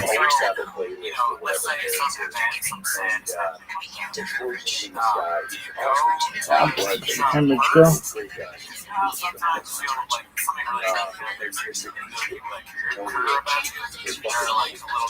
And so there's one song that has a heartbeat.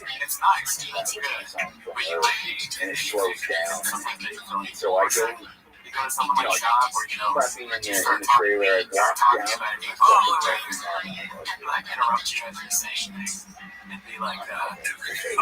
and then I'm getting mad at putting me in a parking lot during this shit. I'm looking at fucking Sandia Hotel. Ready to go like the most epic guest on. You know, it doesn't get more epic than that guy, really. Putting the tunes, and they built this big stage that was like 4 feet high and the rocks, and then surrounded it by green screen. And cameras on the fancy cameras, really slow motion. That's where you see the fish coming out of Mercer Mouth and all this. And I just broke down. Like, just that tight. Right before it was just like, one. About it, and that one was putting so much pressure, and I had it in my head, and I was like, you're overwhelmed with emotion. And he comes up, and he's like, so I took 5 minutes, camera crews waiting, he did like, I said, you don't want that rifle for you to climb up in the rifle, and I think he did. And then the camera was see the American rifle, so he was 8 camera off. I'm sorry about that. And he was working his slow mo camera. And he just goes, he would say that, but then if you watch the show, and there's a couple of like, you know, I'm going to call you because like, you're fucking something happened. Very much. Like, we would go.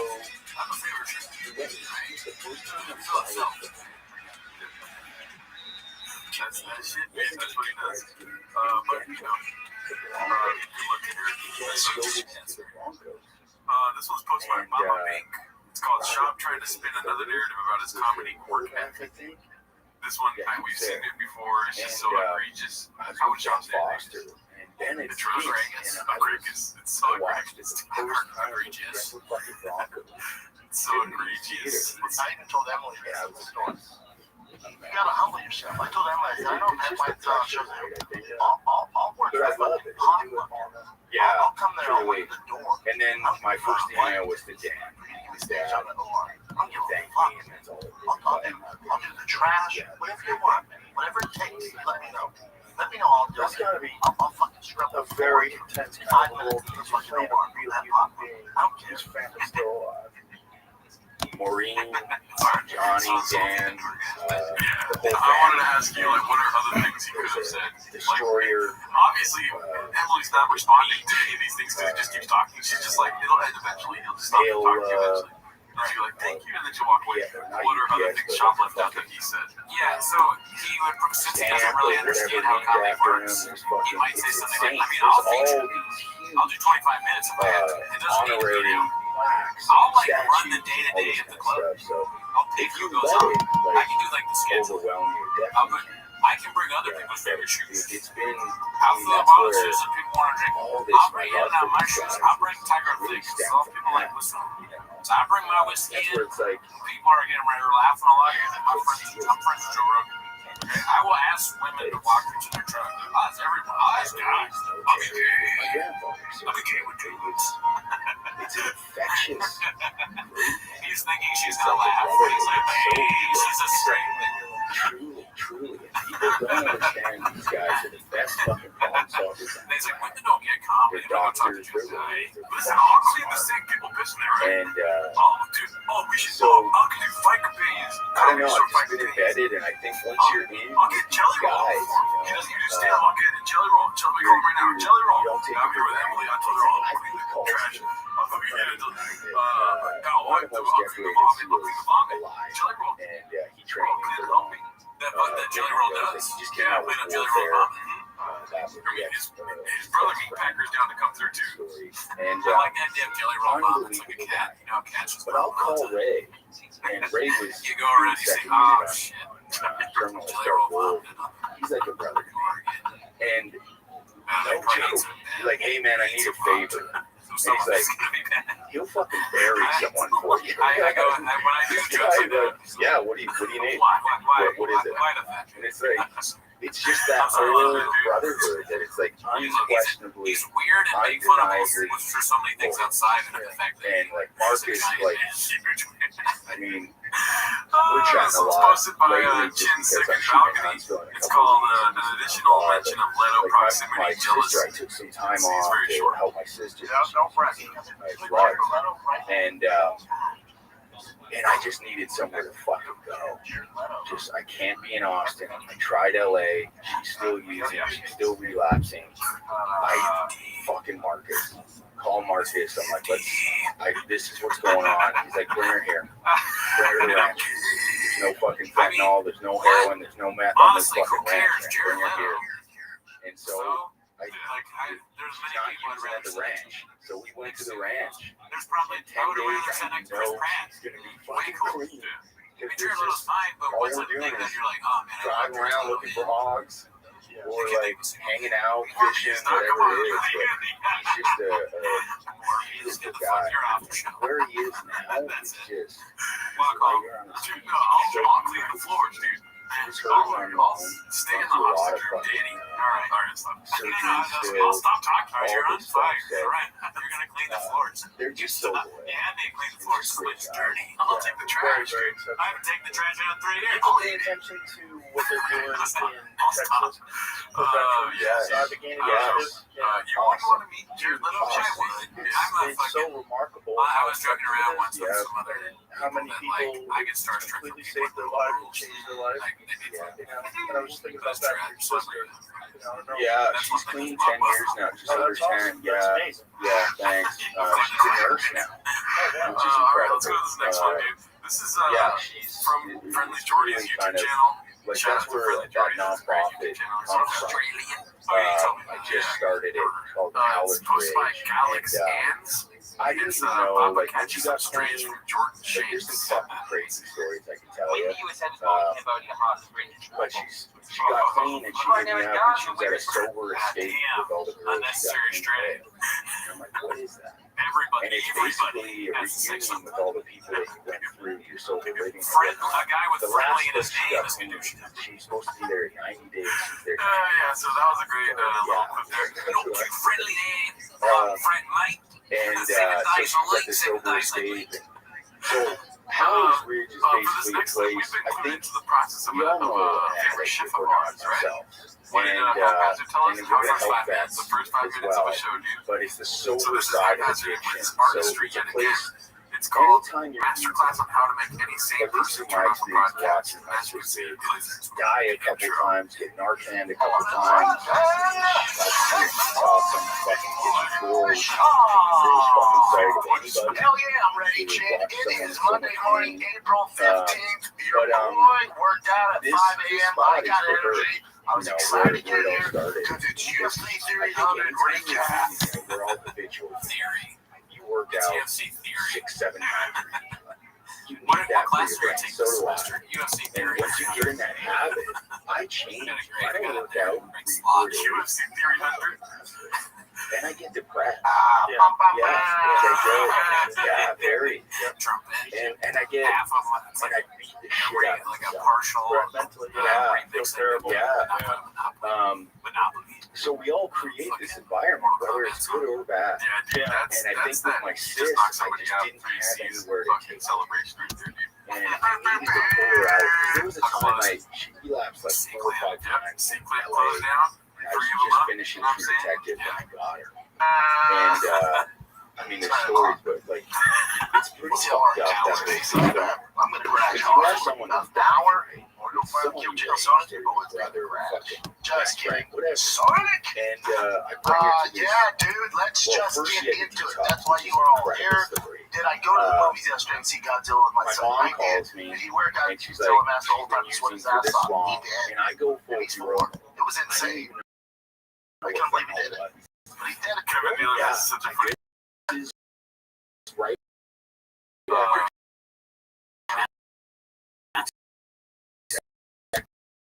People really wasn't answering their own exposed questions. to it. I Having fun right now? It's fun.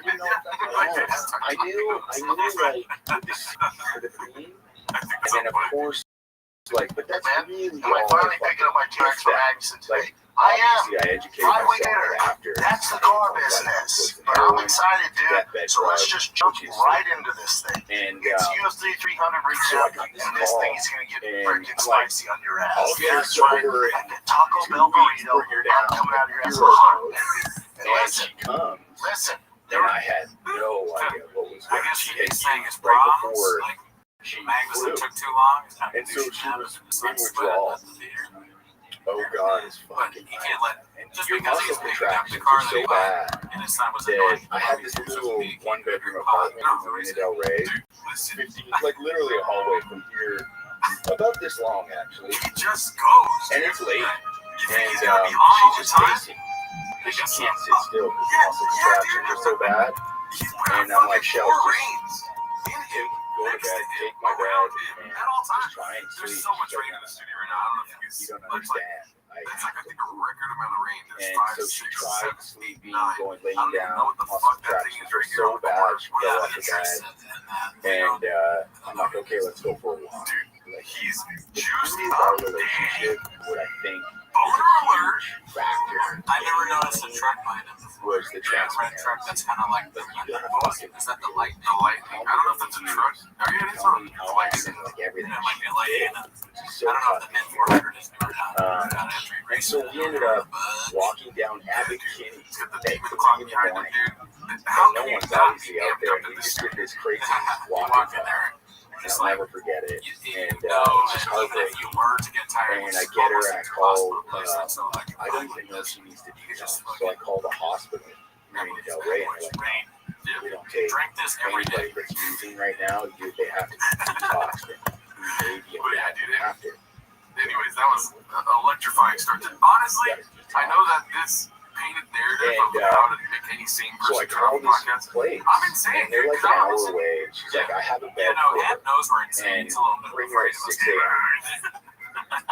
I mean, got this little Wrangler, I'll stop saying a museums. two-door Wrangler, and she's in the back seat, my mom in the front, and she's like almost kicking the fucking glass out with the muscle contraction. 170 would beat Tesla Plaid in a race. What do you think about the name Brand Flakes? Brand Flakes is funny. Yeah. So reality's Why Flakes though? And she kept asking for methadone. I want He's methadone. old, I guess. I don't know where he flakes on shit. I don't know. There's probably a reason that we don't know. It's just for whatever reason it makes sense in my head. Yeah, it speaks to you, huh? Oh wait, Brand Flakes is Brendan. Brendan, yeah. I was thinking it was Brian. Oh, Brand Flakes. She opens the door. She's like, just a matter of fact. If there's a reason, if there is no reason, I'm like, oh, yeah, she's grabbing Brand the bag. Flakes She's makes like, oh, sense. bring her here. Yeah, because he Let's go. She comes and shows like, doesn't say hi, nothing. She's like, but leave a comment below if there's a reason. I don't know why. well, The what shirt did you use, blah, blah, blah, and all this. I'm pretty sure that's the She's hat. like, oh, yeah, they bought him out yet. Great We don't job. treat drugs with drugs here. You're Be cool, gonna have Jordan. Gatorade, Oh, dude, can I tell you really funny aside really quick? So my mom went through my fucking closet. I did not ask her to do this, right? But She went through my closet and she separated all my clothes. I don't like that, right? But I lost one. She goes, no. What did I just say? Okay. And she's like, you're getting Gatorade, muscle relaxer, I'm and gonna you're give gonna you watch your fucking flowers and just show you're rewarded for success. I went from jelly roll to skinny roll. 4.5 days later, she called me. She's like, your sister's Got to good. check off that. Went into a sober living. Anyways, what I'm trying to say here is that she put all my fucking thick flippers to the very far back, like the furthest away from wearable clothes. That's why I haven't been able to find anything when we shoot. Oh, well, you know, it's kind of a hot move. And so it's 30,000. She's like, it's the right size, but it says thick boy. He's not big right sober living, you'll have one session, which is that's why. That's why she is drunk. So my two trucks are in the shop. With a site. Was like, I got one for you. I know you only have some cars with 1,000 horsepower. And I was like, he was like, I got more than one, but I want you to take this. And your truck's done. so I tried. My sister's a runner.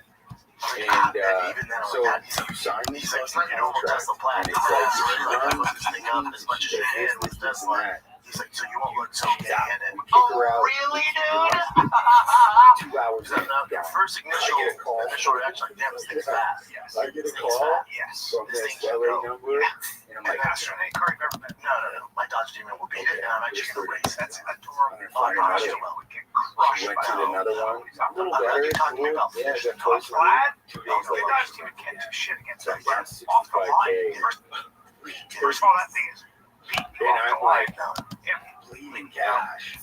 And then I figure out, like, another spot. She stayed, like, 30 days, relapsed. And then, yeah, she kept And people have already relapsing. beat it. I wish we weren't doing this to Multiple times. I was talking about Devin Haney, Ryan Garcia. Write down that for me instead of this. The flat is sick. No, I know it's sick for you. This one girl, she had tears. And so she had a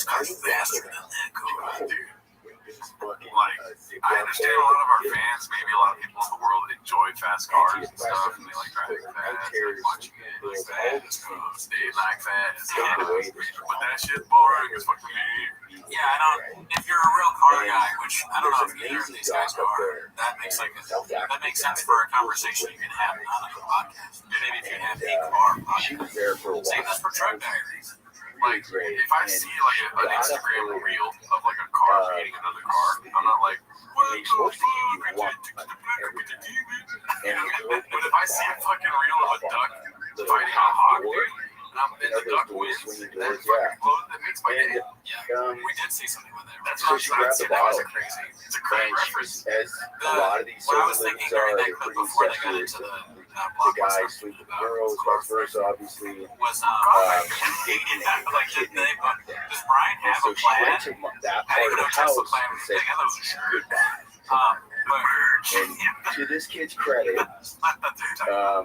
was like that for little kid. He didn't say goodnight, he said goodbye. And so she grows up, hammers 60 something.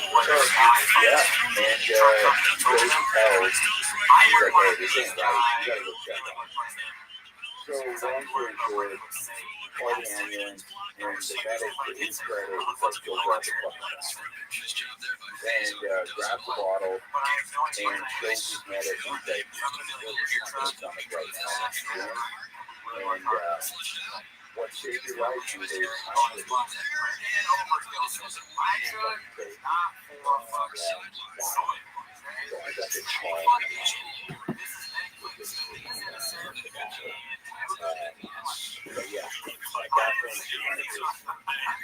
Why do I deal with this guy? Ran again and went to the drug house.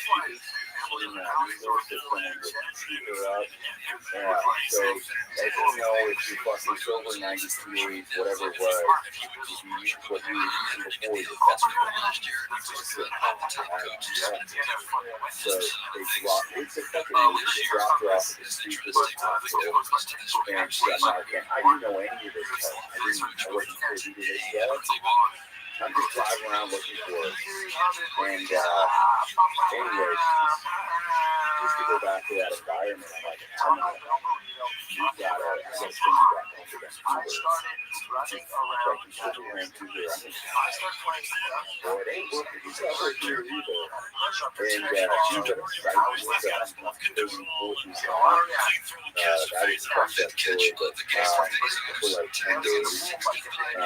But anyway, she went to this place called the Westie House. And I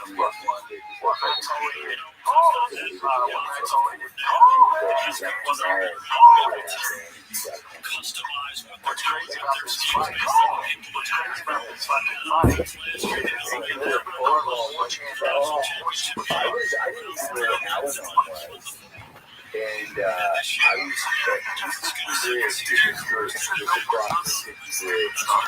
and I get her down around. I didn't go and she said, God, all of that. And so I'm on that. And I'm just waiting for the call. And I'm just like, everyone out just talking out. But there's this one across. But yeah, my husband, yeah, I got Christmas with them. I'm like, fuck. That's easy day. I'm like, you don't even know what the fuck I'm dealing with over there, you know. And then you hear another story like, that's bullshit. That's all in my head. And so I just did it. So it does help. It helped me a lot. And I married this one guy. He's like, hey, you gotta want to talk or anything against the road in there. And I'm like, right when you said that, shit, sorry.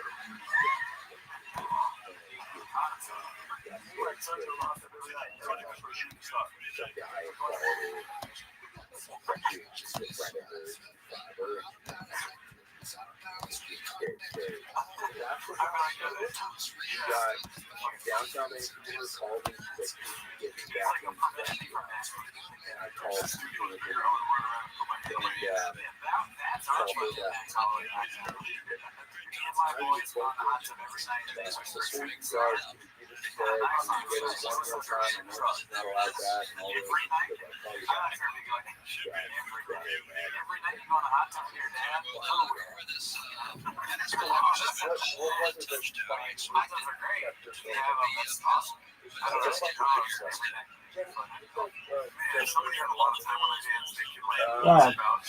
Thank you, 5C8D9W. You're the man. Are you still there? Hey, talk to me, big dog.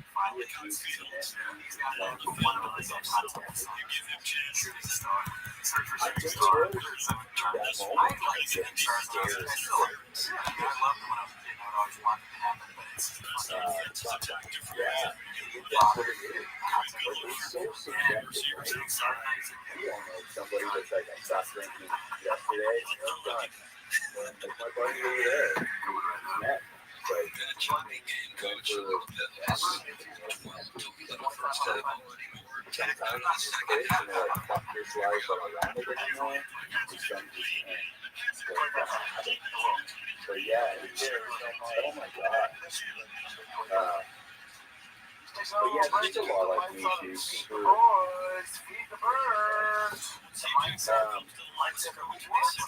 yeah, it's a beautiful story.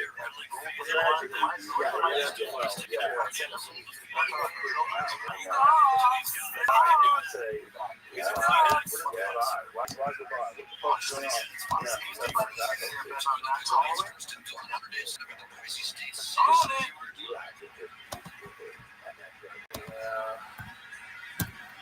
know, man. So that, like, for me, is a big part of Howard Bridge. And then with the guys, I love these guys. And so hopefully we'll have but I was always hopefully. So I hope up there on Howard Bridge, maybe in the future, see what happens, so we can do some of that up there.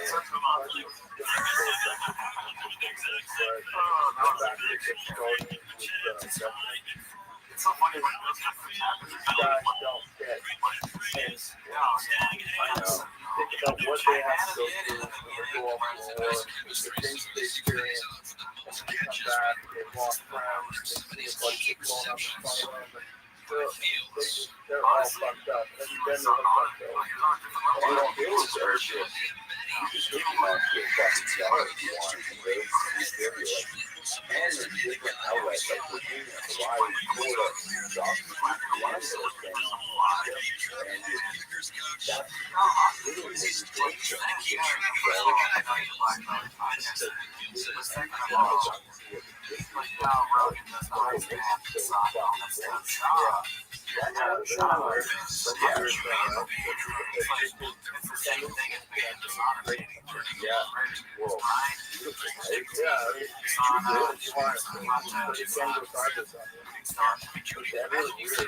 really what you that's one thing that it's fun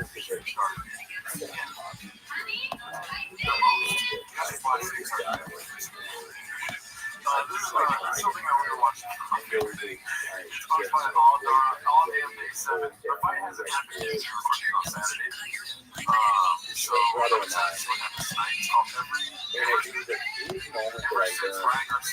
Work up on a Thursday. And so at 2 a.m. it's and go take a couple guys out, come back, whatever, celebrate, probably have a few drinks, and you have another workout.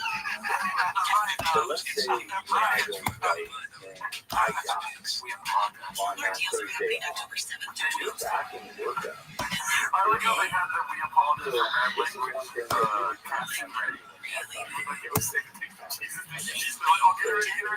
We'll take some sports. I was like, there's really no fucking time. This was pretty hilarious. This was a long time ago. I was like 7, 9. So, running time. I don't know. But I don't really know. Set match 5 Rams. That really kind of knocks me out. And that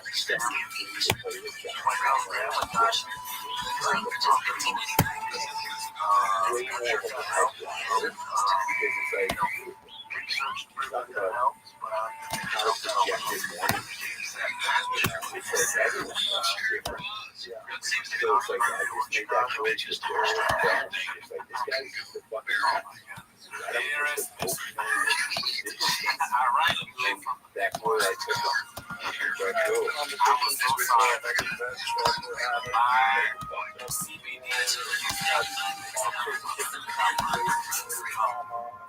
All the time.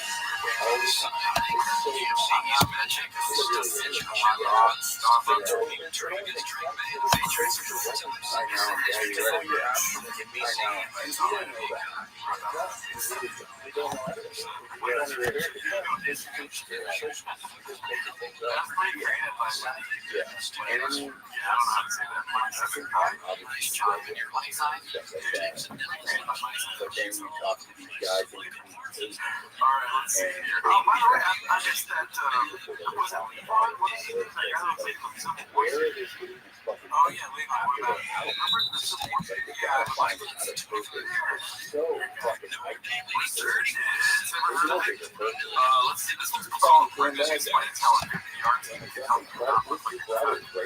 One of these kids might be the last one because the internet is very it's called, or it looks like you are right. Gonna go walk fucking drive hard. Be a dad, and that's just a whole nother life. So good. The way or the way it's played out. This guy just could not like it just wasn't working. Didn't give a fuck to grab the big track out there. Yeah.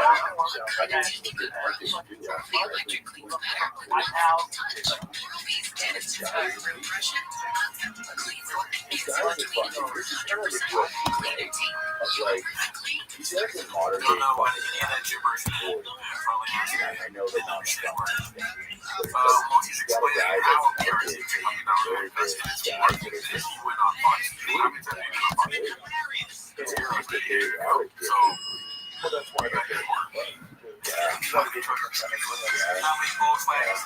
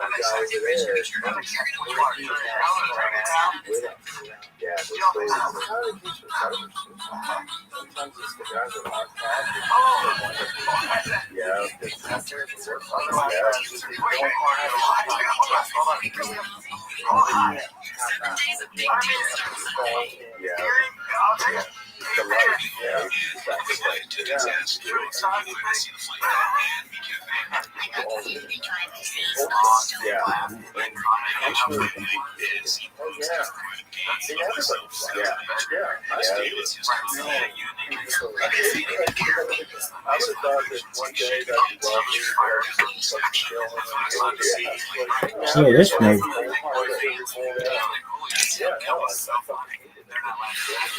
It really is.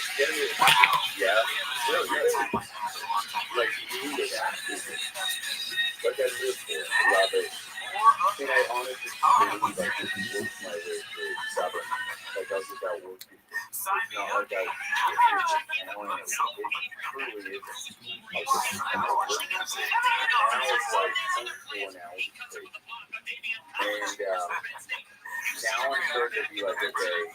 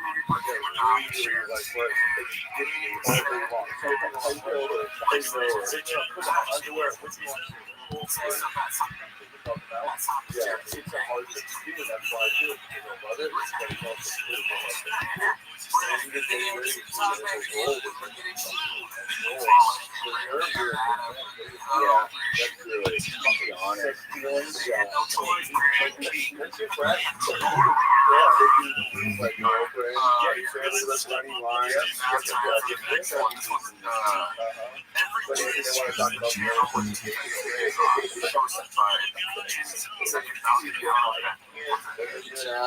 right, like, what did you say? No, I was listening. I just spaced out for a second. Sorry.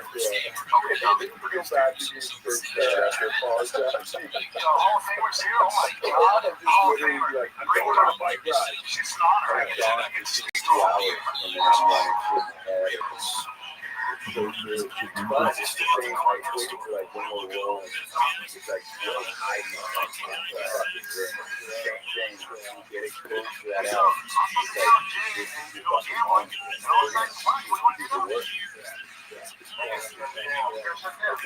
Everyone needs something, but it's rare people that are shy away from it, and they look for something that's unique, and they think that it's easy, it's simple, but that's your enemy. That's where your life is. The whole shade of gray.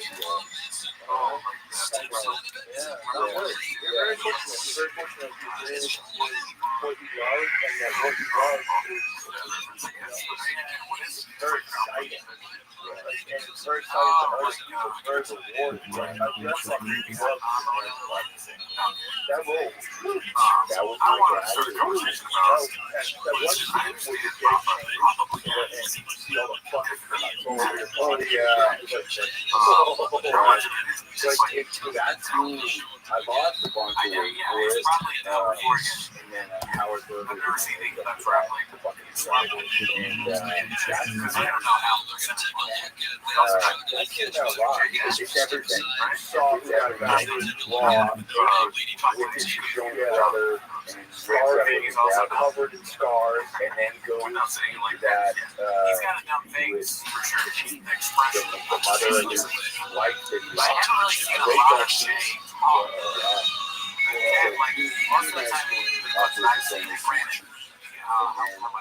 I built my career. I got a fucking down. And you know the scene where so there's a scene where I go down to get more food, and I feel 5 or 6 guys at the shooting camp. I think it's episode 2. Betty Gilpin's maid comes down, and she says, didn't trust me. She comes down, I have to kill this guy. I'm really nasty. I broke my foot,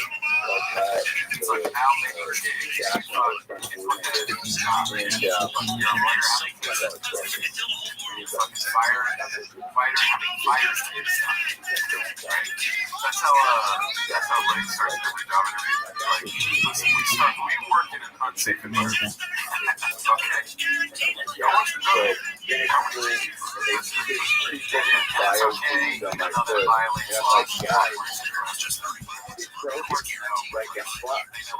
And so I go to Bozeman, and it's this small bone right on the side of your foot, right there. It goes up and down right here. My big toe, on the side bone on my big toe. And so he's like, oh, you can wear a boot. It's a small bone, so you won't need to, it'll heal itself. So I go back and this fucking show. And I got a 6'6" Wrangler. So when I get off that with 9%, Flair is big child.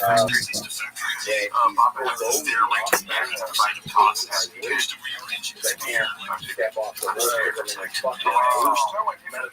Yeah. And then I go die for a month, and I go back to Bozeman and take my feet off. He does one last x-ray.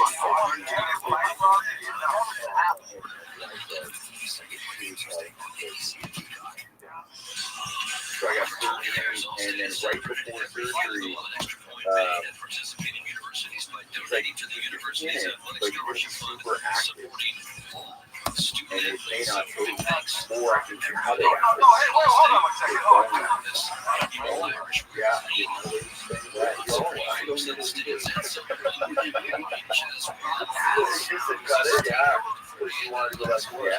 so they cut a chunk of bone off. Yeah, I think it just did the protective coating over it. Ooh, look at this. Commonly supplied sterile are softened from the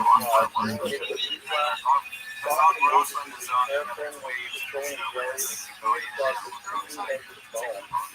the holes and causing immediate bone hemostasis.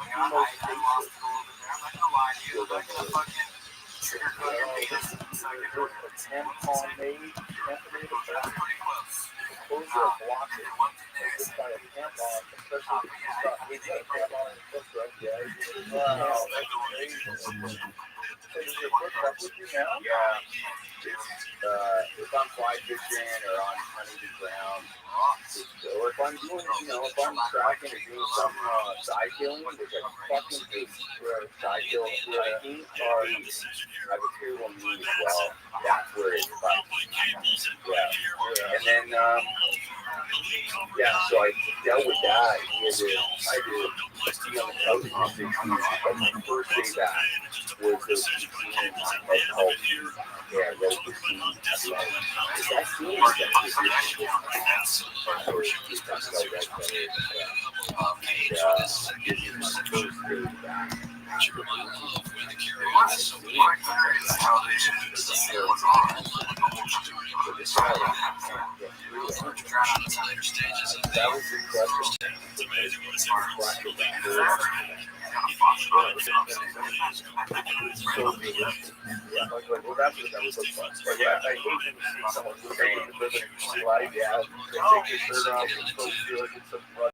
outdoor environment. It was soft. Yeah. Or stacked incredible. Like sand, gym. Yeah. Creativity. No, you look like a hard man. Like a hard man who's fucking hand-to-hand combat. You look very weird. You have to slide yourself for that? How much you get for that? Just to get I had time. I lost this so I but I've done it just once and I played this story about the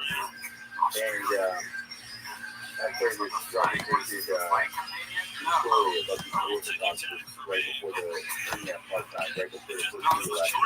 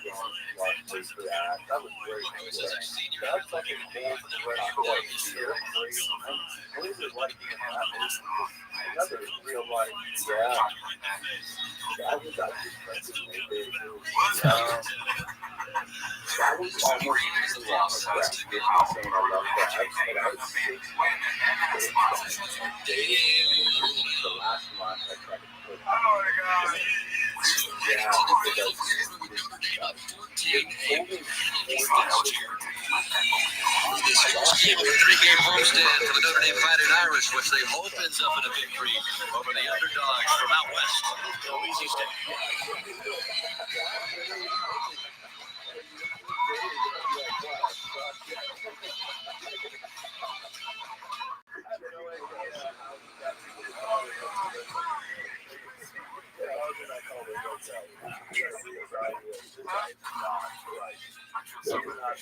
It's actually kind of fucking terrible, right? She really sucks.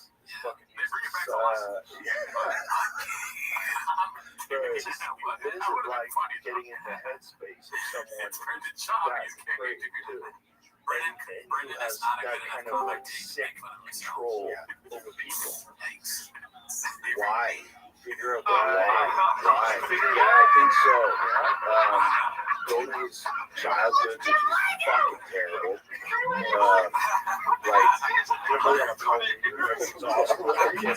Two great healthy parents.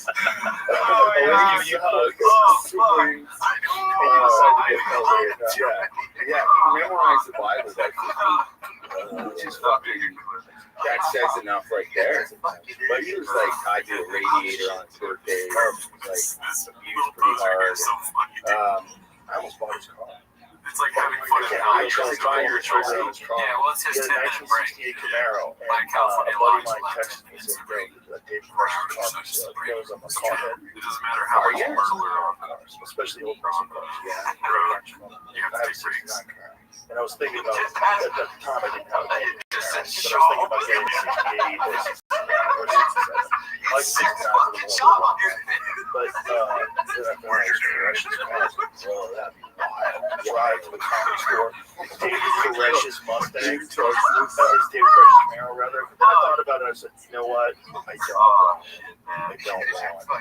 Yeah. I don't want It's some a mojo. I don't want a whole. I don't want to sit this. I don't want. Also, what a piece of shit. That guy's a preacher. He's driving around in a muscle car. Like, got restored right there. It's that terrible What does that safety tell you? muscle car. Let's see You here. go, a little bit of an ego. Which I mean, it's not that you can't enjoy. I love them. I think they're one of the greatest accomplishments of American engineering in terms of a piece of functional hard work. Yeah, fair. Cars, I love them. I'm that way with motorcycles too. And I got to set shot actually Waco on. So we shot that in San and Waco's a great town. yeah, it's grown like enormously too. Yeah, his motorcycle came for sale, and obviously they knew we were making it. I kicked tires on it. They wanted to just, it was probably worth $2,000, like 50 or something. And it was just like, Right. They were just, honestly, answer your question. what am I going to do with Both our questions. moto? yeah, I thought it was silly at first, and then after a while, Yeah, we gotta check it out. Yeah. Safety shot. before we opened up the comedy mothership in town, I was under contract for this place called the One World Theater that was also owned by Here? Yeah. No way. Yeah, the One World Theater. Too far down. Well, See, this is I did like this clip a lot, dude. So we have to Ron watch White this. performed there once. This is They have posted concerts by there. Successful Ron White Capital did stand up. 217. We were talking about It's opening up a club. called He said, you should buy that Legacy place UFC down on Ratings BK. Chin that we Fucking created. shit. Beautiful And theater. notice Things that for sale. little I played there once. after It's Chin asks amazing. him, I'm like, heavy or all light right. heavy? Ron White's a fucking Why is he man. such He's a like, yeah, go dickhead? check it out. Also, I check it out. hard-earned money. I'm like, yeah, we can do this. Let's do it. And so signing contracts, all that. Then I get a call from my friend Adam. He goes, hey, did you ever watch the documentary on that club? I'm like, who's a striker. there's a documentary. The The documentary is called Holy Hell, and it's about a guy who's a gay porn star and a hypnotist. That was a yoga instructor. Oh my in God, check it West out. Hollywood. Yep. So he's a yoga instructor in Hollywood, and then his cult in Waco gets taken down. And then he is on the run now because now the Cult Awareness Network starts going after all these cults after Waco. They're like, hey, you know, people's children are getting kidnapped essentially by these fucking maniacs, and you know, winds up being like Waco. We gotta stop these cults. And so he moves to Austin and changes his name, and has a, you know, this is the 90s, get away with changing your name. Yeah. Nobody, no internet. And so this guy has his followers build him this theater so he can dance in front of them. The documentary is bananas. When I see the documentary, I'm like, oh my God, I gotta get out of this. After I see the documentary, I'm like, I gotta get out of this deal. Fortunately, there was a problem. Fortunately, there was a problem because, you know, you got a bunch of cult members building out places, and I'm gonna do it to code. So it was like, there was a lot of shit that was wrong, a lot of wacky shit. They didn't want to pay for it. Like religion. Yeah, it cost me a lot. the money and I got out of it, and then we eventually got the Ritz on 6th Street. That's the perfect spot anyway. But it was the thing of being in that building, knowing what happened. The last one, this is kind of a little bit of a different energy there. 200 people wasted their life with this asshole for 20 fucking years. And there was a bunch of crying at the end of the documentary. Like, I lost my life. My life is meaningless now. I thought I was going to be with them forever, and I'm a dog walker. I'm like, oh my God. I can't carry that in this club. I can't feel it. I'd have to tear the building down. I just thought it'd be silly. Oh, building built by a cult. Perfect. We'll take it. But the reality is every cult winds up being the same thing. The guy wants all the money and he wants to fuck everybody. It's almost every one of them has the same profile. And fear-based. Always fear-based. Always everybody else is the enemy. I'm the solution. The nice thing about this guy, though, is that we do this thing people call this no. You had to earn it. And when you earned it, it was this very special, ceremonious moment, and he would put his hands on their head, and he would do something to them, and these people would feel God. They would experience God. And I know that it has to be some sort of placebo effect or psychosomatic, something where your brain triggered this energy. But all these people that called him a fraud, that fucking hated him, I waste my time, they all talked about that moment like it was the greatest moment of their life still. They're like, I gained a connection to God and to the universe that to this day is the most profound and loving moment of my life. It's like, yeah, the guy was a total piece of shit, scam artist, con man, liar, everything was wrong, that he was still capable of doing that thing with them. So they should, or here, like, I had them thinking about the moment that it was going to come one day, and take it away from them, and then one person would get it, and they would all sit there and watch, and they're like, when am I going to get it? So when they got it, they would all be like, as always, join the Discord, join the Reddit, we know that the join our brain Patreon. produces psychedelic chemicals, and I guess stand-up reviews on there. which is, I think, what a near-death experience is. I think a near-death experience, your body like, it's over, floodgates, and then it rolls through, and then you go down the tunnel, light, and all the jazz, and you meet dead people. This is, I think this is possible with everybody. You just have to achieve the right state of mind. I know people we're both on a Flappers show. I might be into it. I think I'm on it, but, it's in the air. A buddy of mine It's who not had in the air, done he's on the show. Okay, there we go. and then he's really done DMT a couple of times, so he knew what the So, experience was. come to And then he that, really got into but that's not why they're here. They're He's doing listening it to for like 6 months, and then I'm gonna be in San it's a Diego very on specific April 26th kind of at yoga that involves like deep breath work, and San Diego. there's a lot of like head bobbing. It's very strange, but you achieve the DMT-like state. So you achieve a full-on psychedelic. That's not why you're here, though.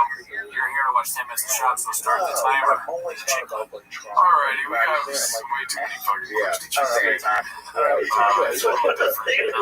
It's busy. I can't think about something I'm gonna start out with the most conducible but this, my point is that there is some little trigger in your brain that can trick your brain into snapping off over to on. It just, I don't know. This fucking cult guy did it to those people. As much as they hated him, as much as they knew he was a fraud, he fucked everybody. The crazy thing is, like, they didn't know that everybody was getting fucked. And so, like, one guy leads the cult, and he sends out this group email. Like, hey, this guy's been hypnotizing me, fucking me for like 10 years. And they're all like, I thought it was only me. And then it became crazy, where everybody had a story. Everybody had a story. Charged them money for these experiences. Of course. Hilarious, but terrible. So, we're gonna look at that contract again. So when we were getting close and you wanted to pull out, was it just a headiness?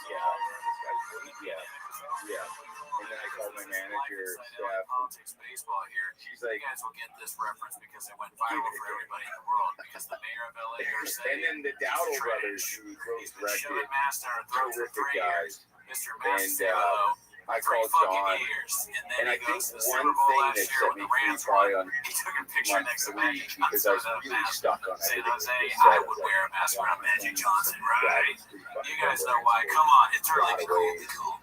But I real person, yeah, real family, yeah. If I was in the same room, but I was judging it, and that was like really a big block for me because I couldn't understand it. And so once I started to not cast judgment, my own judgment on him, and just trying to understand the movement, then I was like, okay, I'm gonna fly now. Like this is how, this is why he's doing this. And so it's your guys' job. Judge away and do all this, but for me to play this guy, I can't bring that. Yeah. So that's also what, yeah. I gotta do it. Try and do that. When you got done with the role, was it like a thing like passed off yourself? Like Bang Bang Club fucked me. I was hurting pretty bad after. I didn't know my process very well, and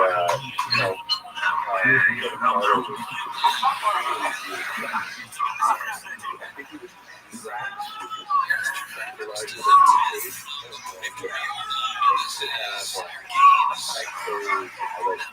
photos of him, like they called it the Bang Bang because they had these scanners, and once they was recorded in South Africa, and once they heard it on the scanner, it's like Bang Bang, and they would be there a lot of times before the cops, like some kind of civil rights or civil fight would happen, and they get to it on the scanner and they'd go, like Scooby-Doo kind of shit.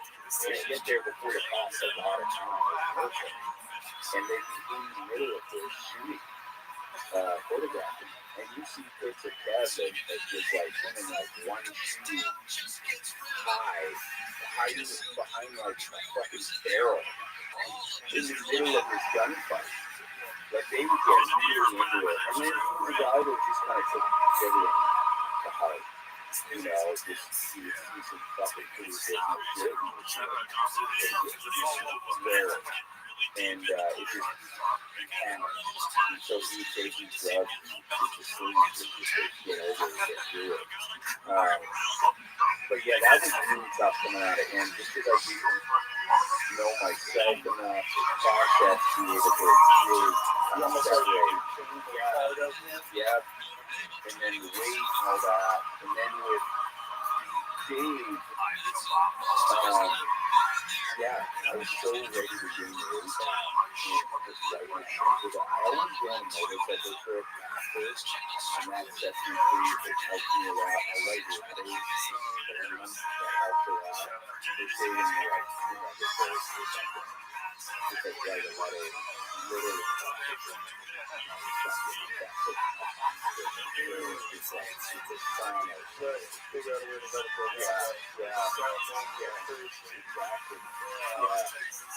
So that was Bang Bang was harder, correct? Yeah. On me. Because you would like you had to memorize some of that songs and that was the first time I started having to do that in South Africa. And I just started fucking with it.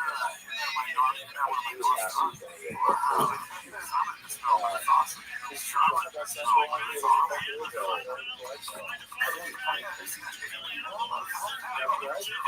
it. Little bit, yeah. First time, with all of this I'm surprised he still makes me. Oh my god. And I was being a crucial. And I hadn't smoked before. Oh my god, yeah. And I'm playing this guy. I really feel like the smoke goes to me, tells me, gets into the cartels. And you smoke it all the time. My first time this stuff I did, and I went with a buddy who smoked all the time, and I stayed at the Chicago Loft from Monica where we were filming. My buddy brought over a water ball. That's not very good. For the first time, that's what I told you. Just go that's it. That's it. Just go a little bit. Let it get you so.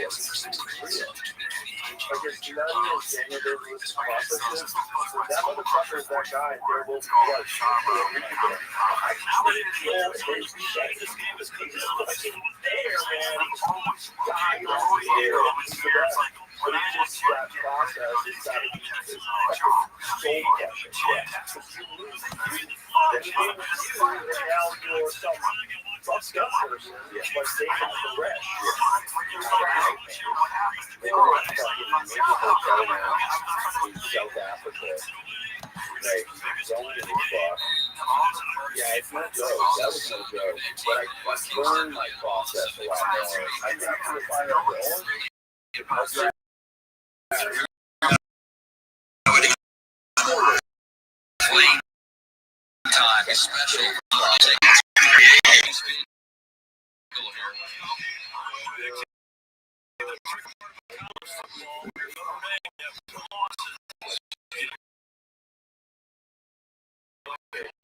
Just out 121-7 in the back and pour it on a little bit.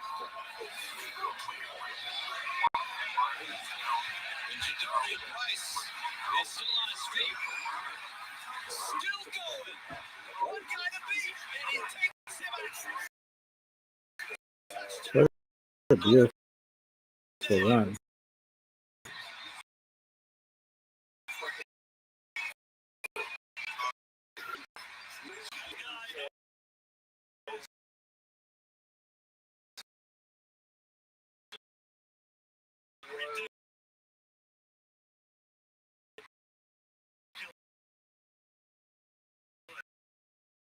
Excellent job up front. Plenty of spaces to we see this from Jadarian Price. Lakers three-score game right there. Big time. What a run by Price. Diabetti to add on the extra point to make it a 21-point game. And just like that, Notre Dame with under 8 minutes left in control. So Love, he scored earlier today. So why wouldn't Jadarian Price get into the action?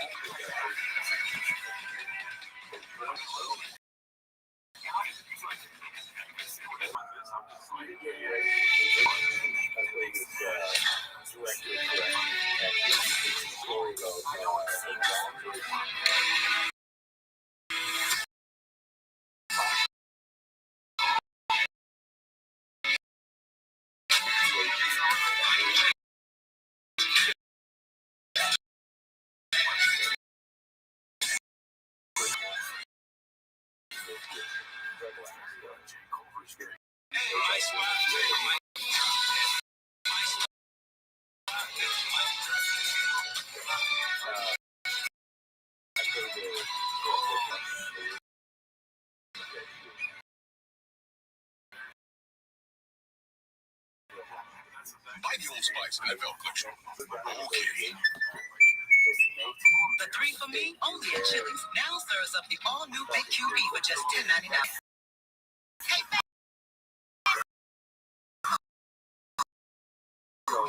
this is how you value me.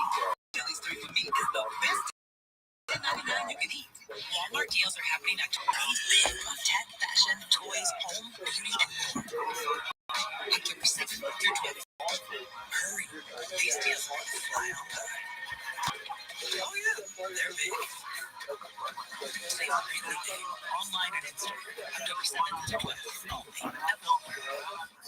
University of Notre Dame, computer science professor Fannie Yeh has dedicated her research to mitigating the opioid crisis through use of artificial intelligence and data-driven research. AI technology is incredibly important to pursue these criminal networks in a space where they operate. Notre Dame asks, what would you fight for?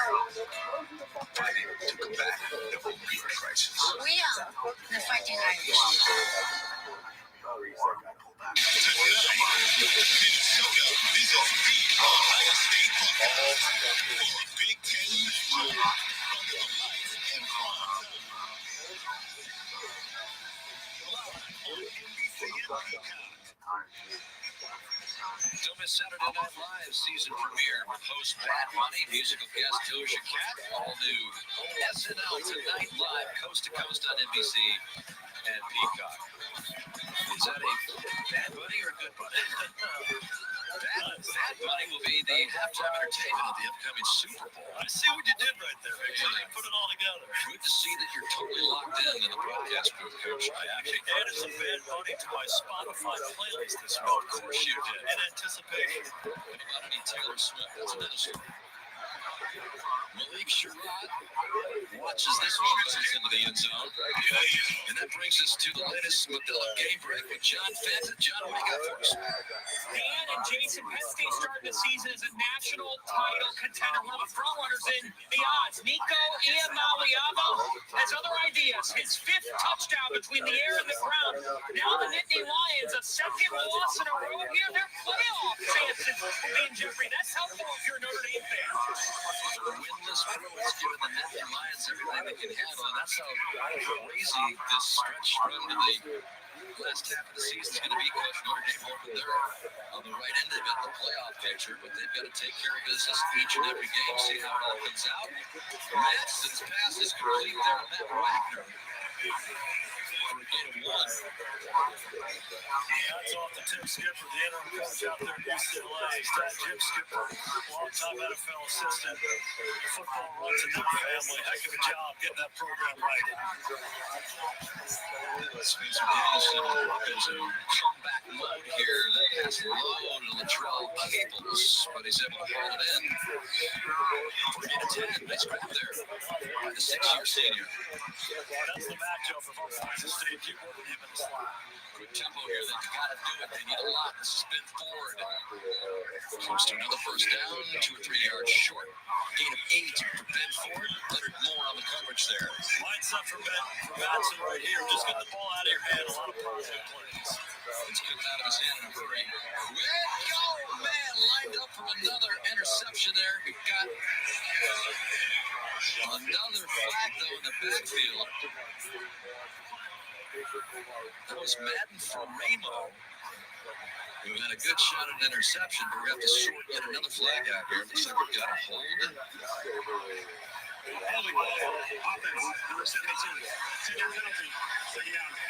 Zach Holmes has been a marked man today in the center. There's Ferramo right here in the middle of your screen, and missed opportunity there. Here's Jared Dawson just bulldozes his way up the middle.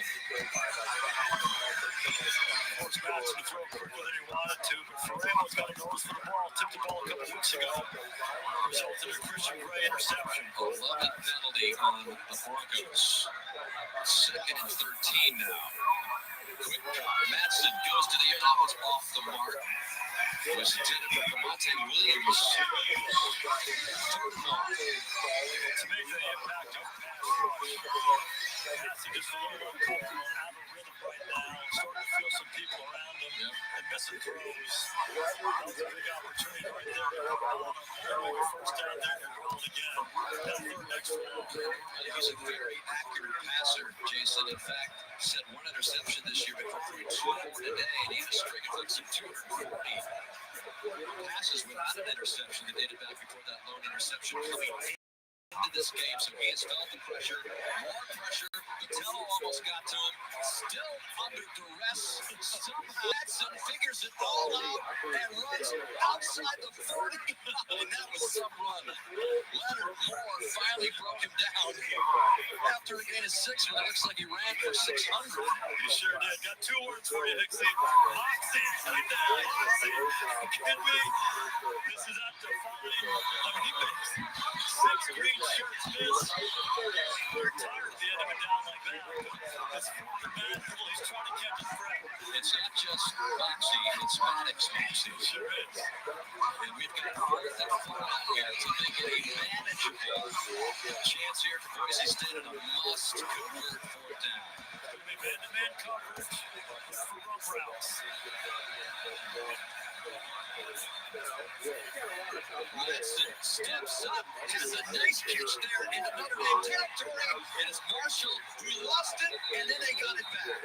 Looks like Caples recovered it after Marshall lost it, gained it 12, bottom line 1st down for Madsen and company. There it is, man-to-man coverage, they're lining a bunch, set to the left.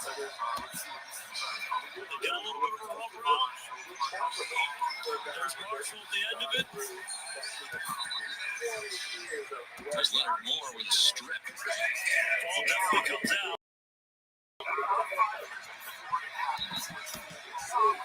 Times here for Boise State. Clock down to 6 minutes left in the game.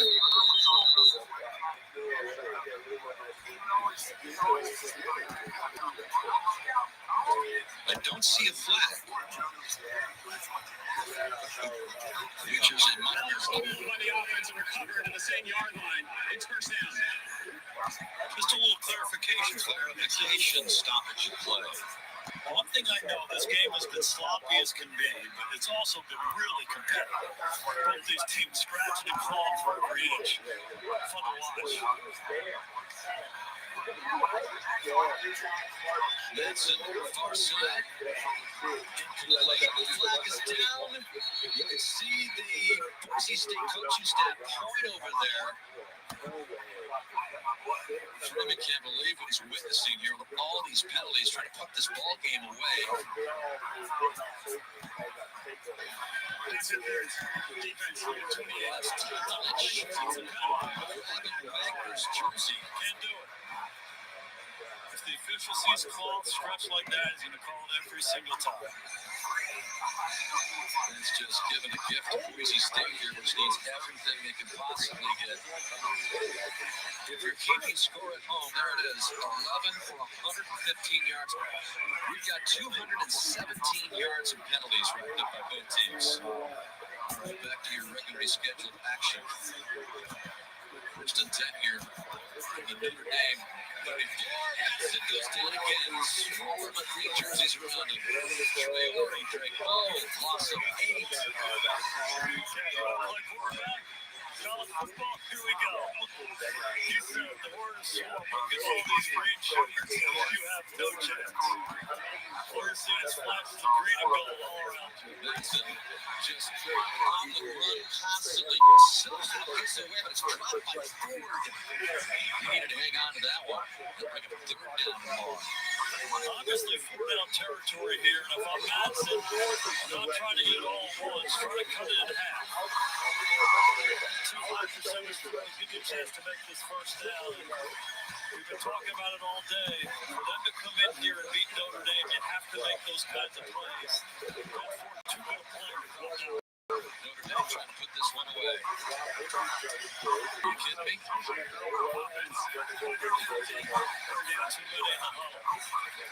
They're not missing anything today. Add it to the list.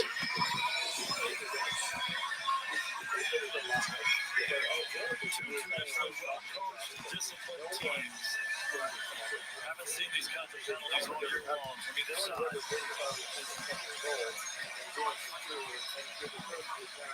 Not even that never say die tough Boise State culture can counter all these penalties on the road against Notre Dame. From the Irish 47, Madsen needs some big plays. Just one of them there. It's a nice chunk of feet to Caples. Excellent decision. Going for 14. They get some of it back. cut those distances in half, and then they got 4 and 9. Becomes manageable. Again, I would anticipate them playing man-to-man coverage. I'd stay away from throwing the ball at 15, let it more. Find somebody else. Had a game that was really hinged on some key fourth down plays, coach, and you documented throughout. They're not bigger than this. 4th down and 10. Boise State needs to figure out a way to convert with 5 minutes left, trailing by 21.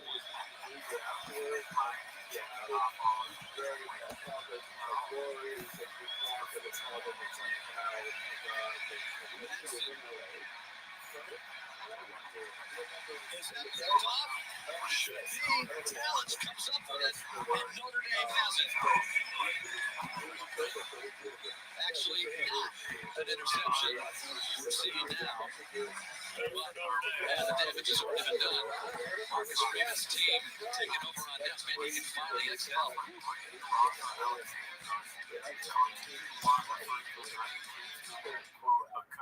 At Wayfair, we bring style to every get-together. We brought wings. You mean these wing-back chairs? That's it, everyone. We brought plenty. We brought the signs. Everybody remember to leave room. Yeah, throw that over here. We brought the ranch. That looks like it's fresh from the farmhouse. Wings and ranch. Now it's a party. Wayfair, every style, every home. Yo, you went for another TD. My prize picks lined up came through. Buy random because of the chair, because your picks were right. Get $50 instantly when you play your first $5 prize picks. Some days, all you want is an escape into sheets washed with downy, gentle, soft and fresh. With a subtle, delicate scent and softness. Downy breathes life into your laundry.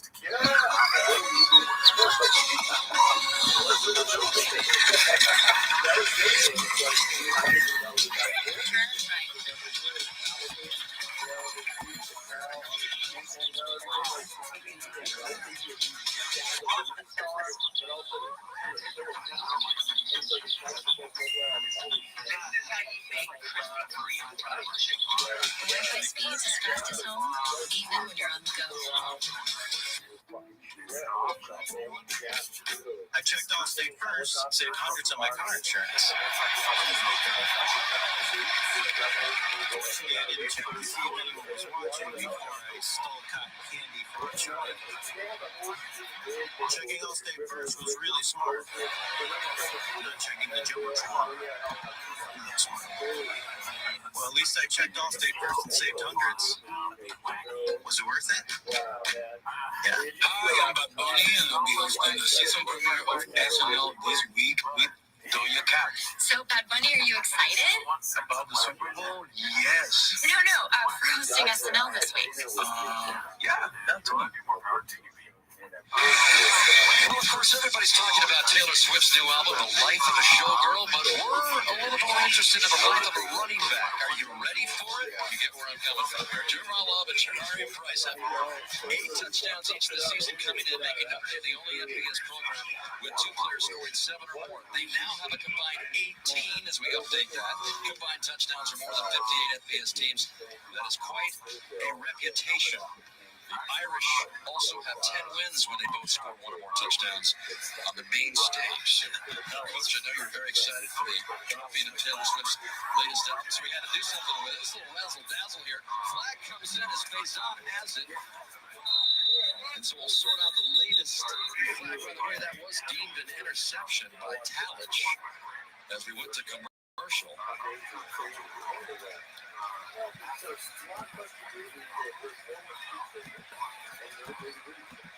With the game marked with penalties, it's only appropriate that we go back to the final, no doubt, a few minutes here with another bell to bell. Oh my God. Here's a face mask. Offense, number 59. That penalty is declined. Second down.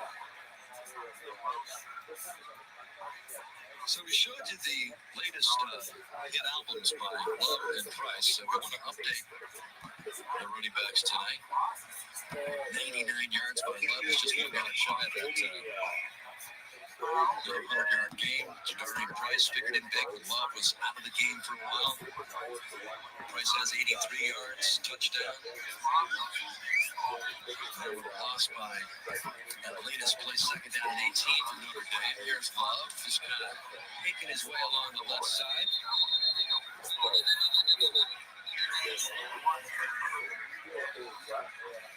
Let's check your Zora. Well, the fleet is the nickname the Notre Dame running backs came up with for this season. Jadarian Price told me it means we come as a group. It doesn't matter the conditions. We are on a mission, just like the military. And whatever we are assigned to do, we'll get it done. It's a good relationship, Zora. Indeed it is. And it is one of the great luxuries you can have as an offensive coordinator like Dan Brock has. You know, it's one thing to have those great expressions like the fleet and all these different things coming into the season. It's a whole other thing to make those things come alive. And for each of these guys, you know, the big thing that Marcus teaches is team glory. And these guys have such a healthy respect and love and care for each other, and they want each other to do well. And it's a healthy competition, and it's amazing how they thrive on each other, they learn from each other, and like Zora said, whatever they ask them to do, they embrace. And the runners, receivers, blockers, support the other guy, very special group. So that's another 100-yard rushing effort for Love. 2 yards, that's his 7th of his career and 2nd of this season. For Jeremiah Love, here's Carr taking a deep shot. He's got a guy among 2 defenders. The ball rattles around Micah Gilbert, incomplete. And Carr knew he had another chance. They sure did. This is the second time today where Carr was late and short on a deep ball. He's got plenty of arm. He just has to see it and cut it. And know that a guy like Micah Gilbert's going to go get the ball. And he was 4 or 5 yards behind the defense. He let the defenders catch up, and C.J. Carr knows it. Carr has missed some throws, 15 of 23, 189 yards, still has a couple of touchdowns. But he's had some opportunities, and Notre Dame punts it away with 4 minutes left. That's Sherrod waiting for it at his own 33-yard line. 40-yard punt. As we check in for another Manila game break, we send it back to the studio. Well, Dan, Jason, things have gotten interesting at the Rose Bowl. Nico Iamaleava trying to go for the kill on 4th and 1. Penn State gets the stop. They take over and throw in territory down to score. John, thank you very much. So Penn State with a chance. Notre Dame 28-7 here, seemingly on their way to their 3rd straight win. Boise State comes up here with 4 flags. Right tackle one more time. Dalen Victoria was early. There's going to be a career high in calls for referee Justin Elliott. No doubt. This is ridiculous. That's Victoria. We get the NFL coach that the theme for Marcus Freeman this week will be cleaning up the penalties. And the same thing for Spencer Danielson on the other side. There's way too many penalties. Hard to get to where you want to go. Too many self-inflicted wounds. 24 total penalties. Looking for some room. Rules it out. And a rare flag-free penalty gives us a chance to go above the rest, brought to you by Jersey Mike Subs. Yeah, we're talking about Boubacar Traore here for Notre Dame, their best guy up front. Marcus and Chris Ash, they challenge the defensive lineman. You got to show up. He showed up all day long in the run game, in the pass game. They're making Max Madson's life miserable. Player, a swarm of defenders around they stepped up today. Dan Traore is a player that was right, returned from an ACL last September. Madsen going to work on 2nd and 5, and that should be a good first down. to Latrell Caples as they try to keep hope alive here. 3 minutes left, but looking dismal here for Boise State Broncos in their first ever trip to Notre Dame Stadium. So many of these players have never been here, including Madsen, who's on the money there, close to another first down to Sherrod. It looks like it's going to be an unsuccessful trip here for Madsen and all these players who had their chance at Notre Dame Stadium here, hung in the game for a long time, but in the end, Notre Dame with just a little bit too much talent. Namely Jeremiah Love and Price and company. Pass complete out to Chris Marshall. And Hicks, you talked about it. Notre Dame, their backs against the wall after 2 losses to start the season. You know, boy, started with the loss to Southford, and they were a playoff team last year, but Boise having 2 losses makes it awfully tough to make the playoffs. Yeah, we talked about their whole Group 5 conference championship picture. They've got to run the table. This was a big opportunity for them, so another loss as that reaches us out. Dylan Riley, the latest Bronco to touch it. Green muscles today. Green out Saturday at South Bend.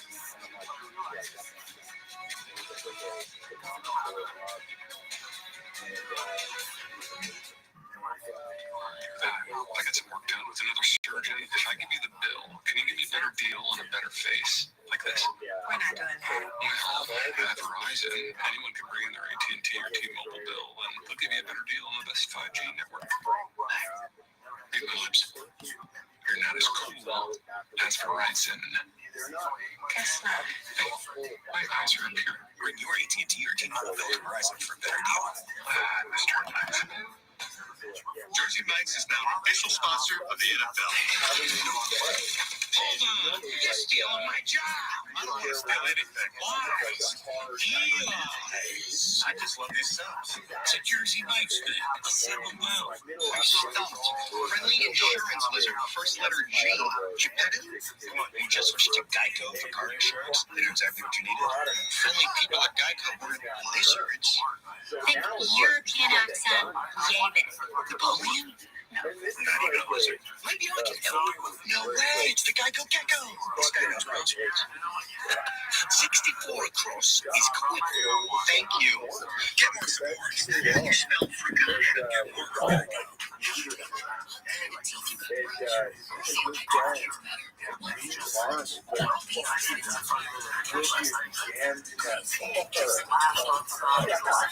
So I'm like, oh, whoa, back up a bit. Just back and stuff. And it's like, it's not broken, but we didn't feel anything. So we're like crying after because it's like, we start crying river, man. Right. Gotta laugh at those moments. Yeah. And yeah, which I was just fucking 10 minutes earlier. Get into the room, and she's in and out, sleeping. And the next day, on Father's Day, I had to drive back and we had to start tonight. And so everyone's in the room. All right, get the fuck out of this room. Everybody was I'm sorry, I just want to bring that shit up. And then I gotta go. I gotta go back to work, but I didn't take it down.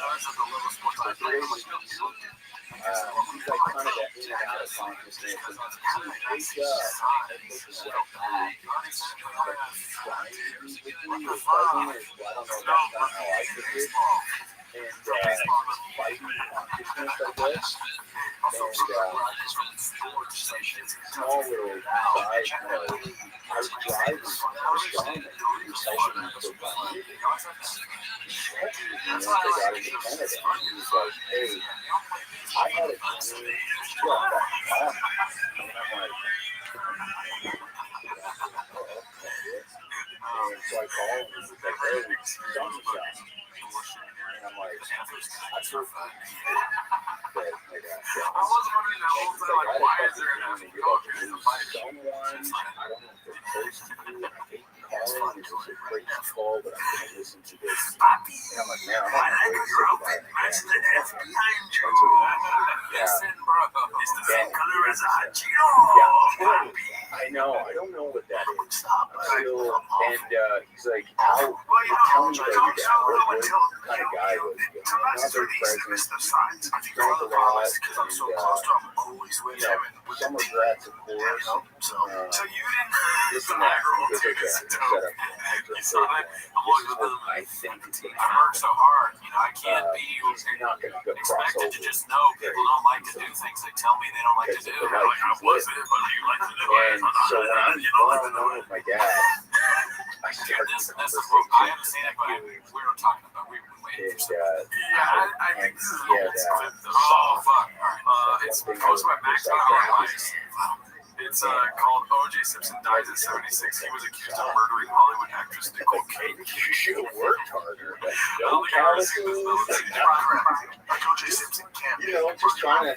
And then I went into like the nonprofit, do this, and try and get back, and this and that. Well, like I thought he has that thing with the NFL where he gets money. O.J. does. During that conversation, Like, they're not paying him because he murdered Nicole Kidman. Their veteran, but he was, I think, oh, and then 2 fuck, hours dude. I don't think I have seen that. on the way home. That was great. They're not paying him because he did that. He's not like dating. And then, Miley Cyrus' then I was back to work on Tuesday, fucking ride banana bread. I mean, we're not praising him Yeah, because with he that killed Shea fucking Wiggum. Kate Winslet, dude. Right? Yeah. Oh man, yeah, he was great with me. They don't because he was like cross. I know, but like, while he was in I prison, think he was it's stuck in that how house. crazy So that money, I like how they were like, we're not gonna address the Nicole Kidman thing. especially in a Probably guy time born when he's like, guys, and listen, then all of a sudden, you're great, like, but you gotta stop father making like fun of didn't me. really have died, but it's still your dad. He's like, I'm gonna fuck up names, dude. That's my He thing. was like, Somehow hey, my show, two things, you know, right? do you want Like, to ride banana bread into this shot or walk them?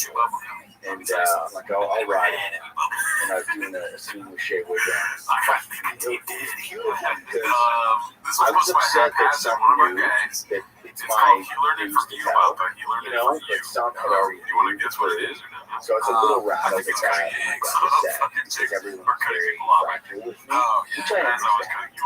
But I was like, whoever told you guys, it's not your story to tell. No, Tiger, the other day, we were in school. You're all down. But so I was a little upset on set, but then a lot, it was so beautiful because a lot of these older guys on set would just come up and be like, my father, this guy, this guy, because it's not great.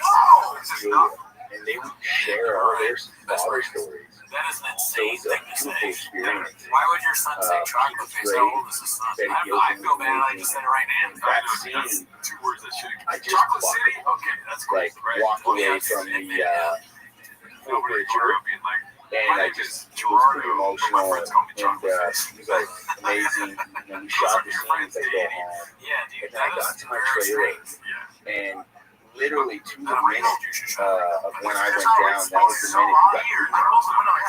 Yeah. And then I just think it was really cathartic playing that guy. I had a beautiful sweat after, and I formed him the right way. Oh, that's like, I'd say 6 months after, I was like, you know, people are doing that nowadays. am I doing They everything They'll make themselves, a girl will make herself like chocolate. They go chocolate even if face. it's not in your life, you still like witness that. It's heavy. How do we not see this? But I'm on it right, Oh my and god. you know, I'm in a good spot now, but it was an interesting thing. Just in stock, I guess. I've never lost somebody close to me. What's that with lyric? Especially in that way.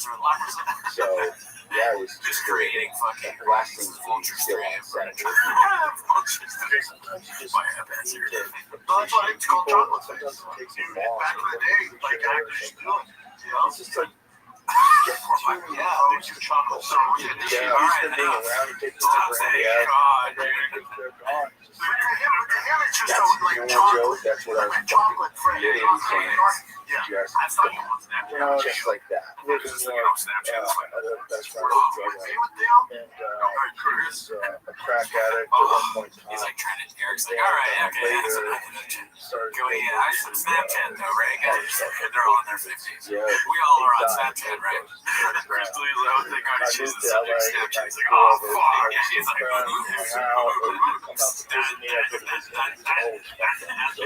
he came to the house once. Oh, dude, yeah. I didn't know that's why he wanted to come to LA. He came to LA and was so sick. Different dating, bro. When I get back on Snapchat, bro. All right, let's see the next clip here, dude. Died of overdose. As you can see, the internet does not like us today. Get this fucking red bar for every clip here. Another haphazard clip here. It's called Truck House Invited to Race Inside One Vehicle. All right. It just fucked me up. Where I knew he was going to die. I knew he was going to die. I love the player check. I don't know what it is. Why it happens.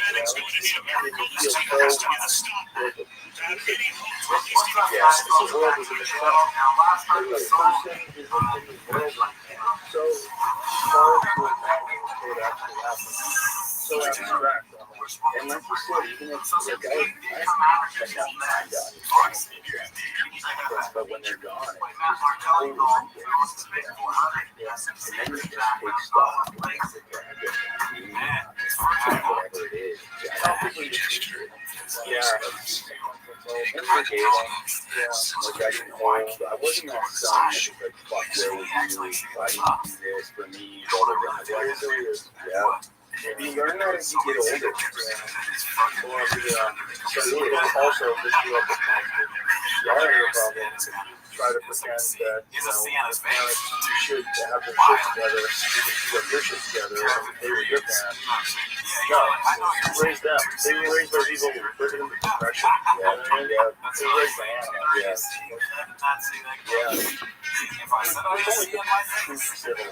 It's really humans. The ability to truly civilize for the last decades. Really, I think most of history is just horrific barbarism. Slaughter, crime,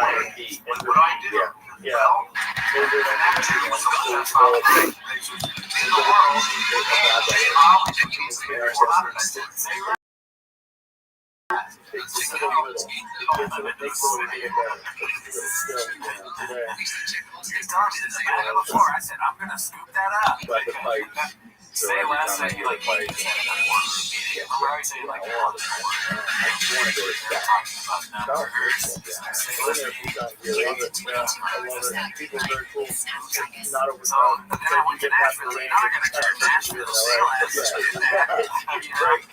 Bring it everywhere. We're like full bucks on the fire out there. Yeah, right. And we're going to high.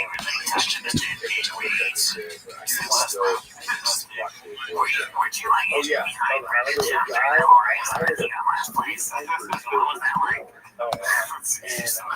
I got I linked up with the Ridge Race team. I went to the parking lot. A little person really fast. Things are wild. You get so much there in the bag, and I was like,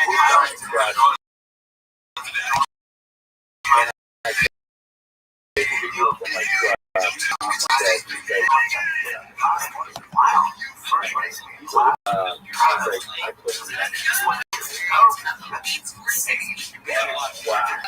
Like just randomly the guy and he was so much fun. And stayed a while in like this little church, this little Canadian kind of spot, and stayed and played in the back. And some of my that I didn't know, but some of his my dad's favorite songs. So I had those. Yeah. And it brought all these words back together.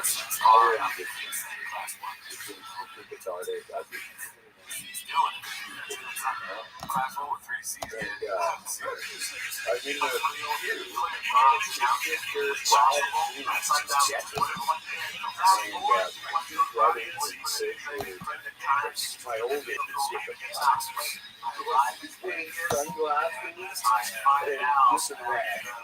and the voice was actually quite great, funny, and then my other brother was in front of me, and he was a puzzle. And he doesn't like, and I don't care. I get a little nervous. Longhorns are out of timeouts. And the 40-second play clock begins. Texas will get a stop on third down. Roughly about 30 seconds to go or so in the game. They could get the ball back.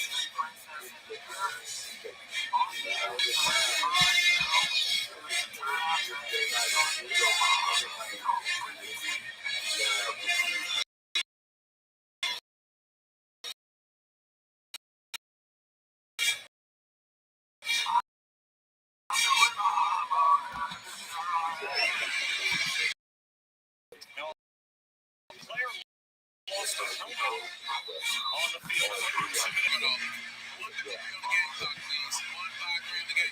Florida is using a timeout here to avoid the 10-second runoff.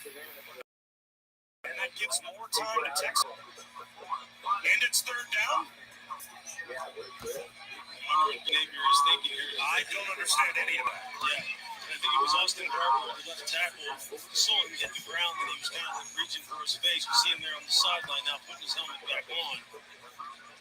Yeah, like time is something that is not on Texas' side. You don't want to preserve it. I just did. Yeah, I know. That's what I'm saying. That's why I said I don't know if this doesn't make a whole lot of sense. It'll be interesting to see what Billy Napier's thinking is here.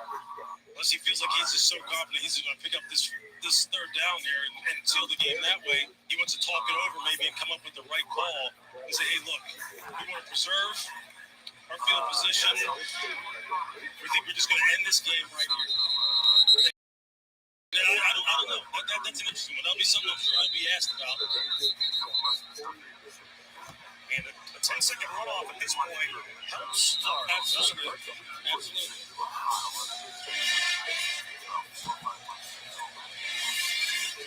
Well, it's academic if they pick up this first down, but if Texas gets a stop, way more time will be left on the clock than they anticipate. They're going to get that stop. Clock rolls with 1:48 to go. Instead of there being maybe a half minute or so to go, the Longhorns are about to get the ball back with about a minute left on the clock.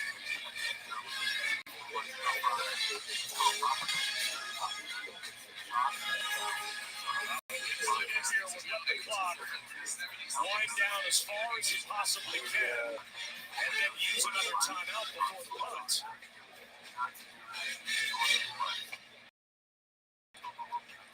10 on the play clock, a minute 15 on the game clock. There's no way Texas should end up with as much time as they end up with. That's a decision-making sequence that he's going to have to explain as to what was his thinking in that particular situation. So now there's a minute and 6 on the clock. Texas is out of timeouts, but depending on where they get the football, with the clock stopping in college inside of 2 minutes, if you pick up a first down, that's certainly a mechanism to save them some time. It sure is. They need a touchdown and a 2-point conversion.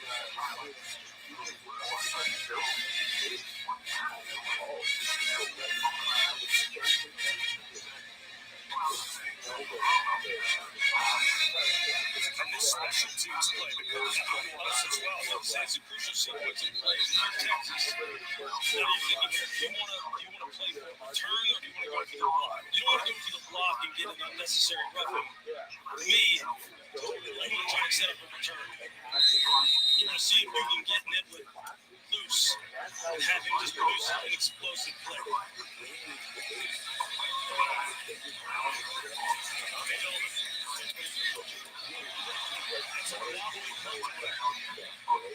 It takes a Florida bounce, and this costs time for Texas as well, as it goes out of bounds at the Longhorns' 31-yard line. Still 54 seconds on the clock. Arch Manning now, who's getting an opportunity. When he was over on the sideline a few moments ago, I can't imagine he ever believed he would get it.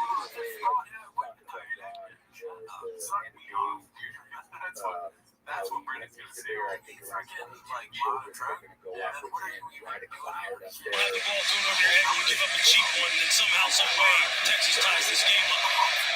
And if you're Arch, this is why guys signed up. They all talk about it. You sign up for big games like this when you come to Texas. Let's see what the young man has.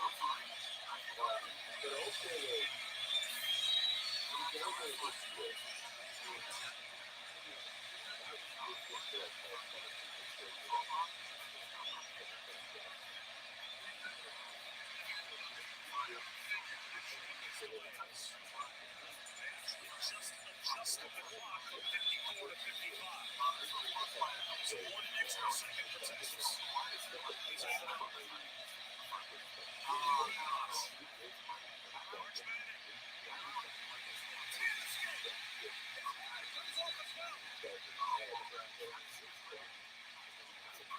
Cameron James with the sack. Penalty is called. They can take our Fanning out of the game.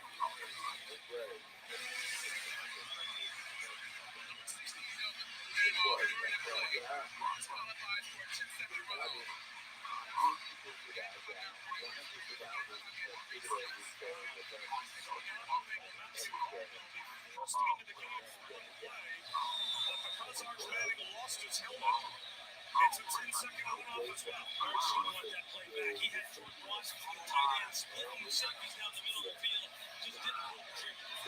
Matthew Caldwell's got it right here.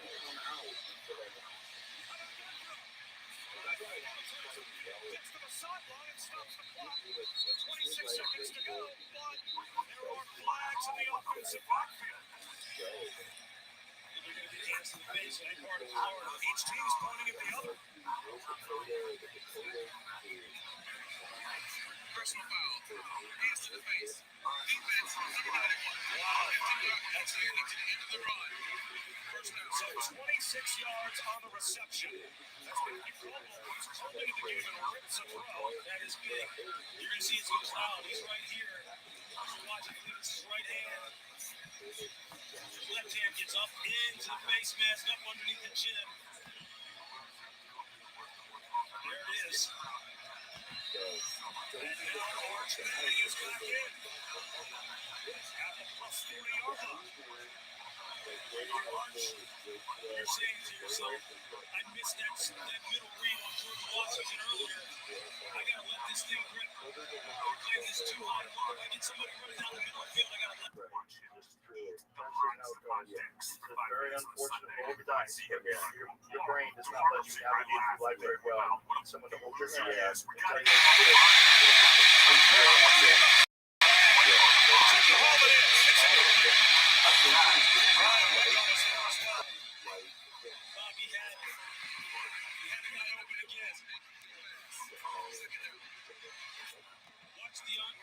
You're seeing the end of the play as McLean trying to make the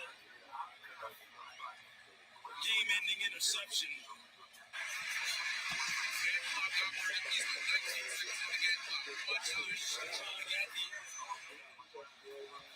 So 19 seconds to go.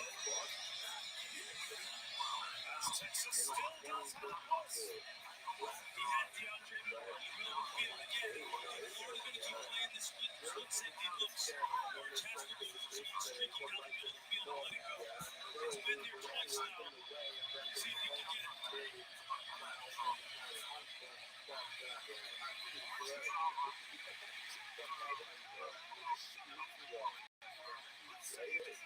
George Jones gets the sack. And the clock's going to run. They're out of timeouts. And the receivers all the way down. They don't know they're going to get another snap. It goes to Zero. He tries to sit.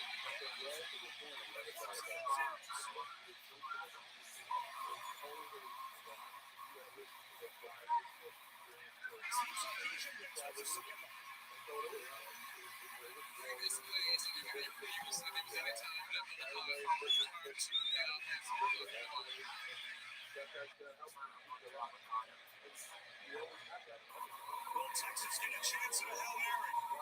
Or will they say that the strike came too late? See him trying to get his offensive lineman set, get through the cadence.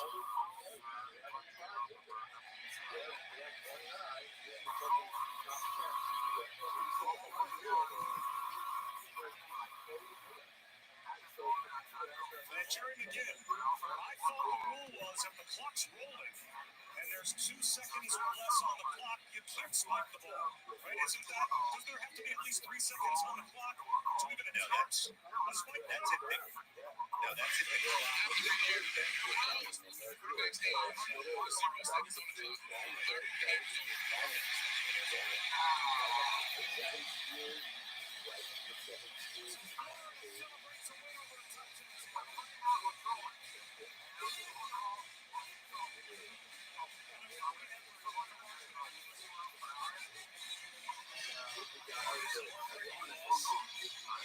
So many expectations for Texas. Some of the things that Arch Manning showed you, especially in the second half. He's made it nice. This is Florida's day.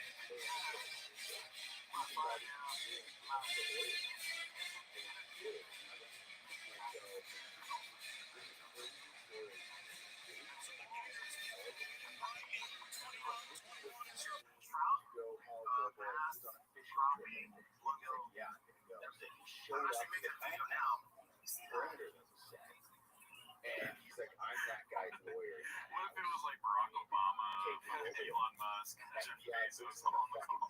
I think it's funny that he does like a Microsoft Teams meeting with all the people at Big Boy. All right, guys. I tried getting this in the show. But there's a big piano at the front door, blockade. They weren't allowed to walk by the windows, all this kind of stuff. Calabasas is the 51-day stand-up. And Dave's right-hand man, and played by Paul Sparks, and another lawyer. I'm trying to figure out how to catch fish. Answer the door. It's like, well, I see bullet holes in the ceiling, a couple of bodies that the ATF won't allow you to take out.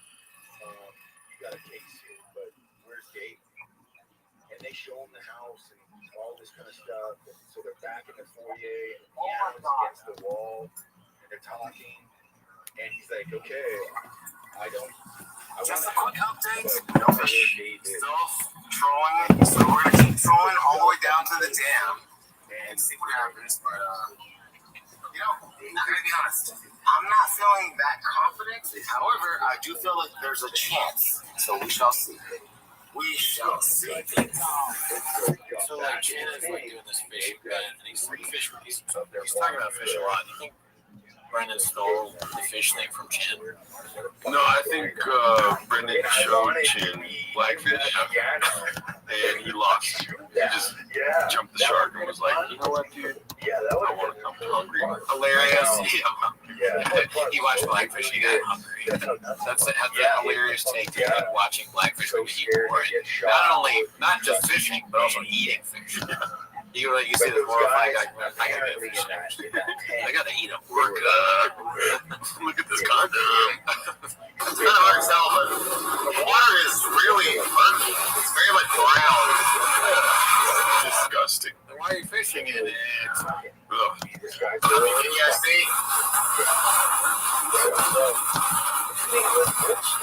I'm not sure if that affects the fishing or not, but that's what I'm gonna blame because it's too murky. No fish were caught. Never heard of it. Alright, well, Blockbuster. Didn't even catch a fish, dude. I feel like we have more Chin shit to come and get on the hype too, so it was a rough week in Chinland, dude. Yeah, I mean, you know what to do when that happens, strap up. Yep. Turn off traction control, go Baja mode, flip your truck. Alright, so this one's a eye roll emoji posted by Successful Capital 217. Yeah, dude, there's been YouTube videos already about this episode. I listened to the whole episode because I had nothing to do one day. Right. And yeah, it's a lot of just Schultz cringe, dude. Oh no. Yeah. No, he strapped the fucking diggity. Let's see here. What? He goes, I stare at my sneakers sometimes for 30 minutes before I put those motherfuckers on. Yeah. He'll tell you, but he always wins. It's like, dude, when I'm taking the lid off that cold plunge, as I'm taking it off, he's like, don't do it. And I'm like, shut the fuck up, dude. I can't wait till they show my boy, man. Oh, I don't think they're gonna show him. I'm saying it on BB. He's so cold though. He like, you know, my boy's so cold. He like one of them broken ice cream. Iced out. That's a I set my watch and I climb right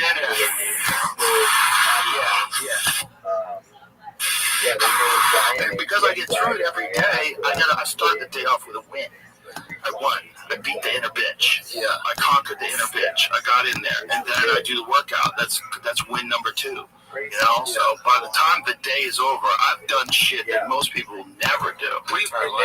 Yeah. Good. Yeah, dude. It's always in comparison to other people, too. Yeah. You ever notice that? It's like you're not supposed to do that. Comparison's a thief of joy. Meanwhile, fucking, what is the thing about flattery and mockery? Mockery is flattery or whatever. You know it. Yeah. That's what we're doing, dude. Flattering. Yeah, flattering is the highest form of mockery, dude. Right? Yes. Yes, indeed. Yeah, there's no sharp tools in this cram box, dude. All right, so let's see here. This is posted by Astro Creep Scoo. It's another show, another award show with no mention of Brendan Schaub. Just trying to gadoosh my boy, but, you know. I mean, Jelly Roll is 40% of this fucking screen right now, dude. 40 is pretty high. How did he even fit on the stage? I mean, dude. Here, wishing I was sitting. Shout out to my brother at elementary school. All right, let's see. I stand here tonight, a man that plans to party on 6th Street and go to the comedy mothership. I'll see you later. You're going to 6th Street. Listen, you know, I've been known to find my way to the comedy mothership here and there. I'm making tonight Kill Tony tomorrow. We're going to hang out with Tony Hitchcock. I love it. All right. We're going to be there, dude. Johnny and Cliff at the Kid Tony. I'm Brother Jelly Roll, who's also named Jelly Roll. Don't be there. Yeah, my cousin Fishbait's in town, so I think he's going to roll out too. I'm so glad to be here. I keep leaving Asian work. Some of the audience is kind of torn with our Jelly Roll jokes. Oh, really? Yeah, some of them are. I don't read the comments, but there's one time I read and there was like people that were like, "Hey, stop talking about my boy Jelly Roll right there." Sorry. Cool story, bro, but we're yeah, dude. Funny wins, dude. And we got 3 C's on us, so we have to, you know? Yeah, Jelly Roll sucks. This next one's posted by Hey Mark Wigski. It's called "Please Watch This Ad Read and Try Not to Laugh." Do we do that, or do we just let it loose? I'm not going to try not to laugh. All right, let's see what happens. That's only at DraftKings Sportsbook with the code FIGHTER. The crowd is yours. Guys, do you have a gambling problem? If so, call 1-800-GAMBLER, or in West Virginia, visit www.1800gambler.net. If you're in New York, call 877-HOPE-NY, or text HOPE-NY, which is 467.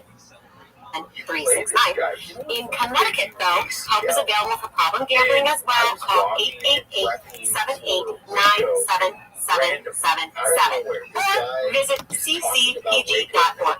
Please play responsibly on behalf of Boot Hill Casino and Resort in Kansas. 21 plus age varies by jurisdiction. Void in Ontario. Bonus bets expire 168 hours after issuance. See dkng.co/MMA for eligibility and deposit restrictions, terms, and responsible gambling resources. You're gonna a Robert Wick movie.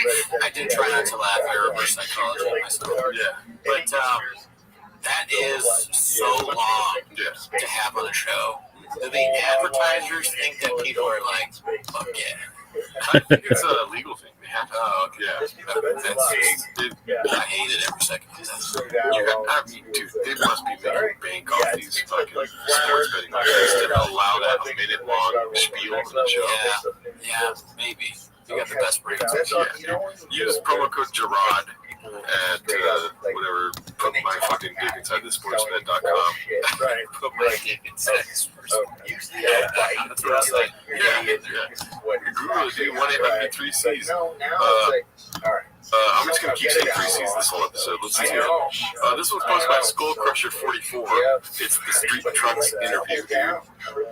Are you excited? I'm fucking stoked. I haven't seen any of this yet. No, I haven't seen it. Look at that Ford Lightning B. Oh, yeah, I recognize it. That's a dangerous game.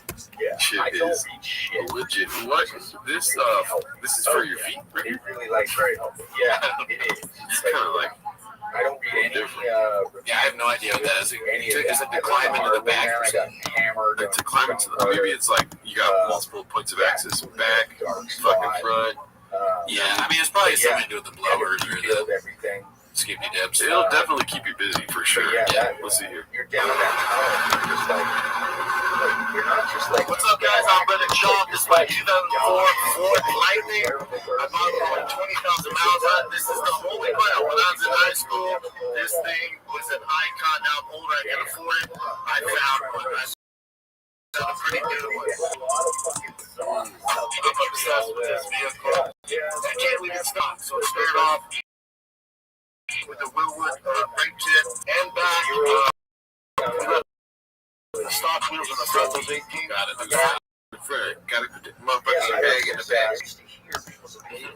My footrest is weirdly placed on my truck. You know what I'm saying? Everything was stopped. 20,000 miles. CPU didn't work. Had to take it to the Latinos. They was eating hot Cheetos. I got a fast truck. I can walk it and talk about it. Slow mo driving. No. Street trucks magazine in the view. I'm out by in high school, Jeffrey Plasman. What's a Jeffrey He's like, and I got my truck out here because we're gonna catch a murderer, y'all. Where's it? Let's see. Racing wheels in the back.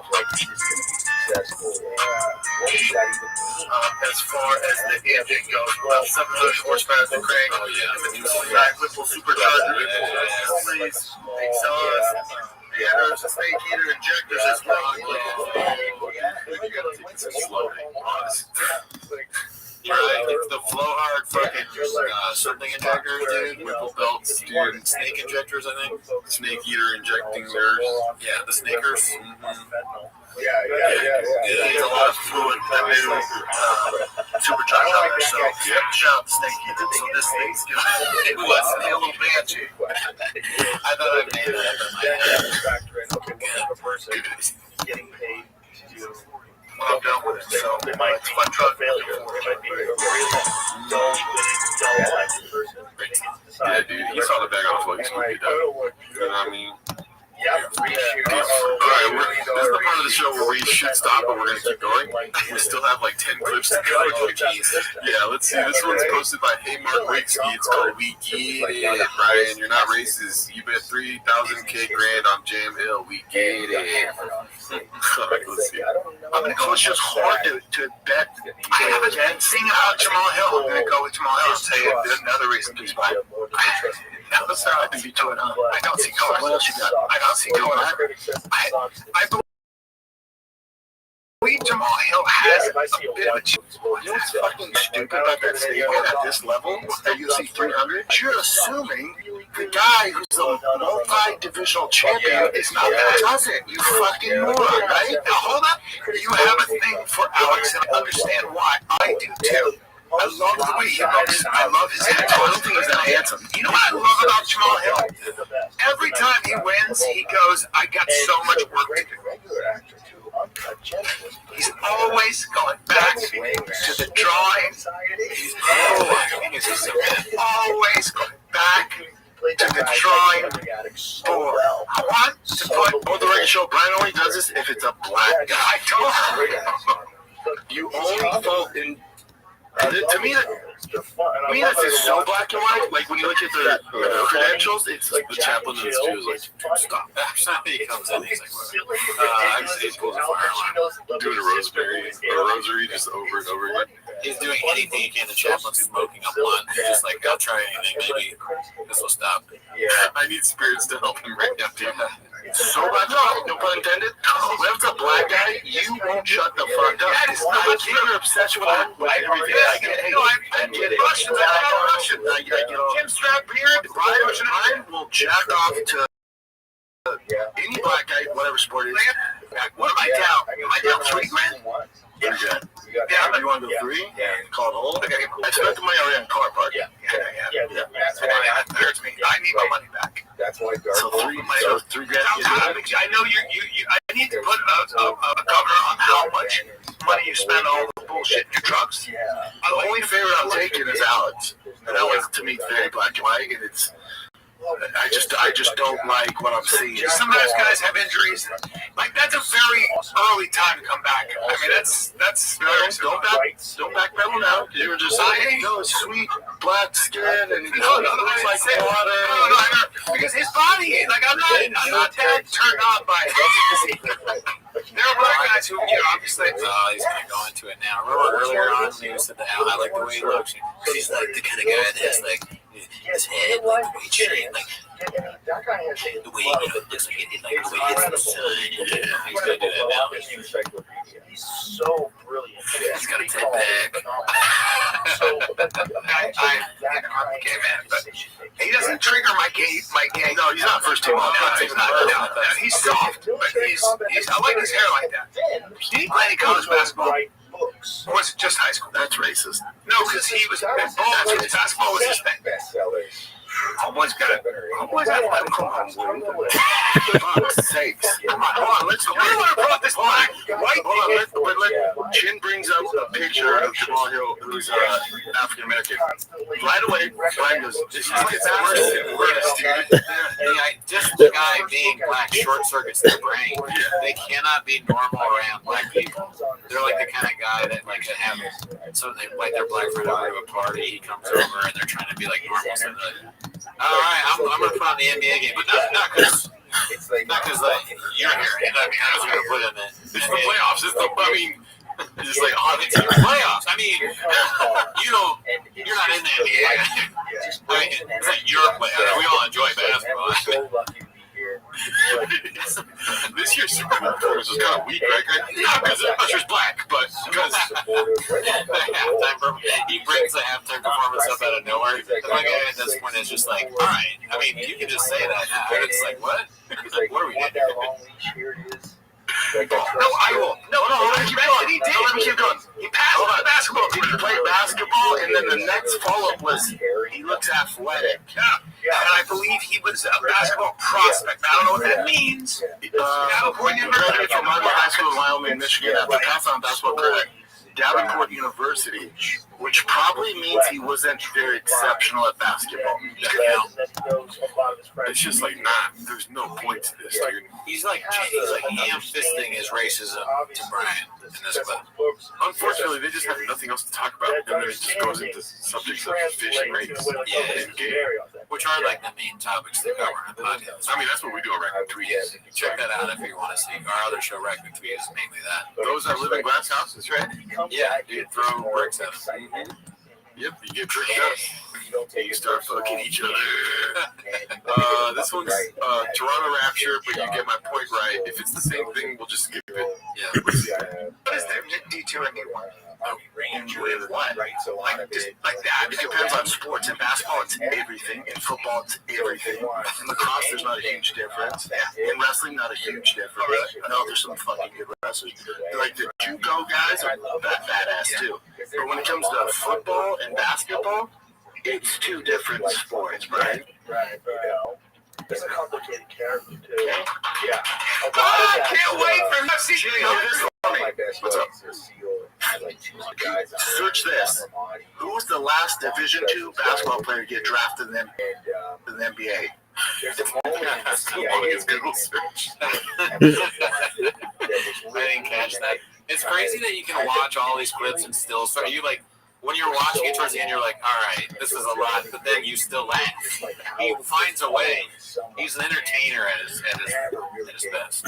It's as if he's trying to tell Brian that he's racist, but he's also trying to out-racist Brian in a weird way, isn't it? Yeah, they're both ways. That's why this show is one of the best, dude. There might not be any. It's so tough to make the NBA. If you came out of North Carolina, it's still going on. I realize now what you're saying. Yeah, it's crazy. Last Division II basketball player to get drafted? Yeah, to the NBA. favorite scene. Look how long that Google searches.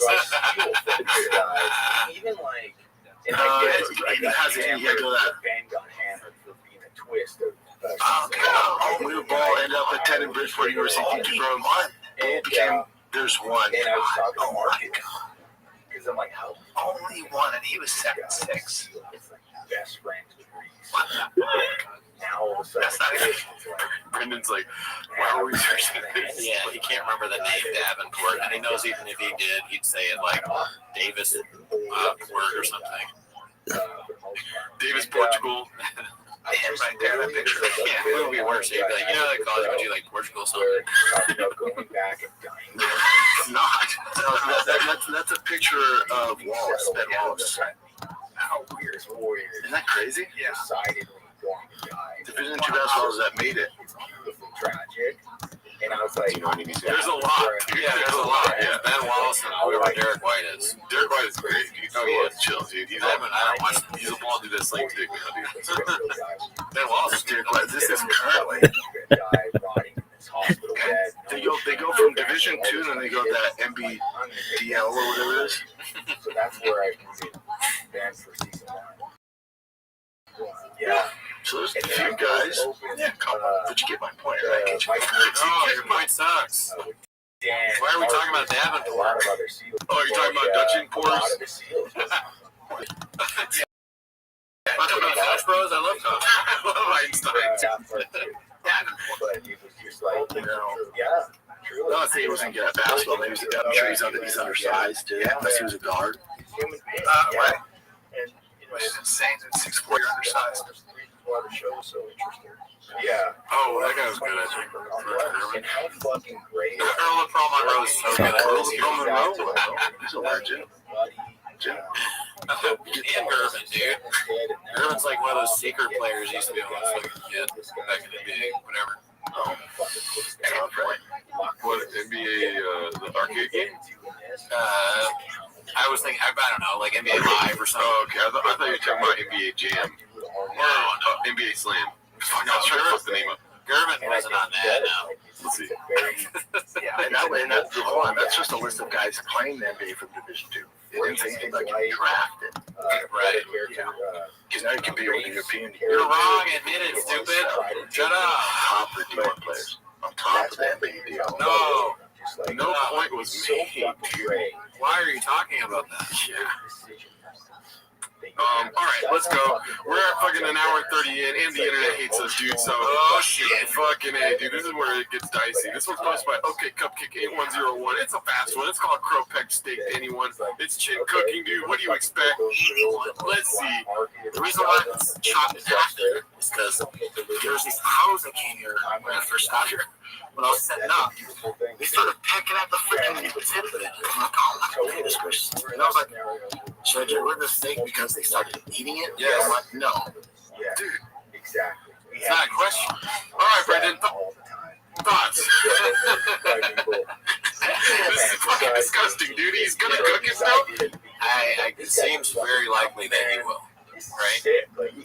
I'm worried about Chin because he's laughing a lot over nothing in these clips now. It's like He's always by himself. he's by himself. He's got a miner's hat, or what is it called? The fucking The light's a bit much for just camping. I mean, my biggest problem is that how would the crow get to the steak? Why do you just have the steak out? Like, what were you doing? That needs to be explained. You need an ice box. We need an igloo cooler. I'm just gonna lay the steak out for a while, walk around, do the thing. The steak tastes better if you have it out in the wild. And all right, well, let's go to the next one then, dude. Sick and Badder Than Fuck is the name, and it's called Just a Group of Badasses Doing Manly Stuff, dude. Hell yeah. Let's see what's up. We got Tony Hinchcliffe in a Wu-Tang shirt, baby. Let's see. He's a game warden, and he started off his career just like, checking your fishing license, that kind of stuff, like they normally do. And then along the way, he started finding these diverted streams where the stream had dried up, and so they had to follow the stream and thought maybe like, farmer was illegally moving the stream, or there was maybe some blockage, something happened. But what he found was a grow op, and then it was run by the cartel, and they had these like toxic chemicals they were using for pesticides. If you smoke the weed, you get sick as fuck, and that was a lot of their weed. And so this guy goes deep into it, and he finds out that there's this huge movement of cartel guys growing weed on public land, and then him going from being a game warden, he becomes basically like a fucking tapper who's wearing bulletproof vests, and they got dogs, and they're going into these places and having shootouts with the cartel. It becomes some other guys died on American soil. Dogs got shot. Yes, in the fucking public land. It became super dangerous. He wrote. This is like just nuts. I mean, he just pulled out a gun and they all got cigars and stuff like that. It's just crazy that it's exactly what we do. Yeah. You know, like there's no. That looks like your couch, dude. Yeah, there's almost no difference between this and out there. Yeah. I got the same fucking the thing that keeps your house hot in the wood, and the couch right is exactly the same. When Brandon pulls out the gun, and he's pointing it everywhere. Firearm, very low discipline on the firearm training. Sorry, I look at him and I go, good. You think me from pulling out the gun? Yeah. You're not gonna call me out. Yeah. What are we gonna do? Fight about it? No. Yeah. You got a gun. You don't fucking. You're my idiot. A book, if you're interested, it's called Hidden Wars. It's very good. Tony, you want to have some trigger control weigh in on that? You know, I just figured it's sitting next to me, and it's kind of at a range, and I can do it, so why not pull it out? Here's the thing, put your finger on the trigger. Safety's on, guys. Safety's on. No clipping. Safety's on. Well, this is the way people's last word. Put it away. No, we should say that is a kind of gun that actually does have a safety. Most 9mm don't have safety. How many people? That's a two of their last words. Safety's on. Oh god. It looks to me like Rogan has created two doll talk, you know? Like they're two like boys that came to life. Russian dolls. Yeah. The Russian doll. Like you can put Tony into fucking Shafir. Yeah. Like they come out like it's Ari first, then Tony, then Joe came out. And Joe was I was thinking of Joey. Yeah. All three of them, yeah, they're like one Russian doll. Yeah. That's a great observation there, dude. This is why we record for an hour and a half. Dude, not fired. All right, this is posted by Mark Wixie. If you're wondering, yeah, we have 34 more clips left. It's called Papa Goes Quiet as Rinks self-reflects in a random suck off of Joseph Rogan. It's true. I do think sometimes I've had a long time to be successful, and I've had some success, and I've had some not success. And I see people that are always successful constantly, and I think the other day I was like, maybe they're just a little smarter. It's okay. Maybe they're just a little better. They're just better at focusing, or they're just more strategic, and I'm not. Oh, damn, dude. I didn't never expect them to talk about us on this show. You missed it. Do you hear that? I'm not. That's from old cringe Brian. I'm gonna not. You didn't say yes. Yeah. Not. And you know what? Joe Rogan is leaving the baby. No, Joe Rogan is dialed down on the details, on every detail, and controlled on every aspect of the discipline. And I'm a little loosey-goosey goose. Loosey-goosey goose. Yeah. Leaving my baby in the just because, well, in some way, two Forrest Gumps. Maybe. I'm smart in very, very narrow ways, and for the most part, probably dumb as shit in a lot of ways. I'll admit that. I'll admit that. Forrest Gump and Cape Fear. Yeah, there are. Yeah. In LA, everybody. I also like the idea having that inflated an idea of who I am, like my image of myself is diminished. I find it rather refreshing. Maybe I shouldn't have a big image of myself. Maybe it's just this is who I am. I do my best. Pretty good stand-up comedy. Give myself that. Fairly coordinated. gross. Yeah, it's gross. Well, listen, brother, you're a very interesting guy, and you got some awesome stories, and you're a really great actor. So, I've been a fan for a long time. Likewise, this was really fun.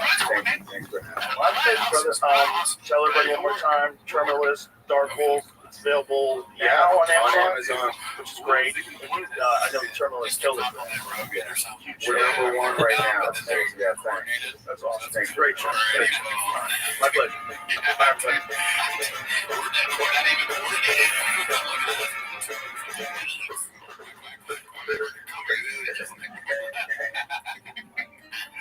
All right, this was supposed to be haphazard, dude. It's called Number 2 Dad in Podcasting with a question mark, dude.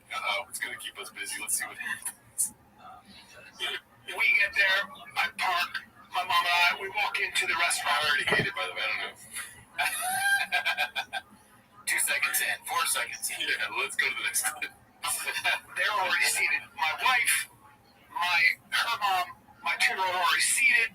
Where's Tark, dude? Yeah, dude. Where's Tark? Where's Lex? Yeah. Where's Tark, Brian, George, Michael, Cole? Good job. Logan. Experience. During my day, so you podcast my name all day. Walking toward the fish pond. My wife says, Hello. I'm good. I got my legal pad here.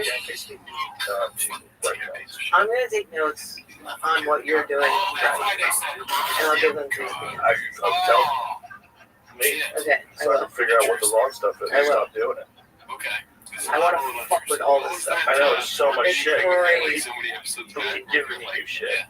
I know. I brought a little tiny figurine of a little thing on stage one time, and every single meet and greet people doing this little tiny question. I was like, I don't like these that much. That's the problem. Is like everybody knows that I keep a bunch of shit on this desk, so you can give me shit to put on this desk. And now it's getting kind of crazy. Yeah. Where I'm gonna have to have a shelf. I had to get a shelf. I got one of those old typewriter keyboard things. Look, I have like mammoth teeth. This is a piece of art that was shot out of a woolly mammoth. So that's a dump bullet. I got one of these. A Mayan death whistle. Yeah, Brian Aztec death whistle. Brian Callen blew one right before COVID. I'm not saying it caused it. So there's a lot of videos saying it caused it. I get it. That would be a death whistle. I think technically, I think when he blew it, it had already like caught on from China. Yeah. Right, you're the COVID guy. I was listening to your podcast with what's going on with that? Mostly I ran as fast as I murdering could, a river. and I took some of the skin off. I was listening to that one, and I like fast forwarded it one moment, and it went from her being like, I was in prison for 4 years to you being like, well, the bat's been COVID. And I was like, how did we get here? Yeah, that was a fascinating podcast. Amanda Knox. She's got a Netflix series out right now. Where someone plays her, which is going to be super fucking weird. Yeah. If someone else plays her, she's like a dramatization of her getting wrongly accused at 20 years old of a murder, where they had all this evidence of this guy who broke into the house, fucking murdered her. It's like DNA was there, and they ignored it because they didn't want to admit they were wrong. Hulu, sorry. I don't really get how that happened. Because cops are cops. Like, just like not all the cops. Nazis sperm everywhere? Oh no, the guy was like, I fucked her. No, I don't know what he said. I don't know what happened, but I know that they had a narrative. Oh yeah, he was in on it. No. They had a narrative that she did it, that she caused the murder. Right. The guy started with that and stuck with it. And even when there was evidence that showed that there was a guy in there, and that the guy did it, and then the window was broken, someone broke into the house.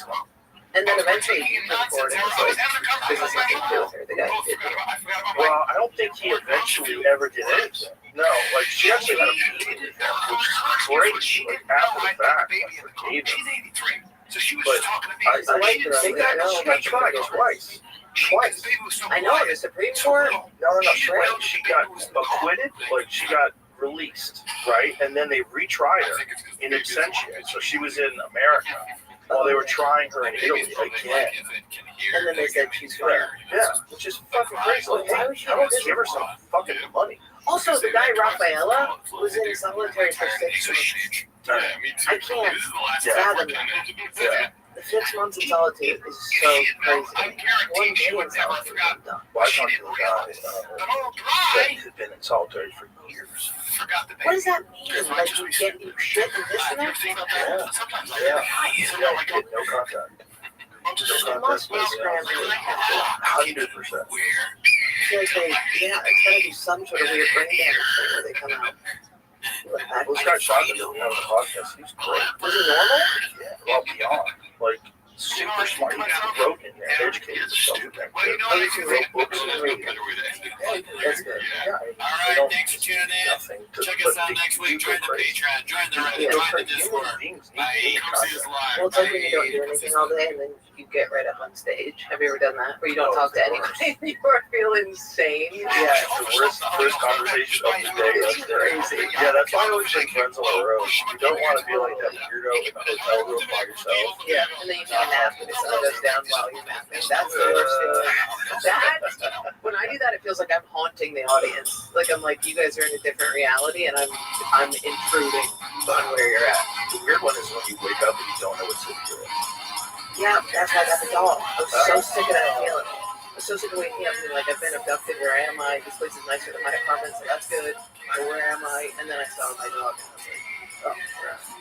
That's not the only reason why you got your dog. Yeah, and she rolls. And she's on the road. Yeah, she's very cool. So how long you had her? 2 years. Yeah. Did she go well when you got her? Because I wanted to adopt the mom. But they were like, hey, the mom just had all this. We didn't know she was pregnant. She's had a litter of puppies. We take one of these. And I had no idea how hard it is. I've had dogs where you adopt them full grown, and it was great. I had this dog named Lucy. She was awesome. She was so sweet. And then I had another dog named Sweet Bob. It was a real nightmare. Yeah. She was real, maybe it was because I named her Sweet Bob. I remember. Oh, yeah, She has a sweet voice. She'd been barking so much at the pound that when I got her out of the pound, like it was like, and then eventually it got normal again. She didn't have to bark 24 hours a day. She just had worn out vocal cords. She had a totally normal bark, but I was like, oh my god, her bark is like a smoker, yeah. Yeah, it was like that. That's awesome. Yeah. Like she was hoarse. Yeah, you don't know what you're going to get. I mean, when I got a rescue, I was like, I'm going to get a small rescue, so I hope it'll be fine, but it was such a gamble. Everybody's like, do not do this. Yeah, we had it over until the rescue. He had this number. He got really crazy. Like in that, like growling at us, barking at us out of nowhere. That was a little kid. Oh, yeah, like, yo! We got rid of him. We had a dog that ate the foot off of we had a pit bull that was a rescue, and my mom had this like woman living with us who she was dating, and her kids moved in too. And my pit bull ate the foot off of the wife's cat, right? Off the woman's cat. Oh my god. And the woman was like, hey, you know, like, she was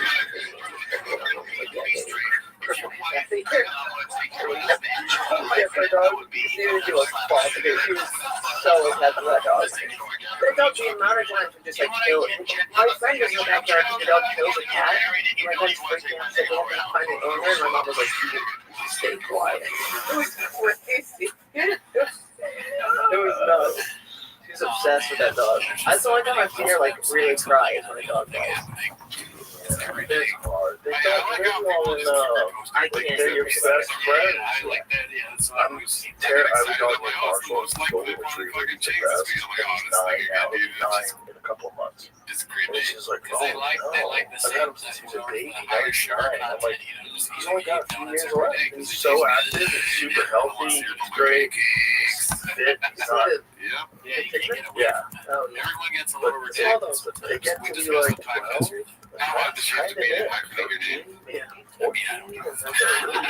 That's like for me, this hyphenate thing is the same as drug they developed for dogs, their longevity drug. I don't know if they've released it yet, but I know that it shows promise and they extend dogs' lifetime. Whitney Cummings the other day said that her friends like sold a dog that died the other day, and she said, when the dog dies, you like learn something about yourself that's very important. So I've been holding on to that kind of Lulu thing. Like she's like, you kind of show up for yourself in a way you need to. Yeah, she does. I like how Whitney has something to say about everything. Rapamycin. rapamycin. I've heard of rapamycin before because rapamycin is something that Peter and Tia is a big component of for longevity. The guy who wants to look right. No, that's Brian Johnson. He's like, another study at Texas University showed rapamycin extended the lifespan of older dogs by 20%. Generally well tolerated, however, side effects such as lethargy, lack of appetite. In high school, I was in a forest. No, you can't. Interesting. Is that it? Because I think there was something else. It was like a gene We were therapy. abducted by aliens. They were my best friends. What happened to the cloning thing? What happened to CRISPR? We already made painting in there. But why did we not hear about that? Weren't they cloning chicken and shit? Yeah. And then we just don't hear about it? Yeah, they probably made it. Yeah, what is that? My phones are probably full. You ever see a person that looks exactly like another person and then you ask them their name and it's the same name? You're like, how fucking that? You know the story about those two baseball players? Oh, it's the nuttiest shit of all time. These two baseball players who look exactly the same, have the exact same name, and never met each other, and they both play baseball. Oh, it's bananas. These two guys. Oh my god! Yeah, like, what? What in the fuck? Why are they wearing this? And their name is Great Spiker, right? So it's not even like a normal name. Just imagine your name is Brady Feigl, and you meet another guy who's also Brady Feigl. You're both 6'4". You both have red hair. You're both really tall. Both have black glasses. You both have the fucking same crazy name. That name is nuts. Maryland and Missouri is not far enough away. That's crazy. That's quick. They also, once they found this out, they didn't immediately go to each other. Like 2 or 3 years. Oh, I forgot to play baseball, and I play baseball. We gotta hang out and freak people out. Oh, how old? 32 and 27. Interesting. The first guy must have really said, this motherfucker stealing my shot. That's bizarre. Yeah, like, you remember hearing so much about cloning, Yeah. and then it just stopped. Well, they do with dogs. They do with people's pets. Like, if you want to get your pet cloned, you get your pet cloned. That's a real thing. Like, it costs $30,000. But then they're cloned at the same age. Yeah, huge name drop. The whole thing is just to do it. Yeah, you get to start from scratch. Yeah, otherwise you never got 11-year-old. You like bring it back. That'd be so mean. That'd be so mean. Arthritis, diarrhea. You just let me die. For the love of God. You waited too long to clone. That's bring it back to the puppy. Did you see that movie with Demi Moore called Substance? Okay, I fainted in the theater. It's so I'm actually very pro that movie. Like, I love the narrative. I love the idea that when you get all that fake shit, you're just keeping a new person alive. So I can describe that on stage so much where I'm like, doesn't it bother you that when people are like, you look good for your age, you're just like, hide it, like you're concealing your death? Right. You know what I mean? Right. And that movie portrayed that perfectly. Where it's just a fucking. It's kind of ironic that Demi Moore, who looks insane and good at 62, plays that lady. Yeah. You know, just like, But I liked that because it showed, like, even when you saw her weird old lady butt, you're like, that's Denise Moore's nice butt, but I'm still, like, in awe of the young girl butt. It's unacceptable. it's unacceptable. You know what I mean? Like, when she's doing the whole dance, and you're like, why is this so intense? And you're like, it's a young person. Right. And I think that, did that director do? No, that director didn't do Raw. I'm sorry. It's There's a crazy female how a director. screenshot I don't of know a podcast what else can the give you some director did, memories. because that movie was awesome. I hated that, so I faint so easily. Really? Dude, I just blood and stuff, I faint, and I muscled through the gore part, and I was like, I'm fucking good, like, I heard it, and then the music, it's like when the movie starts going like, like that, like on both sides, That gets you. I'm like, go, dude. I got to the bathroom and I passed out. I'm in New York, just on the ground, fainted, people are walking over my body, like, homeless person. That's hilarious. That's so funny. I used to date a girl that when someone got a note on the screen, she Yeah. it was like, didn't matter where she was, if someone got ejected, it was so bad. My dad had it. My dad has it. Yeah. That's a great observation. People that have Which is crazy. Like, always a when the kid, one of her brother got like crazy sunburn, like really bad, where he got blisters, the dad saw it and just fucking fainted. It's crazy. My sister called my dad once and she was working on cadavers. She was like, I'm so interested in this. We cut up to a cadaver today and she just heard thump on the other line. She's like, Dad. Oh my God. He was done, dude. He's like it so many times. Yeah. Throw a phone call. That's so wild. It shouldn't be in our purse or anything. Oh my God, that's crazy. What is that? It's called vasovagal. Okay, but is that a psychological thing? Because it's obviously like your reaction to a thing. I wonder if you could temper that somehow. Here's the problem with it, is why I don't. I used to think it was psychological, like me and my dad pictured things too well. Like he pictured it in his going in. But vasovagal, like sometimes I'll be putting an earring in. Yeah, like, so I think it is everyone. It's so fucked up. So I think it is neurological. Well, not that, but also triggered by high states of anxiety, right? Yeah. So that's what you would be able to control. You wouldn't be able to control the fact that you think there's a high level of anxiety. So, vagal response is a sudden overreaction of the body's autonomic nervous system to a trigger such as pain or emotional stress or music that causes a temporary drop in heart rate and blood pressure. There's a whole part of my special where I talk about me and this guy who's also into having sex. Oh my God. And he's like doing so much more. Oh, I'm like, I can't take it anymore. It was rough. Because when you faint, it comes with sweating and being wet. Like, it's brutal. You know how you hope the man doesn't faint. Yeah. Very nice trait. He could faint with man. Oh, that's hilarious. Yeah. That's hilarious. I wonder what would happen if that got drafted to Vietnam. That would have done faint shot. Yeah. My dad had a heart attack once and fainted. And I saw him in the hospital. I was like, "What happened? The heart attack fucked in your face?" And he's like, "I fainted out of text." I was like, "That's crazy." Oh my God. Yeah, he fainted so much. He was a contractor, so he would always have cuts and stuff. He'd be like, "No, yeah, it was crazy." Yeah, he jigsawed through his nose. Like, oh, yeah. Because he fainted? No, but then he fainted. He like pulled the cord, and then it cut through his nose, and then he hit his face. It's crazy. Oh my God. Oh my God. I would wear a helmet everywhere if I was a dude. Yeah. I'd just wear a football helmet. At least wear a fan. That's what we have to worry about all the time. Like, if I cut myself, it's not about the cut. Like, if the stitches or not, it's that I'm about to hit the deck. It's so fucked up. You ever fainted right before you went on stage? Because I would think that's like a heightened state of anxiety a little bit, especially in the early days. I panic. Well, another problem is I panic when I have really bad intrusive thoughts. Like, I was around a famous person recently, and I was convinced I was going to fight her. I started getting a full panic, which makes you want to faint. But it's a different thing. But both reasons. It was like some warm up time and he had a real problem with anxiety.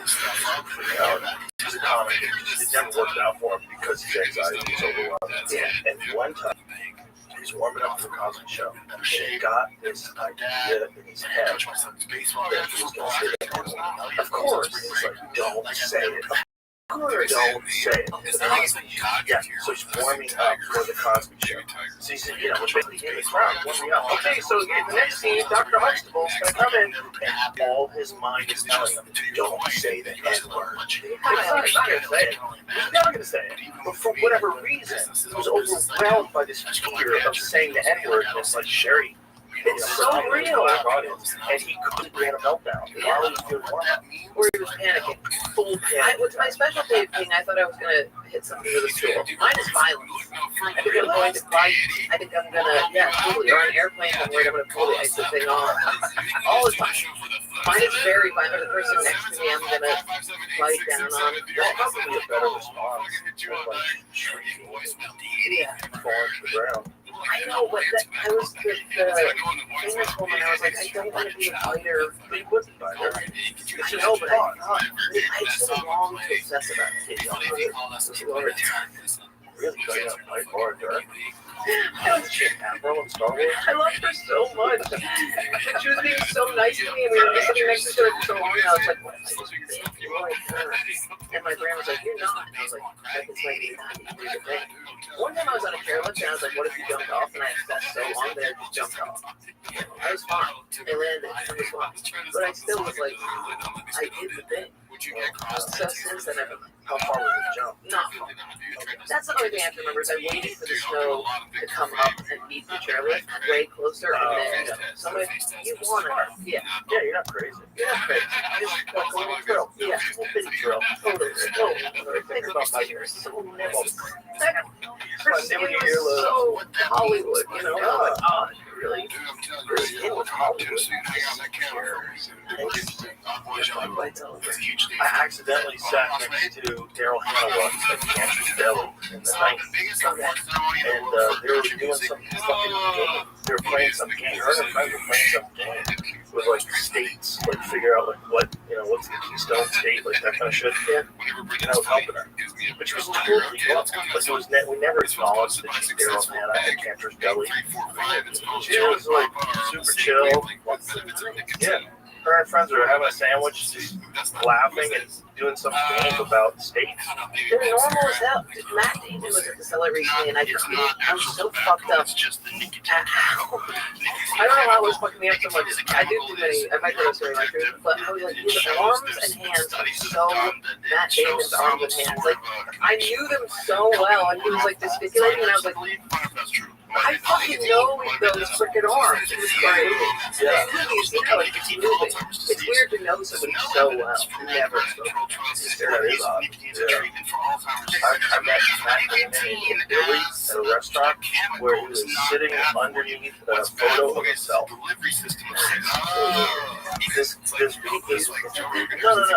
restaurant owner had him there before. It was a nice table. And his photos all over the wall of celebrities that had been there before.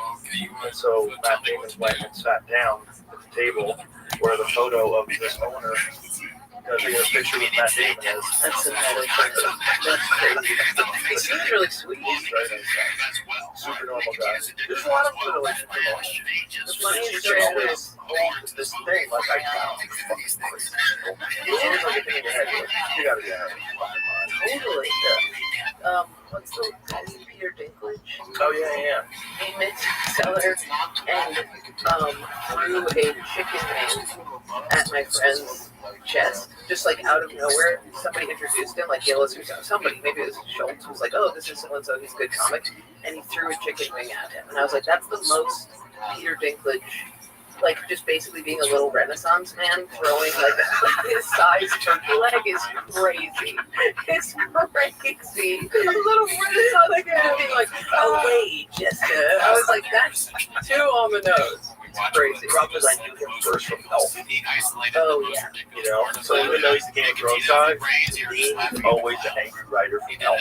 I know him from the guy for what is I never saw that. I heard it was really good. I heard it was really good. It's crazy funny. Yeah, that guy's great. He's so good at doing stuff. That's a complicated role. Yeah. Complicated. That fucking show was so good. The new one, I'm trying to get into it, but like every season's like 5 years apart from the last one. We can figure out who is this lady. I was like asking 1,000 people. I was like, I don't understand which place is which. I had to like match it out. I could not figure it out. It's so good. It opened up with the brother and sister. That was so sick. I was like, that's triple on the other brother. Yeah, it was crazy. And the just full on rape. Yeah. But the Daenerys girl, they cut the fucking head off the king. You're like, yeah, it was crazy. He's the best. He's the best. He's the king. Yeah, they did a great job. Oh, that fucking show rules. It was such a good show. Season 1. I mean not season 1, but the real Game of Thrones. The new one, it's good. You know, you always do Jay Leno after John comes. It's like as a thing. It's like, aw. I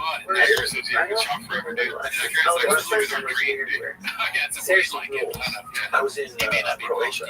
And there's the place where King's Landing is. Yeah. Like that's what filmed it. And they like sort of do tours where they show where they film certain scenes. Yeah. One of the scenes, Oh, the little cobblestone. That's right there. Yeah. You actually see it. That's weird. Yeah. It's pretty cool. Yeah, they filmed a lot of shit. Those Jane things on Twitter. We do the J. I just went to a horrible Twitter thing last night. Dude, I got dragged. No, there's one thing I'm certain of in that video. Dude, it was a fan hit me up. It was don't go on Twitter, and I went on Twitter, and it was this crazy out of context thing where I was like talking. I was on Stav's podcast, and I was talking about how I was talking about this guy who used the word. I'm not going to say it. TRA. Okay. He used that word, and I was being like, that word is so fucking antiquated that at this point to me it sounds like somebody's just calling like a drag queen that. And everybody took it as me saying that trans people are in drag. Oh, and it like, dude, it was just like went at me, and like the crazy thing is, I thought I was being woke on that podcast. I had like friends of mine being like, fuck door, like it was crazy. Friendly people, like people I work with. Yeah, go eat shit. Those pylon people, they go eat shit. But that was my like first big one. I've had one before, but that was like that kind of shit pushes people away from all the things you try to promote. Like it doesn't mean that people hate trans people. It isn't that. That's not what you're saying. I was saying the opposite. I was saying like this guy was such an asshole for using that word. Also, that word is so corny. Right. That I feel like at this point it's not even reference to transgender people, but it's like what we say for drag. Some people still use it. Totally. But it's that's not the point. The point is like, what are you trying to do? You're not trying to hurt anybody's feelings. So shut the fuck up. Everybody's just looking for a reason to be offended. It's just trying to find anything that they can like green light, go. And no just reason, pulling it out. no nuance. Yeah, of course. It's so crazy. It was so, and I'm just like reading all of them, and I was like, there's just so many people that are just like, this dumb bitch. One of them said, this is a fat retard talking to a skinny retard about me and stuff, and I was like, oh, that's sweet. That's really so sweet. Yeah, I love it.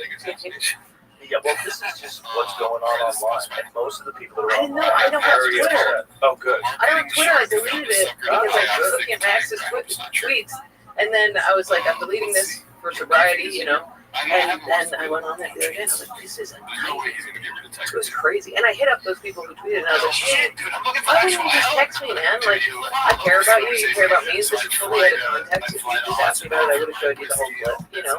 And they were like, that was crazy. It's a mental illness factor. Yeah. Twitter is just a giant cunt farm. Yeah. That's what it is. It's just, everybody just is growing cunty thoughts. I just know. I just am not even in there. Yeah, it's not good. I stay off it as much as humanly possible. I try to get on it in the morning, just see what everyone's upset about, see what's in the news. Like UFO got shot with a Hellfire missile. They have footage today, and the Repulsa, yeah, they were talking about it in hearings today. There's a video of a UFO getting hit by a Hellfire missile, and the Hellfire missile just blew apart, and the UFO just keeps moving. What is something like that? I saw something weird going on for viewing the other day. Did not know what it was. So here's the UFO. There's the missile. Watch this happen. It just knocks it around, and the thing just gets right back on track, which is bananas. Like anything that gets hit by a Hellfire missile usually gets fucking obliterated, especially something that's literally the size of the missile. It's crazy. I mean, not fast enough that it could duck a missile, which is kind of weird, but it let itself get hit. Right. It's fucking Pong. We're looking at Pong. It's like an old video game, a really shitty video game. This is why I have the hardest time getting excited about this stuff. It's like, I don't know what I just saw. You're telling me I saw a Hellfire missile hit a UFO. It's like, you know, you're reading Morse code to me. I don't know. Well, AI has done that too, where now I can't even go on history. That's not even right. I don't know what's going on. Oh, yeah, we get caught all the time. Really? Yeah. Yeah, there's always something. There's always something you think. So like Tim Walsh with the fucking Trump shirt on, dancing in the elevator. James like, take my phone. That's real. I'm just past the age bracket where I can't detect it. It's crazy. Well, no one can detect it anymore because especially with what looks like cell phone footage, the cell phone footage is kind of shitty already. So they just make it kind of shitty, and you don't know. You don't know what the fuck going on. My mom liked the photo on Facebook, the fake AI photo of me on the beach, different tattoos, with a man, and she liked it. I'm like, Mom, what are you doing? Who do you think that guy is? You know that I'm single. She's like, you look beautiful in it. I'm like, it's not real. That's not my body. That's not the body you gave birth to. No, they're so removed from this technology. They're an alternative dimension. Yeah. I don't know what she does. They get their news on TV, and that's a wrap. Yeah. Whatever the guy says in front of the camera. Yeah. My mom is my news person, which is nice. I didn't know the Epstein drawing had come out. Oh, yeah. What is, so the drawing is was that the same as the one that had been before, or is it different? There's a this is the actual drawing. The drawing, I did think when I imagined it, that it was going to be like a well. I was imagining like DiCaprio's drawing of girl. When I saw it, I was like, let's make her hot. But what was the transcript? He had it like, what is voiceover? It says, there must be more to life than having everything. Donald, yes, there is. So he wrote this? The voice, it says voiceover, like he's like a movie star. Like he's in a script. Donald, yes, there is, but I won't tell you what it is. Jeffrey, nor will I, since I also know what it is. Who fucking talks like this? Donald, we have certain things in common, Jeffrey. Jeffrey, yes, we do. Come to think of it, Donald, enigmas never age. Have you noticed that? Jeffrey, as a matter of fact, it was clear to me the last time I saw you. A pal is a wonderful thing. Happy birthday. May every day be another wonderful secret. And then I like how he's got the signature of the birthday. I don't think that he meant for that though. Oh, it made it sound like he meant for that. I think he just signed it. Maybe, but I would imagine. But it's kind of ironic. Yeah. It's right with a, Yeah. But I don't think Trump likes the Harry. That's a dude. Okay, that's a dude with one of the hips. Yeah. Like, look at the boobs. They're weird. Yeah, it could be anything. It could be a snail smile. I don't get why he's writing a script. Yeah, it's very odd stuff. It's quite strange. But it's also like the way, like, enigmas never age. Have you noticed that? And Jeffrey, as a matter of fact, it's clear to me the last time I saw you, like, if one of my friends sent me that, I'd be like, I'm getting a new number. Yeah. Yeah, you get a new number. Why didn't you say happy birthday? Yeah, what the fuck is wrong with you, Enigma? Happy birthday, Jeff. That's all I want. Happy birthday, Jeff. May we hang out soon. Well, also, like, what year was this that he wrote this? Yeah, it was. And then right before you said it, right? So, what kind of that's every what happened? I Just do kicked think him out of Mar-a-Lago that is and a like, funny thing that we may have to keep. As redacted as it is on the record tweeties, that's when they kicked him out? We went into I a thought long it was before thing that, because I think that's when he got arrested. but we think that everything involves They kicked Epstein out. Yes, that is a recreation. That's a 3D printed recreation of these very strange vases that they found in Egypt that are part of the Golden Dynasty that are so exact. And the way they did it is completely unknown. That is just these plastics, but that's an actual 3D recreation of the original vase. You think aliens did? No. I think a very complex ancient civilization that was wiped out by some sort of cataclysmic disaster that had very sophisticated technology. Because that was it diorite that was carved out of? Are you an alien guy or are you an agnostic guy? You're on the fence. Yeah. You were an alien guy? I've been back and forth. Off the fence, on the fence. I've been over the other side. I go back and forth. I think it's highly unlikely that we're alone. Highly unlikely. Yeah. And there's just too many stories of people having encounters with something, or people have been writing these things down for thousands of years. I haven't had any experience. Yeah. I think it's like a relationship if you want it to back. Other than something.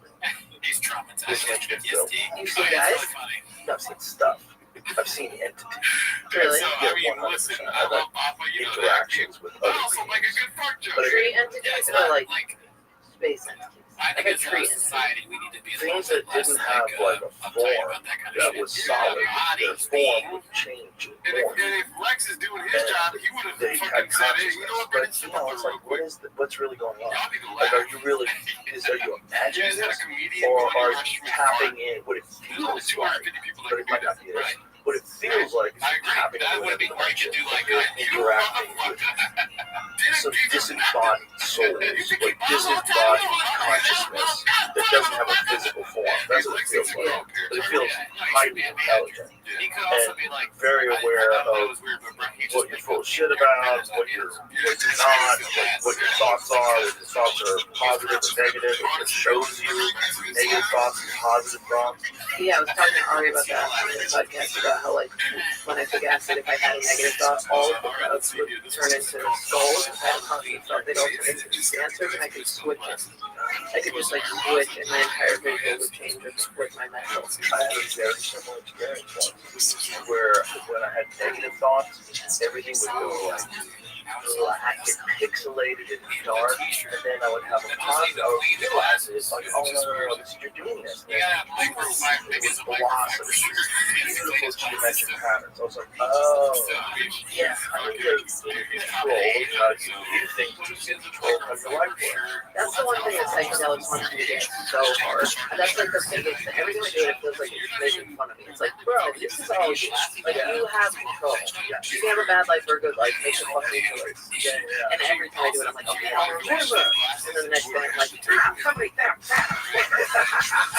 You know, it's crazy. I just had this big revelation the other day where I was like, what if everything is all right? Like, I'm writing, and then this whole thing happened, and I'm like, oh my god. And I was like, oh yeah. Sometimes I feel like when you have those revelations, you get like this. You ever feel like that? Like, I'll be like, when I'm like, okay, you know, like my head was so big about the Netflix coming out, I was dropping it set bomb, just bomb the whole way through. Sweating in front of these people, they're like, they don't know who I am. They're just like, what are you saying? And I'm like, well, it's just trying brand new weird stuff. Because my ego is so big that I'm like, I don't even work that much. And I do it, and they're just like, we don't understand. And I'm like, anyway, what's the special? It's a lot better than that. It is the most humbling thing to work like this stuff after without stuff. Because no weapon. And you just for doing shows where you're like, I don't know about your ass. I totally, yeah. Well, you're gonna imagine, like, whatever, still nothing on there. Yeah. It's the hardest thing for coming up with stuff. It's also hard in your brain if you have to kind of brain special. Right. I'm editing, I'm thinking about this emotion, and I'm like, have this. But that's why I think you have to take some time. You know, like, I'm just proud of yourself. I'm like, no, now I'm doing bad things. Yeah. You know what I mean? I don't find these tabs. I'm going on stage and being like, Carl, we found myself. You know, and it's never, I think this is pretty cool for us. It's really good. Yeah. Every couple of years, there's just smack in the face and start from scratch again. It's really good. Brian Simpson did a really thing. So what Brian Simpson did, he developed 2 hours. So he put out 1 hour, and then when he went touring afterwards, he had another hour. I thought he asked Ari to have his, like, put out low time. Yeah. Perfect. When I did the half hour, I did a half hour out when I was fucking choosing. But this one, any fat that I had, I cut and was like, I hate your schedule. Right. So all of the stuff I liked, I put in it. So then when I was touring, I was like, I've already decided that I do that. Right. I can bring it back up, but I don't want to. Right. And then you go to applause. Yeah. And if you're not interested in the subject, like it's really it's over. Yeah. No, no. And it's hard to be on stage and talk about what I want to talk about, which is how crazy it is. You feel so special. You know what I mean? But I don't want to do that. Right. I want to do everything material. Also, it's like, not relatable. Not relatable. But you're like, I want to touch you about this. That's what's on my mind. Especially people that don't know who you are. That's really not relatable. Yeah. Bill Burr is very inspiring because he put out that special about how he changed his mindset. You know what I mean? The most recent one where he was like, I'm not going to be an angry person anymore. And that was sick because I feel like sometimes I'll feel like maybe I should have perspective shift and stop being such an angry person against humanity. And I'm like, no, but that's not funny. So seeing Bird do that, I'm like, oh, I could have material about like therapy helps, you know, instead of how my therapist and stuff. You know what I mean? Like, and that was nice to do that. Where he's like, I'm gonna stop harassing his wife. That was the whole special. It was like, my wife is like gonna die someday, and I'm making her like twice that. It was great. When I was young, I had this idea in my mind that you should stray away from meditation or enlightenment or anything. It would get in the way of being funny. Yeah. It would get in the way of things. I have that with a lot of things. I'm like, I'm gonna keep it relationship, and I'm just gonna keep, like, that's how I thrive. Mining for materials. Mining for materials, just keep myself in a state of, like, unknown constantly so that I feel like I'm alive. Because I feel like I'll die if I have any comfort or stability. I get my, just I was just, there's no reason to do that. There's no reason. But I just keep myself in a sort of fucking life living in New York like that. I don't know. I feel like a bigger place in New York. I have to encourage myself to be like, struggle. And you don't, you know what I mean? It's a human thing. It's crazy. It's crazy. At least you know it's crazy. Yeah, totally. And I'm working on it. I am working on it. I'm talking to 2 therapists. And yeah, that's the other thing. I'm like, I want to get a bigger place. I'm going to buy a place in New York. You know what I mean? Yeah. I'm like, maybe just struggle.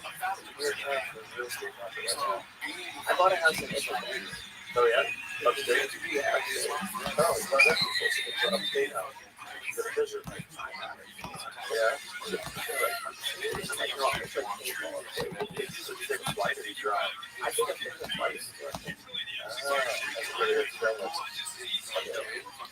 I mainly just work on the house and work on the, you know, script to get it up and running. I don't know what to do.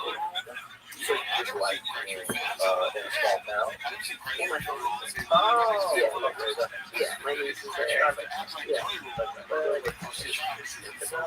No, my whole family's there, and I'm so sick of going home. Oh, that's smart. Yeah, you walk down there and it's like so I'm so just waiting. Oh, God. It's death. Oh, no. Crazy, dude. I know hospice has business. The contractors doing ministry. Oh, no. There's just like raccoons. They'll be like be skirting around together. There's raccoons. I'm like, what? All the time, dude. It's crazy. There's a chipmunk sitting on my laptop. I'm like, get it. Bats coming in onto the roof. Dad's dead now. Dad's finally speaking. Oh. It was good. He worked out there, came home, died. We were happy about it. Really? I mean, we didn't want him to die, but yeah, he was like getting to a point where like he had to go to the hospital.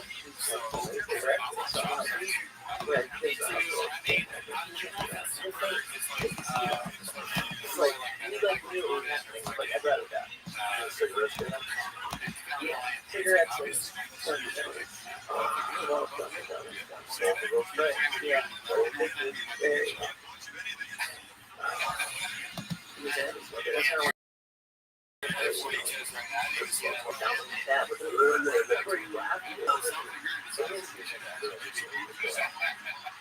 that's what everybody says.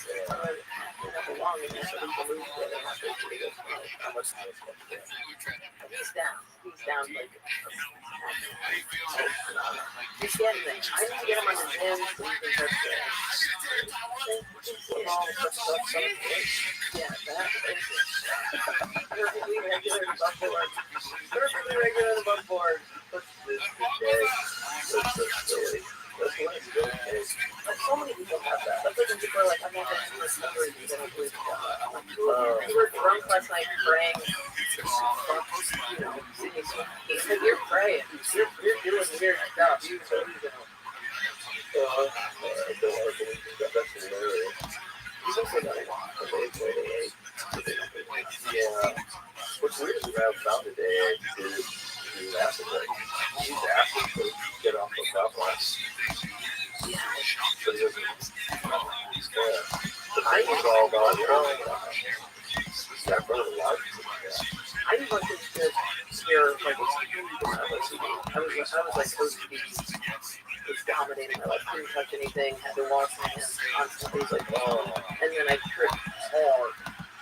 we'll live alone for 6 hours. It was like, I will, and it's hard. And I was like, I'm going to deal with this. And I'll figure out what it is.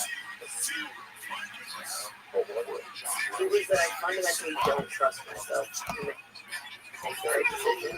And I realized that none of my decisions were up to me. It was all just experiences. Because I was like, who's going to stop me from fighting or hurting or doing it again? So I was like, if I have this, I'll stop. And then when I faced it and acid, it was like, you think you're going to do bad things, but you're not, because you have chosen the right path this whole way, so you can trust yourself. You know what I mean? Like, 3-year-old Gordon was not outside feeling attacked. You know what I mean? Like it's like, right? Like, so every step of the way you're building this personality that you can trust. You know what I mean? Because my whole thing is like, how am I to know that I'm not horrible, that I'm not going to do something horrible? It's a big wondering where to go to well, yeah, like a lot of OCDs, like I know a girl who actually babysits, and she's like, what if I had a fucking phone? Because her OCD was so bad. And then she was like, oh, this is OCD, and she was treated, and she was like, it's fine. But like a lot of people will have babies, and they'll be like, what if I took this? Oh, this baby at all. I have that all the time. Whenever like I told my baby, I'm like, but you don't do shit. Right. It's like this ego thing. You're gonna I've never thought of it that way. Yeah. And I also used to be super fat, like I was on kid. And I think there's part of it, it's like if you were able to do that, then you're able to do all the stuff. You know what I mean? Yeah, like if you were able to do like that as a kid, then you're not going to be trusted. You know what I mean? And I had to face all of that in the past. What up, Zoo? That was acid.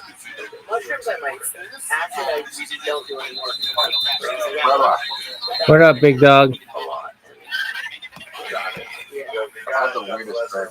What was that? What happened? All right, well, what happened?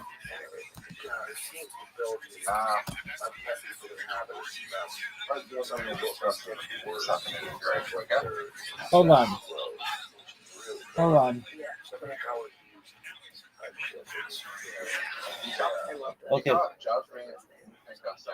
Just happened in a drink, but it's extremely fun. I think it's like extremely fucked up but funny. Okay, what happened?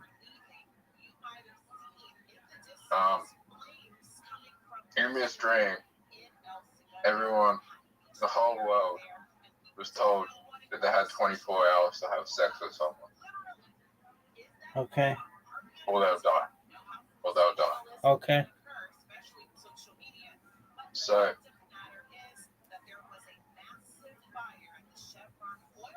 I'm walking around. First, I went for gangbang. There was too big of a line, so I was like, fuck that. Then all the escorts were busy. And then I was walking around looking. I was going dating apps. I was trying everything. I was going to singles events. Then I decided to go to a disability home. And there was a girl with Down syndrome. And, like, if I didn't, she was going to die. She had Down syndrome. So I had to do what I had to do.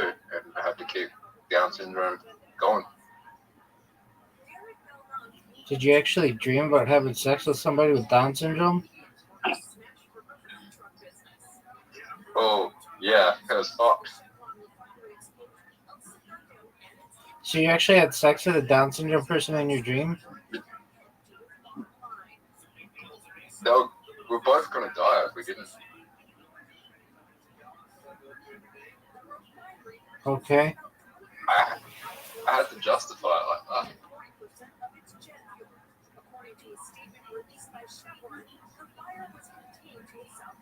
Would you have done the same thing? No, I would have found some other chick.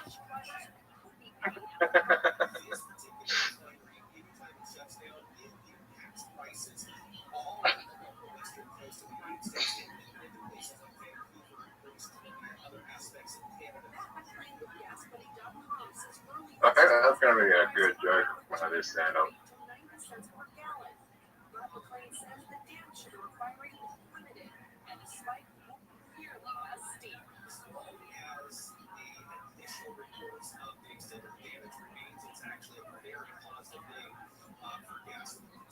Dog, when are you gonna have a joke that's not about mental health?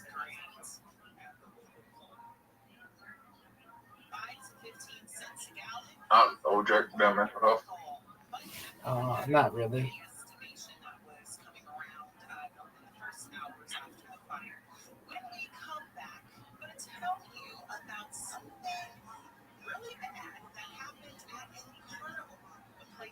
I mean, would you rather me make racist jokes about religion or?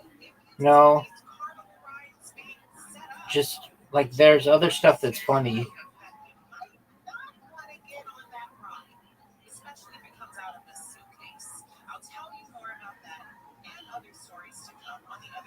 Like losing your keys at a gangbang? Yeah, that's better. Israeli Prime Minister Benjamin Netanyahu says he hopes to announce the release of all hostages from Gaza in the coming days.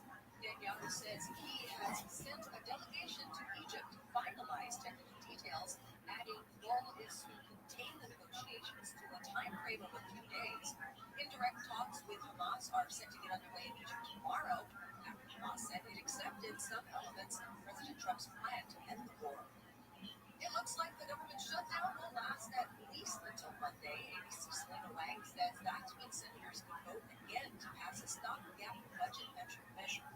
That means for at least a few more days, millions of federal workers remain in limbo, unsure when they'll get paid or even if they'll have jobs to return to. She says Democrats want to reverse health care cuts that were passed by Republicans earlier this year. The price of a parking meter is going up in LA. City Council is looking for ways to increase revenue as it continues to face financial challenges. For the first time in 11 years, the price of a parking meter is being raised from $1 to $1.50. Enforcement is changing too. In high-traffic areas, meters will be enforced until midnight. Everywhere else will go till 8 p.m. Some days will no longer be free either. The city estimates that it will bring in an additional $14.4 billion each year. City Council is also looking at new funds against people who leave their trash bins on the sidewalk or in the street. The new report from the LA County Health Department says more than 7% of children have asthma. The report says rates are slightly higher among Black and Latino kids. Children living in households with low income poverty will also experience higher asthma rates than their peers. The report calls for strengthened public-private partnerships to reduce disparities, plus improved asthma management and healthier environments overall. Let's go to Crash on the 605.